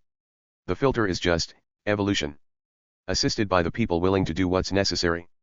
Beside me, Abby's hand was trembling so hard it rattled against the piano leg. The air in the tiny room felt thin, stagnant, and heavy with the weight of being hunted. My chest felt tight, the dust from the old piano strings tickling my throat. I tried to swallow it down, tried to fight the physical reaction to the cloying, stagnant air. I failed. A sharp, sudden cough escaped my throat before I could bury my face in my sleeve. The talking stopped instantly. The silence that followed was terrifying. Wait, the first voice whispered, sounding dangerously close. Did you hear that? Someone else is here, the voice said, cold and certain. The choir room doors didn't just open, they were kicked inward with a violence that made the air vibrate. I know I heard a cough, a girl's voice hissed, low and predatory. Find them. Find the little glitches hiding in the dark. Under the risers, I breathed, my hand trembling as I guided Abby toward the tiered platforms. We slid flat onto our bellies, pulling ourselves into the narrow, dust-choked gap. The morning light was a sickly, bruised gray, barely reaching the floor. Through the slats, I saw a dozen pairs of sneakers pacing. They moved with a terrifying, synchronized patience. Not here, a boy muttered. The group moved toward the back, and as soon as the footsteps receded, we slithered out, darting into the sheet music library. We huddled behind a filing cabinet, but the sound of wood splintering in the practice rooms told us they were getting closer. Crack. One by one, they were tearing the room apart. The office, I'm out. We ghosted across the floor, ducking under the director's heavy desk. Then, the lights died. Total, suffocating blackness. A series of heavy thuds echoed. They weren't standing anymore. No flashlights, the girl's voice purred from the doorway. Let's see who can hear their hearts beating first. Then came the sound, a rhythmic, wet scraping. A dozen people were on their hands and knees, fanning out across the floor in a blind, human net. We began to creep out into the main room, navigating by touch. We were halfway across the open floor when the scraping stopped. Suddenly, a hand clamped around Abby's ankle. She let out a sharp, strangled shriek as she was yanked backward into the dark. Got one, a boy's voice roared. I lunged toward her, but the darkness was a wall. I heard the sound of her body hitting the floor, the scuffle of heavy limbs pinning her down. Please. Abby sobbed, her voice high and breaking. Please, don't. SHH, the boy hissed. I heard the sounds of him struggling. With Abby the terrifying, wet sound of a hand clamping over her mouth. She was wheezing, her fingers scratching at the floor, a desperate, frantic sound that began to slow, then stopped altogether. I was clawing at the dark, my hands hitting torsos and legs that pushed me away. I felt the world collapse. I was watching her die in the dark. And there was nothing left but the void. Click. The overhead fluorescent lights hummed and surged back to life, blinding us all. Abby's eyes were squeezed shut, her face flushed and tear-streaked, but she was alive. The boy's hands were still clamped around her throat, his face twisted in a predatory grin. I didn't attack, instead, I stood tall, holding my phone high. I'm recording this, I said, my voice steady. I'm exposing what half of you are planning. The administration might not care, but the parents in the Forney ISD parents group will. Or maybe I'll just drop this directly into We Are Forney. The boy laughed, his grip tightening. People online will only take joy out of watching us get rid of people like you and your stupid friends. They want the sludge cleared out. Maybe the trolls will, I countered, stepping closer. But will your parents? Will your mom like seeing her honor student child choking a girl to death on a choir room floor? I'm posting this to the Forney High School class of 2026 parents page. Let's see how fast you get pulled out of this school when they see who you really are. The boy's grin faltered. He looked at the girl, who was squinting in the sudden glare. They slowly stood up, their faces pale and uncertain in the harsh light. The mention of their own families broke the spell. Slowly, the boy released Abby. He stood up, wiping his hands on his jeans as if trying to scrub away the evidence. Without a word, the group backed out of the room, their eyes fixed on my phone until the heavy double doors groaned shut behind them. I dropped the phone and collapsed next to Abby. She was shaking, her breath coming in jagged hitches. I pulled her into a hug, feeling her heart hammer against mine. It's okay, I whispered. They're gone. Were you actually recording though? Abby exclaimed, her voice still thin and rattling as she sat up. She wiped a smudge of floor dust from her cheek, her hands shaking so violently she had to tuck them under her knees to keep them still. I lowered the phone and showed her the screen. It was dark. The camera app wasn't even open. Oh, no, I admitted, my voice finally cracking now that the adrenaline was beginning to drain. It was just a scare tactic. Abby stared at the blank screen, then up at the heavy double doors they had just retreated through. But they looked so terrified. Why? Because it's all about optics, I said, leaning my head back and closing my eyes. People online, the trolls and the people who hate us, they'll cheer for this cleanup from behind a keyboard. They love the idea of clearing The sludge until it has a face and a name attached to it. They'll take joy in the chaos until it makes everyone else hate them. I took a deep breath, looking at the silent hallway. But these kids. They're just bullies who think they have a hall pass. The second I mentioned the Forney parents group, the stakes changed. To them, they are productive citizens. But to their moms and dads, they're still just their kids. They can't act like monsters if they have to go home and sit at a dinner table with people who still remember what it was like before things got this bad. I looked at the phone again, the black glass reflecting our exhausted faces. They're brave as long as they're anonymous. But the moment you threaten to show their parents who they really are in the dark, they realize they aren't ready to be the villains of their own story yet. They're afraid of being judged by the only people they still have to answer to. Abby was quiet for a long moment, watching the dust motes dance in the sickly morning light. She slowly stood up, her jaw tightening. Then we need to make sure they're never anonymous again. Okay, I said, my voice hardening. Abby, remember our talk from earlier? The real plan. She blinked, shaking off the last of the terror. The locked accounts. Exactly, I said. I need you to get on those socials, TikTok, Instagram, all of them. Document every student who has suddenly gone private or locked their accounts since last night. If they're hiding their trail, they're in that circle. I started backing toward the exit. I need to get to my car. My granny is probably getting worried. But hey, I offered a weary, forced smile to anchor us to the normal world. I'm still looking forward to homecoming like we talked about. We're still going, logistics and all. We'll need the break. Abby nodded, a flicker of her old self returning. Yeah. Homecoming. We're not letting them take that, too. I reached my granny's car, my legs still feeling like lead from the adrenaline. I yanked the door open and slumped into the passenger seat, trying to regulate my breathing. What took you so long, Logan? My granny asked, her hands resting on the steering wheel as she squinted at me. School's been out for a while. I was about to go inside. Yeah, no, just talking to Abby, I said, my voice jumping an octave higher than usual. I stared straight out the windshield, my hands gripping my knees so hard my knuckles were white. About homecoming. For 15 minutes straight. Just talking. You know. Nothing weird going on at all. Just homecoming talk. Very normal. I was being a horrible liar. My chest was still heaving, my shirt was covered in choir room floor dust, and my eyes were probably the size of dinner plates. 15 minutes. My granny repeated, her eyebrows arching toward her hairline. You usually can't stay in the school building for 15 seconds after the bell rings. You look like you've been run over by a lawnmower, Logan. Your hair is a bird's nest. It's just the wind. I blurted out, way too loud. And the stress of choosing a tie. Homecoming is a lot of pressure. Granny. A lot of technical talking. It takes time. A lot of time. In the dark. I mean, not in the dark. In the room. The choir room. Talking. From the back seat, I heard a sharp, snickering sound.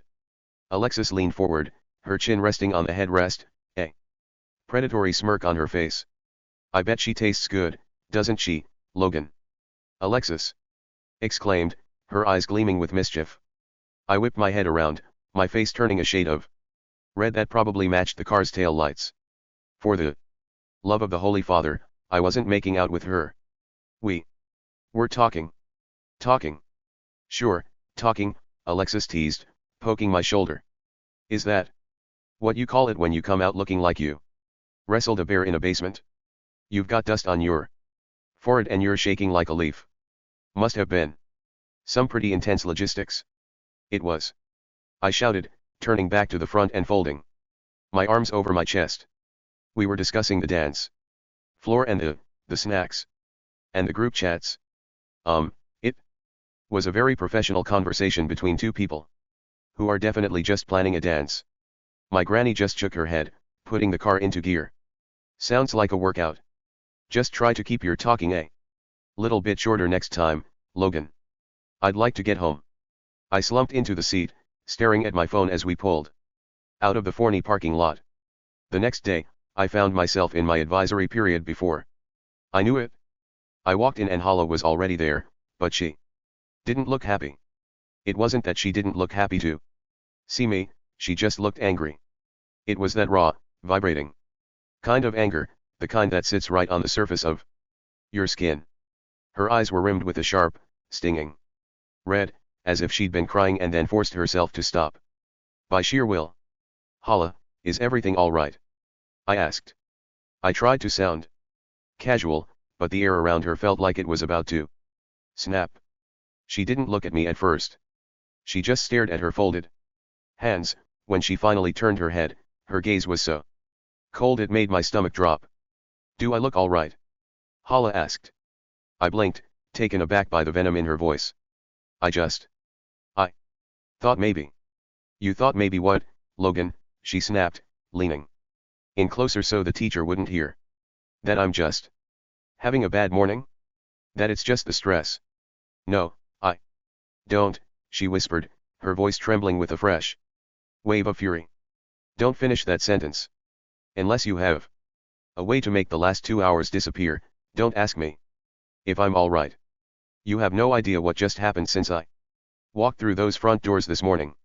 Hala, look, I said, leaning in, my voice barely a thread. I can't do anything to help you if I don't know what happened. If someone messed with you, I need to know. She stared at the desk for a long beat, her chest heaving as she fought back the rising tide of tears. Finally, the wall crumbled. She gave in. It's Riley, she whispered, her voice cracking.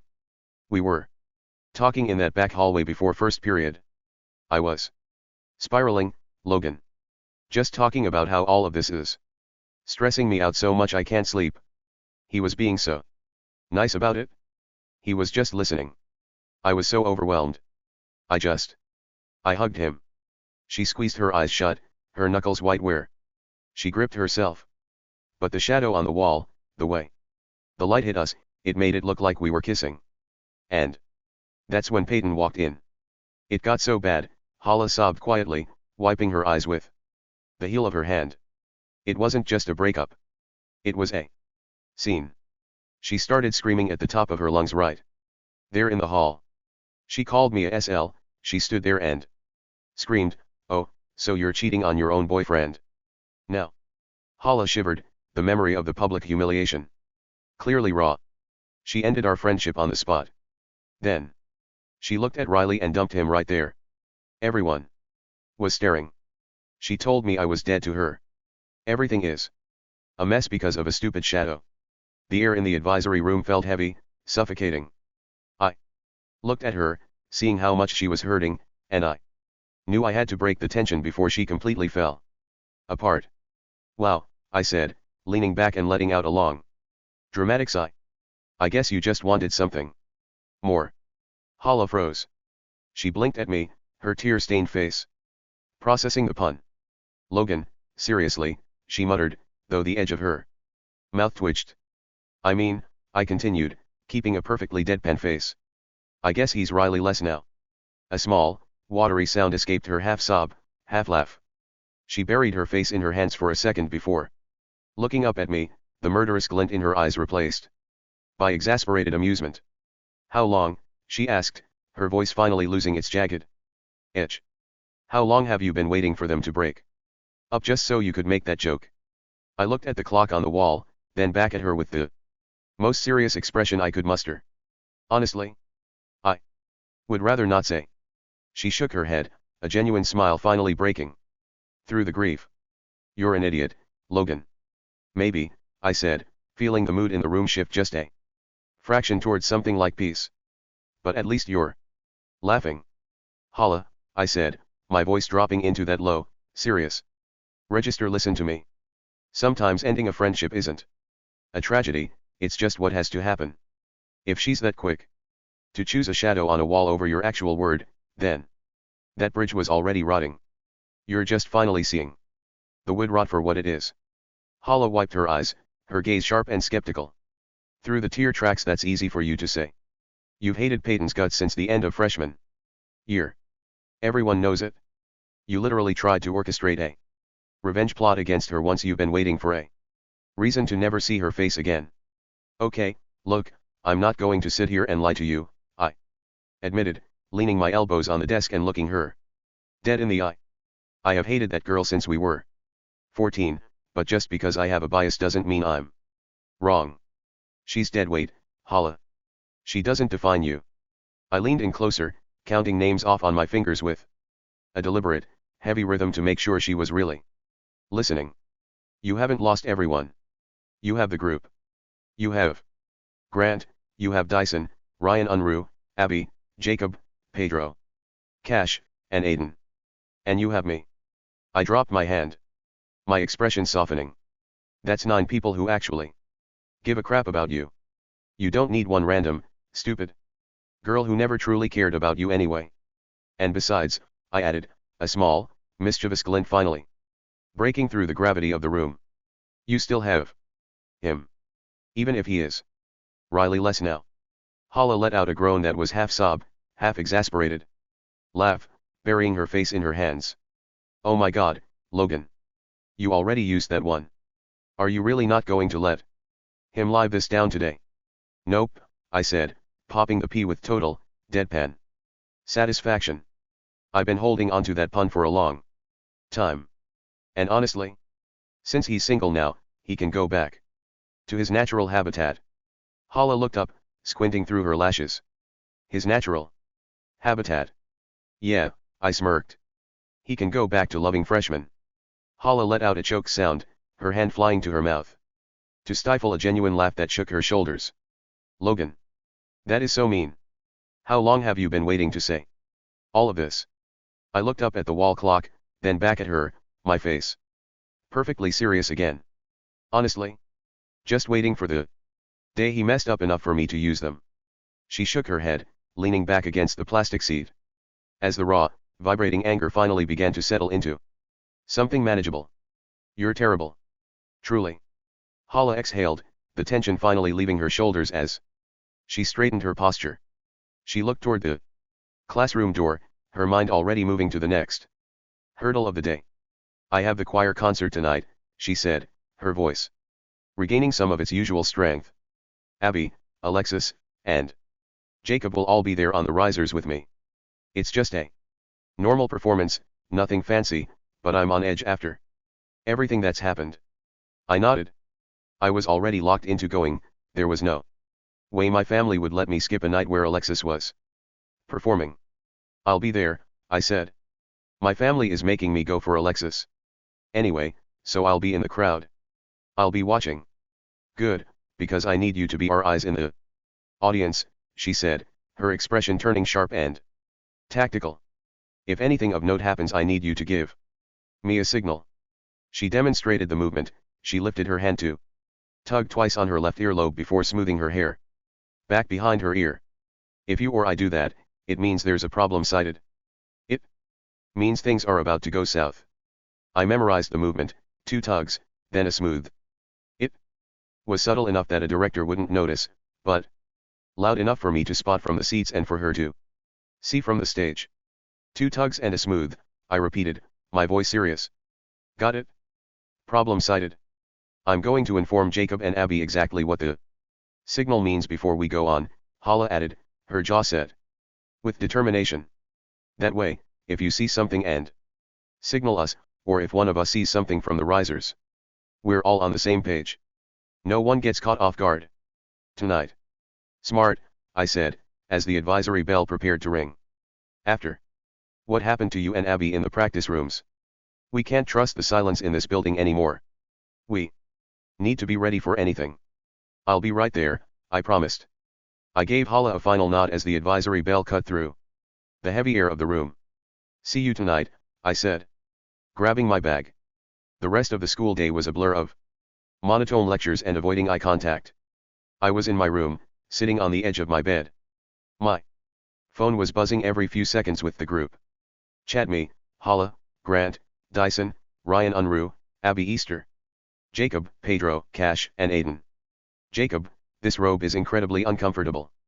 Aiden, yeah, but just do not look anxious or they might pull you for a reevaluation, lol. Grant, Hala, stop looking at the patrol cars in the parking lot. Just focus on the music. Hala, it is difficult to focus when they are checking identification at the auditorium doors like it is a security checkpoint. Me, Hala, Abby, listen to me. I need you both to pay attention to the people around you tonight. Hala, why? What is going on, Logan? Me, Abby and I overheard something. Remember what Cole was threatening? It is real. We saw people practicing for it. There is a list of targets, and they are using the activation phase as an excuse. Abby Easter, he is right. If you see someone who has suddenly gone quiet or locked their social media accounts today, stay away from them. Pedro, wait, what do you mean practicing? Ryan Unruh, and what is this about a list? Me, everything. They are going dark on purpose. If their digital trail is gone, it means they are preparing for the purge part of the plan. They are hiding who they are before they act. Anyone whose profile vanished today is a ghost. Do not trust them. Dyson, purge. As in, actually getting rid of people? Grant, is that even possible? Me, the administration is letting it happen. That is what the activation phase is for. They are scrubbing their footprints before the window opens. Aiden, so they are deleting the evidence before they even create it? That is terrifying. Hala, I did not know about the accounts. I thought it was just talk. Logan, are you sure? Me, I am positive. If you see anyone act off tonight, do not go anywhere alone. Jacob, stay near Hala. Jacob, you are making me nervous, and I still have 20 minutes before we go on stage. I was typing a response, when the silence of the house was shattered. Logan, get down here. Get in the car, right now. It was my dad. His voice didn't just carry up the stairs, it tore through the floorboards. Logan, move it. We are going to be late. Get in the car. Coming, I yelled, scrambling into the passenger seat. He backed out of the driveway before my door was even fully latched, the tires chirping against the pavement as he swung the nose of the car toward the high school. For a few minutes, the only sound was the hum of the engine and the rhythmic click of the turn signal. I kept glancing down at my phone, watching the group chat notifications stack up, my mind stuck on what I had just told Hala and Jacob. You are awfully quiet, my dad said, glancing over at me. As we hit the main road, he slowed down slightly for a patrol car idling near the intersection. You look worried. Logan. Everything okay? Just thinking about the logistics for homecoming, I lied. My voice steady enough to pass. Abby and I were talking about it. It is just a lot to coordinate. We reached the school in record time. Soon we entered the auditorium and they had to scan my school ID. Thank God I had it on me. I made my way through the aisles and went to sit down by my parents and my granny. My granny was sitting upright, her hands folded over her program. My dad sat with his arms crossed, his gaze fixed forward, while my mom leaned in close to my granny. The air in the auditorium was stagnant, smelling of floor wax and the nervous, collective energy of hundreds of people waiting for a show that felt heavier than it should. The mixed choir filed onto the risers, a slow, spectral procession of black robes. I caught sight of Abby, her face like stone, and Jacob, who was blinking rapidly against the glare of the stage lights. Then there was Hala. She looked out into the darkness of the crowd until her eyes locked onto mine. She didn't move a muscle, but the tension in her jaw was visible even from the middle row.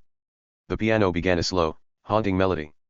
In the silence of the room, the music felt like a heavy weight pressing down. The choir began to sing, their voices blending into a harmony that felt like it was grieving for a world that was still standing, but only just. I just woke up from a dream, where you and I had to say goodbye. The voices were clear and piercing, the lyrics drifting through the air. And I don't know what it all means, but since I survived, I realized. Wherever you go, that's where I'll follow. Nobody's promised tomorrow. If the world was ending, I'd wanna be next to you. If the party was over and our time on earth was through, I'd wanna hold you just for a while and die with a smile. The song moved into the bridge, the volume dropping until The hall was so quiet I could hear the faint buzz of the overhead lights. Lost in the words that we scream. I don't even wanna do this anymore. 'Cause you already know what you mean to me, and our love's the only war worth fighting for. The harmony swelled back into the final chorus, a wall of sound that felt like a plea. If the world was ending, I'd wanna be next to you. Right. Next to you. Next to you. Oh oh, oh. If the world was ending, I'd wanna be next to you. The final oh lingered, a long, shimmering note that faded until it was just a memory. The choir stood perfectly still on the risers. No one moved. No one breathed. The silence was absolute, hanging over us like a shroud. I felt a prickle of unease that had nothing to do with the music. I tilted my head back, my gaze drifting away from the black robes and up toward the shadows of the upper house, near the exit by the tech booth. It was the same girl. The girl from the cafeteria who had bolted the second we made eye contact. The girl from the alleyway who had padlocked the gate and vanished into the fog. She was standing perfectly still. I felt the air leave my lungs.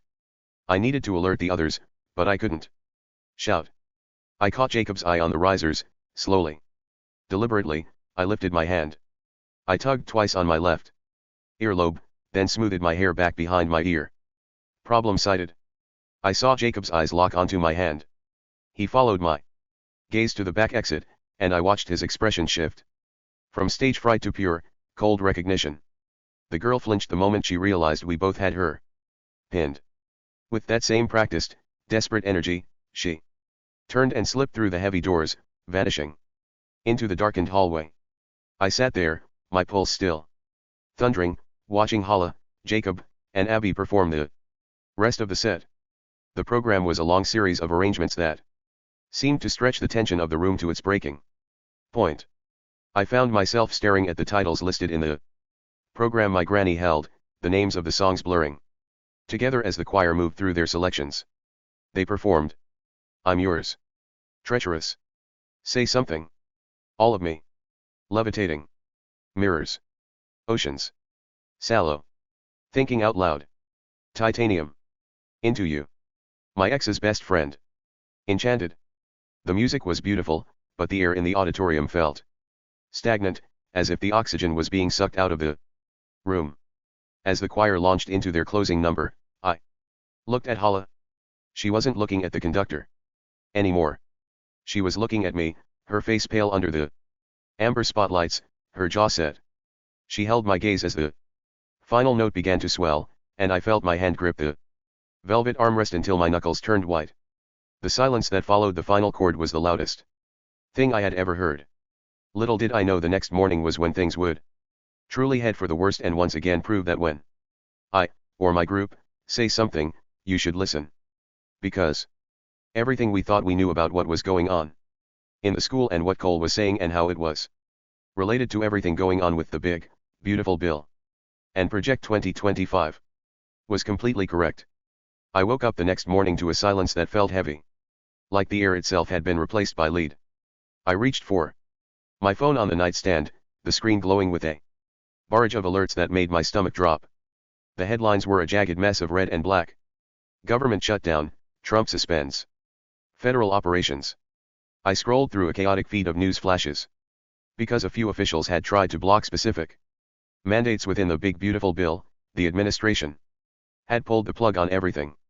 With the shutdown in effect, federal oversight, civil rights monitors, educational boards, and social safety nets had vanished overnight. The only thing left funded and operational was the essential security apparatus. My phone vibrated non-stop. The group chat was a landslide of confusion and growing panic. Aiden, check the We Are Forney page. Now. It is official. Jacob, there is no one to call if things get bad at school today. Hala, they are not even hiding it anymore. Look at the police statement. Abby Easter, Logan, are you awake? It says the direct mandate is being enforced at the city limits. Grant, I just read it. They are transitioning to direct mandate protocol. No community assistance. No social services. Dyson, wait, I don't get it. If someone gets attacked, the Police just enforce the rules. What rules? Ryan Unruh, that is what it says. We are here to enforce. We are not here to be your friend. But enforce what? It's just a shutdown, right? Pedro, the Safe Schools monitors are going to have a field day with this. But why is everyone acting like it's a war zone? Cash, Cole was right. He knew this was coming. He knew the fence was being taken down for them. The rules are whatever the people in charge say they are now. There's no oversight. Aiden, optics do not matter anymore. There is no one left to report them to. Logan and Abby, tell them what you saw. Abby Easter, they were practicing, guys. In the choir room. They weren't just bullying, they were training for when the police wouldn't stop them. That's what this shutdown means. The purge Cole mentioned. This is the opening. Dyson, purge. Are you serious? I thought Cole was just talking trash. Ryan Unruh, wait, what do you mean purge? Like the movies? You guys are scaring me. I will explain everything in due time. Just get to school. And stay with us. Grant, Logan, enough. We don't have a lot of due time left. You need to start talking. Right now. I tapped over to the local Forney news feed. There was a pinned post from the local precinct, the text cold and final. Effective immediately, local law enforcement is transitioning to a direct mandate protocol. Officers are here to enforce the rules of the new bill and maintain order. Do not expect community assistance or traditional social services. Our priority is enforcement, not assistance. I typed back to the group, my fingers barely feeling the screen. The fence is down. Stay together today. No one goes anywhere alone. If you see someone shake their head and close their eyes and walk away, run. Dyson, Logan, I am not letting this go. You and Abby are talking in code and it is driving me crazy. Ryan Unruh, exactly. You said they were practicing in the choir room. Practicing for what? A play? A flash mob? You are making it sound like they were training for a hit. Pedro, and why did Abby say we should be careful who we stand next to? Abby Easter, because they were, Ryan. They were on the floor in the dark, crawling. They were looking for us like we were pests. Dyson, okay, so they were being weird and aggressive. That is just Forney High. That is not a purge. Ryan Unruh, and the social media stuff? You said to watch for people who went private. Why? Maybe they just don't want the government tracking them during a shutdown. It is the opposite, Ryan. They aren't hiding from the government. They are hiding from the public before they do what the new norm wants them to do. Pedro, that makes zero sense. Why would the government want students to go dark? Grant, Logan, you are dodging the question. You keep saying due time. We are literally watching the government collapse on the news right now. The police just said they aren't here to help us. Explain the connection. Dyson, yeah, what is the activation phase? You and Aiden keep throwing that around like it is a fact. Is that some internet conspiracy? It has a clause for federal interruptions. When the oversight stops, the local mandates take over. That is what is happening today. Ryan Unruh, but what does that have to do with Cole? He is just a loudmouth. Abby Easter, he isn't just a loudmouth anymore. He's a productive citizen now. That is the rank they're using. If you aren't on that list, you're sludge. The purge Cole mentioned. That is what this shutdown is for. This is the opening. Dyson, purge. Are you serious? I thought Cole was just talking trash. Ryan Unruh, wait, what do you mean purge? Like the movies? You guys are scaring me. I will explain everything in due time. Just get to the front entrance. Grant, Logan, I am not joking. We don't have a lot of due time left. You need to start talking. Right now. As soon as I arrived at the entrance to the school, I bolted inside. I didn't even make it past the foyer before the entire group swarmed me. Grant, Dyson, Ryan Unruh. Abby Easter, Jacob, Pedro, Cash, and Aiden cornered me. Against the trophy cases. Logan, enough, Grant demanded, his voice low but dangerous. Jacob is white as a sheet. What is happening? I looked at their faces, all of them waiting for an answer. I didn't know how to summarize. I can't give you the whole history right now, I said, glancing over my shoulder. Just watch. Walk down the hall with me and look at everyone else. I looked at their faces, all of them waiting for an answer. I didn't know how to summarize. I can't give you the whole history right now, I said, glancing over my shoulder. Just watch. Walk down the hall with me and look at everyone else.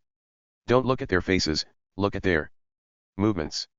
We started walking toward the cafeteria. The group huddled tight, a nervous pack. Suddenly, a cluster of seniors stopped mid-sentence. They didn't blink. In perfect unison, they closed their eyes, bowed their heads. For 3 seconds, shook them as if waking up from a dream, and walked away in separate directions without a word. What the heck was that? Ryan Unruh sputtered, his jaw dropping. Logan, seriously, why are they doing that? Pedro hissed, glancing around at a girl who just did the same thing. It's a reset, I said, keeping my explanation painfully brief. It's how they mark targets. Jack told me about it. They're cycling through the non-productive groups. First the LGBTQ+ community, then people of color, and then the final phase. Final phase? Aiden asked, his eyes narrowing. You mean the autism war you keep texting about? Wait, Dyson interrupted, stopping in the middle of the hallway. Why is it just autistic people? Why is that the end of the line? That's what we thought, too, I said, my heart hammering. But it isn't. Jacob stepped in, his voice trembling. It's not just about us. It's about social hygiene. Jack helped Logan piece it together after Cole threatened him. Cole talked about an activation phase.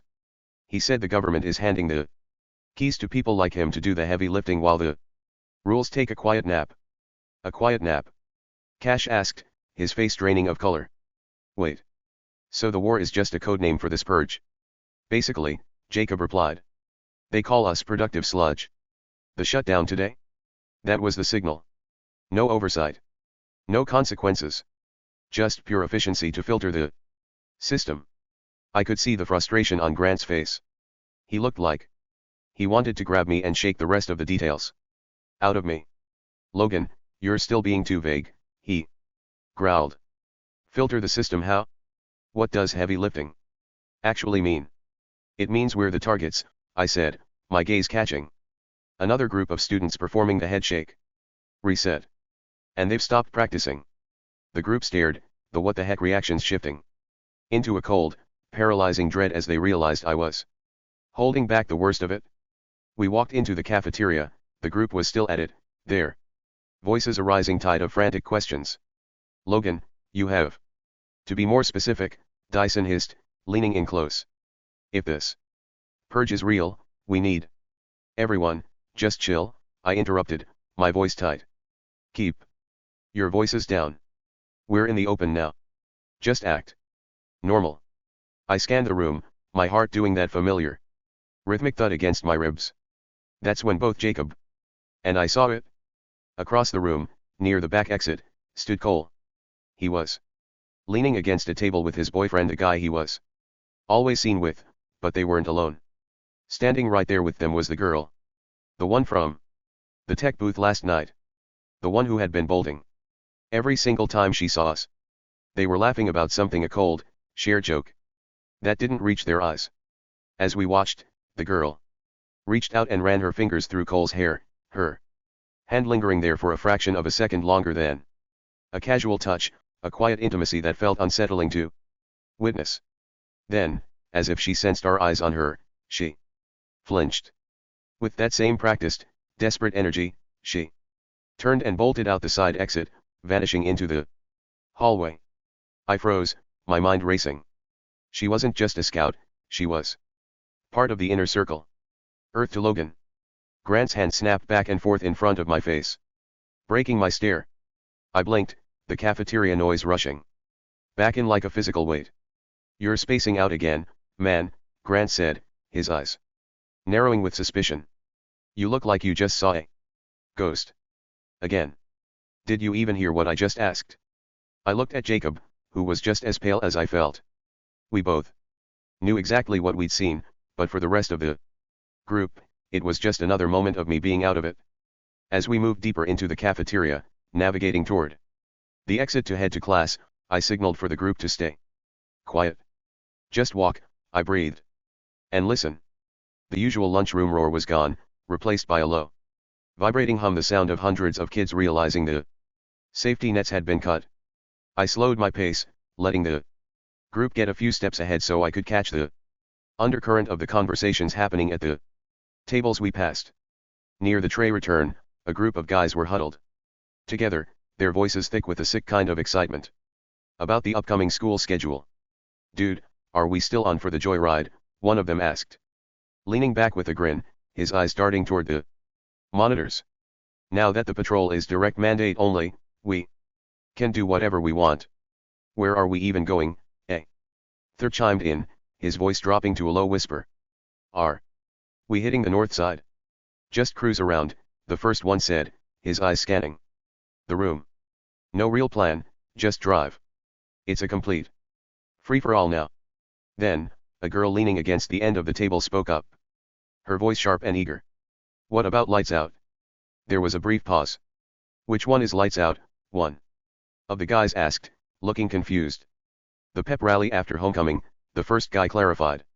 His gaze suddenly locking onto the back of my head as I passed. You know, the really big one. They kill all the power in the gym except for those two tiny spotlights for the rally. It's pitch black. Ah, gotcha, the other person replied, a dark look of understanding on his face. So, not this pep rally, but the next. Exactly, the leader whispered, his voice trailing me as I hurried to catch up with my friends. That one is gonna be wild. Total focus.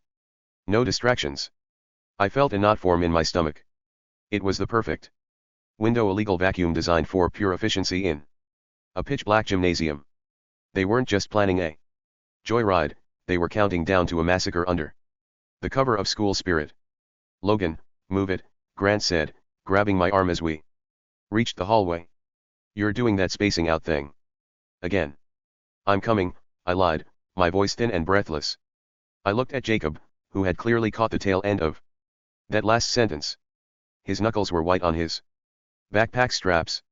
Later that day, I found myself sitting on the bus. I was alone in my seat, the blue vinyl cold and cracked beneath me. The bus was nearly full, the air heavy with the smell of damp coats and the hushed, nervous energy of the shut-down morning. That was when Sarah entered. She scanned the rows with a frantic kind of desperation, her eyes darting past me as if praying for any other option. When she realized my seat was the last one left, I saw a flicker of something in her eyes, not just anger, but a momentary wince, like she was bracing herself for an impact. But as she sat down, her expression hardened back into something brittle. She pressed her bag against her knees to create a physical barrier between us. Hey, Sarah, I said, my voice sounding thin even to me. Rough day, right? With the shutdown. I told you I was in a rush before, Logan, she interrupted. Her gaze fixed firmly on the back of the seat in front of her. She adjusted her grip on her phone, her knuckles white. I am still in a rush. Even sitting down. I know, I saw you yesterday. With that guy, I persisted, the image of her still fresh. I didn't realize you were seeing someone. Sarah let out a sharp, jagged laugh that sounded like glass breaking. Oh, is that what this is? You're tracking my social life? Logan, seriously. Just because I was nice to you once doesn't mean I owe you a status update on who I'm with. I didn't mean it like that, I said, my face heating up. I just thought we were friends. Especially after I told you about the autism diagnosis. I thought you were one of the people who actually understood. Sarah finally snapped. She turned her head toward me. The mask of social grace completely gone. Her eyes flashed with a cold, vibrating fury, but for a split second. She looked away, her jaw trembling before she forced herself to meet my gaze again. Logan, I really do not want to talk to you. She hissed. I am not going to let some anomaly pull me down because he can't take a hint. Sarah, I thought you cared. I cared about being polite, Logan.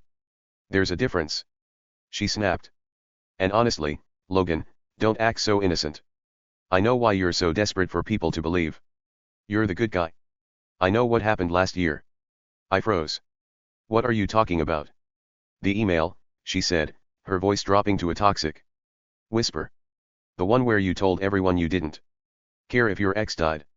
The one that almost made Grant and Hala ditch you for good. Shut up, I hissed, my heart hammering. You don't know the context. I know enough, she sneered. And even better the fact that your own friend's sister hates your guts. I just find that ironic.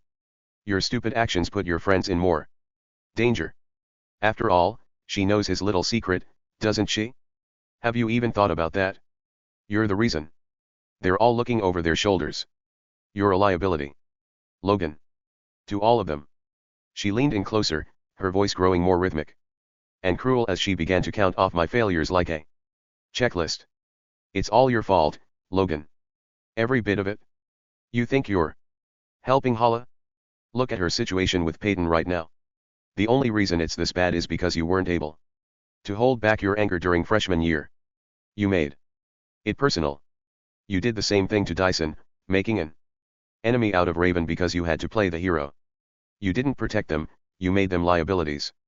I tried to speak, but she wouldn't let me. It's actually a little funny, she whispered, her eyes glassing over for just a second before she pushed past the guilt. If we take you out of the picture, none of it ever happens. You basically walked into all of this. You're a perfect example of exactly what they think autistic people are, Logan.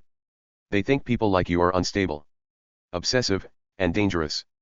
And looking at what you've done to your friends, you're proving them right. You're exactly the monster they say you are. That's not fair, I croaked. Fair doesn't exist right now. She sneered.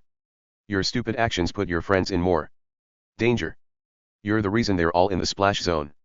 You'll never fix those mistakes. You're just a walking error code that everyone else has to pay for. So when the lights go out at that pep rally, Sarah whispered, her voice barely audible over the hum of the engine, just remember, you're the one who led them here. You aren't the victim, Logan. You're the cause. The blood is going to be on your hands in the end of all this. Not Cole's. Yours. She turned her back to me, staring out at the rain-slicked Forney streets. Standing alone in a world this cold was one thing, but sitting next to a friend who had just confirmed you were the monster the world wanted you to be was a whole other kind of heartbreak. The next morning, the atmosphere at school had shifted from tense to suffocating. The government shutdown was now 24 hours old. I caught up with Hala and Cash. Hala looked like she hadn't slept a wink, her eyes darting toward every passing student who performed that eerie headshake reset. It is getting worse, I said, leaning against the cold metal of the locker. The whispers in the cafeteria yesterday. They weren't just talk. People are actively planning for when the oversight is completely gone. I know, Cash replied, their voice low and guarded. They were tapping a rhythmic double beat against their thigh. I saw a group of freshmen being cornered near the library this morning. No one did anything. The teachers just walked past like they didn't see it. Hala hugged her chest. If they are already doing this now, what happens at homecoming? Or next week? We stay together, I said firmly, though my conversation with Sarah was still a dull, throbbing ache in the back of my mind. I didn't bring her up. I couldn't. Admitting what she said felt like admitting she was right about me being a liability. Aiden drifted over, his face uncharacteristically grim.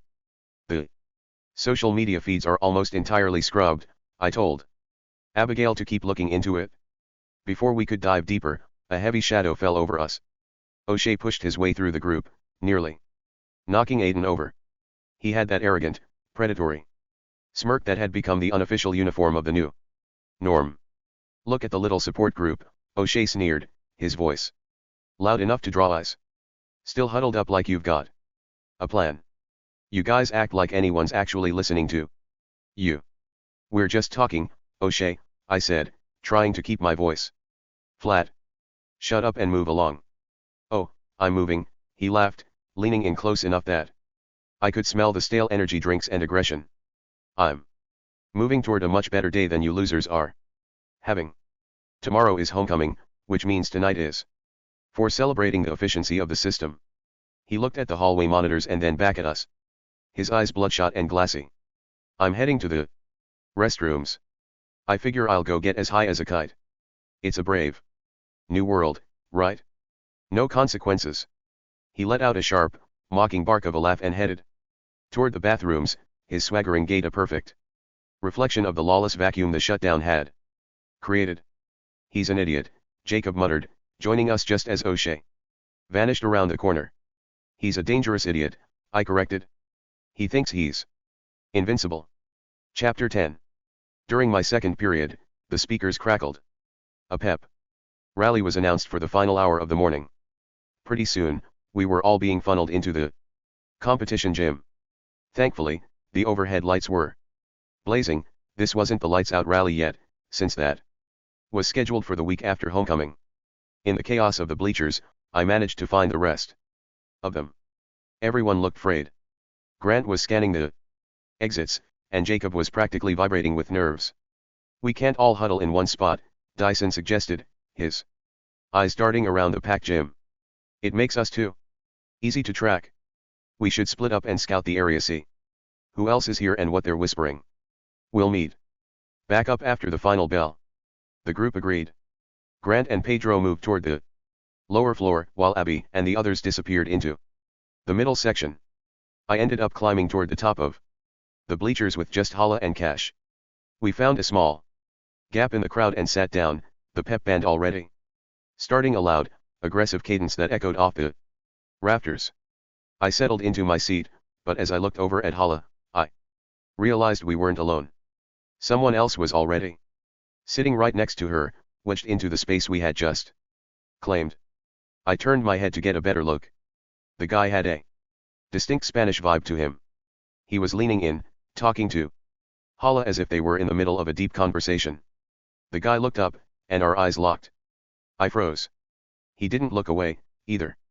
He went completely still, his eyes widening in a way that mirrored my own shock.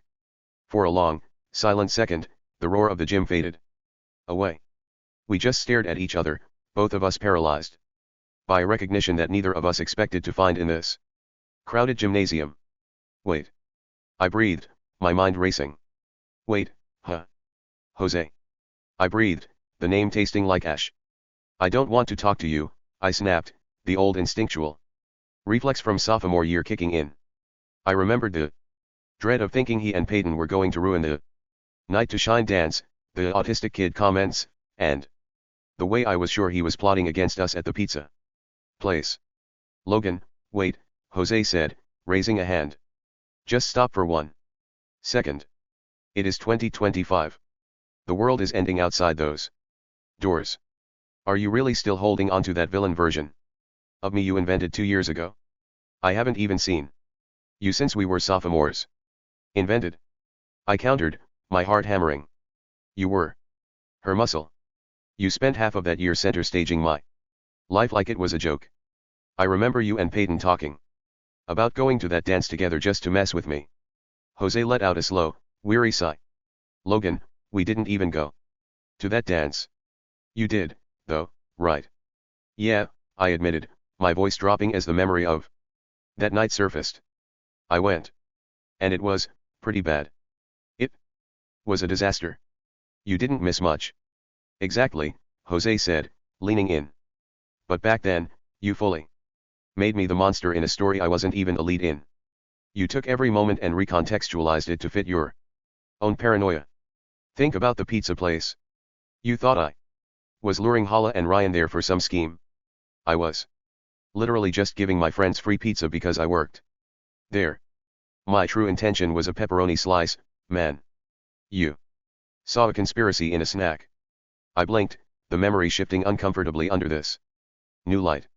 And that comment about you being an autistic kid. During the text Jose continued. I was an idiot who didn't understand your sensory stuff, but I wasn't trying to set a dangerous precedent for aggression. I was a frustrated teenager who had allowed noise blasted into his ears while trying to study. Wait, what are you guys even talking about? Cash interrupted, looking completely lost. Who is this guy? Someone I thought was a threat, I muttered. But I wasn't, Jose said firmly. Remember the Morse code? The secret message you tried to trick Hala into sending. I felt a cold flush of shame, but I tried to hide it with a defensive shrug. Hey, you have to admit, that plan was actually pretty clever. Jose let out a dry, incredulous laugh. Clever? Logan. There were at least 1,000 holes in that plan.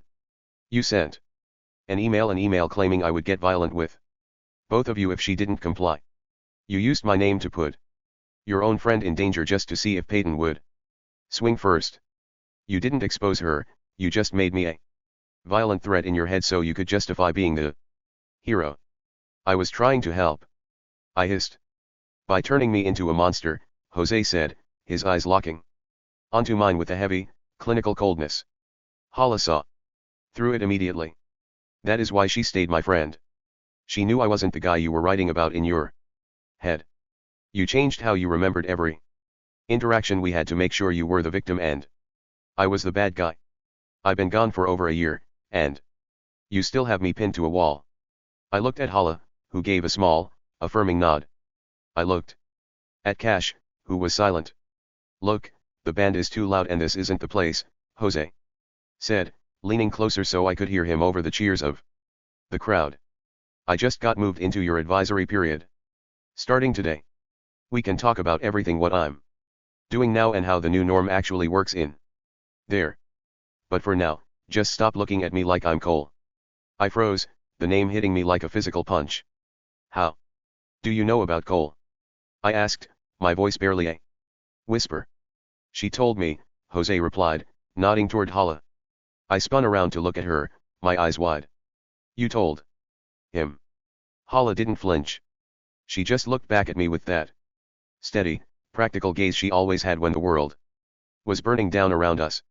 He was going to find out. Anyway, Logan, she said. Better he hears it from us. Speaking of Cole, I muttered, my voice tight. I didn't have to point. My eyes locked onto a movement near the gymnasium entrance. Cole was walking in, his stride slow and deliberate, radiating a cold confidence that seemed to part the sea of students. Beside him was Cole's boyfriend, who scanned the bleachers with a proprietary, heavy-set grace. Trailing just a step behind them was the mystery girl, the one Jacob and I had spotted darting through the halls all week. Up close, she looked even more frayed, her fingers twitching against her hoodie as she looked at the rafters rather than the floor. The three of them moved toward a secluded gap near the locker room exits, sitting in a tight, impenetrable circle. As Cole settled in, he looked up. His gaze swept the crowd until it landed directly on me. He didn't wave or sneer, he just stared, a predator acknowledging a meal, before turning his head to whisper something to his boyfriend. Stay focused, Hala whispered, grabbing my arm and pulling my attention back to the center of the floor. The pep band reached a fever pitch, but as the cheerleaders took the floor, the music transitioned from the school fight song into a deafening, distorted medley. The speakers groaned under the bass as the first track cut through the roar of the crowd. I'm friends with the monster that's under my bed / get. Along with the voices inside of my head, the 2010s hook echoed off the steel beams. You're trying to save me, stop holding your breath / and you think I'm crazy? Yeah, you think I'm crazy. The cheerleaders began a synchronized stunt, their movements unnervingly sharp. The track bled into a heavy, electronic remix of a more recent hit. I'm losing my self-control / focus on me, focus on me. Baby, I'm a nightmare dressed like a daydream. We found love in a hopeless place / we found love in a hopeless place, the distorted vocals sang, the pitch slowed down until it sounded like a funeral march. The cheerleaders formed a pyramid at center court. Down in the corner, Cole, his boyfriend, and the mystery girl all stood up in unison. They weren't looking at the dancers. They were looking at each other, and then, slowly, they turned to look at the rest of us. The music reached its climax, the rapid-fire lyrics of the REM classic pulsing through the subwoofers. That's great, it starts with an earthquake/birds and snakes, and aeroplanes. Cole began to grin. It wasn't a normal smile, it was wide, manic, and full of teeth. He started to sing, his voice lost in the roar but his lips moving in perfect synchronization with the speakers. His boyfriend and the mystery girl joined in, their voices forming a silent, terrifying choir in the distance. It's the end of the world as we know it, they belted out, their bodies swaying slightly to the rhythm. It's the end of the world as we know it? Cole raised a hand, pointing a single, steady finger toward the heavy industrial chains holding the massive scoreboard above the center of the court. As the final line hit, the three of them screamed it toward the rafters with a chilling, joyful intensity. And I feel fine. We need to find the others, Hala said, her voice tight. She grabbed my sleeve, pulling me toward the stairs before the crowd could swallow us. We fought our way through the sea of bodies, finally spilling out into the main corridor where the rest of the group was already waiting. They looked like they had just walked out of a fever dream. Jacob was practically vibrating, his knuckles white as he gripped his backpack straps. Did you guys hear the chatter? Pedro asked the second. We reached them. He looked genuinely rattled. In the middle section, near the seniors, it was all they were whispering about. Whispering about what? I asked, though my stomach had already dropped. Something called lights out, Abby said, her eyes searching mine for an answer. A bunch of girls near us were laughing about it, saying the real show starts next week. Logan, do you know what that means? I felt Jacob's eyes snap to mine. The memory of the lunchroom conversation flashed back with vivid, terrifying clarity. They kill all the power, it's pitch black, no distractions. We both knew exactly what it was. I looked at the group. They were already frayed, their nerves stretched to the breaking point by the music and the sight of Cole's crew. If I told them that lights out was the designated date for a coordinated strike, the group would fracture right here in the hallway. Never heard of it, I lied, my voice steady despite the hammer of my heart. Probably just some homecoming thing, you know, neon lights and glow sticks. Don't let it get to you. Jacob opened his mouth to protest, his face pale with the weight of the truth we shared, but I gave him a sharp warning look that screamed not now. He swallowed hard and looked at the floor, nodding slowly. Okay, Dyson breathed, looking slightly relieved. Whatever it is, we need to move. This hallway is a death trap. The group began to split off, heading toward their respective class.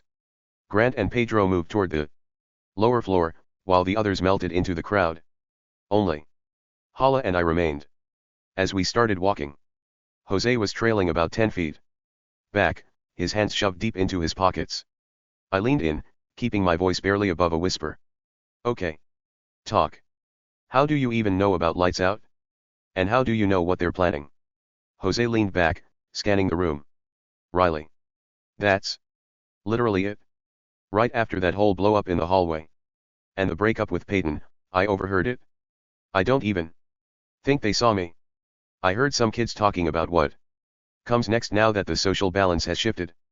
A quick search of the Forney page later, and I found out exactly what lights out was. So the school is in on it? I hissed. No, Jose said, shaking his head. It is literally just a pep rally. This is the first time they've ever tried this. It's a brand new event to boost morale.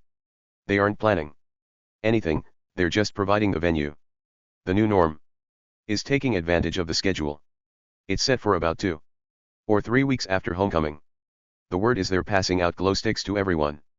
Red, green, blue, the colors don't actually mean anything. They're just there for the illusion of a light show. The school's official line is that it's a safety measure so no one trips when the gym goes pitch black for the first time. And that's it? I asked. Just a light show. For the rest of the group, yeah, that's all they need to know. Tell them it's a school spirit thing. No need to freak them out, Jose exclaimed. I get it, I said, my voice low. Keep it quiet, we play it off. As just another pep rally. Jose gave a single, sharp nod before turning to disappear into the flow of students. Hala nudged my shoulder, prompting me to move. As we reached the intersection where our paths split for class, she stopped and looked at me. Logan, she said, her voice steady enough to ground me. We know what's coming now, which means we have time. But that's for later. Homecoming is this weekend, she reminded me. Just try to forget about all of this for a few hours. Try to actually enjoy the dance. Before I could come up with a reason why I couldn't, she turned and headed down the hall, leaving me to navigate the rest of the day. That Saturday, I was buried under my covers, the blue light of my phone the only thing cutting through the gloom of my room. My thumb hovered over the screen as a notification from Abby popped up, followed by a flurry of photos. She sent a picture of herself in a deep navy dress, the fabric catching the light, but the caption was anything but confident. Abby. I look like I'm trying too hard. Or not enough? I don't know, Logan. I feel like a neon sign in this thing. Me. It's navy blue, Abby. You're the opposite of a neon sign. You look fine. Abby. Fine is a death sentence, Logan. Tell me the truth. Do I look like someone who belongs at a dance, or do I look like, well, a target? Me. I looked at the photo again. If we're being real, you look incredible. But I get it. It feels weird to worry about a dress when we know the school is basically becoming a hunting ground. Abby. It's more than that. I'm still digging through the socials like you asked. Found something. I don't have an exact count of days, but the chatter says Lights Out is definitely after Halloween. Sometime in November. Me. November? So we're living on borrowed time until the leaves fall. Abby. Yeah. And Logan? When this is all over, if we ever try to tell our parents about this story, or any of the other crazy things we've been through over the years, how are we even going to have evidence? The social media accounts are locked. The digital trails are being scrubbed. It'll just be our word against theirs. Me. I can already hear my parents. They'd totally say it was a massive coincidence that all the locked accounts just happened to align with the threats we talked about. They'd probably call us paranoid. Abby. Exactly. No proof, no crime. Me. Yeah. We're totally never telling our parents about any of this. Abby. Agreed. I just hope the group can keep it together. For now. Honestly, I have this bad feeling. Let's just hope all your friends' issues don't collide at the dance. If everyone's personal drama hits at the same time, it's going to be a disaster. Me. I'm more worried about the guest list. You have to remember, this isn't just a senior thing. All grades can go to this one. Abby. Wait, all grades. Me. Yeah. Which means every single person in this school who has some kind of grudge against me from the freshmen to the seniors will probably be there. It's like a convention for people who want me gone. Abby. And don't forget Alexis will be lurking around too. Abby. Great. So the entire student body, I feel so much safer now. Me. It just means we stay sharp. We don't have the exact date in November yet, but the clock is definitely ticking. Abby. Anyway, I'm going to finish my hair. If Cole and all the other Trump supporters want to see me, they can see me looking my best while I'm watching them right back. See you tonight, Logan. Me. See you tonight, Abby. The car ride was an exercise in forced normalcy.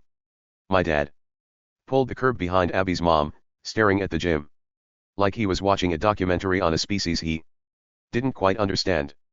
Have a good time, Logan, he said, giving me a thumbs up that felt incredibly painful to witness. Just blend in.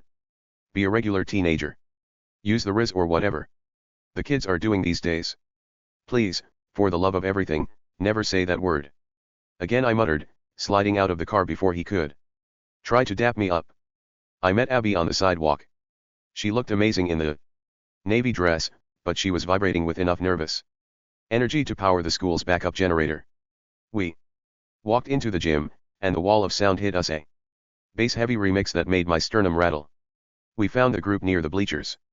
They were all trying very hard to blend in, which, for our group, meant looking like a collection of NPCs who had glitched out during a loading screen. Okay, nobody looked suspicious, Grant hissed, standing so stiffly he looked like he was being held up by invisible wires.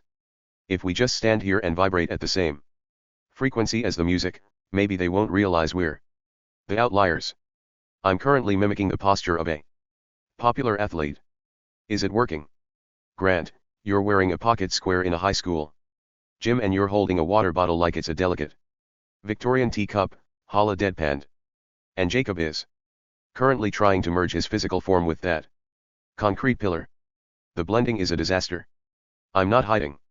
Jacob squeaked from behind the pillar, his eyes wide. I'm just checking the structural integrity. It's important for safety. Cash rolled their eyes, adjusting their sharp vest with a flourish. We look like a support group for people who got lost on the way to a competitive math league. Can we at least pretend we aren't terrified of the freshmen? One just looked at me and I almost apologized for existing. I'm not terrified, Pedro said, I'm just alert. Also, Aiden, stop staring at the ceiling. You look like you're waiting for a mothership to beam you up. I'm looking for the security cameras. Aiden defended. If we get jumped, I want to make sure it's captured in 4K for the lawsuit. My phone buzzed. I pulled it out, trying to ignore a group of juniors nearby who were pointing at my shoes and whispering. Ryan Unruh, still at work, man. Boss is keeping me late. Since I'm one of the only guys here without a date tonight. Apparently, I have a social life isn't a valid reason for a shift swap in this economy. Me, should have just asked Abby, man. You'd be here by now instead of smelling like fryer grease and regret. Ryan Unruh, ouch. I see you finally asked her because Sarah didn't work out too well for ya, huh? Guess that's what it sounds like when the doves cry LOL.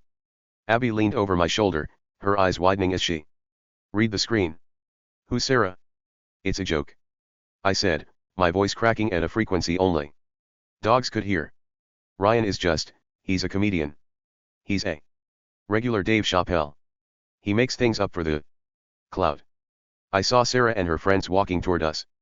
My brain went into full emergency override mode. I mean, look at her. I said loudly, gesturing vaguely toward the girls' bathroom as they passed. That's all she is, just a joke. A punchline. I barely even know who that is.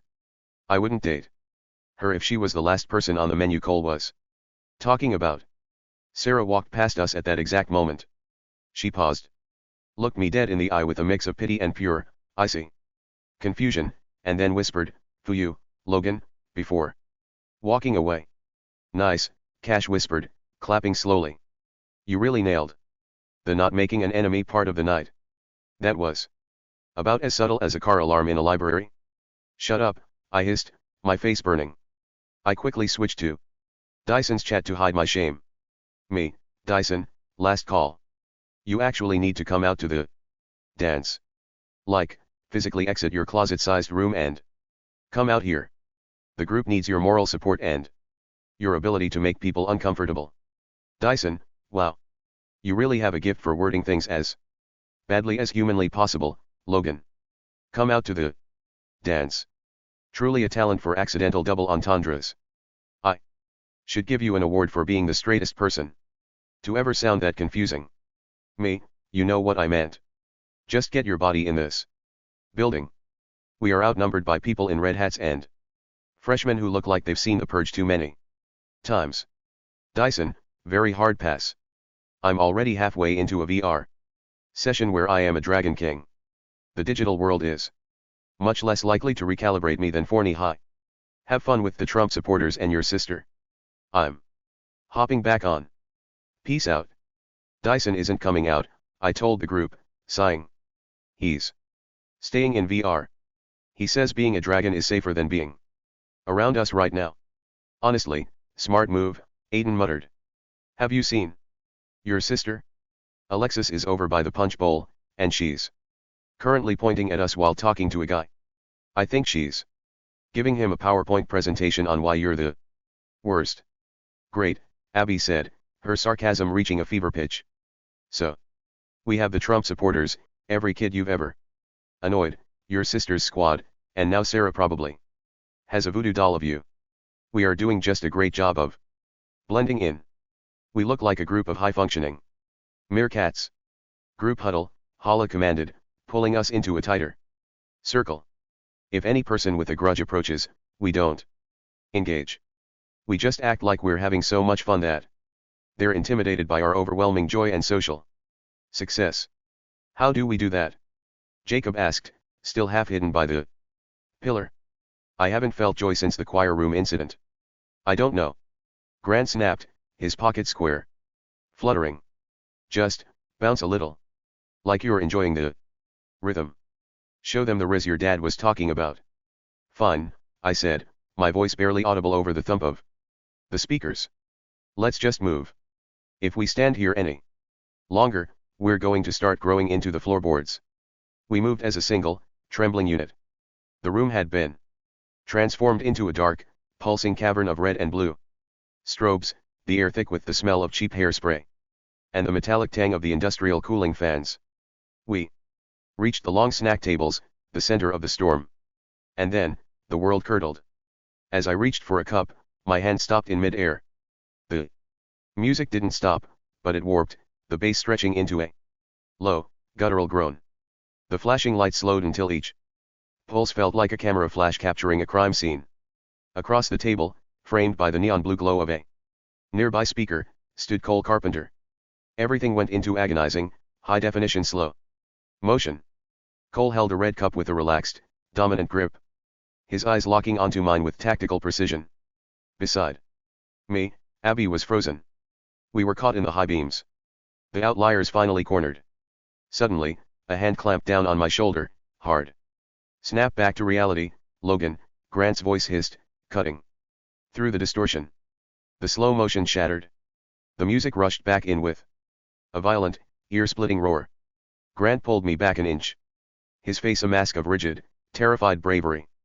"Oh, there goes gravity," he muttered under his breath, a panicked, rhythmic mantra. But the shift didn't stop there. A figure stepped out from the shadows behind Cole. My heart skipped a beat. It was the same girl, the one from the cafeteria, the one from the alleyway, the one who had watched us from the tech booth. Up close, she was a striking blonde, her hair shimmering under the blue strobe lights like liquid silk. She walked straight to Cole. She didn't look at us, she didn't flinch. She moved with an easy, practiced intimacy. Stepping into his space and leaning her head against his shoulder. Cole didn't pull away, he tilted his head, his jaw resting against her hair, his hand moving to her waist, pulling her flush against him. I looked around the room. Cole's boyfriend was nowhere to be found. The cafeteria was packed, but in this specific corner, it was just Cole and this girl. "Dude," Jacob whispered, his eyes wide as saucers. "That's her.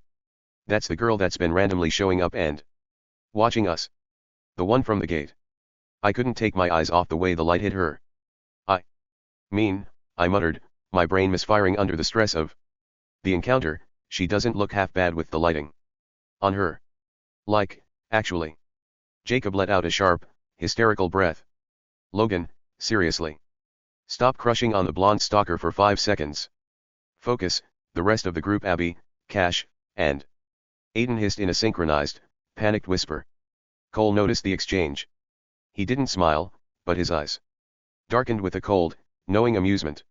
He whispered something into the girl's ear, and she looked up, her fingers curling into his blazer with a possessiveness that felt like a slap in the face. It was blatant. It was a betrayal. In plain sight, hidden by the values he had spent the last month preaching to the school. "We need to sit down," Hala commanded, her face turning a ghostly shade of white. "Now. Move." We backed away from the table, retreating to a dark, sticky corner of the cafeteria near the folded-up lunch tables. We huddled together, the music still thumping, but the atmosphere in our circle was deathly cold as we looked back at the two of them. Hala looked at Cole, then at the blonde girl leaning against him, and then back to us.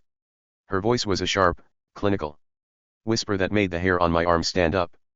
He's cheating, she said, the realization finally hitting us. With the force of a freight train. Ever since the anti-LGBTQ stuff started, he's been going behind his boyfriend's back with her. He's using a girl as a secret to protect a reputation built on a lie. The girl wasn't just watching us, Abby added, her voice trembling as she stared at the blonde. She was watching for him, making sure the coast was clear. She's his cover. Across the room, Cole set his drink down. He looked directly at our huddle, his eyes never leaving mine, as if he knew our entire world had just shifted. I didn't think you'd actually show up, Logan, Cole called out, his voice cutting through the noise with chilling clarity. Not after everything that's changed. I didn't answer him. I couldn't.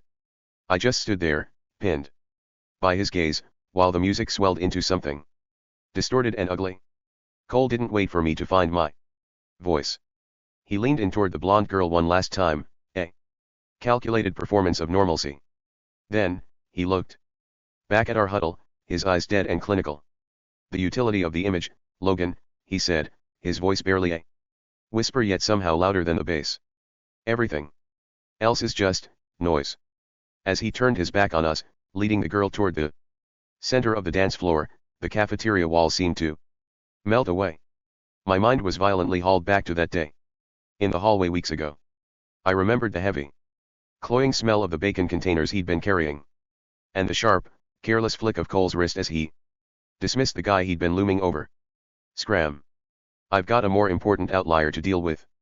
I remembered the way the guy had hesitated, looking at Cole with a mix of confusion and devotion before walking away. I'd thought Cole was just being a jerk, then trying to look tough without an audience. The realization hit me like a physical blow. He hadn't sent the guy away to protect him. He had sent him away because he knew that what he was about to say to me would raise too many questions. If his boyfriend had stayed, he would have heard Cole talk about activation phases and social hygiene. He would have heard Cole admit that their relationship only mattered in the dark.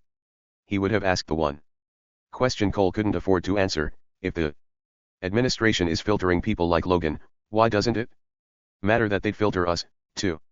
You think they care about what I do in the dark? They care about utility, the flashback Cole whispered, his eyes filled with that dark, hidden excitement. The cafeteria rushed back in the strobe lights, the thumping bass. He's not even hiding it, I whispered. He didn't even invite him tonight. Logan, what are you talking about? Abby asked. He's literally with her in front of the whole school. If the guy he's with sees, he won't see, I interrupted, the dread settling into my marrow. Cole sent him away that day in the hallway because he was about to tell me the truth. He couldn't have his boyfriend asking why the rules didn't apply to them. He needed to be alone to admit that he sold himself out to stay on the right side of the line. Grant stepped forward, his jaw tight, his eyes fixed on the way Cole's arm was draped over the blonde girl. The pieces clicked, and his expression shifted to raw disgust. Wait, so let me get this straight, Grant said, his voice low and dangerous. Basically, after the anti-LGBTQ part of the bill passed because Cole was so deep in being brainwashed, he let his boyfriend believe he still loved him. He's been keeping him on a leash while cheating with this girl because the world he wants won't let him be who he is. Why, what a horrible effing person. Like, actually, F him. I hope he rots away and burns in hell. The girl, Jacob breathed. She isn't just a date. She's lets him pretend he's one of them. He gives them the image they need to justify the cleanup, I continued, watching the strobe light hit the back of Cole's head. And in exchange, he stays at the top of the food chain while we get processed. What a coward, Cash spat, their usual smirk replaced by a look of genuine revulsion as they watched Cole pivot on the dance floor. He's playing both sides so he doesn't have to be the one on the chopping block. Aiden nodded, standing shoulder to shoulder with Cash. So he's been lying to the guy's face this whole time. Pedro shook his head, staring at the scuffed floor. He's a ghost. He gave up being a person weeks ago when he sent that guy away in the hall. He's just a weapon with a smile now. Pedro shook his head, staring at the scuffed floor. He's a ghost. He gave up being a person weeks ago when he sent that guy away in the hall. He's just a weapon with a smile now. We stood in a tight, fractured circle for a long moment. The pulsing bass of the music felt less like a party and more like a countdown, but Cole had already turned away, absorbed back into the high-status glow of the seniors. He'd made his point, he wasn't going to waste the rest of his night on us. We can't just stand here looking like we're waiting for the executioner, Jacob said, trying to shake off the tension. He's done with us for now. Let's go sit over by the food and try to actually be at a dance. We migrated toward the back wall, settling into the plastic chairs lined up near the refreshment table. I sat down. With Grant, Cash, and the others, the smell of cheap punch and lukewarm snacks filling the air. Abby, however, remained a stationary pillar of silk and fury. She stood tall, her eyes scanning the dusty, scuffed surface of the chairs and the sticky, punch-stained floor. With a look of pure, unadulterated disdain. You guys can mope in the dirt if you want, Abby said, crossing her arms over her chest. She smoothed out the fabric of her skirt with a sharp, defiant flick of her fingers. But I spent 3 hours getting ready and way too much money on this silk. You think I'm going to sit down and get my dress dirty in this dump? Heck no. She looked at us, her chin tilted up, a spark of her usual fire returning to her eyes as she shot a look toward the dance floor. If I'm going to be processed or filtered or whatever word that Snake wants to use, I'm going to do it standing up and looking better than that plain-faced gargoyle he's dancing with, she declared. Just then, my sister and her group of friends swept past us. Alexis stopped, her eyes glinting with that familiar sharp mischief. She reached out, messing with my hair and tugging at the collar of my shirt as if I were a toddler. Look at you, Logan. So serious, she drawled, her smirk widening as she glanced at Abby. That's cute. You should put your arm around her. Anna, who had been trailing just behind her, stepped forward and put a hand on Alexis's shoulder. Alexis, chill out, Anna said, her voice quiet but firm, giving me a look that suggested she was just as tired of the games as I was. Leave them alone. Let's just go. As Alexis laughed and allowed herself to be led away. Abby didn't hesitate. She didn't say a word, but she raised both hands, her middle fingers held high and steady, tracking Alexis and her friends until they were swallowed by the crowd. Soon after, we were huddled by the refreshment table, eating with a level of desperation that suggested we expected the food to be confiscated at any second. I was currently a one-man demolition crew for the catering.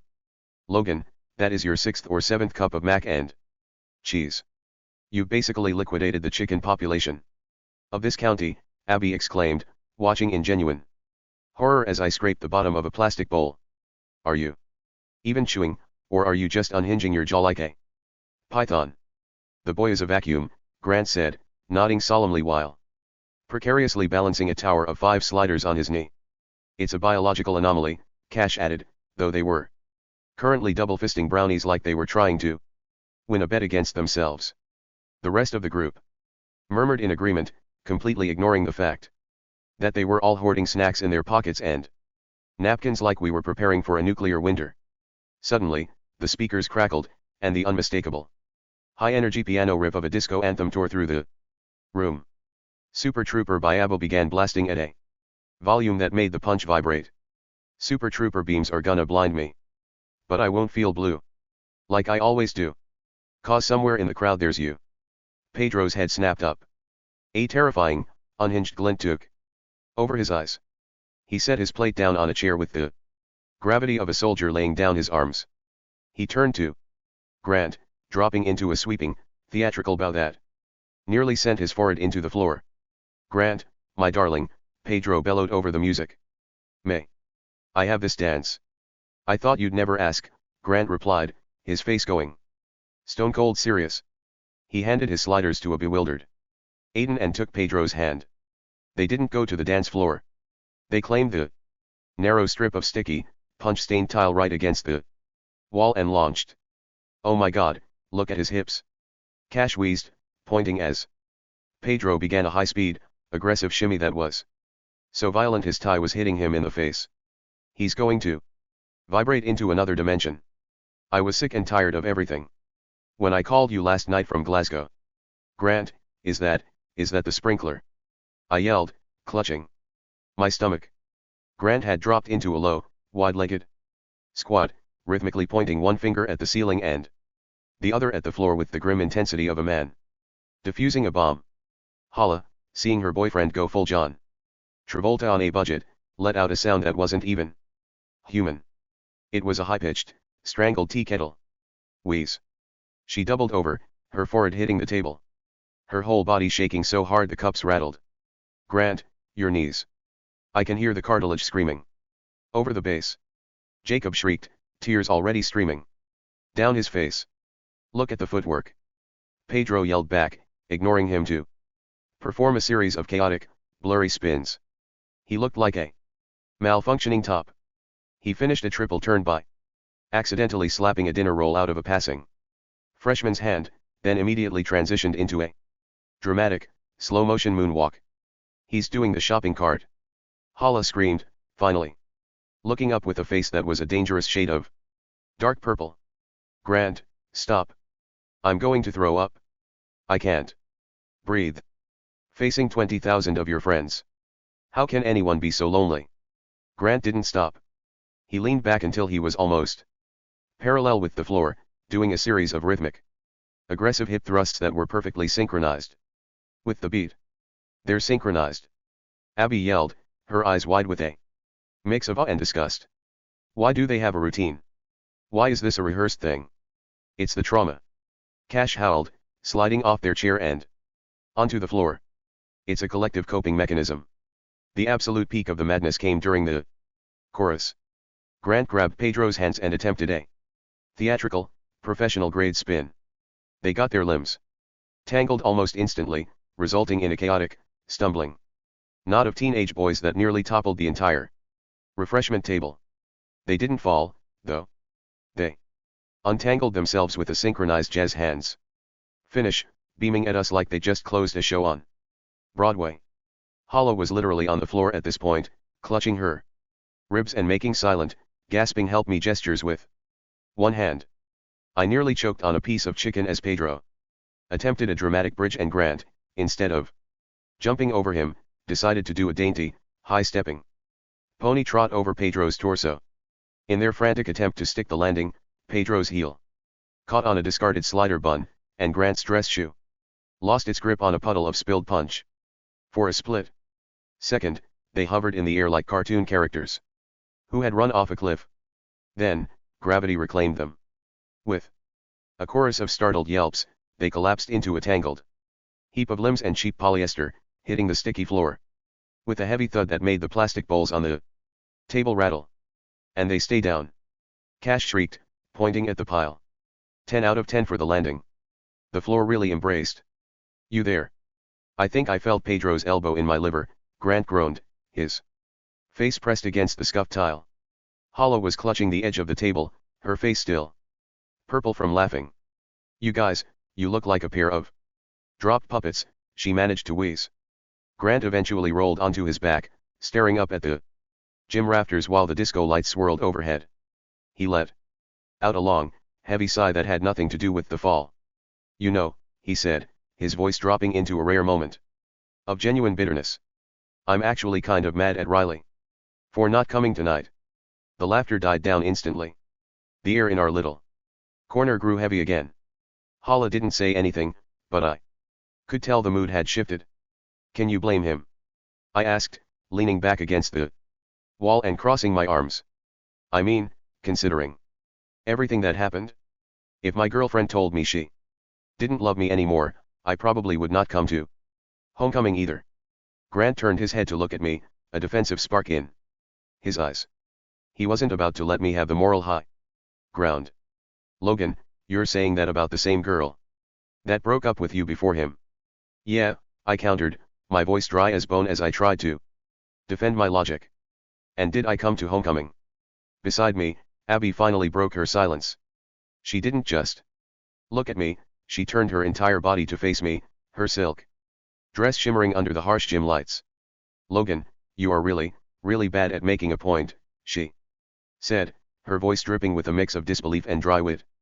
The heat crawled up my neck instantly. I'd conveniently forgotten the part where I'd used the dance as a way to prove I wasn't moping, dragging Abby along as my date. To save face. "Oh, she's got you there," Pedro added, still lying on the floor. "I remember that. You spent 40 minutes trying to look like the happiest man on earth. You were the king of the I'm totally fine tour." The aggressive dancing, Grant chimed in, a smirk returning to his face as he realized the heat was off him. "You were trying so hard to look like you were having the time of your life." Aiden nodded solemnly from the sidelines. It was a very loud performance of being over it. I suddenly found the pattern of the scuffed gymnasium floor very interesting, my face burning under the collective gaze of the group. Even Cash was looking at me with a raised eyebrow, piecing together the history they hadn't been there for. "Right," I muttered, clearing my throat and refusing to meet Abby's eyes. "Point taken. All right, enough funeral talk," Jacob said, clapping his hands. "Let's actually go dance."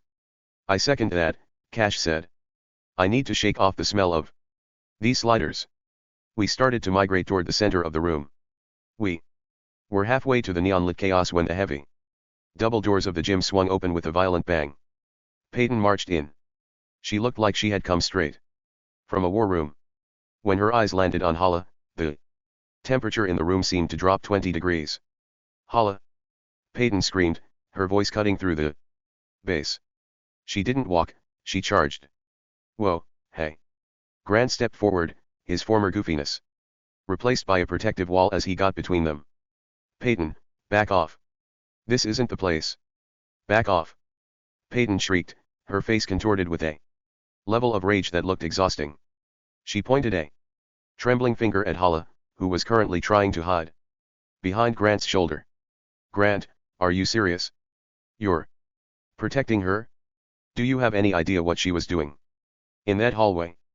"Peyton, we know about the hug," I said, trying to keep my voice level. "It was a misunderstanding with the lighting." "A hug?" Peyton let out a jagged, hysterical laugh. "Is that what she told you? Is that the lie she's feeding everyone?" "Grant, she wasn't hugging him. I walked in and saw her wrapped around my boyfriend, making out with him. She's cheating on you, Grant. She's a backstabbing SL. And she's playing you for a fool." Hala let out a strangled sob, her hands over her mouth. "I wasn't. Peyton, it was just the shadow, I swear." "Shut up. Just shut up." Peyton tried to lunge around Grant, but he held his ground, his face set in a hard, grim line. "Peyton, stop," Grant said, his voice quiet but firm. "I know. Hala. I know what happened. I'm not listening to this. You're pathetic." Peyton screamed at him. "She's a traitor. She's a cheating snake in the grass." "That's enough," Abby snapped, stepping forward with her arms crossed, staring Peyton down with cold, unyielding eyes. "You've made your entrance. Now leave before you embarrass yourself more than you already have." "I'm not going anywhere until she admits it." Peyton screamed. Cash moved to Hala's other side, placing a hand on her shaking shoulder. "We're not doing this. Not here." "Seriously, Peyton," Pedro added, his usual humor gone. "You're seeing things that aren't there because you're hurt. Just go home." Aiden stood silently behind them, his large frame completing the wall. Peyton was outnumbered, a live wire of fury, but Grant didn't move an inch. He kept himself firmly between his girlfriend and the girl who was trying to tear her life apart. "Admit it, Hala." Peyton's voice hit a glass-shattering register, tearing through the music. "I saw your head tilt. I saw his hands on your waist. You weren't crying, you were tasting him. You were sucking the life out of my relationship right in front of me." "It was a shadow, Peyton." Hala yelled back, her voice cracking as she peeked out from behind Grant, her hands clenching his sleeves for support. "He was just holding me. Because I was spiraling. Why would I do that to Grant? Why would I do that to you? Because you've always wanted what I have." Peyton lunged again, grabbing a handful of Grant's suit jacket and trying to yank him out of the way. "Grant, look at her. Look at how guilty she looks." She's playing the victim. Because she's a pro at it? She's been waiting for a moment. To get Riley alone since the day they met. She's a predator. In a thrift store dress. Peyton, get your hands off him. Abby barked. She stepped into the fray, her silk dress rustling as she pried Peyton's fingers away from Grant's lapel. You're acting like a mental patient. Look around. You're ruining the only night we have left with your delusional fanfiction. Oh, like you care about anyone but yourself, Abby. Peyton spat. You're just happy to have a front row seat to the wreck.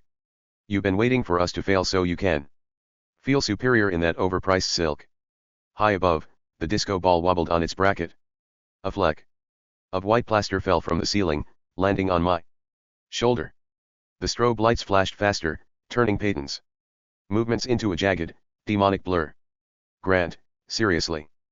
Peyton pleaded, her eyes wide and manic. I am trying to save you from being the school's biggest joke. I saw her lips on his. I saw the way he was leaning into her. Are you really that desperate? Are you really going to let her go home with you tonight knowing she was tasting Riley's spit this morning? You're a placeholder, Grant. You're just the guy she uses when Riley isn't available. Grant didn't flinch. His jaw was set so tight I thought his teeth might crack. Because I trust her, Peyton. And honestly, seeing how you're acting right now, I can see why Riley was leaning towards anyone who wasn't you. The entire circle gasped. Peyton let out a guttural sound of pure revulsion and tried to swing a closed fist toward Hala's face. No. Jacob shouted, catching Peyton's arm mid-air. That's it? We're done with the physical stuff. Get off me. You're all in on it, she shrieked, thrashing against Jacob and Pedro. You're all protecting her. Because you're all liars. Pedro, you were there. Did you see them? Did she tell you she wanted him? Peyton, stop, Pedro said, his usual humor replaced by a look of pity. You're seeing things that aren't there. Because you're hurt. You're losing it. I looked at her, the filter finally snapping. Maybe Riley just wanted something more than you. The reaction was instantaneous. Peyton froze, her face going from flushed red to a ghostly, vibrating white. She let out a scream that wasn't even words, just a high-pitched, animalistic sound of pure fury. You disgusting little. She lunged, her nails raking the air. Back off, Peyton. Grant yelled, shoving her back with more force than before. She howled, her heels scuffing the floor with a screeching sound. Above, the light rig groaned. A low, metallic creak pierced through the bridge of the song. The heavy black canisters overhead swayed, the wires visibly straining. She's a traitor. Peyton screamed, her voice turning into a raw, jagged rasp. And you're a joke, Logan. You're a pathetic, lonely little joke. Cash moved to Hala's other side, placing a hand on her shaking shoulder. We're not doing this for another minute. Peyton, you need to leave. Now. Aiden stood silently behind them, his large frame completing the wall around Hala. Peyton looked at the line: Grant, Pedro, Jacob, Aiden, and Abby all standing in a solid, unyielding row. She looked like a cornered animal, her makeup smearing under the flickering strobe lights. You're all going to regret this, she whispered, her voice trembling. When she leaves you for him, Grant, and she. Well, don't come crying to me. You chose the liar. The heavy silence Peyton left in her wake lasted all of 5 seconds before the speakers overhead gave a violent, ear-splitting pop. All right, jackrabbits, the DJ's voice boomed, completely oblivious to the near assault that had just taken place. The energy in here is heavy, so let's lighten it up. We're clearing the floor for a homecoming tradition. It's time for the senior-junior dance-off. Get your squads out here or get out of the way. Peyton, who was halfway to the exit, froze. She slowly turned back around, her eyes darting from the DJ to our huddled, defensive group. A slow, terrifyingly sharp smile spread across her face, cutting through her smeared mascara. You know, Peyton said, her voice carrying over the opening beat of a high-tempo track. I might know a way we can actually settle this. What the heck is she talking about?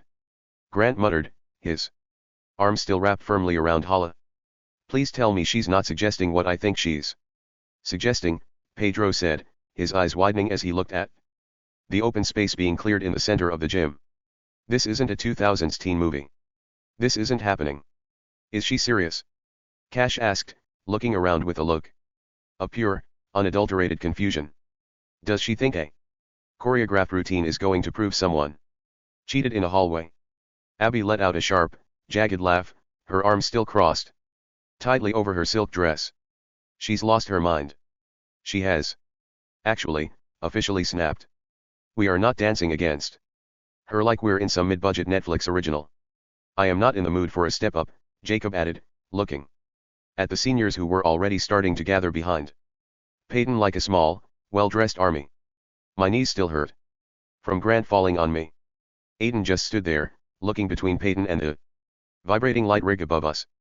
This is a terrible idea. On every possible level. Peyton stepped back toward us, her heels clicking rhythmically against the floor. Winner takes the narrative, Hala, she called out, her voice dripping with challenge. You want everyone to believe your shadow story? Prove you've got the heart to actually stand your ground. Or are you just going to hide behind the boys all night? Hala looked paralyzed, the weight of the gym's attention crushing her. I looked at Peyton, then at the wobbly disco ball, and then at the way our group was crumbling under the pressure. Actually, I said, stepping forward. The filter was gone. And the adrenaline was finally overriding the dread.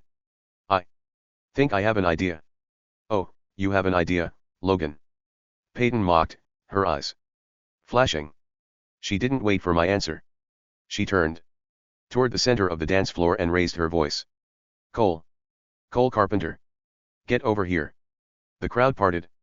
Cole, still wearing that dead, clinical expression, stepped forward. The blonde girl he'd been using as a shield followed closely behind, looking like a high-status accessory.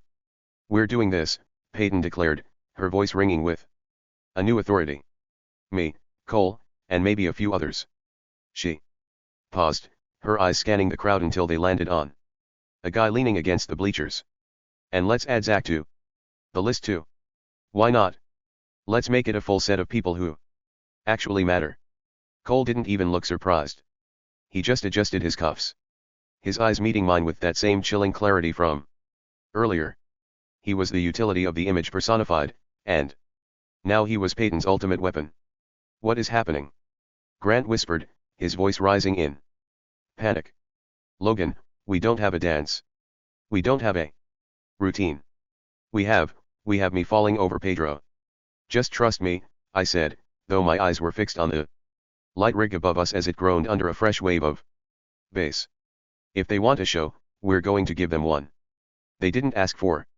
As the DJ's music transitioned into a heavy, driving beat, the Jackrabbit pride felt more like a threat than a school cheer. The crowd pushed back to create a wide, empty circle on the floor, leaving our group on one side and Peyton's newly formed squad on the other. Alexis and her friends were nowhere to be seen, they had likely already headed home, bored of a dance that had turned into a courtroom drama. Zach stepped out from the shadows, he looked exhausted, his eyes darting toward the exits.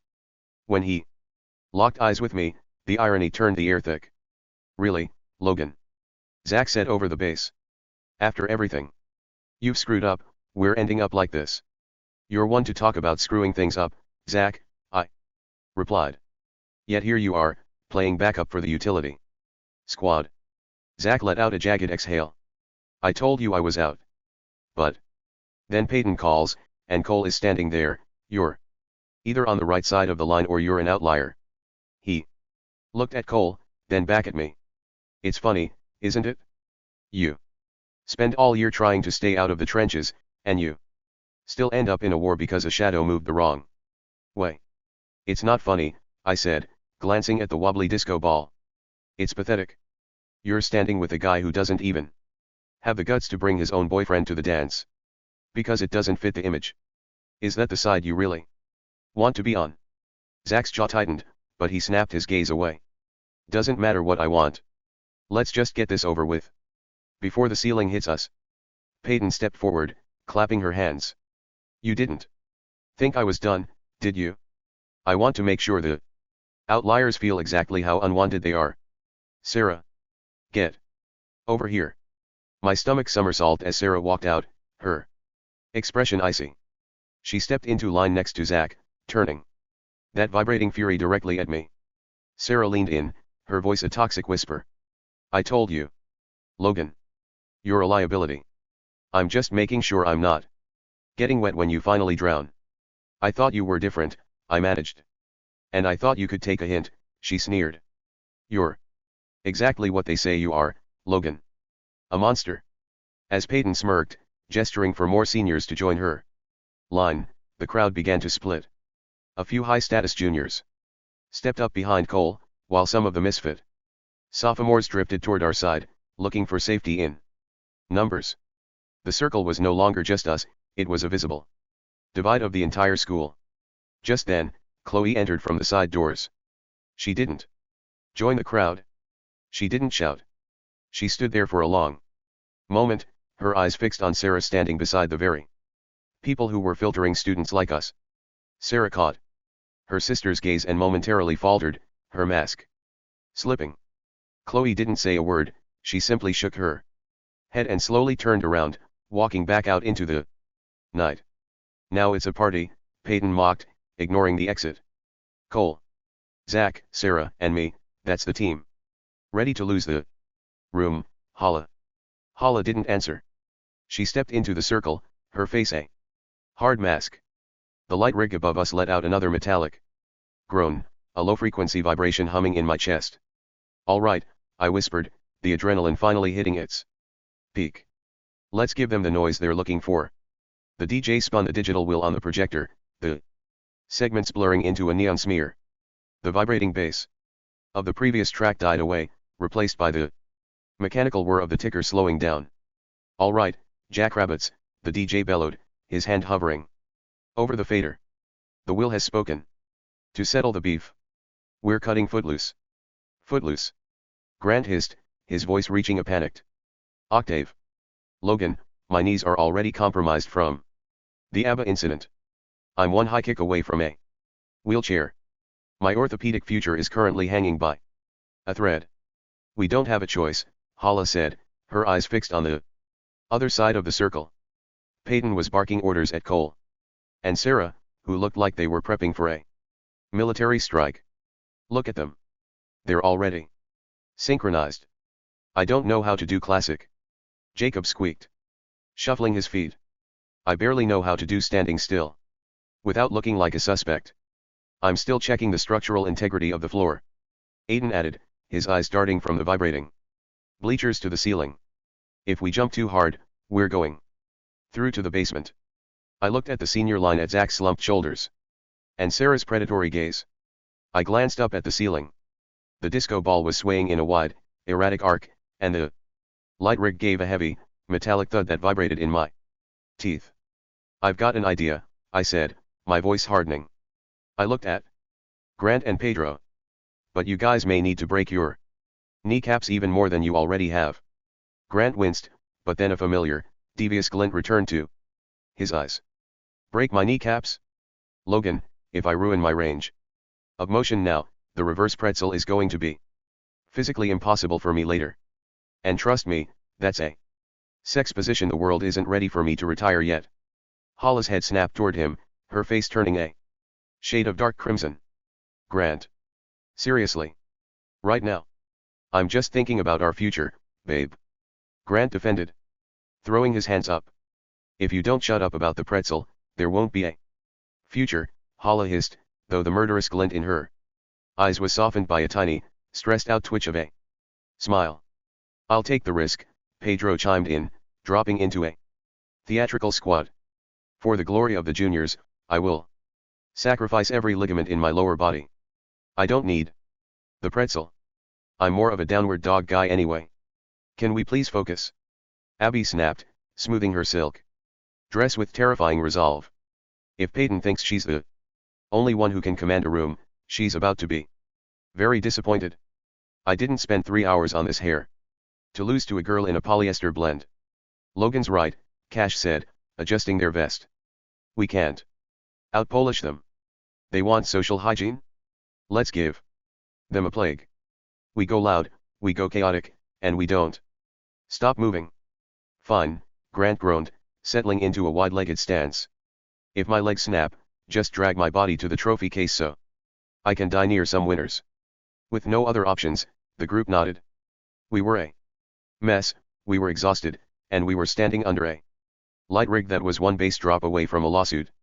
10 seconds, the DJ screamed. I looked at the ceiling one last time, watching the bracket strain against the vibration. Any second now. Ready, I said. The DJ's hand hit the fader, and the iconic guitar riff exploded through the room. The guitar riff hit like a thunderclap, and the floor transformed into a battleground. Across the circle, Peyton and Cole moved with synchronized, sterile perfection.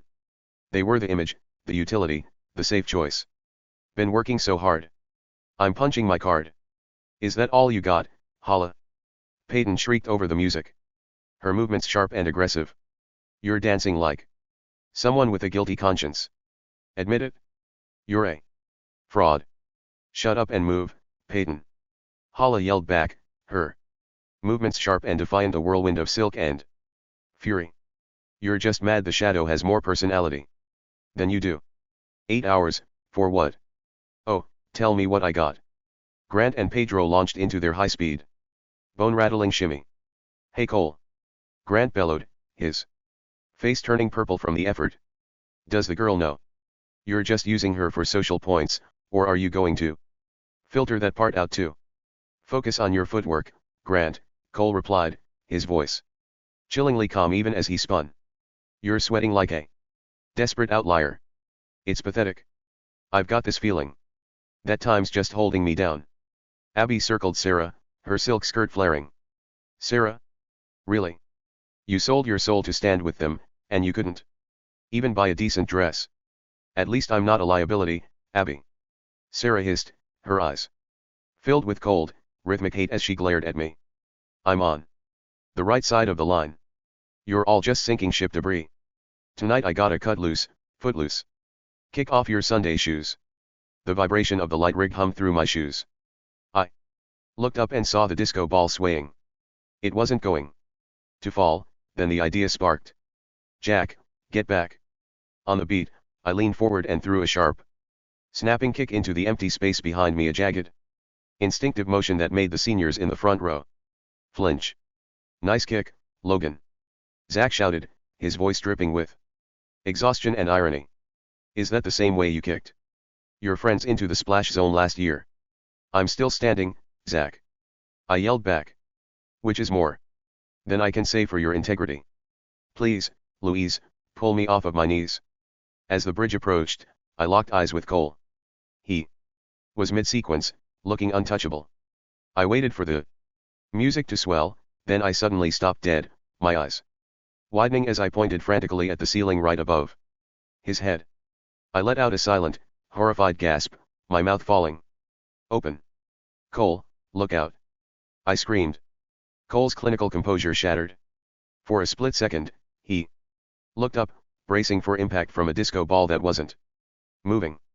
He stumbled, his foot catching on the sticky floor. And he missed the transition. The image flickered and broke as he scrambled to find his balance. Now, I yelled.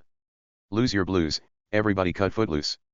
Grant and Pedro executed a high-speed, reckless slide across the floor, sticking the landing on opposite sides of me. Grant dropped into a low, theatrical crouch, his arms pulled back in a sharp, tension-filled bow and arrow pose, aimed straight at Cole's chest.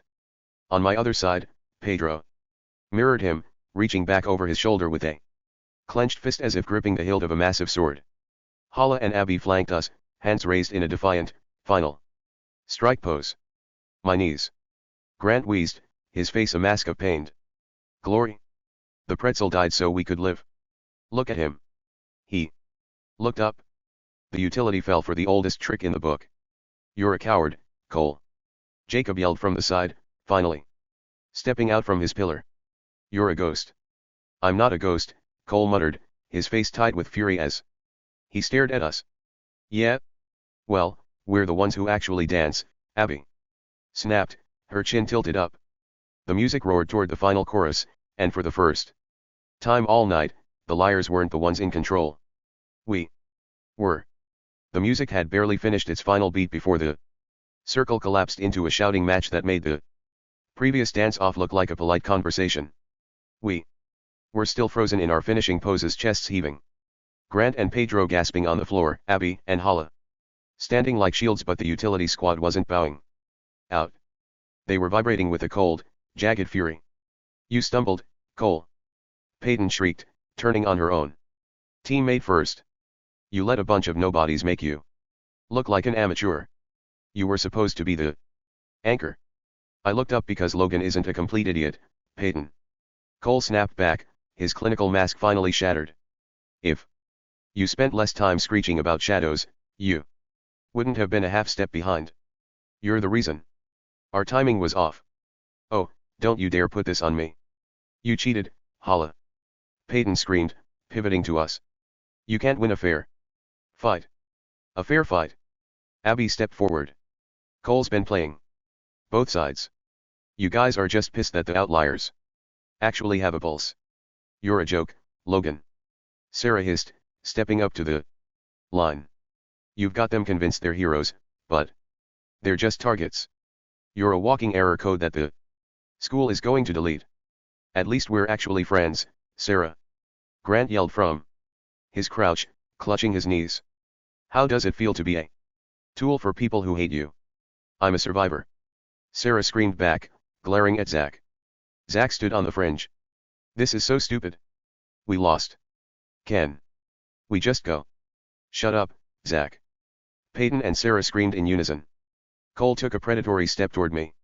You think tricking me changes anything, Logan? You haven't won. You've just made the filtration process a lot more personal. Mistakes get erased. And you're the biggest mistake in this room. You're a ghost, Cole. Pedro bellowed. A ghost with a suit. And you're a footnote. Cole shot back. The shouting escalated until a sharp, authoritative voice cut through the chaos from the stage doors. That is quite enough. It was Mr. Nelson, my journalism teacher from last year. Flanked by two other teachers. His expression was one of weary, profound disappointment. Back to the walls. All of you. Nelson commanded. The next person who opens their mouth, I will personally see that they are suspended.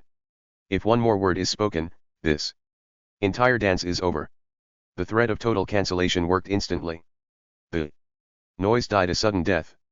Peyton went silent, though the glare she gave Hala promised a war no teacher could stop. The tension remained thick, but the fight had lost its air. There was nothing left to say without risking the entire night. Come on, Abby muttered to me, grabbing my hand.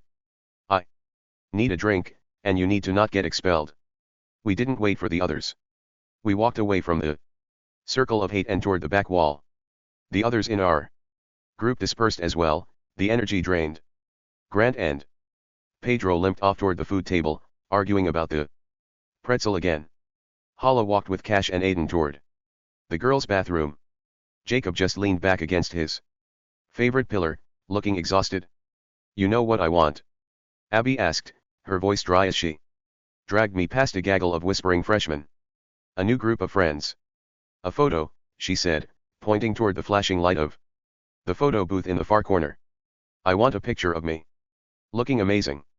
Lead the way, I said, a small, genuine smile finally touching my lips. The photo booth was a high-tech 360-degree platform, a glowing, neon disc that felt like an island of safety. A mechanical arm with a camera was mounted to a ring that circled the stage, ready to document the perfect homecoming image from every conceivable angle. The attendant, a senior with a smug grin, waved us over. All right, you two. Hop on. Let's see some chemistry. Cameras rolling in 3, 2. All right, Logan, Abby said, stepping onto the platform and smoothing out the silk of her dress. Try to look like a person who didn't just almost start a riot. The arm began to move with a low, mechanical whir. On the first pass, we stood back to back. But as the camera pivoted for the second rotation, Abby suddenly turned and wrapped her arms around me in a tight, genuine hug. I stood there, momentarily paralyzed, before resting my hands on her back. The arm slowed. The attendant chuckled. Okay, that was super cute. Seriously, you guys are adorable. How long have you been dating? Abby pulled away instantly, her face flushing bright red. She scrambled off the platform. Wait. No. It's not like that. We're not dating. At all. I'm aromantic, okay. I just don't date. I'm not into it. I'm just here for the punch and the drama. The camera guy didn't look convinced. Yeah, sure. I saw what was going on in that picture. That wasn't exactly a just friends move. It was a thank you hug. Abby argued, her face getting even steamier. Can we please retake them? Just the regular pose. The back-to-back one where we look like we barely tolerate each other. The guy shrugged, sliding the first printed strip across the table. I can, but this one's still the best shot. Whatever. Hop back on. We climbed back up, standing stiffly back-to-back for the second run. This set was sterile and awkward. As the second strip printed, Abby snatched both of them. She turned to me as we stepped off, her voice dropping to a more honest tone. Look, that was weird, but I wanted to thank you for being around since 10th grade, she said. You could have just left me after that dance, but you didn't. I appreciate that. You stayed by my side through the dumpster fire that is our life. I enjoy having you around, I said, rubbing the back of my neck. I realized that at the dance back in 10th grade. It's not just about a date. I actually like being here with you. We spent the next few minutes walking toward the group, talking in low tones about the what-ifs. I asked her who she'd even consider if she ever stopped being aromantic. And she playfully critiqued a few names from the group. Her humor getting darker as she compared our friends to potential disaster scenarios. She joked about kneecaps and broodiness, though she eventually just shook her head. I don't know, Logan, she sighed, looking back at the crowd. Maybe I just haven't found a type that actually makes sense. Like, maybe the problem is just that everyone here is a headache. Point is, for right now, I'm aromantic and will continue to be until life tosses me a reason not to. We navigated through the thinning crowd. As we approached the refreshment area, we saw a flash of a sharp vest.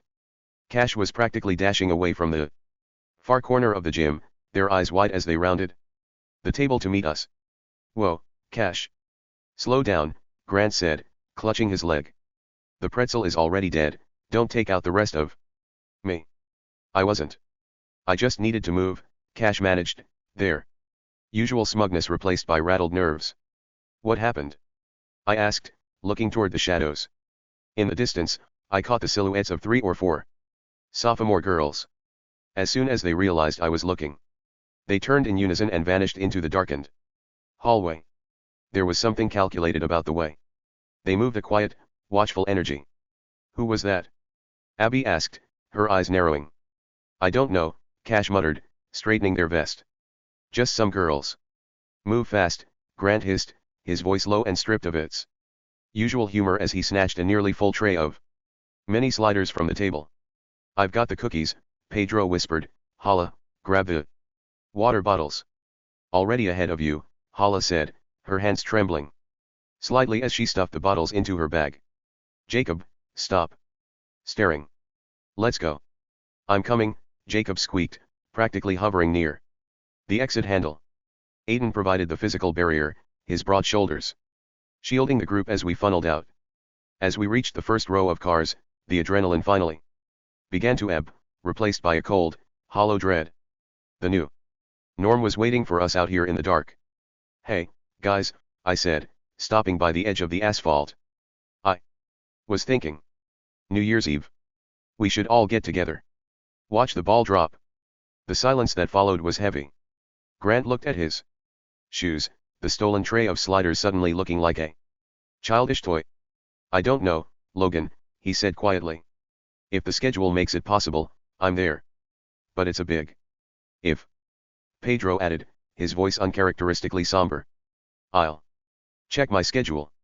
We should probably ask Dyson and Ryan, too. See if they're even allowed out. Hala sighed. It's a nice thought, Logan. It really is. I'll ask around.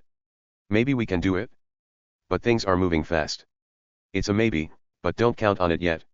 He's right to ask, Abby cut in, her eyes fixed on the distant lampposts. But the world doesn't exactly want us making plans right now. Just stay safe, Cash added, the usual smirk replaced by a look of weary caution. That's the only plan that matters. We'll talk on the group chat about the schedule. The group drifted toward their respective rides, leaving me standing alone by the curb. My dad's car was idling a few feet away, the headlights cutting through the freezing mist. As I started toward the car, I passed a dark SUV. A group of random students were leaning against the hood. They didn't look at me, but their voices carried perfectly in the still, freezing air. Did you see the outlier squad on the floor? One of them asked, a dry, clinical tone in his voice. Thinking a dance off actually matters when the filtration starts next month. I know, another replied. I was passing right behind them. Now. It's honestly pathetic. He's so R. The word was tossed out with casual indifference. It wasn't a shout, it was a statement of fact. Seriously, the first one continued as I reached the passenger side of my dad's car. I froze for a split second, my hand on the cold metal of the door handle. I didn't look back. I couldn't. I just slid into the seat and shut the door, the sound of their quiet, mocking laughter muffled by the glass. My dad was staring, his hands gripped tight on the steering wheel. He looked at me, then at the group of boys by the SUV, and then back. He didn't ask how the dance was. He didn't ask about the riz. He just saw the way I was staring at the dashboard, my chest tight. Ready to go, he asked. Yeah, I whispered. Let's just go. He pulled away from the curb, leaving the lights behind. As we drove into the dark, I looked in the side mirror. The silhouettes were still there, small and receding, but the word they had used felt like it was sitting in the back seat with us, louder than any music. The next morning, I caught up with Cash near the cafeteria, and I could tell immediately they hadn't slept. Logan, Cash said, they were vibrating with a jagged, restless energy.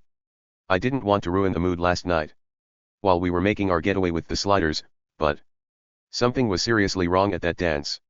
You mean the guys in the parking lot? I asked, the memory of that word still feeling like a physical bruise. No, Cash said, shaking their head and lowering their voice so the passing freshmen couldn't hear. I mean, during the dance, while you and Abby were at the photo booth, there was this group of girls, sophomores, I think. I didn't recognize them, but they were watching. Every time I turned around, one of them was 5 feet away, just observing. Cash gripped the strap of their bag, their knuckles turning white. One of them kept following me, Logan. But the second I turned around to ask what her problem was, she flipped. It.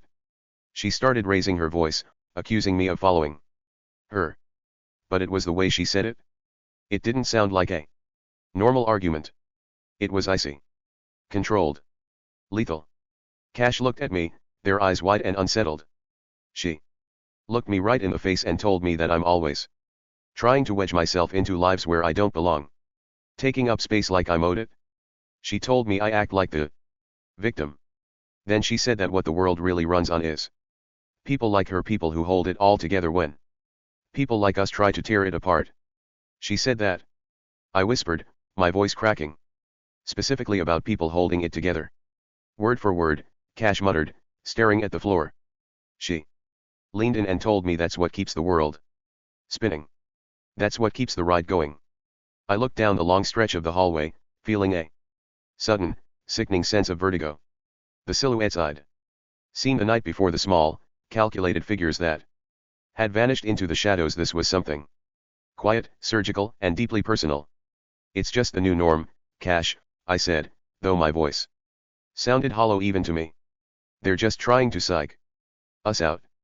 No, Cash said, their eyes dead serious. I found the group pushed into the back corner, their stolen sliders from the night before long gone, replaced by the grim reality The cafeteria was a sea as the group huddled around a back table. The victory of the dance-off already felt like ancient history, and the mood was heavy, stripped of the bravado we'd had on the floor. I'm telling you guys, the photo booth was the only part of the night that didn't feel like a total disaster, I said, trying to fill the hollow silence. Barely, Abby muttered, picking at a loose thread on her sleeve. Aside from the part where the attendant thought we were. And Grant almost died doing a pretzel. Pedro interrupted, pointing a plastic fork at Grant. It was the most athletic thing I've ever seen and the most embarrassing, all at once. You missed the peak of human performance, Dyson. Seriously. Dyson, leaning against the edge of the table with his hood up, gave a ghost of a smirk. Ryan Unruh was leaning in, too, looking genuinely annoyed that he'd spent his night at work instead of witnessing the chaos. Sounds like it was actually worth the hype for once, Ryan said, shaking his head. Better than a double shift I pulled. I'm still scrubbing salt out of my pores. It was legendary for about 5 minutes, Grant added, his voice dropping into a more serious tone.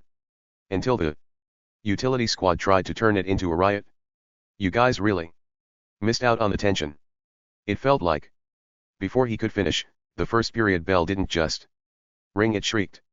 It was a sharp, mechanical blare that cut through the conversation like a blade, signaling the end of our brief sanctuary. Everyone stood up in unison. Later, Abby called out, disappearing into the mass of students heading toward the history wing.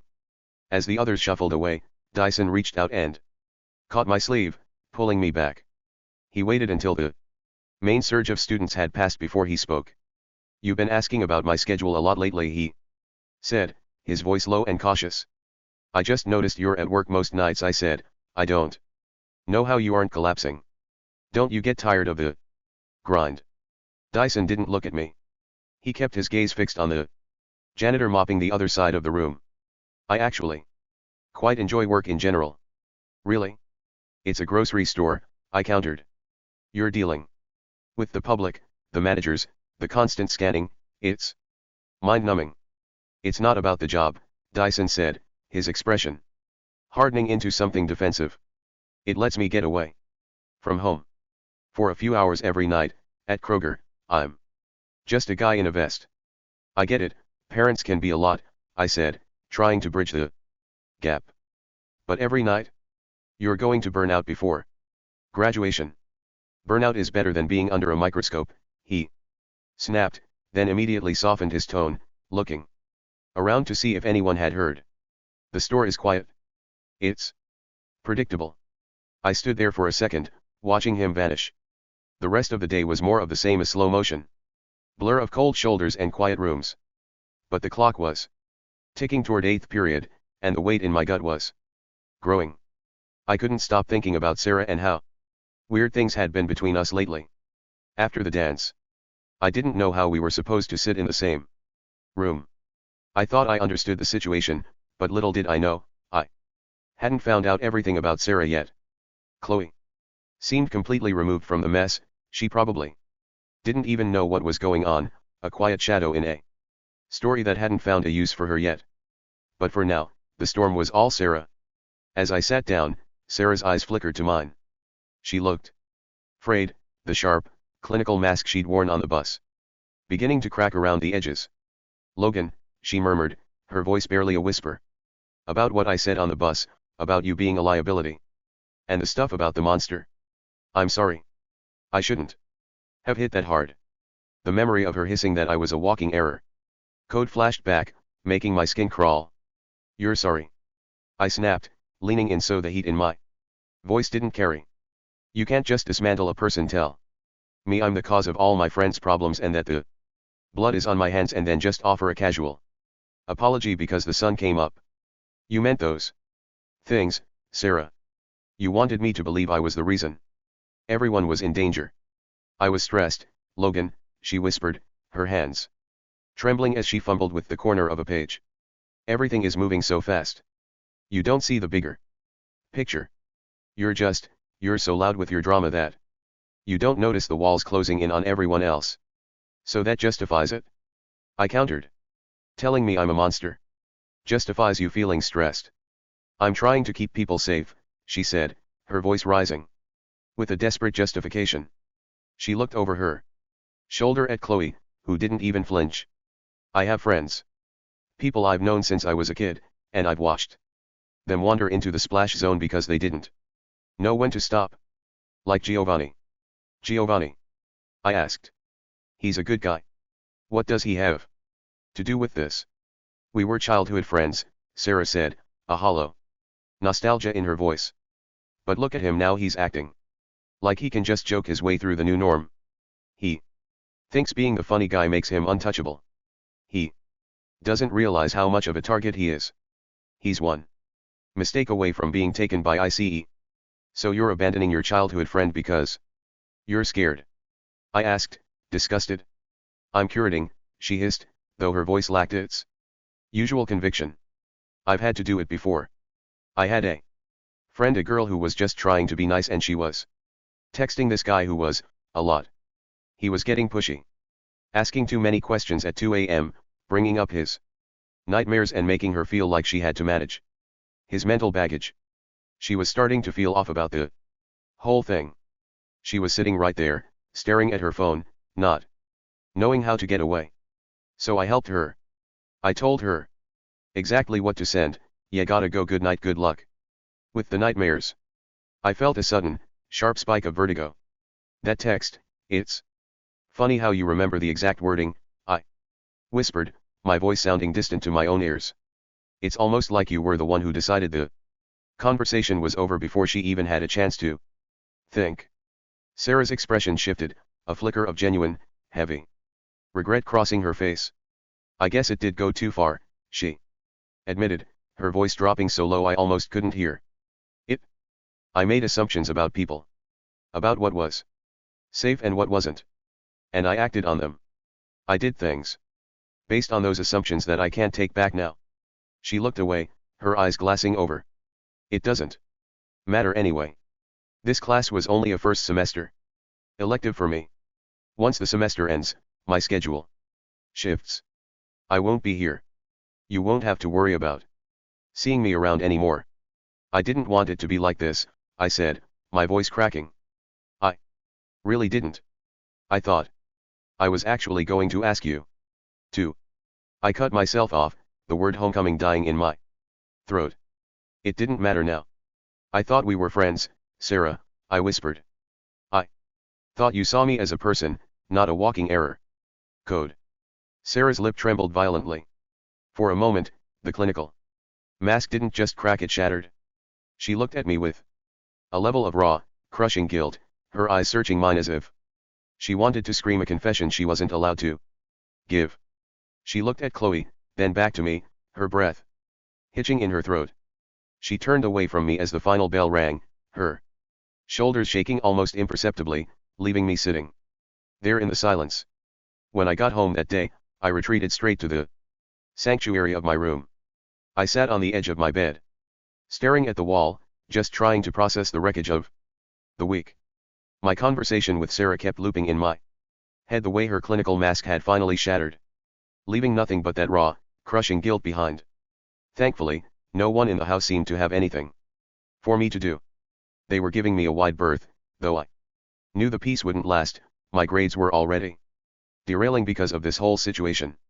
Suddenly, my phone buzzed on the nightstand. It was a message from Jack. "Jack, hey, still up for that hangout we talked about? Or are you still recovering from the glitz and glamour of homecoming?" Me, recovering is an understatement. You were right, Jack. It was a total, high-definition disaster. I feel like I'm vibrating. Jack, I'm almost out of the woods here at Goals. Just a few more assignments and this final essay, then I'm a free man. I have nothing but time to hear about your suffering. Give me the highlights. Did you trip over a corsage? Me, worse. We had a footloose dance-off against the utility squad. Peyton tried to blow up the whole group. She claimed she saw Hollow making out with Riley in the hallway and tried to convince Grant she was cheating. It was actually just a shadow, but she used it as an excuse to declare a dance-off. The rule was, whoever wins, their version of the story becomes the truth.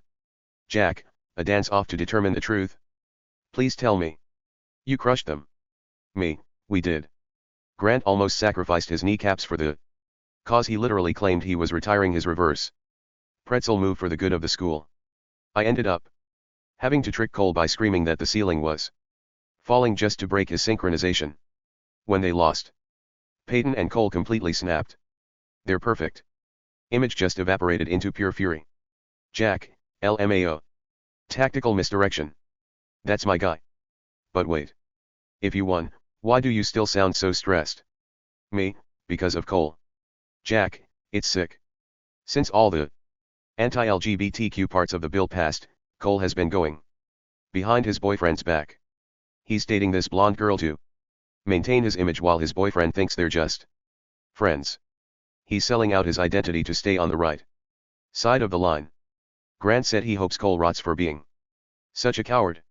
Jack, wait, hold up. Is that the same one you and Jacob saw stalking you by the gym? The one who bolted when you looked at her? Me, yeah, it's her. Honestly, she's a blonde and not half bad looking. It's just too bad she's on the wrong side of the line. Jack, Logan, are you actually crushing on your stalker right now? Me, no. Definitely not. I'm just observing the situation, okay. Jack, sure you are, Romeo. Anyway, back to reality. That's a weapon with a smile. He's playing both sides so he doesn't end up on the chopping block. It makes me sick. Me, exactly. And then there's Sarah. She told me I was a liability. She admitted she's been curating her life, cutting out anyone who isn't safe. But today, she actually looked like she felt bad. Her mask completely shattered. For a second. She's leaving the class after the semester. Jack. She said I won't have to worry about seeing her around anymore. Jack, man, that's heavy. You put a lot into that girl. I know. You really liked her, and it's a shame it didn't work out. Especially with her turning into, well, whatever she is now. But look, if she's bailing, maybe it's for the best. Maybe you should try talking to her sister? Me, Chloe. She barely says anything. I don't even think she knows my name. Jack, exactly. Sometimes the other twin is just a nicer, quieter version of the other. The sequel is usually better than the original, right? Might be a fresh start. Me, I don't know, Jack. My brain is fried. Jack, fair enough. Look, I'm finishing this essay tonight. Let's stick to the plan, this weekend at your place. We'll barricade ourselves in and ignore the madness. Me, deal. See you then. The rest of the week went by in a slow motion blur of shifting tides. The looks, those pitying head shakes, and students turning away as if I were a tragedy they couldn't bear to watch. By Wednesday, the pity was gone, replaced by something sharper. Now, when I walked down the hall, the stares were angry, jagged with a resentment that felt like a physical weight. My friends were reaching their breaking point, too. I could see the questions burning in their eyes at lunch, but I wasn't ready to pull back the curtain yet. I thought about what Jack had said about Chloe. She remained a quiet shadow, sitting just a seats away, a character in a story that hadn't found a use for her yet. I had no idea just how important Chloe Stillwell would actually turn out to be in my life. The air felt thin, like the final few pages of a chapter where everything is about to go wrong. The chaos Jack kept mentioning wasn't a headline anymore, it was the ground we stood on, and it was cracking. By Friday afternoon, I felt like a ticking clock reaching its final second. Things were about to get very real, and the quiet was about to be shattered. That Friday afternoon, I sat on the edge of my bed. When Jack's car finally rattled into the driveway, I hurried downstairs just as my dad was opening the front door. "Good to see you, Jack," my dad said with a tired smile. He looked at me, then back to Jack. "I figured you guys would want to disappear for a bit, so I ordered Pizza Hut. Large stuffed cheesy crust, extra pepperoni. It'll be here in 20 minutes. "You're a hero," Jack said, hoisting his heavy backpack. "I'll leave the boxes at the top of the stairs," my dad added. "Lock the world out for a while." We scrambled upstairs and barricaded the door. For hours, we lived in the flickering neon glow of the PS5. Cycling through Ghost of Tsushima, Ninja Gaiden 3, and Devil May Cry 3. We played until the pizza boxes my dad left for us were nothing but grease-stained cardboard. By midnight, Jack reached into his bag and pulled out a worn, wooden folding board. The button mashing is over. Logan. Everything that's happened, homecoming, the bill, the threats, it's all just one big game of chess. And right now, you're losing. He began setting up the pieces with a rhythmic clack clack clack. Look at the squares. This board is the big beautiful bill in its final phase, the one that targets the unuseful. It cuts programs for the autistic and LGBTQ+ communities and lets ICE sweep out the POC kids. It's a total board wipe. He held up a white pawn. These are the pawns. They're the people on social media planning what Abby and the group codenamed the Purge. They're building a wall, square by square, to trap us. He placed the queen on the board with a heavy thud. This is Cole Carpenter. He's the utility piece. He threatens you and calls you a degenerate as a cover. He's gay, but he's hiding his real life behind that blonde girlfriend and the new norm shield, because he knows if the board gets cleared, he's on the list too. He's clearing the path for the king, the legislation. He then pointed to a bishop. This is Peyton. She's moving on a diagonal, blinded by that shadow in the hallway. She's so focused on getting even with Hala over the misunderstanding with Riley that she's creating a hole in our defense. Jack cleared a space in the center. Now, the scenario if you do nothing. He slid a white rook down the file, pinning my knight against my king. This is the lights out pep rally. Jose told you the truth because he sees the board. During that event, the new norm is going to strike in the dark. If you, Abby, Hala, Cash, and Aiden aren't coordinated, you're sitting ducks. The cameras won't catch it. He knocked over my king with a flick of his finger. Checkmate. You get filtered. By the way, what exactly was it that Jose said to you? He said for all of us to stay together, I whispered. Jack's eyes lit up as he began resetting the pieces. Stay together. That's a defensive structure. He's telling you to build a castle. An isolated piece is a captured piece, but a coordinated group is an unbreakable wall. He finished setting the board, mirroring the exact positions of everyone in our lives. Wanna play around with this exact scenario in mind? Jack asked, his voice low. Let's see if we can find the moves to keep your king standing when the lights go out. All right, Jack said, his fingers lingering on the board as we settled into the opening moves. He had moved his king's pawn forward, claiming the center with an aggressive, territorial stance. I'm white, you're black. Wait, that came out wrong, he muttered, his face flushing a deep crimson. I didn't mean it like that. Definitely not like that. He cleared his throat, looking genuinely mortified for a second before he shook it off. Anyway, I represent the opening move of the big, beautiful bill. I've taken the center. Your move, Logan. I looked at my side of the board, the black pieces looking like a small, fractured army. Who am I supposed to be representing here? You're the resistance, Jack said, leaning over the grid. The king is your safety. The pawns are the rest of the student body who haven't picked a side yet. The knights and bishops. That's Abby, Hala, and the rest of the group. You have to develop them, or they're just standing around, waiting to be processed off the board. I reached out, tentatively sliding my pawn to e5. I didn't know the theory, but the logic hit me with the force of a lightning strike. It was just a grid. It was just spatial reasoning. Jack moved his knight to f3, attacking my pawn. I moved my knight to c6 to defend it. We traded moves in a tense silence. I watched his pieces swarm toward the center, trying to create the wall he'd talked about. He was playing aggressively, his bishop coming out to b5 to pin my knight, trying to make my defense feel claustrophobic. You're seeing the angles, Jack muttered, his eyes darting across the board. Most beginners just move pieces randomly.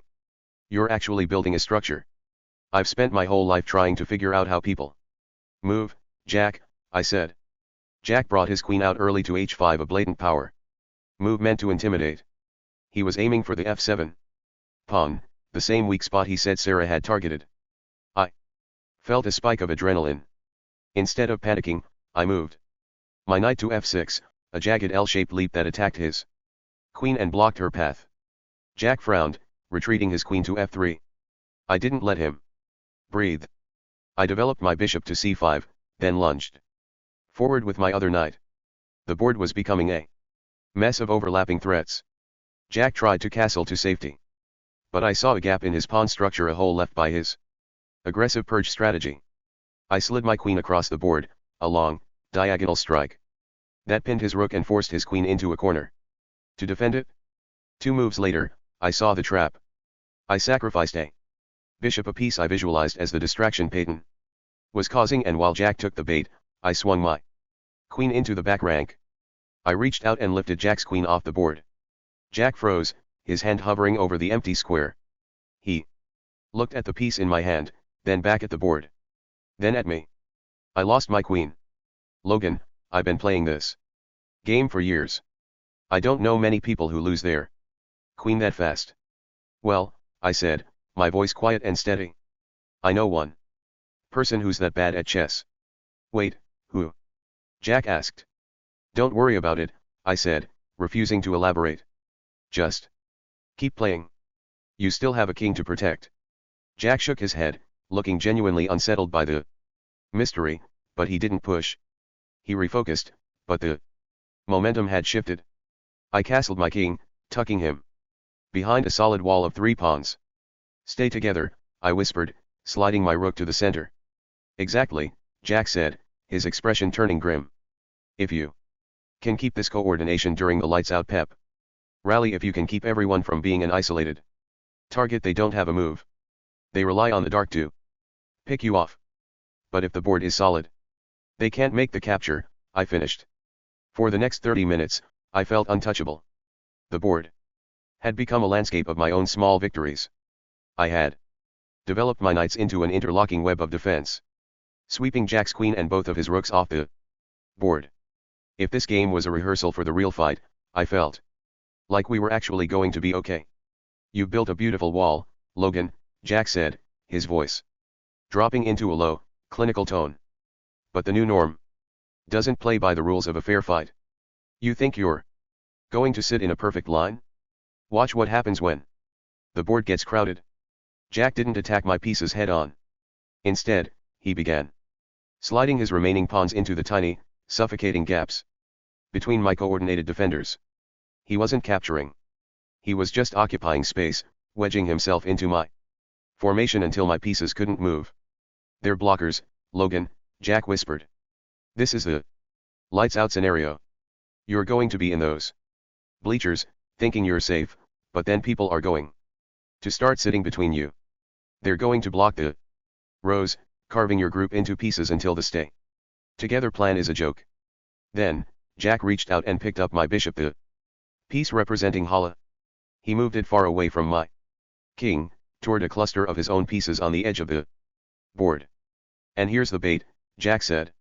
A friend like Peyton is going to offer a truce. She's going to convince Hala she's forgiven her, lure her away from the group. And the second the lights go out, he flicked the bishop over. Peyton bolts. She leaves Hala isolated in the dark. While you're trapped in your blocked row, they're going to grab her by the legs. They're going to drag her down those stone stairs while she screams, and you won't even be able to see the hands doing it. With a violent precision, Jack slid his knight into g5. While you're scrambling to find her, the other members of the group are getting tossed around in the chaos. The coordination is gone. The unuseful get processed. He moved his bishop across a long, silent diagonal I had left open in my rush to attack. Now you're all backed up against a door. You're cornered. No exit, no light, and the new norm is closing in. Check, he said. I scrambled, looking for an escape, but my own pieces were my cage. I was pinned by the very walls I had built. I'll move to h8, I said, my voice cracking. And there it is, Jack said. He picked up his knight and dropped it onto f7 with a sharp, final clack that echoed like a gunshot. Smothered mate. You're dead. I stared at the board, paralyzed. The staying together strategy had become my tomb. How? I was dominating the board. They don't need to win the argument, Logan. They just need to disrupt your formation. But look, Jack said, his tone softening as he pointed to the two rooks I had left. Near the corner, the ones I had designated as Cash and Aiden. If you can reunite at that door, if you can become one unit again even in the dark, you might find a way out. These two? They're your exit. They're the ones who have to break the lock before the game ends. Reset it, I whispered, my throat tight. Reset the board. Jack. We're playing again. I need to know how to get to that door. Jack didn't say a word as he began sweeping the captured pieces back into their starting ranks. The rhythmic clack clack clack of the wood against the board was the only thing grounding me as I watched the carnage of my defeat vanish. It was nearly 2 in the morning, and the air in the room felt heavy and stale, charged with the kind of frantic energy that only comes from being awake too long with a terrified mind. To break the suffocating quiet, he reached over and clicked the remote. The television flickered to life in the background, spilling a cold, clinical blue light over the mahogany squares that made the shadows in the corners of the room look deeper than they were. We need the noise, Jack muttered, his movements mechanical and stiff from exhaustion. The silence makes it feel like the lights are already out. For a few minutes, we tried to focus on the opening moves, but the piece was shattered when a campaign ad flooded the screen. The volume was low, yet the music, a deep, industrial thrum, seemed to vibrate right through the floorboards and into my bones. Then came the voice. The radical left has poisoned the blood of our nation, the narrator snarled over grainy, red-tinted footage of city streets. They call it wokeness. We call it a sickness. From the LGBTQ agenda to the radical indoctrination of our children, the rot has spread deep. We will protect the American family. We will excise the cancer. The footage snapped to high-contrast shots of ICE agents hauling people of color into transport vans under the harsh glare of floodlights. We will begin the largest deportation operation in history, the voice barked. 1. People, under one flag. If you aren't with us, you're the enemy. I felt the blood drain from my face, my hand freezing over my night. Jack didn't look up from the board, but his jaw was set so tight it looked painful in the flickering TV light. It's worse than the ads. I was up late reading a report. A whistleblower leaked photos from inside a senior staffer's office in the White House. There was an American flag pinned to the wall, and right in the center of the stripes, someone had stitched a black swastika. It wasn't a mistake. It was a statement. He finally looked at me, his eyes and dark with a terrifyingly calm clarity. Keep in mind what the Nazis used to do to disabled people, Logan. They didn't start with the camps, they started with mercy for the unfit. They're already cutting the programs for autistic people and stripping funding from LGBTQ support. They're defunding our lives. What's to stop them from moving to murder next? Just look at what's going on at your school, the way they talk about the outliers and liabilities. Look at ICE taking colored people out of the country right now. They're practicing. The room felt like it was tilting, the 2 a.m. exhaustion heightening the sense of impending doom. It's just like the theory, I whispered, the words feeling heavy and final. Jack nodded slowly. If what's gonna happen at lights out is anything to go off of, these people won't stop until we are stripped of every last bit of difference. It's always been that way. Yeah, I said, ever since Autism Speaks started all this. Even before the politics came into it, they were trying to cure us out of existence. Now the government just has the muscle to finish the job. We went back to the board, but the rhythm was gone. For the next hour, our moves were hollow, the wooden pieces clacking against the table like dry bone. That's enough, Jack whispered, rubbing his bloodshot eyes. If we don't sleep, we won't be sharp enough to even think about that exit door. I nodded, my body feeling heavy and disconnected. Once the bed was firm, Jack tossed a heavy wool blanket over it and collapsed, not even bothering to take off his hoodie. I crawled into my own bed, the sheets feeling unnervingly cold. I lay there staring at the ceiling, the blue light from the still-on TV casting long, Flickering. Shadows across the walls. Logan. Jack's voice came from the floor, muffled by the pillow. Yeah. We're still the rooks, he said. Don't forget. We're the ones who break the lock. I spent the next few minutes trying to fall asleep. Jack was out of it shortly after he hit the bed, but I wasn't. Although I did find myself drifting off. Suddenly, my phone buzzed. Hala, do you have any dirt on Peyton? Me, why, oh God, what happened? There was a long delay, the silence of the room making the wait feel even longer. It was enough of a delay to imply that she was, in fact, not good. Hala, never mind, I'm good. Me, I do wanna know what happened though. Hala, nothing dude, I don't wanna talk about it. Me, gee, sorry. Hala, I didn't mean for it to come across as rude. I began to text something else, but then decided it would be better not to push it. I set my phone down and drifted off to sleep. Chapter 11. We have breaking news regarding the Super Bowl halftime show, the anchor said, a tight jaw and clipped cadence setting a serious tone. NFL officials have confirmed Bad Bunny will still headline the show despite calls for his removal after Homeland Security Advisor Corey Lewandowski and Secretary Kristi Noem confirmed ICE agents will be all over that place to conduct enforcement. We're now going live to an interview with the artist, Benito Antonio Martinez Acacia. The screen split. On one side was a stoic news interviewer. On the other was Bad Bunny, real name Benito, a global superstar of color whose face remained a picture of calm resilience in the face of federal threats. Mr. Martinez, the interviewer began, his voice tense. Your decision to perform, despite a potential federal arrest by ICE on the field, has been met with both widespread support and intense criticism. Some say you're using the world's biggest stage to make a political statement, others are concerned for your safety and the safety of your fans. Bad Bunny leaned forward slightly, his eyes direct and unwavering to the camera. This is about my people, my culture, and our history. Our contribution to this country is real, and no one can take that away. He spoke, a blend of English and Spanish, his voice firm and clear. I did not come here to cause trouble. I came here to perform. I previously skipped my US tour because I worried for my fans and what ICE would do. The interviewer cut in, but officials have confirmed they will be there, Mr. Martinez. Are you not afraid they will arrest you during the show? Bad Bunny smiled, a look of profound defiance crossing his face that was broadcast to millions. I've been thinking about it these days, and after discussing it with my team, I think I'll do this one date in the United States. He paused, letting the silence hang in the air for a beat. They can send whoever they want. I don't care. There is nowhere that provides a safe haven to people who are in this country illegally, including the Super Bowl, so they say. He looked directly into the camera lens, a clear, powerful message. I will be on that stage. My performance is for everyone who came before me. They can try to find me, apprehend me, and deport me, as they say they will.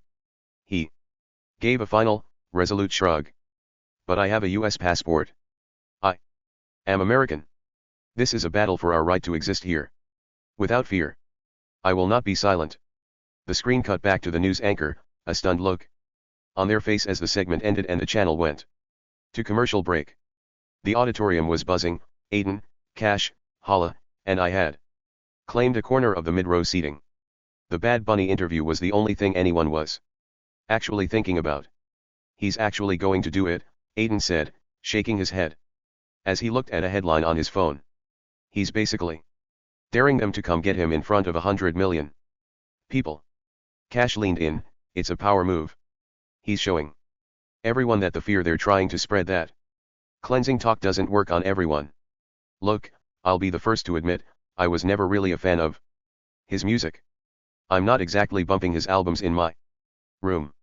I think the only song of his I ever actually liked was that song by Cardi B he was featured on. I looked over at Hala, who was picking at a loose thread, still looking as distant as she had in those weird texts. But that doesn't mean he deserves to be hurt as a person, I continued firmly. Despite his color or where he's from. He's a human being. Period. If they can just decide he's Illegal or rot or whatever word they're using this week. While he has a US passport in his pocket, then nobody is safe. He's a person of color and an immigrant, Cash added. In their eyes, that makes him a target regardless of his status. They want to show that no amount of fame can protect you from ICE enforcement. Hala finally looked up, her eyes flicking toward me for a split second before darting away. It's about stripping the humanity away, she whispered. If they can make people cheer for an arrest at the Super Bowl, they can make them cheer for anything. The conversation was cut short as a massive, suffocating shadow stretched across the rows. I didn't have to look up to know it was O'Shea. The heavy, rhythmic thud of his boots stopped right at the end of our row, and the air seemed to grow thick and stale around us. He stood there, all 6'7" of him, a mountain of redirected self-hatred, just staring down at us with a blank, terrifyingly calm expression. For a long minute, he didn't say anything. He just loomed. I could see the pulse in his neck and the way his massive hands were slowly clenching and unclenching. O'Shea finally moved, but it wasn't to walk away. He stepped into our row. O'Shea stopped directly in front of Aiden. He leaned over, his bulk blocking out everything: the stage, the teachers, the exit signs. He reached out a massive finger and flicked the collar of Aiden's shirt, a gesture so casual it was sickening. You know, O'Shea began, his voice a low, melodic drawl that vibrated in the floorboards. I spent all morning thinking about efficiency.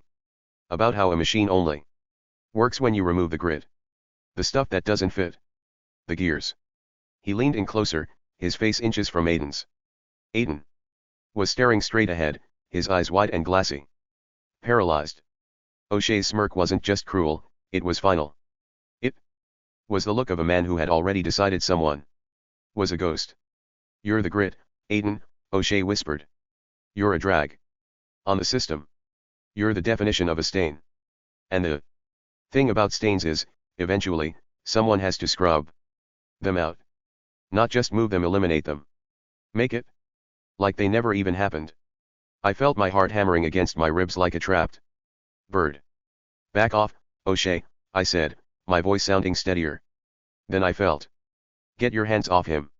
O'Shea didn't even look at me at first. He kept his eyes on Aiden, his gaze wandering over Aiden's face as if he were looking at a piece of broken equipment he was about to throw into a furnace. You really think this is just a school anymore? You think the rules are going to protect a lost cause like this? There's something genuinely broken in him. He's exactly who the directives are talking about. He finally turned his head toward me, his eyes bloodshot and glassy, radiating a terrifying level of conviction. I'm not going to touch him here. I'm not an idiot. But don't think for a second that this is over. I'm going to find the right moment. He leaned down lower, his voice dropping to a whisper that felt like a death sentence. I'm going to erase you, Aiden. I'm going to be the one who finishes the job the system started. It's not a fight. It's a disposal. And when I'm done, nobody's even going to remember you were here. The silence that followed was deafening. O'Shea stayed there for 5 more seconds, 5 seconds that felt like 5 hours, staring at Aiden with a look of pure, clinical revulsion. He looked like he was imagining the act right then and there. Then, abruptly, he straightened up. The tension didn't break, it just shifted. He let out a sharp, mocking bark of a laugh that echoed through the auditorium, drawing a brief, curious glance from Ms. Lida before she turned back to her crew. He turned on his heel and swaggered away, his heavy steps retreating toward the back exit. You realize what just happened, right? Hala whispered, her voice trembling so hard she could barely get the words out. He's just talking, I muttered, though my hands were shaking. He's an idiot. No, Hala said, turning to me with a look of genuine horror. He wasn't just talking. He was marking him. He basically just told you he's going to kill Aiden. He's so deep into the norm ideology that he thinks murdering Aiden is a service to the country. He's going to jump you both, and he's not planning on leaving any witnesses. I looked at Aiden, who was still staring at the empty space where O'Shea had been, his face as pale as a sheet. Ms. Lida clapped her hands, her voice echoing off the high auditorium ceiling as she directed everyone back to the classroom. I didn't need to be told twice. I stood up and moved fast, my heart still drumming against my ribs. From O'Shea's shadow behind me, I heard the quick, frantic footsteps of Aiden, Cash, and Hala. They followed me closely, weaving through the rows of velvet seats until we hit the hallway. The moment we stepped through the double doors, the atmosphere shifted. It wasn't the usual hallway chaos, it was a gauntlet. Students were lined up against the lockers, but they weren't talking or laughing. They were just watching us. The headshakes and the dismissive eye rolls were gone. Now, it was just a raw, unyielding stare, eyes narrowed and lips thinned in a look that was almost pure, concentrated hatred. "Do you see their eyes?" Aiden whispered, flinching as we passed a group of seniors who didn't even blink as we walked by. "They're not even trying to hide it," Cash added, their voice tight. "It's like they're mad just because we're still breathing the same air." "The looks have changed," Hala said, her voice trembling. "It's not go away anymore. It's something else." I didn't slow down. I kept my gaze fixed straight ahead, feeling those stares burning into the side of my head like a physical weight. "It's not a warning anymore," I said, my voice dropping into a low, chilling register. "It's a promise." Hala caught up to my side, her face pale. "Logan, listen to me. I've been talking to my brother and Riley. They've been hearing things through their circles, and it's not just internet rumors anymore." "Hearing what?" I asked. "The ICE raids," she said, her eyes darting toward a group of juniors glaring with open hostility. "Trump is sending them into several states on Halloween night. There are rumors all over Forney that they're going to be hitting the neighborhoods. But it's not just about deportations. They're coming to get rid of anyone he doesn't like, the autistic community, the LGBTQ, everyone. If we're out there on Halloween while people are supporting those communities being gone, we're in danger." I looked at her, needing to know. "I need to ask you two things, Hala. First, what was that text the other night about? The one about wanting dirt on Peyton?" Hala's eyes went flat, her posture stiffening. "I don't want to talk about what the message was about, Logan. I'm good. I saw the wall go up, so I didn't push." "Fine. But are you coming with us on Halloween? We have to stay together." "No," she said, shaking her head. "I'm not coming. Even if Cash goes, I don't really want to come anyway. I'm kind of antisocial." I knew she was lying, but then she shifted the subject. "I'm just going to stay in and dress up. I'm going as that Baphomet goat thing," she said, trying to sound casual. I let out a short, dry breath. "The Baphomet? So you're going to look like a demon goat?" Hala didn't laugh. She just turned into the classroom, leaving the three of us in the middle of a hallway filled with people who looked like they were just waiting for the lights to go out. "It's worse than the rumors," I said, my voice barely a whisper as I pulled Aiden and Cash closer into a tight circle. Jack was up late on some investigative forums. There's a leaked photo from inside one of the senior staff offices at the White House. High-level advisors. Aiden blinked, his face already pale. "What kind of photo?" "They had an American flag on the wall behind the desk," I said, the image flashing in my mind like a strobe light. But it had been modified. Right in the center of the stripes, someone had stitched a black swastika. It wasn't a protest. It was part of the decor. Cash let out a sharp, jagged breath, their eyes darting to the students still lingering in the hall. "A swastika? Inside the actual White House?" "Yeah," I replied, "if that's the symbol they're hanging on their walls, they aren't just looking to deport people. They're looking to finish what that flag stands for." Cash shook their head, a bitter, cynical look crossing their face as they glanced at the students who were still staring us down with that new, aggressive heat. "I'm sure the new norm is having a field day with that," Cash said, their voice dripping with venom. Aiden looked like he was about to vibrate out of his skin.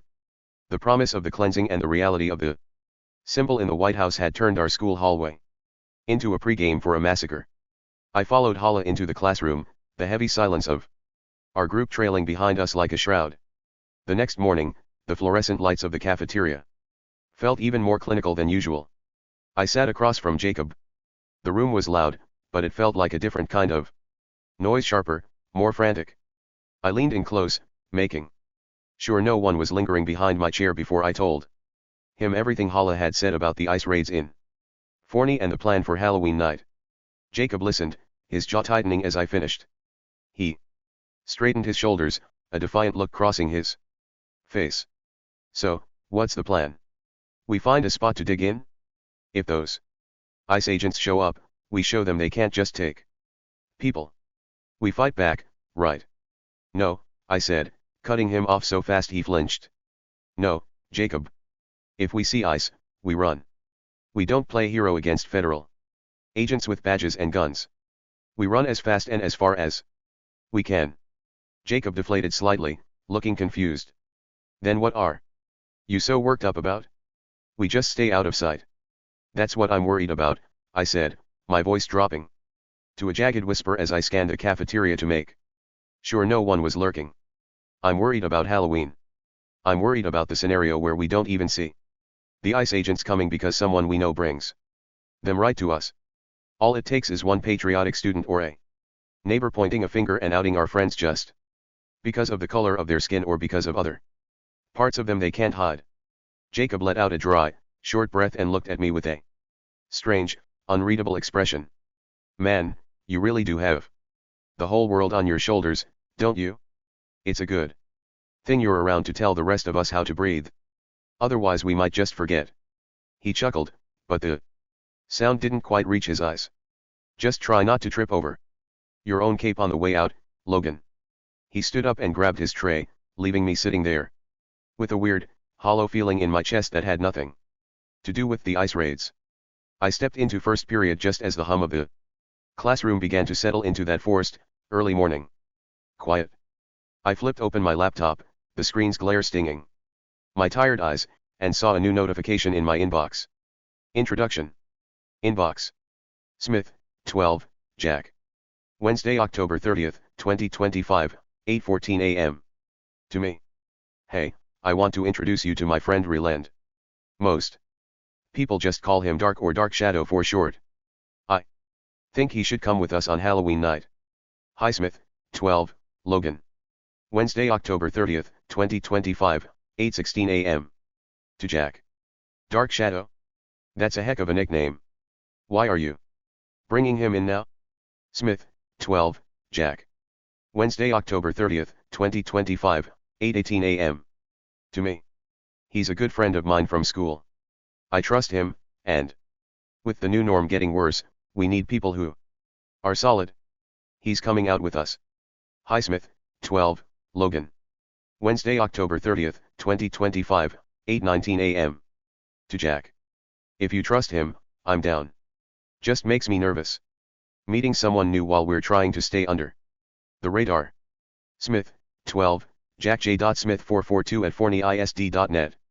Wednesday, October 30th, 2025, 8:22 a.m. To me. You'll meet him tomorrow when we head out, but you can email him before then if you want to talk.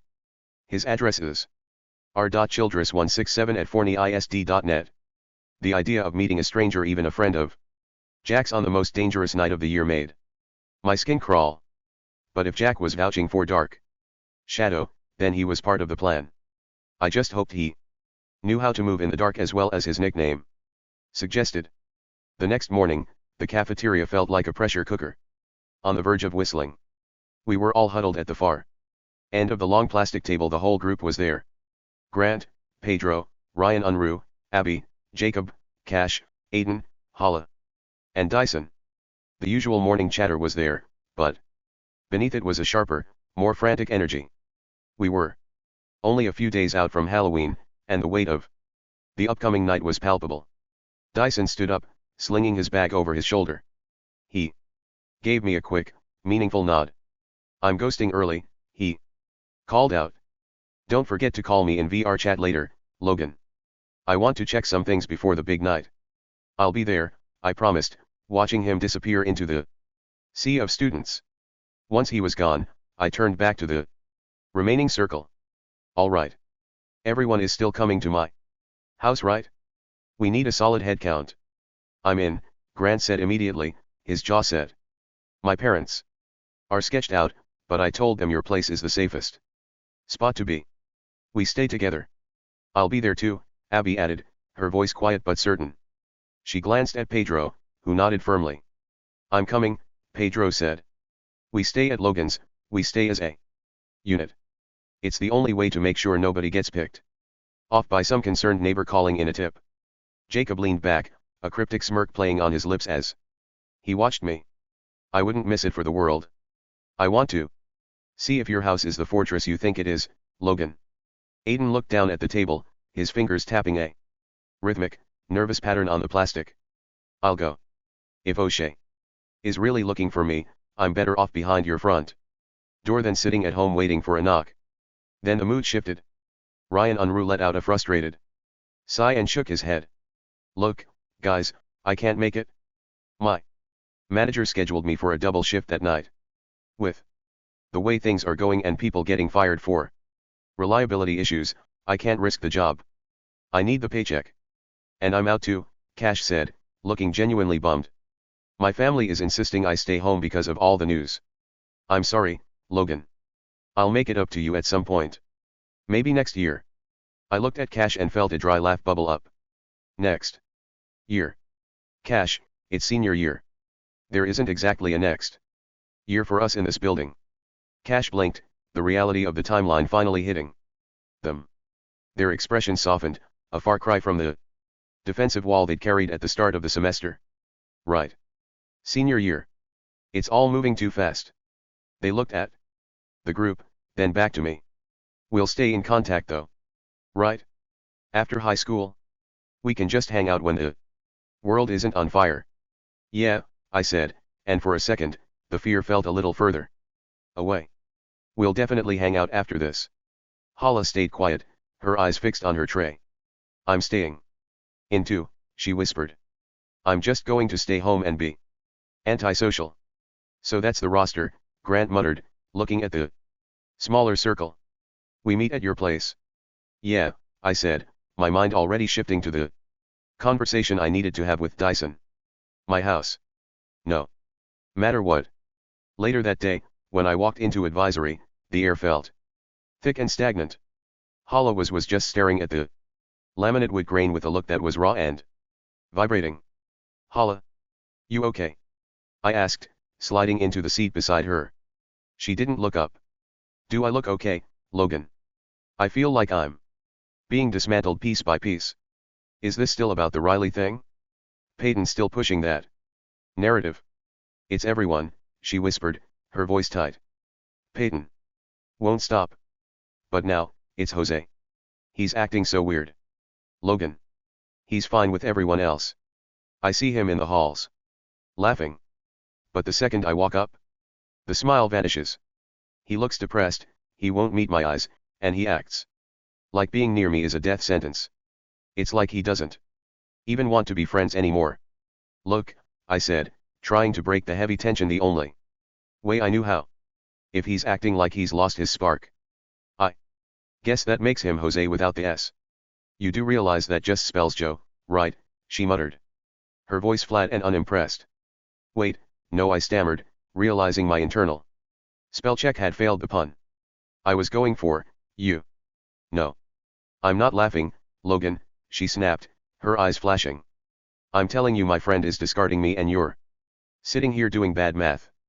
I'm just saying, maybe it's not about you, I said, trying to pivot. I don't know the guy well, but remember what he said in the gym? He was exhausted. Maybe he's just going through something. With everything going on, maybe he's just overwhelmed. It might be totally disconnected from the Riley drama. And how do you know any of that is true? Hala asked, turning her head to fix me with a sharp, skeptical glare. You talked to him for 5 minutes one time. You're acting like his defense attorney. I don't know if it's true for sure, I admitted, leaning back. I don't. But it makes sense, doesn't it? Peyton is a human hurricane right now. Maybe he isn't avoiding you, maybe he's just terrified of getting dragged back into her orbit by association. He's probably just trying to keep his head Down so she doesn't notice him. That's the same thing, Logan. If he's avoiding the drama, he's avoiding me. It's not the same. You're so wrapped up in the patent drama that you think every single person's bad mood is a personal attack on your character. Because it feels like one, she shot back, her voice rising enough to make the teacher look up. Everyone is choosing sides. And here you are, making excuses for him, while he treats me like garbage. You always do this, she hissed, her voice trembling. You try to logic away how I feel. I'm telling you I'm hurting. And you're telling me I'm wrong for feeling it. I'm not telling you you're wrong to be hurt, I'm telling you if you keep pushing everyone away because they aren't performing friendship exactly how you want, you're going to end up alone. Maybe I'd rather be alone than with people who make excuses for my friends abandoning me, she snapped. The silence that followed was heavy and cold. We sat there for the rest of the period, the air between us thick with unspoken resentment. Every time I looked over, she was biting her lip, staring at the clock as if counting the seconds until she could get away from me. The bell rang a sharp, metallic scream that ended the period. Hala didn't wait. She grabbed her bag, standing up so fast her chair screeched against the floor. Hala, wait. Stop talking to me, Logan, she said, her voice shaking as she finally looked at me. Go find Jose and be friends with him, since you care about his feelings so much. She turned and sprinted into the sea of students. I stood there, watching the doorway, the echo of her voice still ringing in my ears. A cold pit formed in my stomach.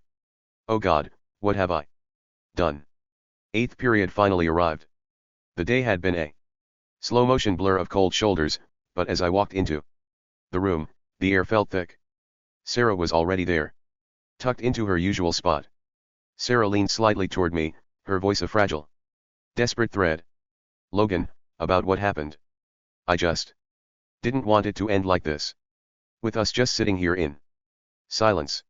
It ended when you decided I was a monster, Sarah, I said, my voice low and hard. You made your assumptions, you acted on them, and you moved on. Let's just leave it there. Before the tension could snap, the teacher clapped her hands, cutting through the silence. She announced we were starting a collaborative project, something about researching and writing, though the specifics were a blur.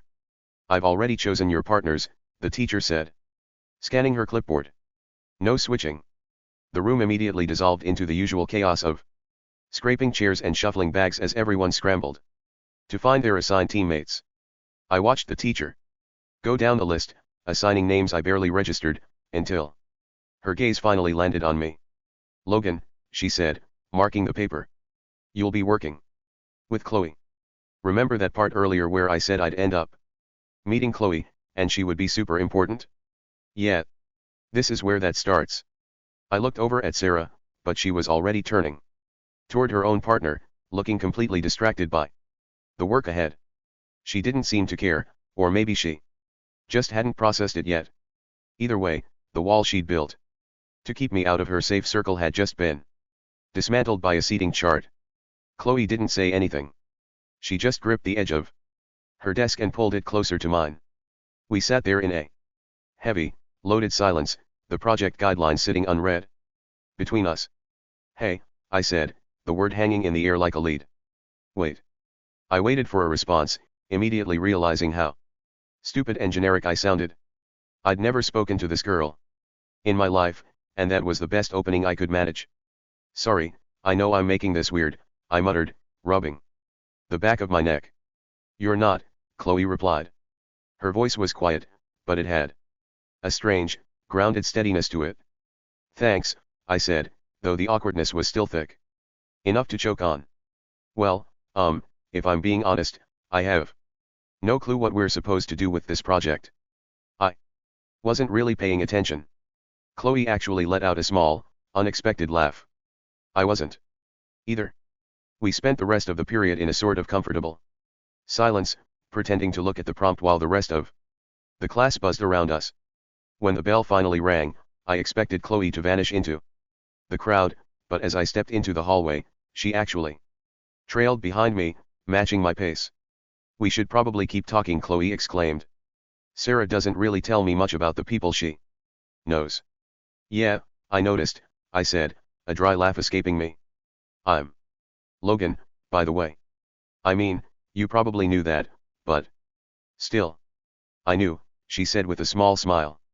So, what do you do when you're not stuck in research projects? I asked. Sarah mentioned well, she didn't say much at all. I draw, she said, her eyes brightening.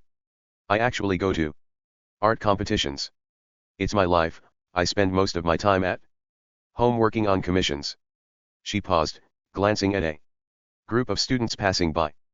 People usually get me and Sarah mixed up because we look so much alike, but we're pretty different once you actually get us talking. She's more of a planner. I just kind of see where things go. I can see that, I said. You're definitely more calm than she is. We walked further down the wing, the conversation flowing easier than any I'd had in weeks. I found myself telling her about several movies I'd seen recently to see what her taste was like. I went through a few thrillers and then hit the ones that had been stuck in my head. The first one is about this therapist who witnesses a patient kill themselves while wearing this terrifying, fixed grin. It turns out it's a parasitic entity that feeds on trauma. It passes from person to person through a chain of witnesses, terrorizing them with hallucinations for days, until they snap and kill themselves in front of someone else to keep the cycle going. She tries to break it by isolating herself in an old house, but the entity is a shapeshifter. It wears the skin of her dead mother and eventually crawls inside her to take her over. Chloe winced, but she didn't look away. That's heavy. Is the second one like that? Worse, I said. The sequel hitches a ride on a global pop star. She's already struggling with the guilt of a car crash that killed her boyfriend, so she's the perfect host. The entity ruins her life, making her see her dead fans in the crowd, ruining her rehearsals, and eventually forcing her to kill her own mother.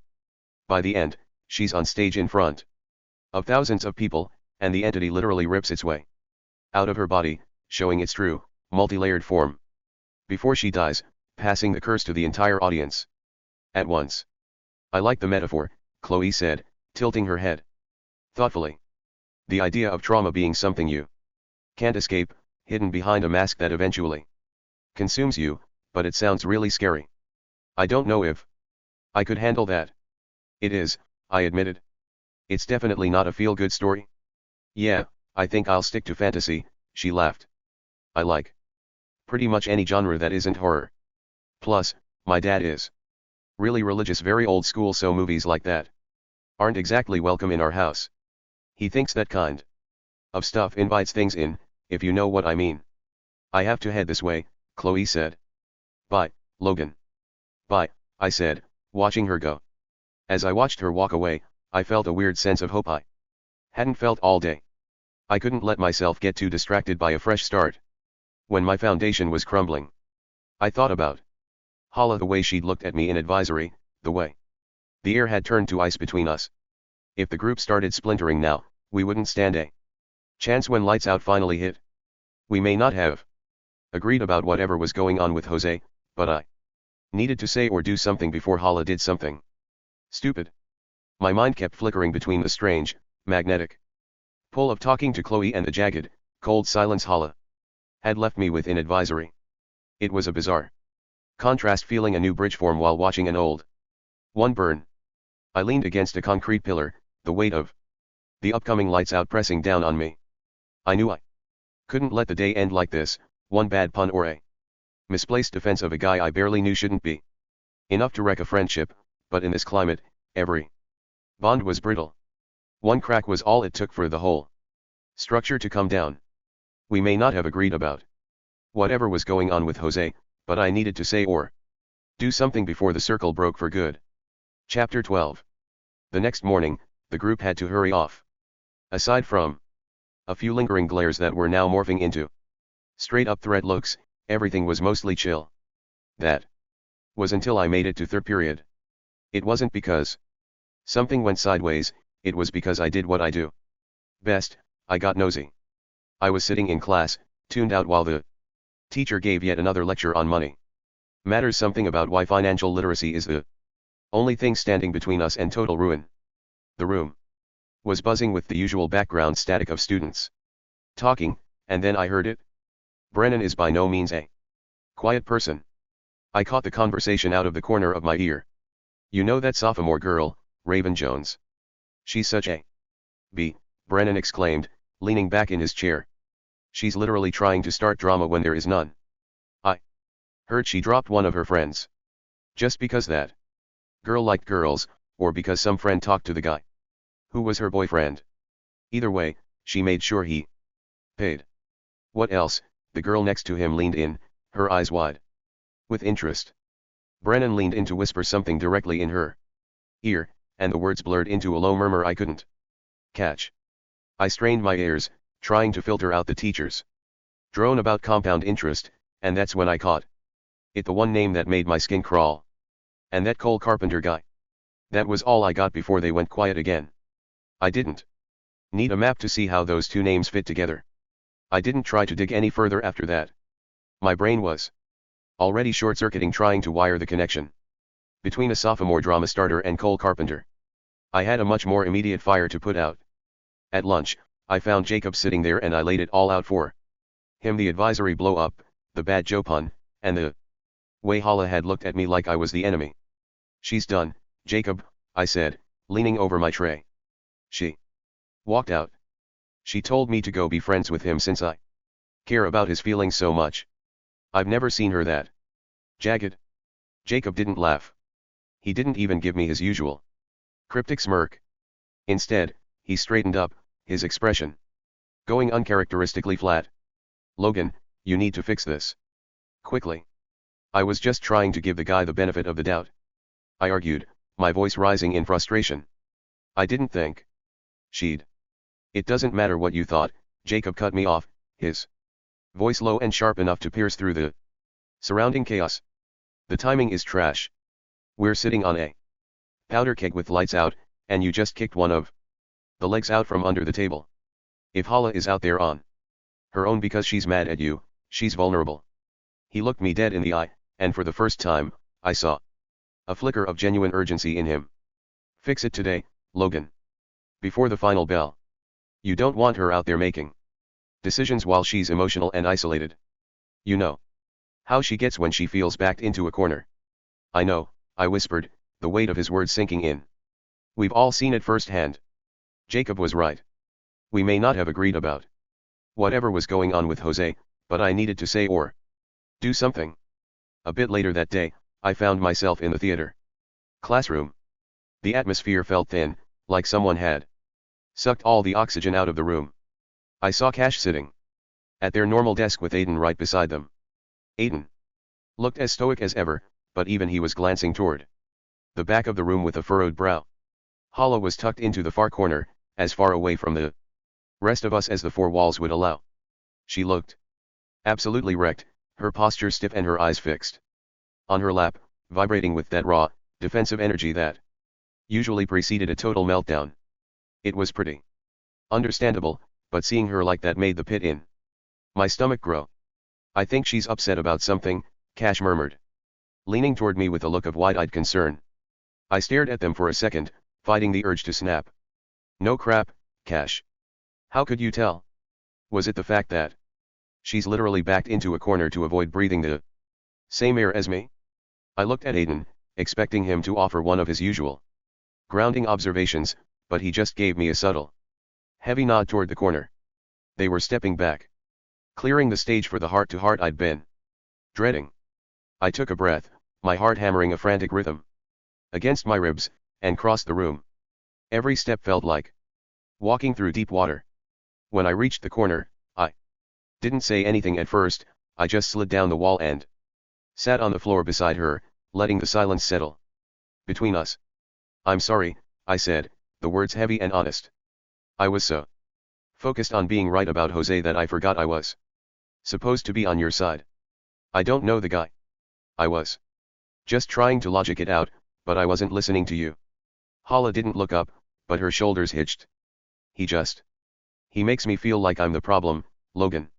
And then Peyton, and the rumors. Her voice broke. The wall she'd been holding up finally gave way. It's too much.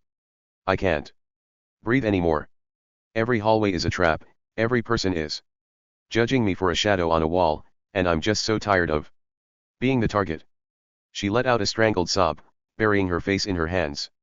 The raw, jagged energy from advisory was gone, replaced by total exhaustion. I reached out and pulled her into a hug. She leaned into my shoulder, crying with the kind of intensity that told me she'd been holding this back for weeks. As her breathing leveled out, I leaned my head back against the wall.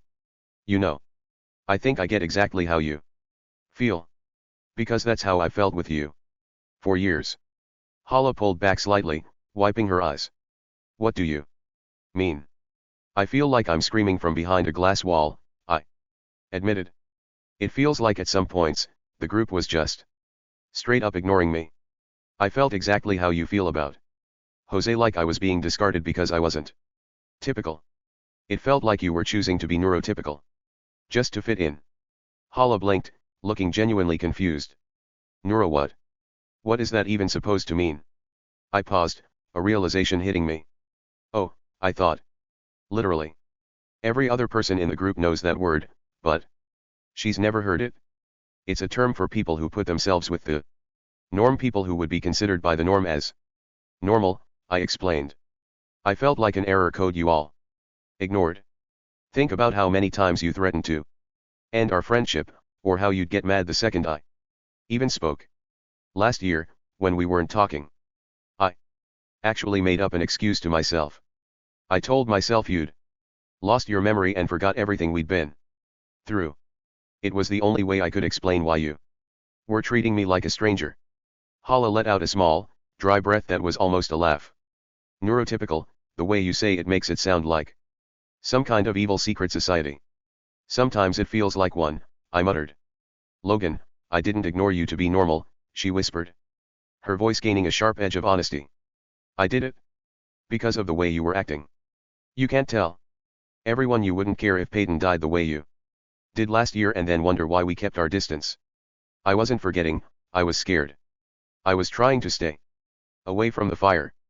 I went quiet, thinking back to the sleepover with Grant and Jack.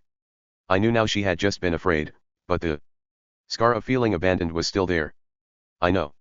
I'm just saying, it feels like I'm stuck as the liability while everyone else gets to move on.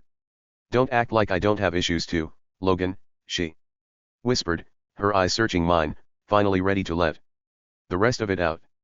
But just as she opened her mouth to speak, the bell shrieked, echoing through the room and shattering the moment. The theater room returned to its usual chaos. She stood up quickly, the things she wanted to say still trapped behind her teeth.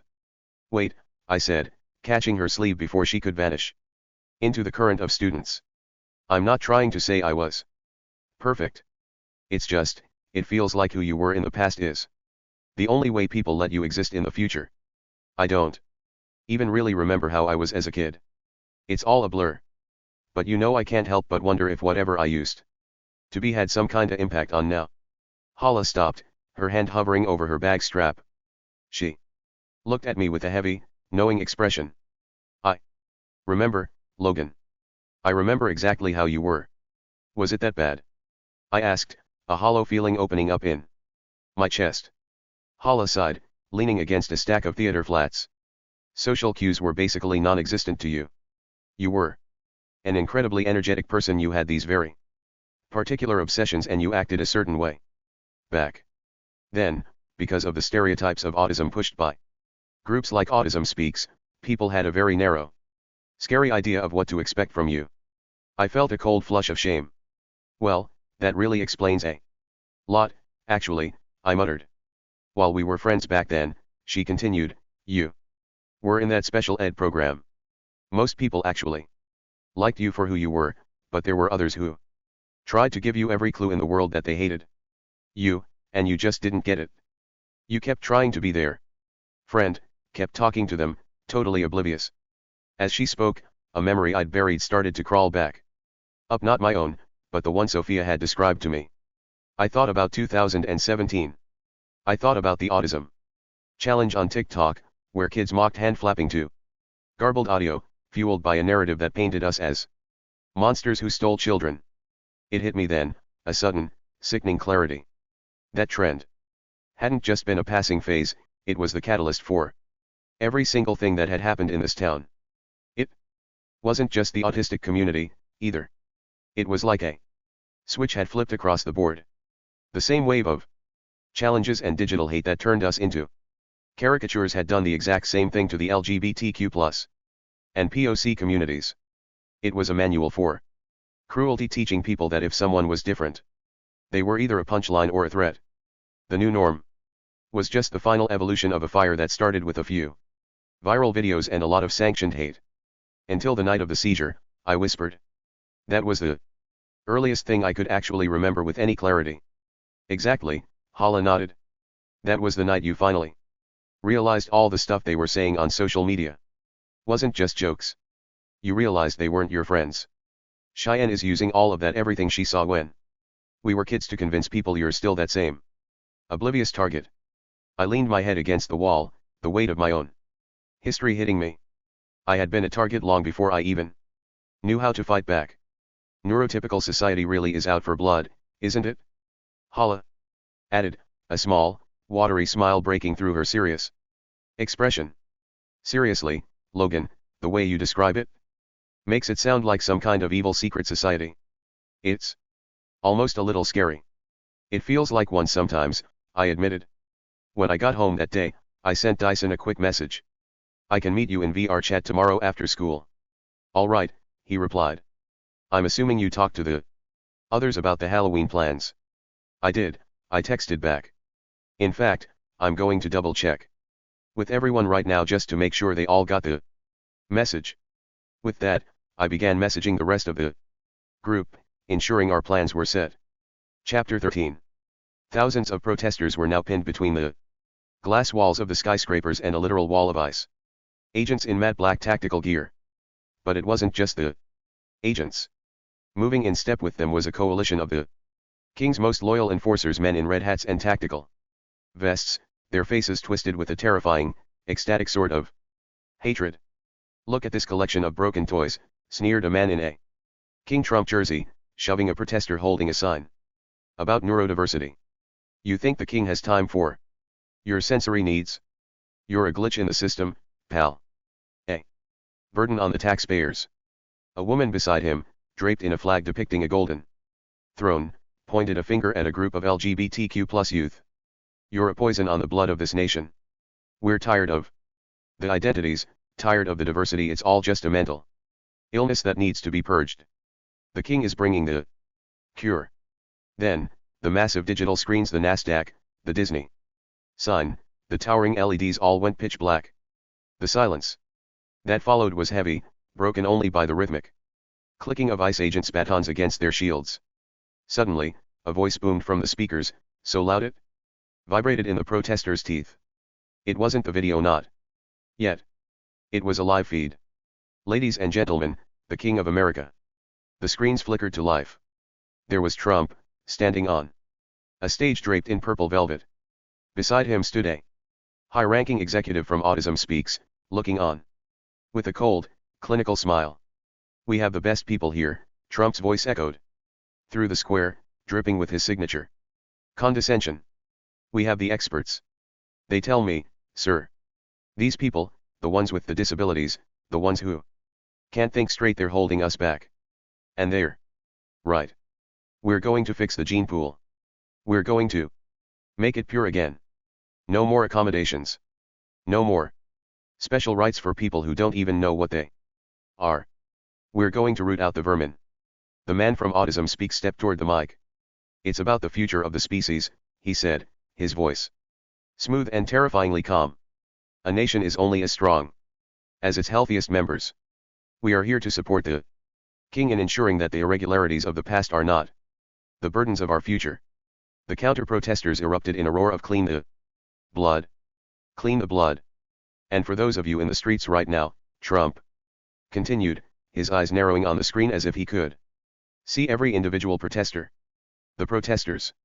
The marginalized. You aren't marginalized. You're not even People. You're a disaster.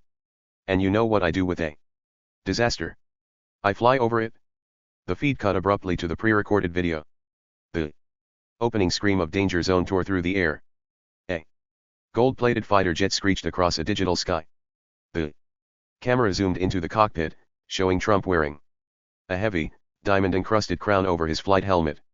Time for a little Halloween treat, the digital Trump smirked. Bombs away. On the screens, the jet's belly opened.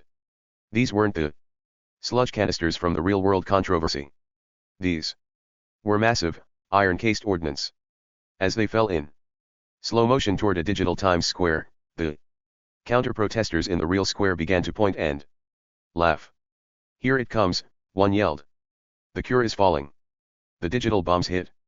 On the jumbotrons, massive fireballs blossomed, incinerating the animated protesters, including those in wheelchairs and those waving pride flags into pillars of ash. That's justice, a man screamed, lunging forward and landing a heavy punch on a protester's jaw. That's what the king does to trash. The ICE agents didn't stop him. As the video of the explosions looped, the agents raised their batons in unison.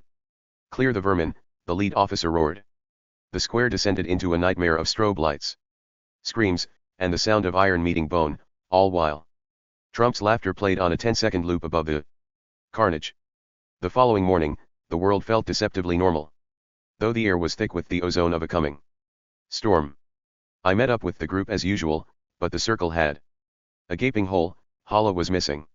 When I walked into advisory, the atmosphere was suffocating. Hala was already there, but she looked haunting. She was extraordinarily pale, the kind of ghostly white that makes you think someone has died. Tears were carving slow, steady tracks down her face. It was the first of many times I'd see her like this. Hala, are you all right? I asked. Do I look all right, Logan? She whispered, her voice paper thin. She started to spill the wreckage of what had happened. Behind the scenes, Jose, who had been desperately trying to stay neutral, had finally reached his breaking point. He and Riley had gotten into a brutal screaming match in the hallway. Jose had snapped and called Riley useless, trying to imply that Riley needed to grow a spine and get over Peyton, but the word had landed like a grenade. Everything is a mess, she sobbed, her knuckles white. Peyton won't stop with the cheating lies, telling everyone the shadow on the wall was us kissing. And now Jose. He's acting like I'm a death sentence. He laughs with everyone else. I see him having a great time, but the second I walk up, the smile vanishes. He's discarding me. Logan. I hated seeing her fall apart. I wanted to fix it, to find some way to pull her back from the edge. Look, I said, leaning in. Maybe if you just stay out of it completely, then Jose will, too. If you stop engaging with the chaos, he won't feel like he has to run away every time you're near. Hala turned her head slowly, fixing me with a sharp, skeptical glare through her tears. Stay out of it? Logan. You're not listening. Peyton won't let that happen. She's already poisoned the well. She's out there every day, making sure everyone thinks I'm a backstabber. There is no staying out of a target on your back. I know that, I said, my voice rising as I tried to make her see the bigger picture. But look at the norm right now. Hala. They're already against people like us. What's she gonna do, make everyone hate you? They already do, or they will eventually anyway. Why does her opinion even matter when the whole world is shifting against us? I meant it as a way to say we only needed each other, that the outside noise was irrelevant, but the second the words left my mouth, I saw the fire hit her eyes. They already hate me, she hissed, her voice trembling with a raw, defensive energy. That's your comfort? That I'm already a social pariah, so I shouldn't care that my friends are treating me like garbage. I didn't mean it like that. I don't care what you meant, she snapped, her grief instantly curdling into rage. You're telling me I'm already a loser, so I should just accept being alone. I can't do this with you. I can't have you analyzing my ruin while I'm drowning in it. Hala grabbed her bag with a violent jerk. She didn't look at me, didn't say goodbye, and didn't wait for the crowd. She bolted out the door, disappearing into the sea of students. In the hallway before I could even stand up. After the sensory overload of the day, retreating into the headset was the only way to drown out the noise of the world. I saw the notification waiting for me, an invite from Dyson to Grapple Island. I loaded in, and the humid, neon glow of the island filled my vision, a vertical playground of floating pillars and jagged cliffs. Dyson's avatar was perched on a high ledge, staring off into the digital fog.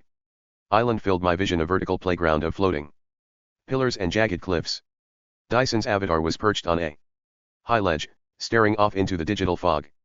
I'm here, I said, adjusting my grip on the controllers. I was just thinking about the ice raid rumors we were talking about. Between those and that swastika flag leak from the White House, everyone is on edge. We've already agreed we're staying far away from your house tomorrow. Good, Dyson said, his avatar remaining eerily still. The last thing I need is you and Raven getting into it. She's already way too deep in the new norm mindset. If she saw you guys, especially our friends of color, I doubt she would hesitate to call them out. Before I could respond, a massive crash exploded through Dyson's mic. It was the unmistakable sound of a chair being toppled, followed by a frantic, rhythmic thudding against a wall. Underneath it all was the sound of heavy, labored breathing, not Dyson's, but someone else's, right next to his microphone. Dyson! I yelled, flinching in real life as the sound peaked in my ears. Someone just thrashed your room, man. What are you talking about? Dyson asked, his voice calm and confused. I didn't hear anything. Must be an audio bug. You know the link cable creates ghost feedback. Dyson, I'm serious, I pressed, my heart starting to race. Something just hit the floor. Hard. There's someone moving around behind you. Logan, stop, Dyson snapped. It's just static. Forget it. Just then, Jacob materialized on the platform, swinging in with a metallic clack. Dyson turned his avatar to face both of us, but he still didn't acknowledge the sound of his bedroom door creaking open behind him, or the heavy, stalking footsteps that followed. I was just telling Logan. Stay away from my house on Halloween. No exceptions. My sister is part of the norm, and she's dangerous. Dyson, I'm not crazy, I said, my voice tightening as Jacob's avatar stabilized on the ledge beside us. Jacob. Tell me you heard that. Someone just slammed into something in Dyson's room. It sounded like a heavy chair hitting the floor. I didn't hear anything, Logan, Jacob replied, his avatar's head tilting in that confused digital shrug. My volume is low, why? Dyson, you good? I'm fine. Dyson snapped, his avatar glitching as he likely jerked his head in the real world. I told you, it's a hardware loop. Just ghost noise from the cable. That wasn't ghost noise, man, I pressed, the memory of a conversation I'd overheard in third period suddenly clicking into place. Dyson, I think she was in the room during our last session. I was in Money Matters and overheard Brennan talking. He said Raven is out here dropping friends just because they like girls and starting drama with anyone who isn't aligned. Then he mentioned a name, Cole Carpenter. He said Raven and Cole have been talking. Dyson's avatar went deathly still. Cole? You're joking. Not him. So basically everything you and Dyson talked about on that call. Jacob's avatar stepped back, the realization hitting him. They may very possibly have taken notes. If Carpenter knows the plan, we aren't just looking for ice raids, we're looking for a target on our backs. So that means Carpenter knows our plan, Dyson whispered, his voice cracking with a raw, jagged desperation. She has me on a leash, Logan. She's been making threats for weeks. She told me if I slip up, if I do one thing she doesn't like. Yes, I replied, my voice flat. That is precisely what it means.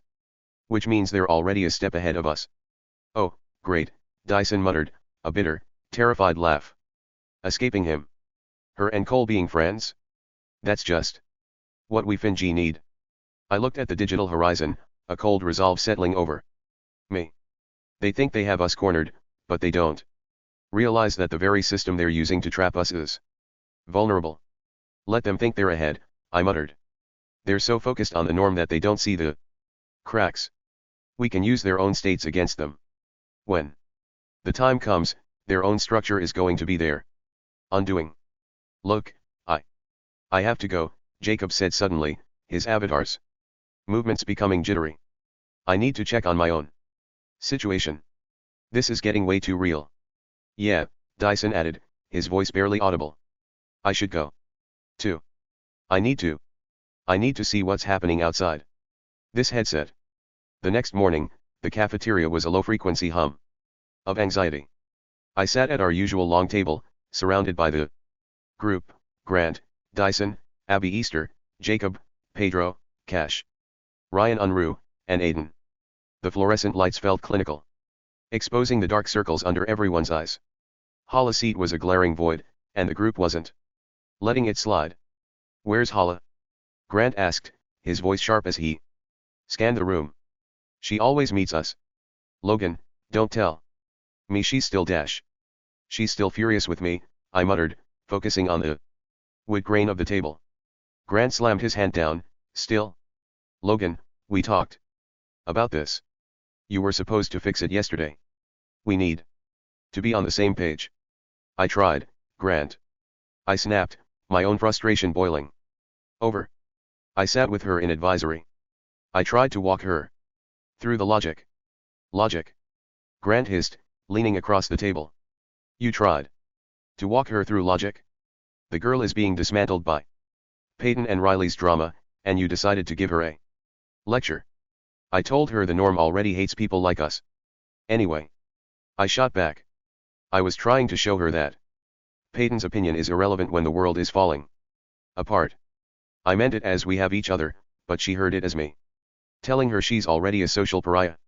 She bolted. Okay. I can't force her to listen. Are you serious?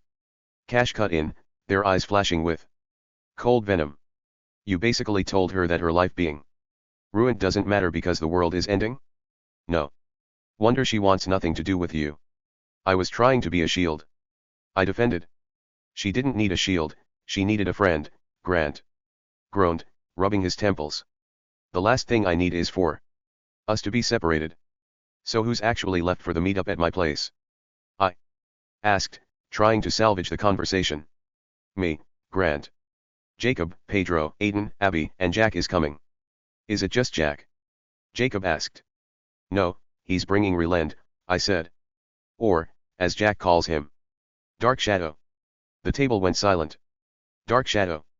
Pedro asked, raising an eyebrow. Is he a superhero or just edgy? Jack's nickname for him, I waved it off. Also, Chase is driving in from out of town. Sensing the group was about to fracture further, Pedro tried to force a laugh. Look, if Jose is acting like he's lost his spark, I guess that makes him Jose without the S. Hala already told me that just spells Joe, I muttered. Pedro didn't skip a beat, rhythmically tapping the table. If it hadn't been for Cotton Eye Joe, I'd been married long time ago. Where did you come from? Where did you go? Where did you go, Cotton Eye Joe? The bell shrieked, ending the argument before I could snap back at Cash. In the hallway, I caught up with Dyson. He looked like he'd been seen by a ghost. He leaned in, his voice a frantic whisper. Logan, look. If they ask why we aren't going near my house tonight, just tell them my mom is busy with work. Give them an excuse. Just tell them she's busy, he repeated, then turned and disappeared into the crowd, leaving me to walk to class as the school braced for the storm. Between the intense stares and Hala treating me like a ghost, I was on edge. Every time I tried to catch her eye, she looked right through me, her silence more unnerving than any of the shouting in the halls. I was standing by the door of my government class, waiting for the bell. The crowd was a blur of movement, until the air suddenly felt thin. I looked toward the classroom next door and saw him. Cole Carpenter. He was leaning against the door, watching the flow of students with the calm, detached interest of a hawk. He wasn't causing a scene, but his presence was a heavy, suffocating weight. As I moved toward my door, his eyes locked onto mine, tracking me with unsettling precision. Hello, Highsmith, he said. His voice was smooth, carrying A smug casualness that made my skin crawl. He stepped a fraction closer, his eyes glinting with a sharp, jagged amusement. You look a little jumpy, Logan. You really should try to relax. Go home, have a good Halloween, and make sure you keep your power on. My heart skipped. He was tossing out a hint, a mocking jab at the very event he thought I was blind to. To him, it was a clever inside joke, a reference to the Lights Out attack the new Norm was planning for the pep rally. He didn't think I knew the darkness was coming, he just wanted to savor the fact that he did. He let out a short, sharp laugh that echoed off the linoleum and pushed off the lockers to walk away. As he moved past, his shoulder brushed mine, and he leaned in. Just enough for me to catch a final, jagged whisper. It's almost time. Chapter 14. The living room felt more like a staging area than a party spot. The air was thick with a restless silence, occasionally broken by the vibration of a phone checking for updates on the ice raids. Man, remember last year? Grant said, leaning back and staring at the ceiling, arguing over whether Logan was into Jade. Feels like a lifetime ago. Yeah, and I'm still a vacuum when it comes to food, I muttered, adjusting my machete man gear. The rugged, battle-scarred look felt way more appropriate for tonight than the random costumes of the past. Abby glanced over from the couch. At least we don't have to deal with the Pedro the Killer jokes tonight. Or do we? Don't give him ideas, Pedro groaned, though he managed a weak smile. I think I'll holla at you if you start, Jack teased, but the joke landed with a thud. The room went silent for a second. Jacob shifted uncomfortably on the armchair. Is Chase even coming? He's coming, I said, checking my phone. He says the traffic is a nightmare, but he's almost here. Suddenly, a set of headlights cut through the darkness. Outside, sweeping across the walls, a sleek car pulled into the driveway. A moment later, a heavy, rhythmic knock echoed against the wood of the front door. Jack stood up and pulled it open. A figure stepped inside. That immediately killed the room's chatter. He was decked out in a full, matte black airsoft suit, complete with a reinforced tactical vest and an airsoft rifle held at a professional low ready. But it was the headgear that dominated the room, a high-tech airsoft helmet with a dark, opaque visor. Everyone, this is Ryland, Jack announced. Slowly, Ryland reached up and hissed open the seals of the helmet, pulling it off to reveal his face. I stared. He had this look about him, dark hair, sharp features, and eyes that seemed to see right through the room. He was exactly what I imagined when Jack said Dark Shadow. He looked incredibly cool, but there was an underlying edge to him that felt genuinely threatening. Whoa, Aiden whispered, breaking the silence. He's literally aura farming right now. The entire group turned as one to stare at Aiden. The silence stretched for a painful 3 seconds. I'm gonna shut up now, Aiden muttered, looking down at his shoes. It does the job, Ryland said, his voice calm and grounded, as he tucked the helmet under his arm. Looking ready for a war, man, Pedro said, trying to regain his footing. We're not taking chances, Ryland replied. I walked over to the window, tapping on the glass just like I did last year, but I wasn't waving at neighbors. I was checking the street for any sign of ICE tactical units. Hey, Dyson, I said, turning back. Dyson was sitting on the edge of a chair, looking like he was vibrating. The guys were asking, why can't we even cut through your block later? Dyson didn't look up. My mom is she's really busy with work stuff. High stress. She doesn't want a crowd near the house. Whatever, I said. We stay away from Dyson's. We stay as a unit. Chase better hurry, Grant added, checking his phone. The longer we sit here, the more it feels like we're just waiting for the spring to trap. I mean trap to spring. Spring trap. I suddenly blurted out, dropping into a dramatic pose. Michael. Don't leave me here. Michael. I leaned into the FNAF reference, clawing at the air. Ryan would totally say it if he was here. Grant stared at me, his face contorting into a look of pure physical pain. He actually winced. Logan, that was physically painful. Please, never do that again. I'm going to go take a nap, Abby announced, letting out A long, exhausted yawn. She looked around the circle of us and added, "Do you guys want to come with me?" The room went dead silent for a heartbeat before the guys absolutely lost it. "Whoa, Abby. At least buy us a pizza first," Pedro barked, nearly falling off the arm of the couch. "I didn't know this was that kind of Halloween party," Jacob added, with a lopsided, embarrassed grin. Grant just stared at the ceiling. "Logan, I think your house just became a den of iniquity. I'm calling the authorities." Abby's face went a shade of red. "Oh my God, shut up," she shrieked, hurling a sofa cushion at Pedro's head. "I didn't mean it like that, you creeps. I just meant we're all exhausted and we've been sitting here waiting for Chase. I meant like a group huddle so we aren't zombies later. Get your minds out of the gutter." "Nice save," Jack teased. Across the room, Ryland and Aiden had actually started talking. Aiden was asking about the specs of the tactical gear. They seemed to be hitting it off, two very different people finding common ground. Dyson remained the most silent of all, staring at the front door as if he expected Raven to kick it in at any second. I knew he was still replaying her threats. Finally, a set of headlights swept across the living room walls. Chase had arrived. He burst through the door, breathless and looking like he'd just run a gauntlet. "The traffic is a nightmare," he panted, tossing his keys on the table. "They've got checkpoints set up at the city limits. It took forever to get through without them tearing my car apart." "All right, no more waiting," I said, standing up and tightening the belt on my Machete Man gear. "Everyone, get your heads right. We eat fast, we gear up, and we move." As we prepared to head out, my mom was already at the front door, handing out candy to the few neighborhood kids brave enough to be on the street. As we filed out onto the porch, I froze. Walking up the driveway were Thaddeus and Justin. Thaddeus looked at me, and for a second, the memory of our last conversation, the one where he told me I'd screwed it all up and that he had new friends who accepted him, hit me like a physical blow.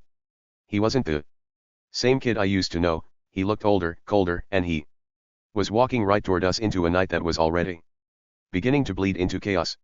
"Logan," he said, his voice flat as he reached for the candy bowl.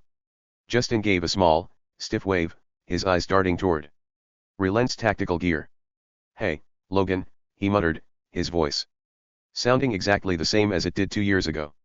"Long time, man." He looked at my Machete Man gear, then at the group of subversives standing behind me. "Heading out?" I heard. "Things are getting intense." "We can handle ourselves," I replied, keeping my voice clipped. I wanted to show him I'd changed, but my instinct was to put up a wall. "Interesting to see you here, Thaddeus. I thought you'd found new friends." "I'm just here for the nostalgia, I guess," he said, reaching for a handful of candy. "The old days are dead," I said. "It's cool seeing you again." "I guess, but I'm heading off with my friends now." Justin shifted uncomfortably. "Yeah, we should probably get going too, Thaddeus."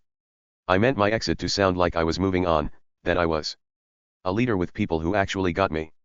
I didn't realize it. At the time I wouldn't realize it until it became terrifyingly important shortly after, but Thaddeus was misreading me completely. Because I wasn't begging for his friendship or trying to fix things like the old Logan would have. He didn't see growth. He saw a guy in a combat costume telling him he had no time for him, a guy who was still vengeful and just waiting for his moment to strike. "Right," Thaddeus whispered, his eyes narrowing as he stepped back. "Busy with your new crew." "I get it." I didn't stay to clarify. I turned my back on him, the heavy silence of our history trailing behind us as the group followed me down the driveway. "He looked like he was staring at a ghost," Abby added, pulling her jacket tighter. "Actually, he looked like he was staring at an enemy." I shook my head, the encounter still playing on a loop in my mind. "It's not that he's a soldier for the norm yet," I explained. "It's that he feels justified by them." Thaddeus spent years feeling like he didn't fit in, and he blamed me for pulling him into drama he never wanted. Now, this new norm world gives him a place where he feels normal and accepted. He doesn't see that I've changed. He just sees the vengeful kid he walked away from. To him, I'm the glitch in his new, perfect life, and he's waiting for me to strike. Aiden looked down at his tactical gloves. So he thinks you're the villain in his story because you won't just disappear. Basically, I said. Relend adjusted his tactical vest, his voice muffled behind the visor. Speaking of, I knew Cole Carpenter directly. At least, until he blocked me out of nowhere. The group huddled closer. Chase looked back and forth between us, looking completely lost. Wait, who is Cole? Seriously, guys, I've been out of the loop. What did I miss? A nightmare, Jacob muttered. I followed him on TikTok for a while, Relend replied. His videos they were bad, man. Not just the typical stuff. He's become a completely different person. And there's this blonde girl he's been dating behind his boyfriend's back. We know, the entire group minus Chase said in unison, our voices a flat, synchronized chorus of disgust. Pedro spat on the sidewalk. Everyone knows. He made it very clear at homecoming, it's the worst kept secret in Forney. Wait, everyone knew? Chase asked, stopping in his tracks. Who even is this guy? Why is he dating a girl if he has a boyfriend? Because in the world he wants, he decided he isn't allowed to be gay anymore, Relend confirmed. He's trying to erase his own identity to be the perfect soldier for the cause. The boyfriend still has no idea he's being used as a secret Cole is trying to bury. That's why he's so dangerous, Relend added, his hand resting on his airsoft rifle. He has to be the loudest person in the room to prove he belongs. He's killing his past so he can lead the future, I said, the weight of the night finally settling in. And we're the only ones who remember who he actually is. We moved deeper into the neighborhood, our boots crunching through dead leaves like bone on gravel. The air was unnervingly still. We hit the first few houses in a trance. Grant or Abby would knock, a hand would emerge from a cracked door to dump candy, and the door would close before the first thank you could even leave our lips. The fifth house was a sprawling brick build. It was completely dark, save for a single flickering candle in an upper window. I stood at the back of the group, my hand resting on my prop machete, watching the street. Don't bother, Pedro whispered. Nobody's home. The car's in the driveway, Jacob countered, his voice tight. Maybe they're just laying low. Grant stepped onto the porch. He reached out to knock. But before his knuckles could hit the door, it flew open with a violent bang that made Abby scream. A guy from school I didn't recognize leaned out into the porch light. He didn't have candy. He just stared at us with a cold, predatory grin. Looking for something, he asked, his voice a low rumble. We froze. Relend's hand instantly snapped to the side of his tactical vest. The silence stretched until it felt like it was going to snap. Just trick-or-treating, Grant said, his voice remarkably steady. The guy laughed a short, jagged sound and tossed a handful of loose mints at Grant's feet before slamming the door shut. Let's get out of here, I whispered, the adrenaline spiking in my chest. As we turned to scramble down the porch steps and back into the safety of the shadows, a hand suddenly shot out from the darkness of the bushes. A heavy grip clamped onto Aiden's shoulder, jerking him backward with enough force to nearly take him off his feet. Aiden let out a strangled yelp, but before the grabber could say a word, Relend moved with predatory speed. He drew the sleek, compact weapon from his belt and pressed it into the stranger's side. Crack zap. Blue light flickered for a split second, and the kid in the hoodie went limp, collapsing onto the grass with a muffled groan. He wasn't dead, but his muscles were clearly failing him. Relend stood over him, the visor of his helmet reflecting the dim streetlights. Shock pistol, he said, his voice cool and mechanical. It stings. It's you. The kid on the ground wheezed, his face twisted in pain as he glared up at my mask. I knew it. Only you would bring along someone with a freaking shotgun. Highsmith. He lay there, twitching slightly, as we backed away. I'm very thankful for this mask, I managed to choke out. Once we were half a block away, my heart still hammering against my ribs. If they knew for sure, if they had a reason to actually stop us. They're marking us, Relend said, his head swiveling to check the rooftops. They aren't just trick-or-treating. They're patrolling. Grant looked at Dyson, who was practically vibrating with fear. We need to keep moving. The more we stay in the light, the easier it is for them to track where we're going. The rest of the group, Grant, Abby, Jacob, Pedro, Dyson, Chase and Jack, were huddled a few paces ahead, their eyes darting around the street, but Aiden, Reland, and I lagged back. You really think it's gonna stop at patrols? Reland whispered, his voice coming muffled through the helmet, as he scanned the rooftops. With the government still shut down, there's no oversight. No one to pull the leash. It's starting to feel like a countdown to a full-on purge. It already is, I said, my voice barely a thread. Aiden looked at me, his face pale behind his mask. Logan. If it really turns into that, what do we do? We played these games before, Aiden, I said, a grim smirk pulling at the corner of my mouth. 6 or 7 times. Maybe more. Every time they think they've cornered us, we find a way out. I leaned in closer to both of them, the air in my mask feeling cloying and stagnant. Reland, you don't know the half of it? Right before homecoming, I found out the new norm is planning a massive strike. They're calling it Lights Out, and it's supposed to happen at the pep rally. Reland's head tilted, the dark visor of his helmet fixing on me. A pep rally attack? That's organized. It gets worse, I whispered. A few days after I heard about Lights Out, me and Abby were hiding in the practice room. We heard them Cole's inner circle. They were talking about social hygiene mandates and an activation phase. They think they have a green light. They're calling us productive sludge and glitches. They said people who can't process social cues or fit their demographic are just drains that need to be filtered out. Aiden's hand was trembling so hard the tactical gloves rattled. Abby's been tracking them.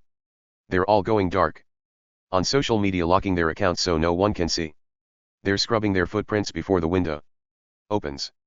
What are you guys whispering about back there? Grant called out, his voice sharp with nerves. He stopped, and the rest of the group, including Chase, who still looked completely confused by the local drama, looked back at us. Is there another threat we should know about? Nothing, I said quickly, exchanging a silent, heavy look with Reland and Aiden. The three of us knew the truth now.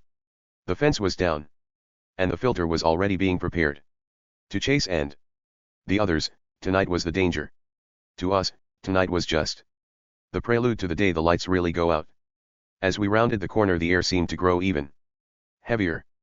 Dyson's house loomed ahead, the tension was so thick I could feel it pressing against my Machete Man mask. We shouldn't even be stopped here, Grant whispered, his eyes darting toward the street corner. We're sitting ducks. I know this is literally the worst possible time to say this, I muttered, shifting my weight. The sodas from earlier were finally mounting their own activation phase on my bladder. But I need to use the restroom. Like, right now. Dyson looked like he was about to have a heart attack. Are you serious, Logan? We are currently in the center of the blast zone. I've got a tactical solution for that, Jack chimed in, leaning against a mailbox with a smirk that was visible even in the dark. Just find a bush, Logan. If the ICE patrols catch you, just tell them you're marking your territory against the new norm. Jack, shut up. Abby hissed, swiping at his arm. That is not helping. You really want going to the bathroom to be a stealth mission? I whispered to Dyson, trying to ignore Jack's terrible timing. Yes. Dyson hissed back, his voice trembling as he looked at his front door. Fine, I breathed, glancing at Reland, whose dark visor seemed to approve of the stealth mission idea. 5 minutes, Reland said, his hand resting on his airsoft rifle. Dyson cracked the front door just enough for me to slip through. A door clicked open directly above me. Yo, you peep that? Raven's voice sliced through the air, sharp and predatory. Detta Valerie replied. I could see the shadow of her head as she leaned over the railing, looking right toward the foyer. I stopped breathing. My heart was slamming against my ribs so hard I was sure they could hear it. I was in their blind spot, but only by inches. Probably nothing, Raven finally muttered. I didn't wait. I stayed low, darting toward the kitchen area. to find the hallway bathroom. But my foot caught the corner of a heavy cardboard box sitting near the pantry. It tipped with a slow, agonizing groan before hitting the hardwood with a loud thud. Yo! Who's down there? Raven's voice shrieked from upstairs. The thunder of footsteps hit the landing. Immediately, panic surged. I dove for the nearest door, the walk-in pantry, and yanked myself inside, clicking the latch just as the kitchen light flooded the room. I scrambled behind a massive stack of emergency food buckets and bulk cereal boxes, my bladder screaming at me now a sharp physical ache that made it nearly impossible to stay still. I watched through the tiny gap between the boxes. The pantry door creaked open. Raven stepped into the frame. Her eyes narrowed, scanning the shelves. Her hand reached for the shelf right in front of my face. I know I heard something, she hissed, her fingers brushing the box I was hiding behind. She lingered for a heartbeat, her breath hitching, before she finally scoffed and turned off the light, slamming the pantry door shut. I stood in the pitch black, trembling, the pressure in my bladder reaching a breaking point as I heard her retreat back to the stairs. I stood in the suffocating darkness of the pantry, my back pressed against a cold shelf of canned goods. My bladder was a sharp, throbbing ache now, making every muscle in my body twitch. Through the thin wood of the door, I heard Raven's voice, still close, still dripping with that cold, suspicious etch. Must have been the floor settling, I heard her say, though. She sounded unconvinced. Or that box of dry goods finally gave up. It probably fell on its own. Whatever, Valerie's voice drifted in from the kitchen. But if someone is creeping, we need to know. Exactly, Raven snapped. I heard her turn toward the hallway, her voice rising to command the others I hadn't even realized were there. Check the other rooms. Every single one. If the sludge is trying to bug the house or sneak around, I want them found. Now. Heavy footsteps began to fan out through the house. This wasn't just a girl looking for a noise anymore, this was a coordinated sweep. I was trapped in a 4x4 square of shelving, and my stealth mission had just upgraded to a life or death game of hide and seek. I heard the pantry door handle jiggle slightly as someone walked past, testing the weight of the latch. I froze, holding my breath until my lungs burned. My bladder felt like it was about to fail me, a physical distraction that was making it impossible to focus on the sounds outside. Kitchen's clear, a voice shouted from the living room. I had a window. Maybe 10 seconds. If I didn't move now, one of her friends would eventually decide to check behind the cereal boxes. I slowly eased the pantry door open, the hinge letting out a microscopic groan that sounded like a scream in my ears. I stepped into the darkened kitchen, my Machete Man mask obscuring my peripheral vision. I lunged into the hallway at the far end of the living room. I found the bathroom door, threw myself inside, and clicked the lock. I leaned against the door, finally able to address the absolute physical agony of the mission. Then, the universe decided to pull the rug out from under me. My phone, which I had stupidly forgotten to silence, vibrated violently in my pocket. Before I could grab it, the speakers blared at full volume. Can I put my balls in your jaws? Your jaws, balls in your jaws, can I? Can I? Asterisk, for those wondering why I have this as my ringtone. Dyson said it as his ringtone on my phone as a joke and I never changed it, asterisk. In the silent, high-stakes atmosphere of Dyson's house, it sounded like a stadium concert. I frantically stabbed at the screen, but I missed the end call button, and my Google Voice voicemail kicked in, loud and clear. The person you are calling is unavailable. Please leave a message after the tone. Footsteps stopped dead right outside. A shadow blocked the light under the door. Yo, Valerie's voice whispered, sounding dangerously close. I know you're dead in there. Come out now and I won't tell the others. If Raven finds out you're in her house, you're done. I froze. Slang training, don't fail me now. I deepened my voice into a low, gravelly rumble, trying to channel the alpha energy they all worshipped. Chill, Val, you're tweaking, I muttered through the wood. Trying to soundboard and elite. Just trying to cycle the nerves. I'm with the circle. I heard her pause. I could almost feel her tilting her head. Wait, who is this? You sound like you're trying to align. Too hard. Just one of the guys Raven invited, I said, leaning into the smoothest tone I could muster. No cap, Val, you've got that main character energy tonight. High key serving. Don't make this a clutter moment. Just let a guy handle his business and maybe we can link later, for real. You're the only one in this house who isn't mid. I heard a small, surprised giggle. Oh. I didn't know the guys like you were so observant. Oh my god, I thought, my eyes widening behind my Machete Man mask. She actually believes she's flirting with some hot, high-tier guy right now. I can't believe this is actually working. I am literally aura farming in a bathroom. I continued, feeling bolder. You're a vibe, Val. For real. Just let me finish in here and I'll catch you on the flip. Okay, she whispered, her voice sounding almost shy. I'll tell Raven it was just the wind. But you better find me later, okay? Don't leave me on read. Totally, I replied, but my brain, overwhelmed by the absurdity, suddenly short-circuited. I dropped the act and spoke in my completely normal, technical, Logan voice. The silence that followed was freezing. Highsmith. Valerie's voice was pure ice. Then, my voice betrayed me further. A massive, high-pitched voice crack tore through my next word. Wait, no, Raven. Log. I didn't let her finish. I hauled back and kicked the door open with everything I had. The heavy wood caught Valerie square in the face with a sickening thud. The force sent her reeling back, her eyes rolling as she slumped against the opposite wall, completely knocked out.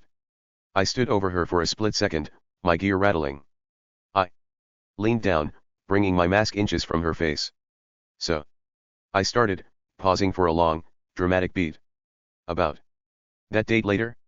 I'm thinking we skip the linking. Besides, I'm a senior and you're a sophomore, that age gap would be a total drain. Very mid. I straightened up, giving her a small salute. I'll take the silence as a maybe. I bolted, tearing through the living room toward the front door. I hit the porch at a full sprint and landed in front of the group. Dyson grabbed my shoulders, his hands shaking so hard he almost rattled my Machete Man mask right off my head. Logan, what the foo was that? He hissed, eyes wide with pure terror. What did I just witness? You came flying out of my house like a literal cannonball. I almost didn't make it, I panted, my lungs burning. I managed to sneak past Raven and Valerie into the restroom, but then someone decided to call me. I turned a lethal glare toward Dyson. My phone went off at full volume. You want to tell the group what my ringtone for you is? Dyson's face went white. Oh no. The ball's in your Jaws remix. The group erupted. Grant and Pedro doubled over, but Jacob was in the background absolutely losing it, clutching his stomach and making silent wheezing sounds as he leaned against a brick wall. Jack was laughing so hard he was gasping for air. Dyson, you absolute legend. You almost got him killed by a meme. It's not funny. Dyson squeaked, the adrenaline finally turning into a manic grin. Wait, so how did you get out? Valerie was right there.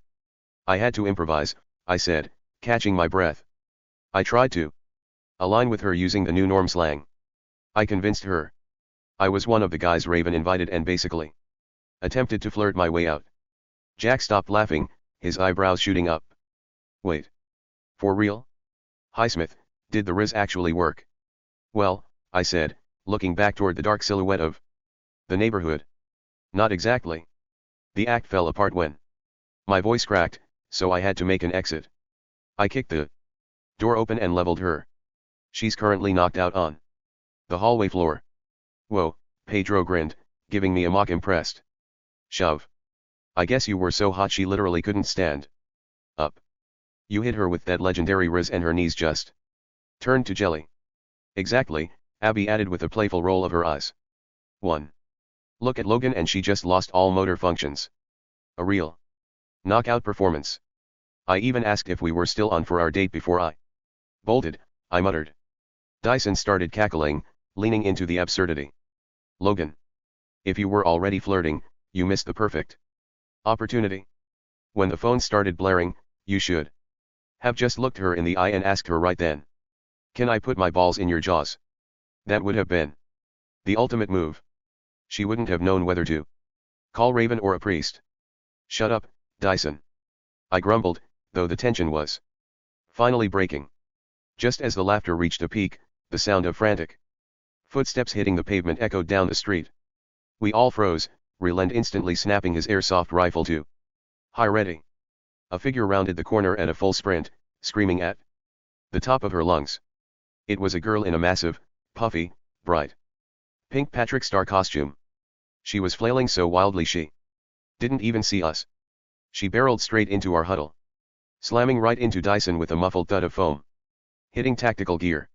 The sight was so absurd that Jacob slid down the wall in a fit of giggles while Jack nearly choked. She's serving, star power. Aiden wheezed. We need to move, Ryland said, finally cutting through the chaos, his voice cold behind a tactical visor. If Raven finds her best friend in a pile on the floor, she's going to start a manhunt. And Patrick here is going to lead them right to us if she keeps screaming. It didn't take a genius to realize the situation. The zipper on her back had snapped clean off the tracks, effectively sealing her inside a puffy, five-pointed tomb. She was thrashing around like a fish out of water, her foam arms nearly slapping Dyson's tactical helmet off as he tried to keep her from falling over. Whoa, whoa. Patrick, chill. You're good. Pedro said, stepping forward with his hands out to steady her. You're gonna pass out in there if you keep spinning. Just stop moving. Hey, it's okay. Just breathe, Abby added, her voice soothing but firm as she moved behind the girl. We've got you. We're all gonna help, okay? Just stay still so we can see the zipper. Jacob was still leaning against the wall, clutching his stomach and making silent, gasping wheezes of laughter. It's a tactical, starfish, containment, unit, he managed to choke out. Everyone, grab a side, Ryland commanded, his voice a low, mechanical hum as he signaled the group to surround her. We need to distribute the tension so the fabric doesn't rip. Jack, hold the top. Logan, Dyson, get the sides. The whole group swarmed in, a chaotic mess of costumed hands reaching for the pink fabric. Even Chase and Aiden stepped in to hold the foam flaps back. We were huddled in a tight circle, working together like a pit crew on a cartoon starfish. We've got this, just relax, I said, trying to find the broken metal tab with my gloved fingers. On 3, everyone pull outward so I can pry the teeth apart. 1, 2, 3. We all pulled in unison, the group working together to free her from the bright pink trap. With a final, coordinated tug from the whole group, the zipper teeth groaned and parted. The girl tumbled out of the pink foam, hitting the grass with a heavy thud. She stayed there for a second, gasping for air, her face flushed a deep, painful red from the sweltering heat trapped inside the mascot costume. Abby and Dyson knelt beside her, fanning the heavy fabric away, while Jack and Pedro held the foam flaps open to let the cool night air in. Ryland stepped closer, his heavy boots crunching on the dry grass. He looked down at her, his posture alert but not unkind. You're lucky we were passing by, he said. You would have passed out in another 10 minutes. What's your name, anyway? We can't keep calling you Patrick. The girl took another deep breath, leaning against the hedge for support as we started walking toward the end of the block. I'm Lydia, she said, her voice still a bit shaky. I live right here in the neighborhood, but I can't locate my house. It's gotten too dark to tell which turn is mine. And everything looks different tonight. You're with us for now, Lydia, I said. We're hitting the big house at the end of the block for candy, then we'll help you find your turn. As we approached the massive estate, I spotted Thaddeus and Justin standing near the stone pillars. Just then, a custom E-Z-GO golf cart hummed past the edge of the lawn. Grayson was sitting in the back, staring into the distance with a hollow expression. I instinctively raised a hand to wave. He didn't even turn his head. Who was that? Aiden asked. Nothing, I muttered. Thaddeus stepped forward, his eyes searching mine. Logan? Hey, man, I wanted to talk to you about Not now, Thaddeus, I snapped, keeping my machete. Mask down. He stood there in silence, watching us retreat toward the porch, his eyes hardening with a mix of guilt and growing suspicion. Relent and I finally trailed back to my house with Lydia. We had fallen significantly behind the rest of the pack. Because she was still stumbling from the heat, her legs barely moving. By the time we reached my front porch, most of the group had already disappeared inside to dump their candy except for Chase, who was pacing by the door, actually waiting. You guys finally made it? Chase chirped, his voice jumping an octave as he bounced on his heels, his hands moving in a million directions at once.